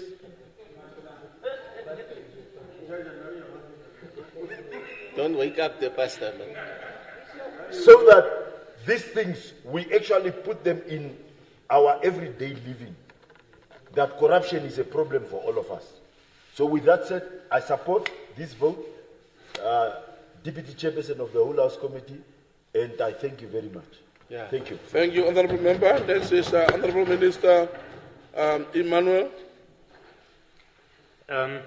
Thank you, Deputy Chairperson of the whole House Committee. Good morning. Yes, good morning. Yes. I think Deputy Chairperson of the whole House Committee, if there is one motion where we will not disagree in terms of consensus, is that corruption is cancerous And in terms of the policy statement, what we are getting from the head of state is that wherever we meet it, we must treat it and look at it as treason. I've not heard that. Okay, Honorable. But, okay, order, please. But Ambanda did. Yeah. So I think he is more blessed with extra ears than the one I have. But be that as it may, we have a common denominator in accepting that this is a challenge. Even in this house, yesterday and again in the continuation this morning, we are saying, Honorable Deputy Speaker of the Whole House Committee, Chair, that there is some form of reform that is necessary at an institutional level and in terms of processes and systems that need to be institutionalized. There is probably a need for us to review the process of appointing the director, the head, the institution, and we probably need to also reflect at a different time in terms of how long whoever gets to be appointed gets to occupy that position. And those are the conversations that we can have at a different time. But at the point where we are now, we are presented with a budget. And that budget, first of all, it's saying that they need to improve the security and as well as the risk management services, as well as that the fact that they need to improve the performance and reform some, just some of their business processes. I don't think we are at variance insofar as that is concerned. So now, the collective call that we have made yesterday and again this morning is that we want to see some form of improvement. We want to see some form of reform, radical or otherwise, taking place at that particular institution. Clearly, there is an unanimous support for the budget with the caveats of what must happen and what must be done. And on that basis, I simply take the floor to accentuate what the collective has advocated for. And I thank you.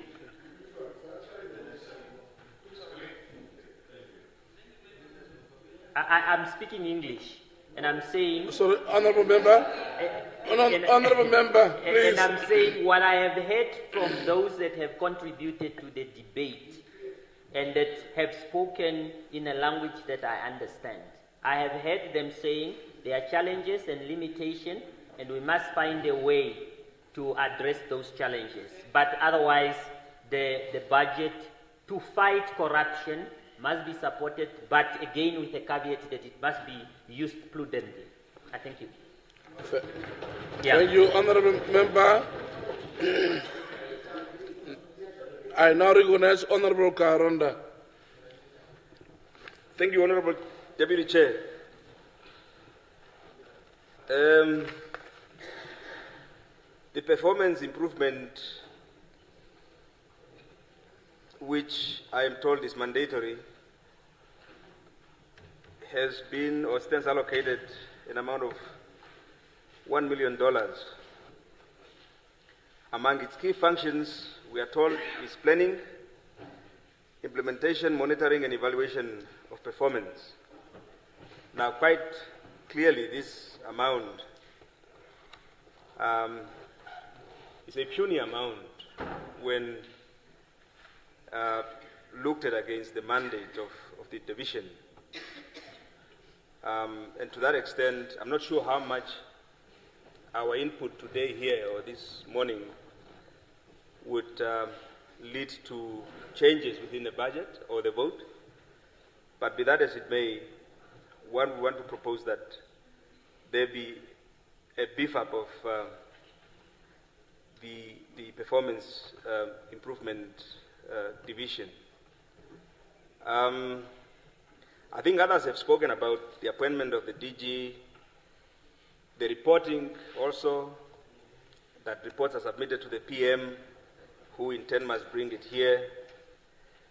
I have also taken note of the appointment of what they call a special investigator, who can only be appointed by the DG, provided that he has obtained concurrence of the PM.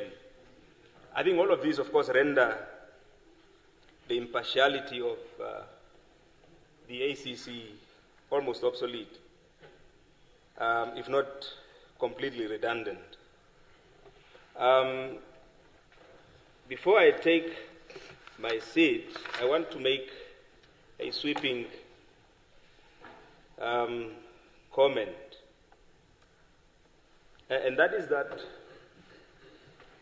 initially, when the ACC was established, we all had hoped that it would serve some good purpose.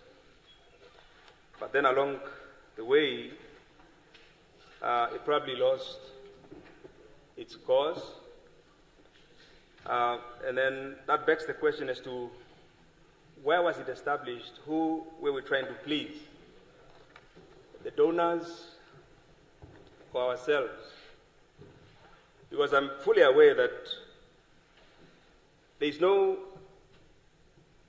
but the majority of white people, when they became rich, they didn't do so because they had clean hands. They had institutionalized corruption. They would legislate so that they could sustain that. With us, we are hoping, or had hoped, that we would somewhat miraculously just become equal in wealth with the whites, and created a monster. That's why most of the colleagues in power, when they got closer to the resources, they couldn't help themselves but pocket. And that created problems because the legislation or the animal that you created was ready to deal with you. Thank you, Mr. Chair. Are you done? I'm done. Okay, thank you. He's done.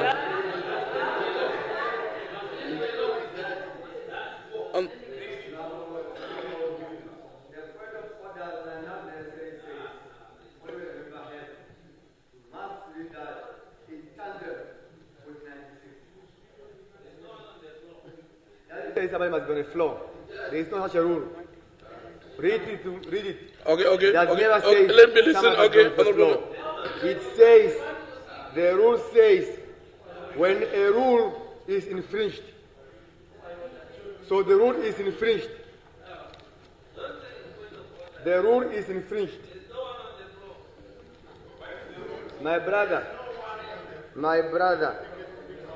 if you are angry or talking, Honorable Minister, Honorable Minister. You have a duty to protect me. Okay. Yes. Okay. Honorable Minister. Okay, hold on. Honorable Minister, can you please educate me? Yes. You rise on a point of order.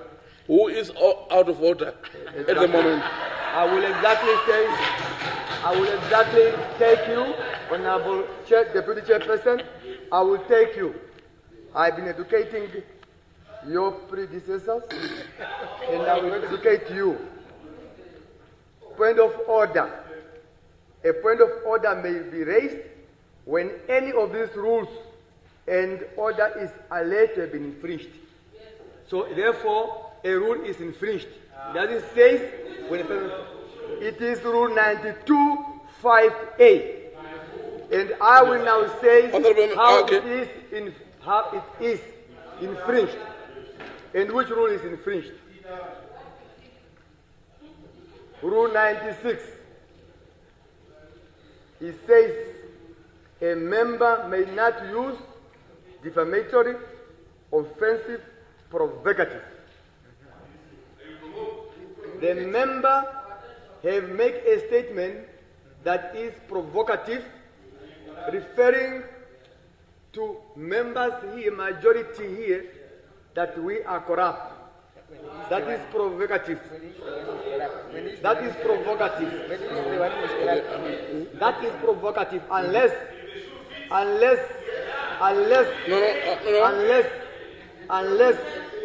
I know the member from school when he used to fail English very well. Unless the member is still in challenge with English.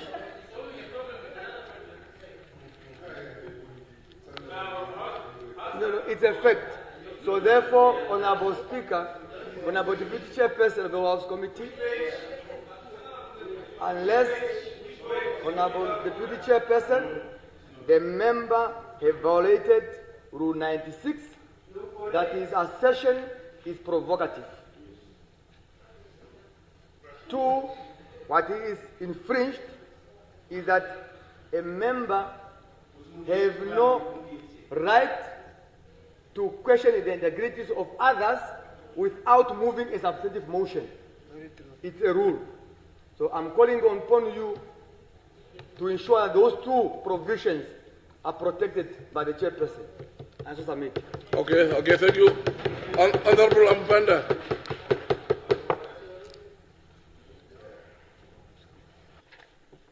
I think, Chairperson, one of the... Get it right here. Who's getting these things right?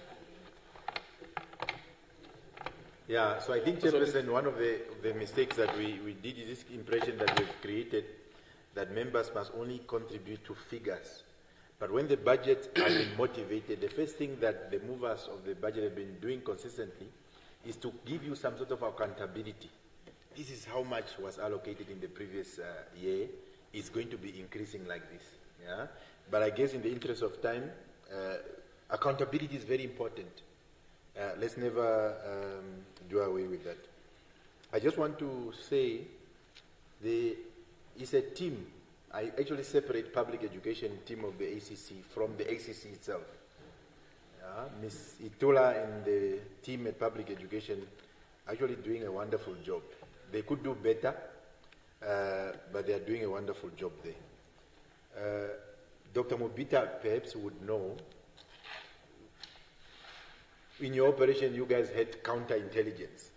And counterintelligence had to do with your own people who are doing whatever it is that you're doing. Not necessarily that you don't trust them, but because the system must survive. If anything happens, anyone who's tempted, you needed to be able to do that. I just hope, and this probably go to the ACC team is here to assist the DS.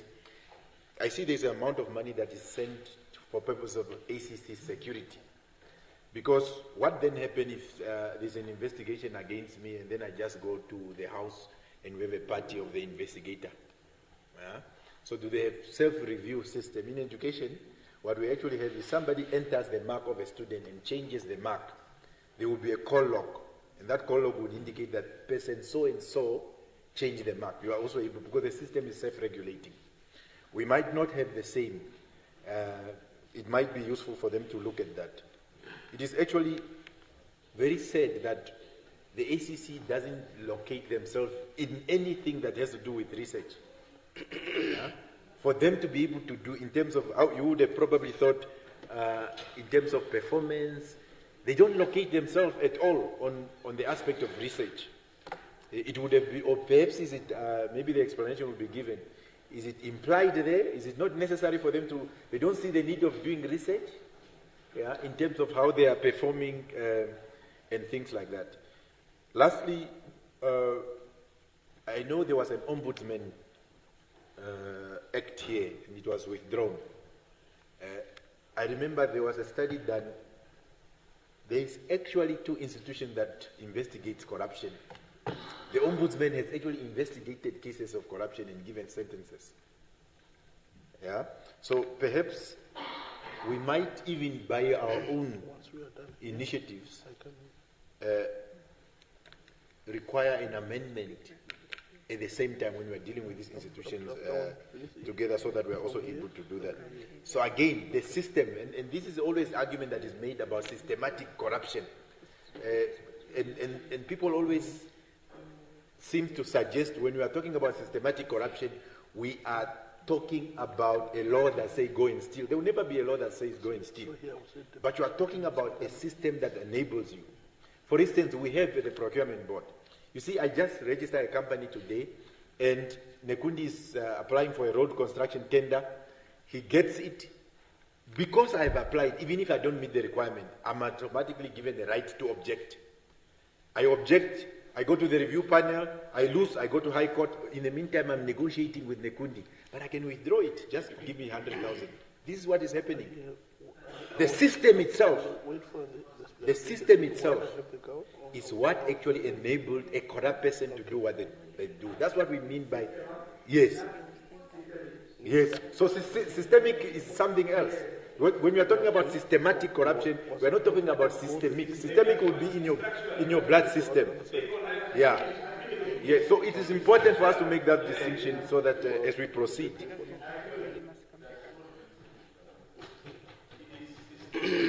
Okay, thank you very much. Thank you very much, Honorable Speaker. Next is Honorable Nekongo. Thank you. Honorable Deputy Chairperson of the Whole House Committee, I raise again to Honorable members, order please. Express order, my please. firm support order, please. The proposed budget allocation for Anti-Corruption Commission for this financial year 2024-2025. The mandate of Anti-Corruption Commission is very well known, and anything that is supporting the fight of corruptions must be supported by all of us. I have noticed that in this budget is a slightly increase of 9.6%, which is very good. And I think that also shows the commitment of the SWAPO party-led government. Yes, each division of Anti-Corruption Commission play a very important role to fight the corruptions.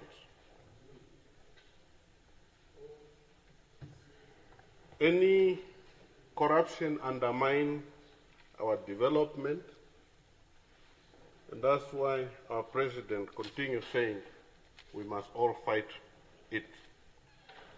So therefore, I urge all of us as honorable member of this House to all support the fight of corruption. So as I move and I support this vote. Thank you very much. Thank you, honorable member. Next is Honorable Mobita. Thank you, Deputy Chair. I think we are grappling with a very difficult issue here. You see, we might think that the ACC will be able to fight corruption. We need to understand three simple things. As individuals born out of a corrupt system, we have, each one of us, a mind, which is an organ that helps us to think. We have a mentality, which is a fixed attitude towards certain things. Then we have a mindset, which is easily changed. From time immemorial, for those who believe in creation and those who believe in evolution, you realize that the mindset is the first thing that got contaminated. When I go fishing using a canoe, I know that the river where I am, there are hippos, there are crocodiles, and other creatures. But you need to be prepared to know that you'll be able to swim. Did we prepare the ACC to be able to swim? We knew we are creating an institution Honourable in Minister. a corrupt, institutionalized world system. We knew that. We knew that. Honourable member, Yes. we are actually discussing the specific vote.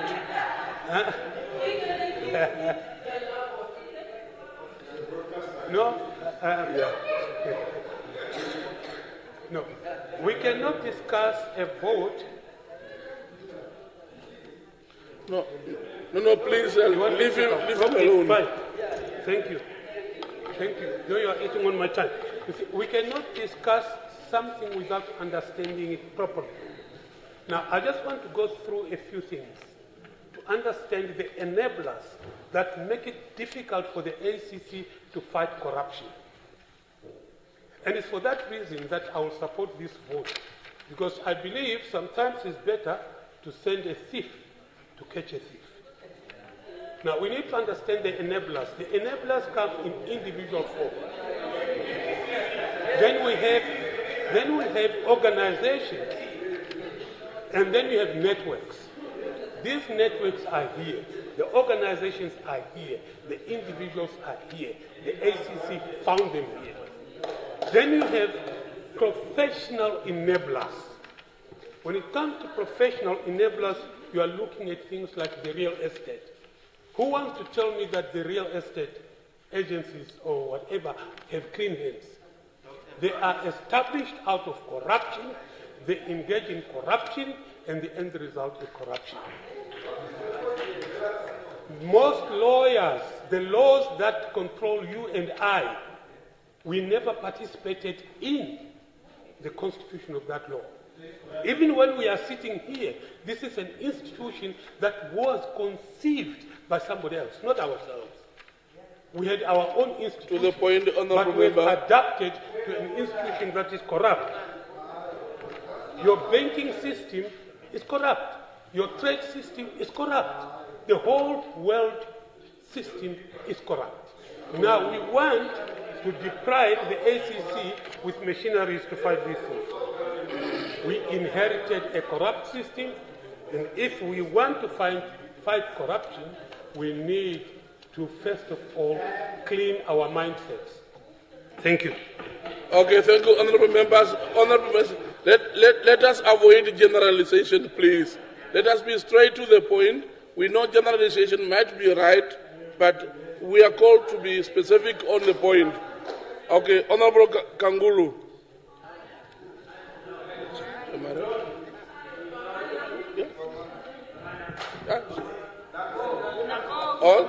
Oh, we are done. Okay.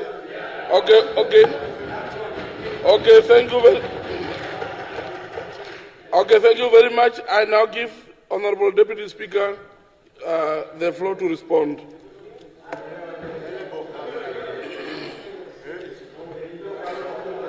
Yes. Okay. Chaos. Oh. Thank you.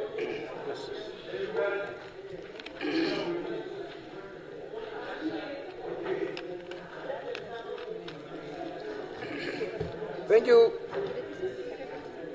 Thank you very much. It's the last session. First and foremost, I think it's the general consensus that corruption really needs to be combated. But one of the things that we all agree is also that these members who are corrupt emanates from our society. Emanate from our society. The society is part of the bigger picture. And therefore, it calls upon us all to have a joint concerted effort in fighting corruption. How is why we are here. We are entrusted by the people to create a legislative framework in which to safeguard the interests of the society we are supposed to claim or to safeguard. So, back and forth, in this case, we have created an institution, and some of the issues, as indicated, is maybe the appointment. Appointment is done through the Act of Parliament, and anti-corruption also is created by the Constitution. If we need to revisit that, we are fully empowered ourselves to change as to how, where, and who it must change towards who must appoint. But as of now, I think Honorable Amukoto has indicated rightly that it's on the recommendation of the President that we appoint the anti-corruption director. Going forward, I admit, it's true, the current director has been there for 20 years. Does that make him outrightly corrupt? Does that not make him effective? That is for us, debatable. When the name comes here to disapprove, to have a persuasive approach as to the nominator, whether it's properly fit, whether it carries the concurrence for us to endorse, and that's what I'm saying. It's not just when you read the book of Jack Welch, the longest-serving CA of American history, he says in that book, he has never taken a decision in the boardroom. And Jack Welch was for 20 years the CEO of General Electric. So the decision was always made at informal engagement, the golf course, a wedding, a funeral. When we meet like that, it does not meet the majority, but how and the sensibility you carry. Because consensus has been reached. Corruption is, I don't know how to put it, but in my language, they call it chinyecho sesha. Harmness towards the nation. That's what the Tswanas call corruption. Because it's a word. Chinyecho sesha, terera manga, and the population shawan. Yeah. And really, and even April, I must applaud you. That he put a very, very, very introductory or cardinal important point. The way how we've been fighting corruption has been more reactive. You see, something must happen somewhere for us to be able. But when he was seated and I listened to him to say, where does corruption take place? Not in villages. The corruption takes place in boardrooms, where the tenders have been allocated. Our procurement unit, procurement unit. No, I'm there to be assisted. You see, English, unfortunately, is not the language of any African. It was made in England, improved in America, spoiled in Asia, and misunderstood in Africa. So I'm an African, and I even spoke my own vernacular. So, but thank you very much.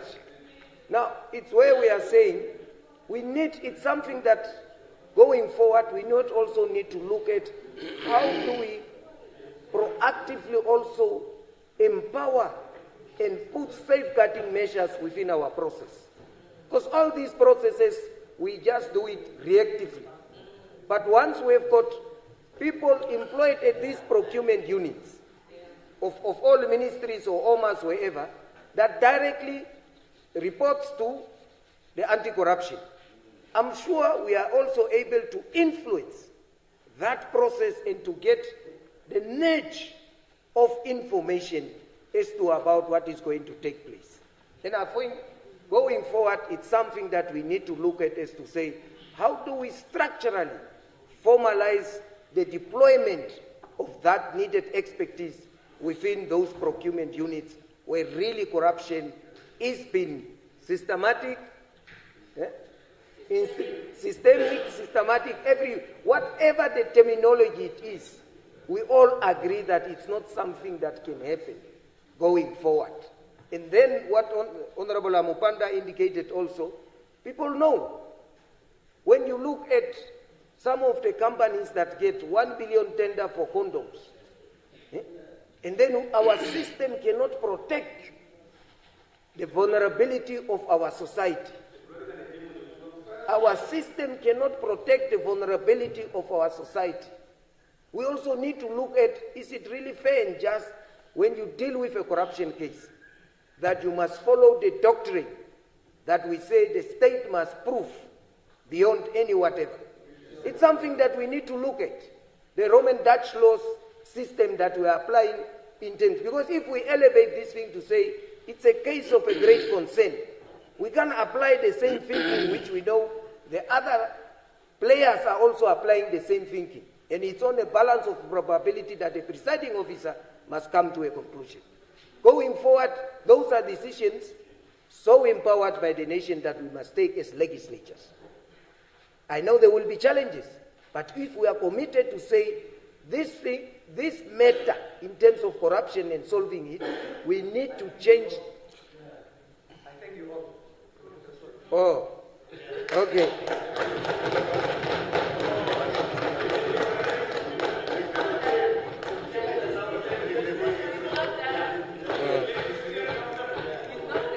Now,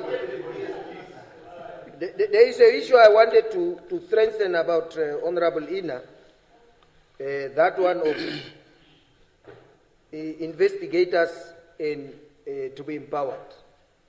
You see, it's what is also obedient in our court system.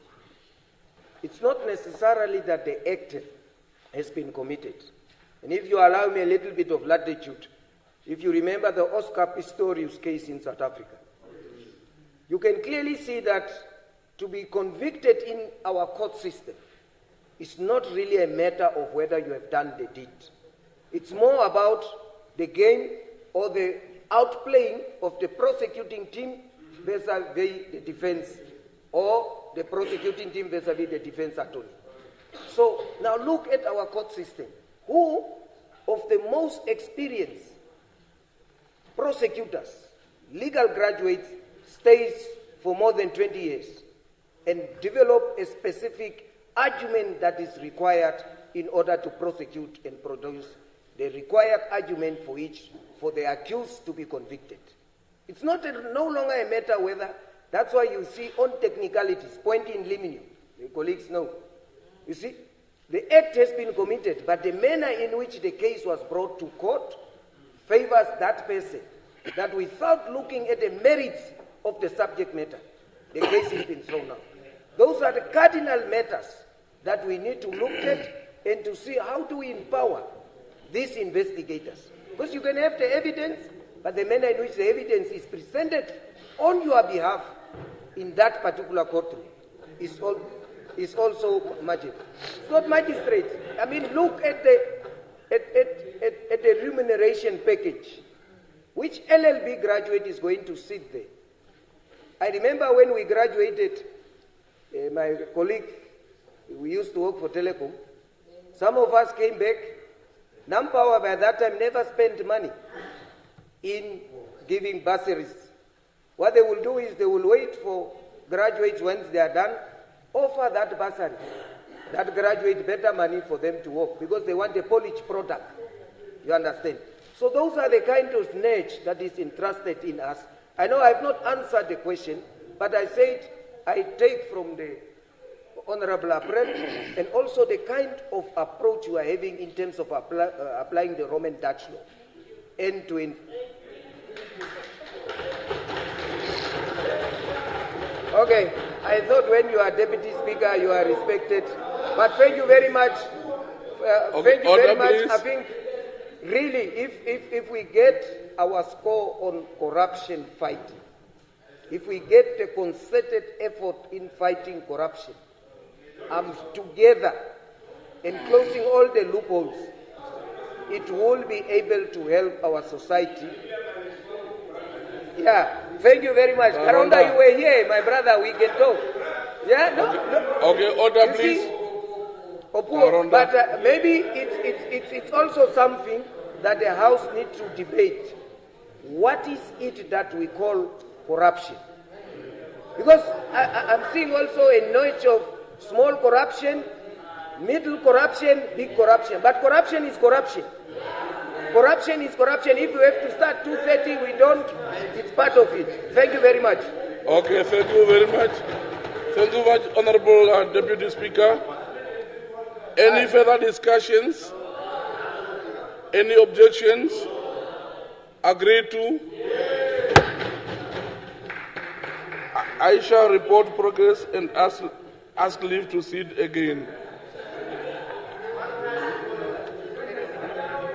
What do I do? Yeah. What do I do now? Okay.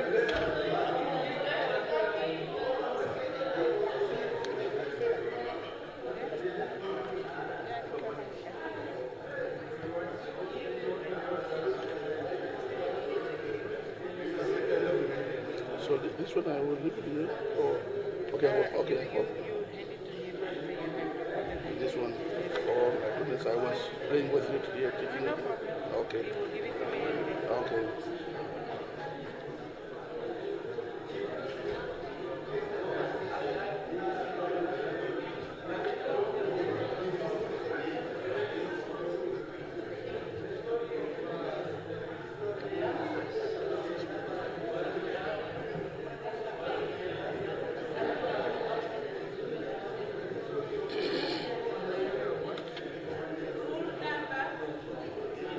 What?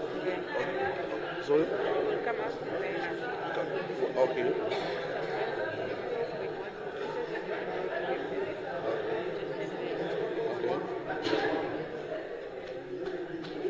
That's the number.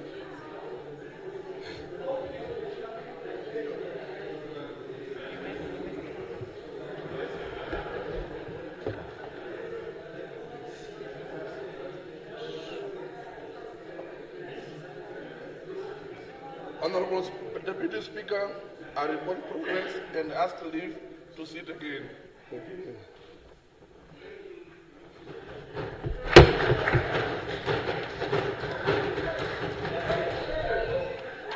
Thank you very much. Thank you very much, honorable members. We have successfully disposed of 2 votes, vote 30 and 28, and vote 3 and vote 11, as agreed, stands over until further consultation. Now, in terms of our rules, honorable members, I need today it's a session also of Parliament. I got request to check which time. The normal time is 2:30, but the rules are all yours. It's the House to pronounce itself when you want to come back. Yeah.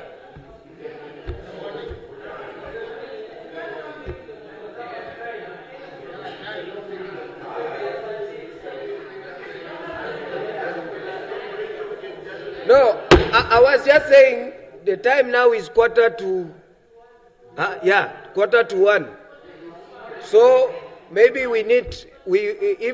I don't know, is it fair to go and sleep for 2-3 hours and then we have to come back? So that is why I put a question to the members. Okay. Yes, Honorable.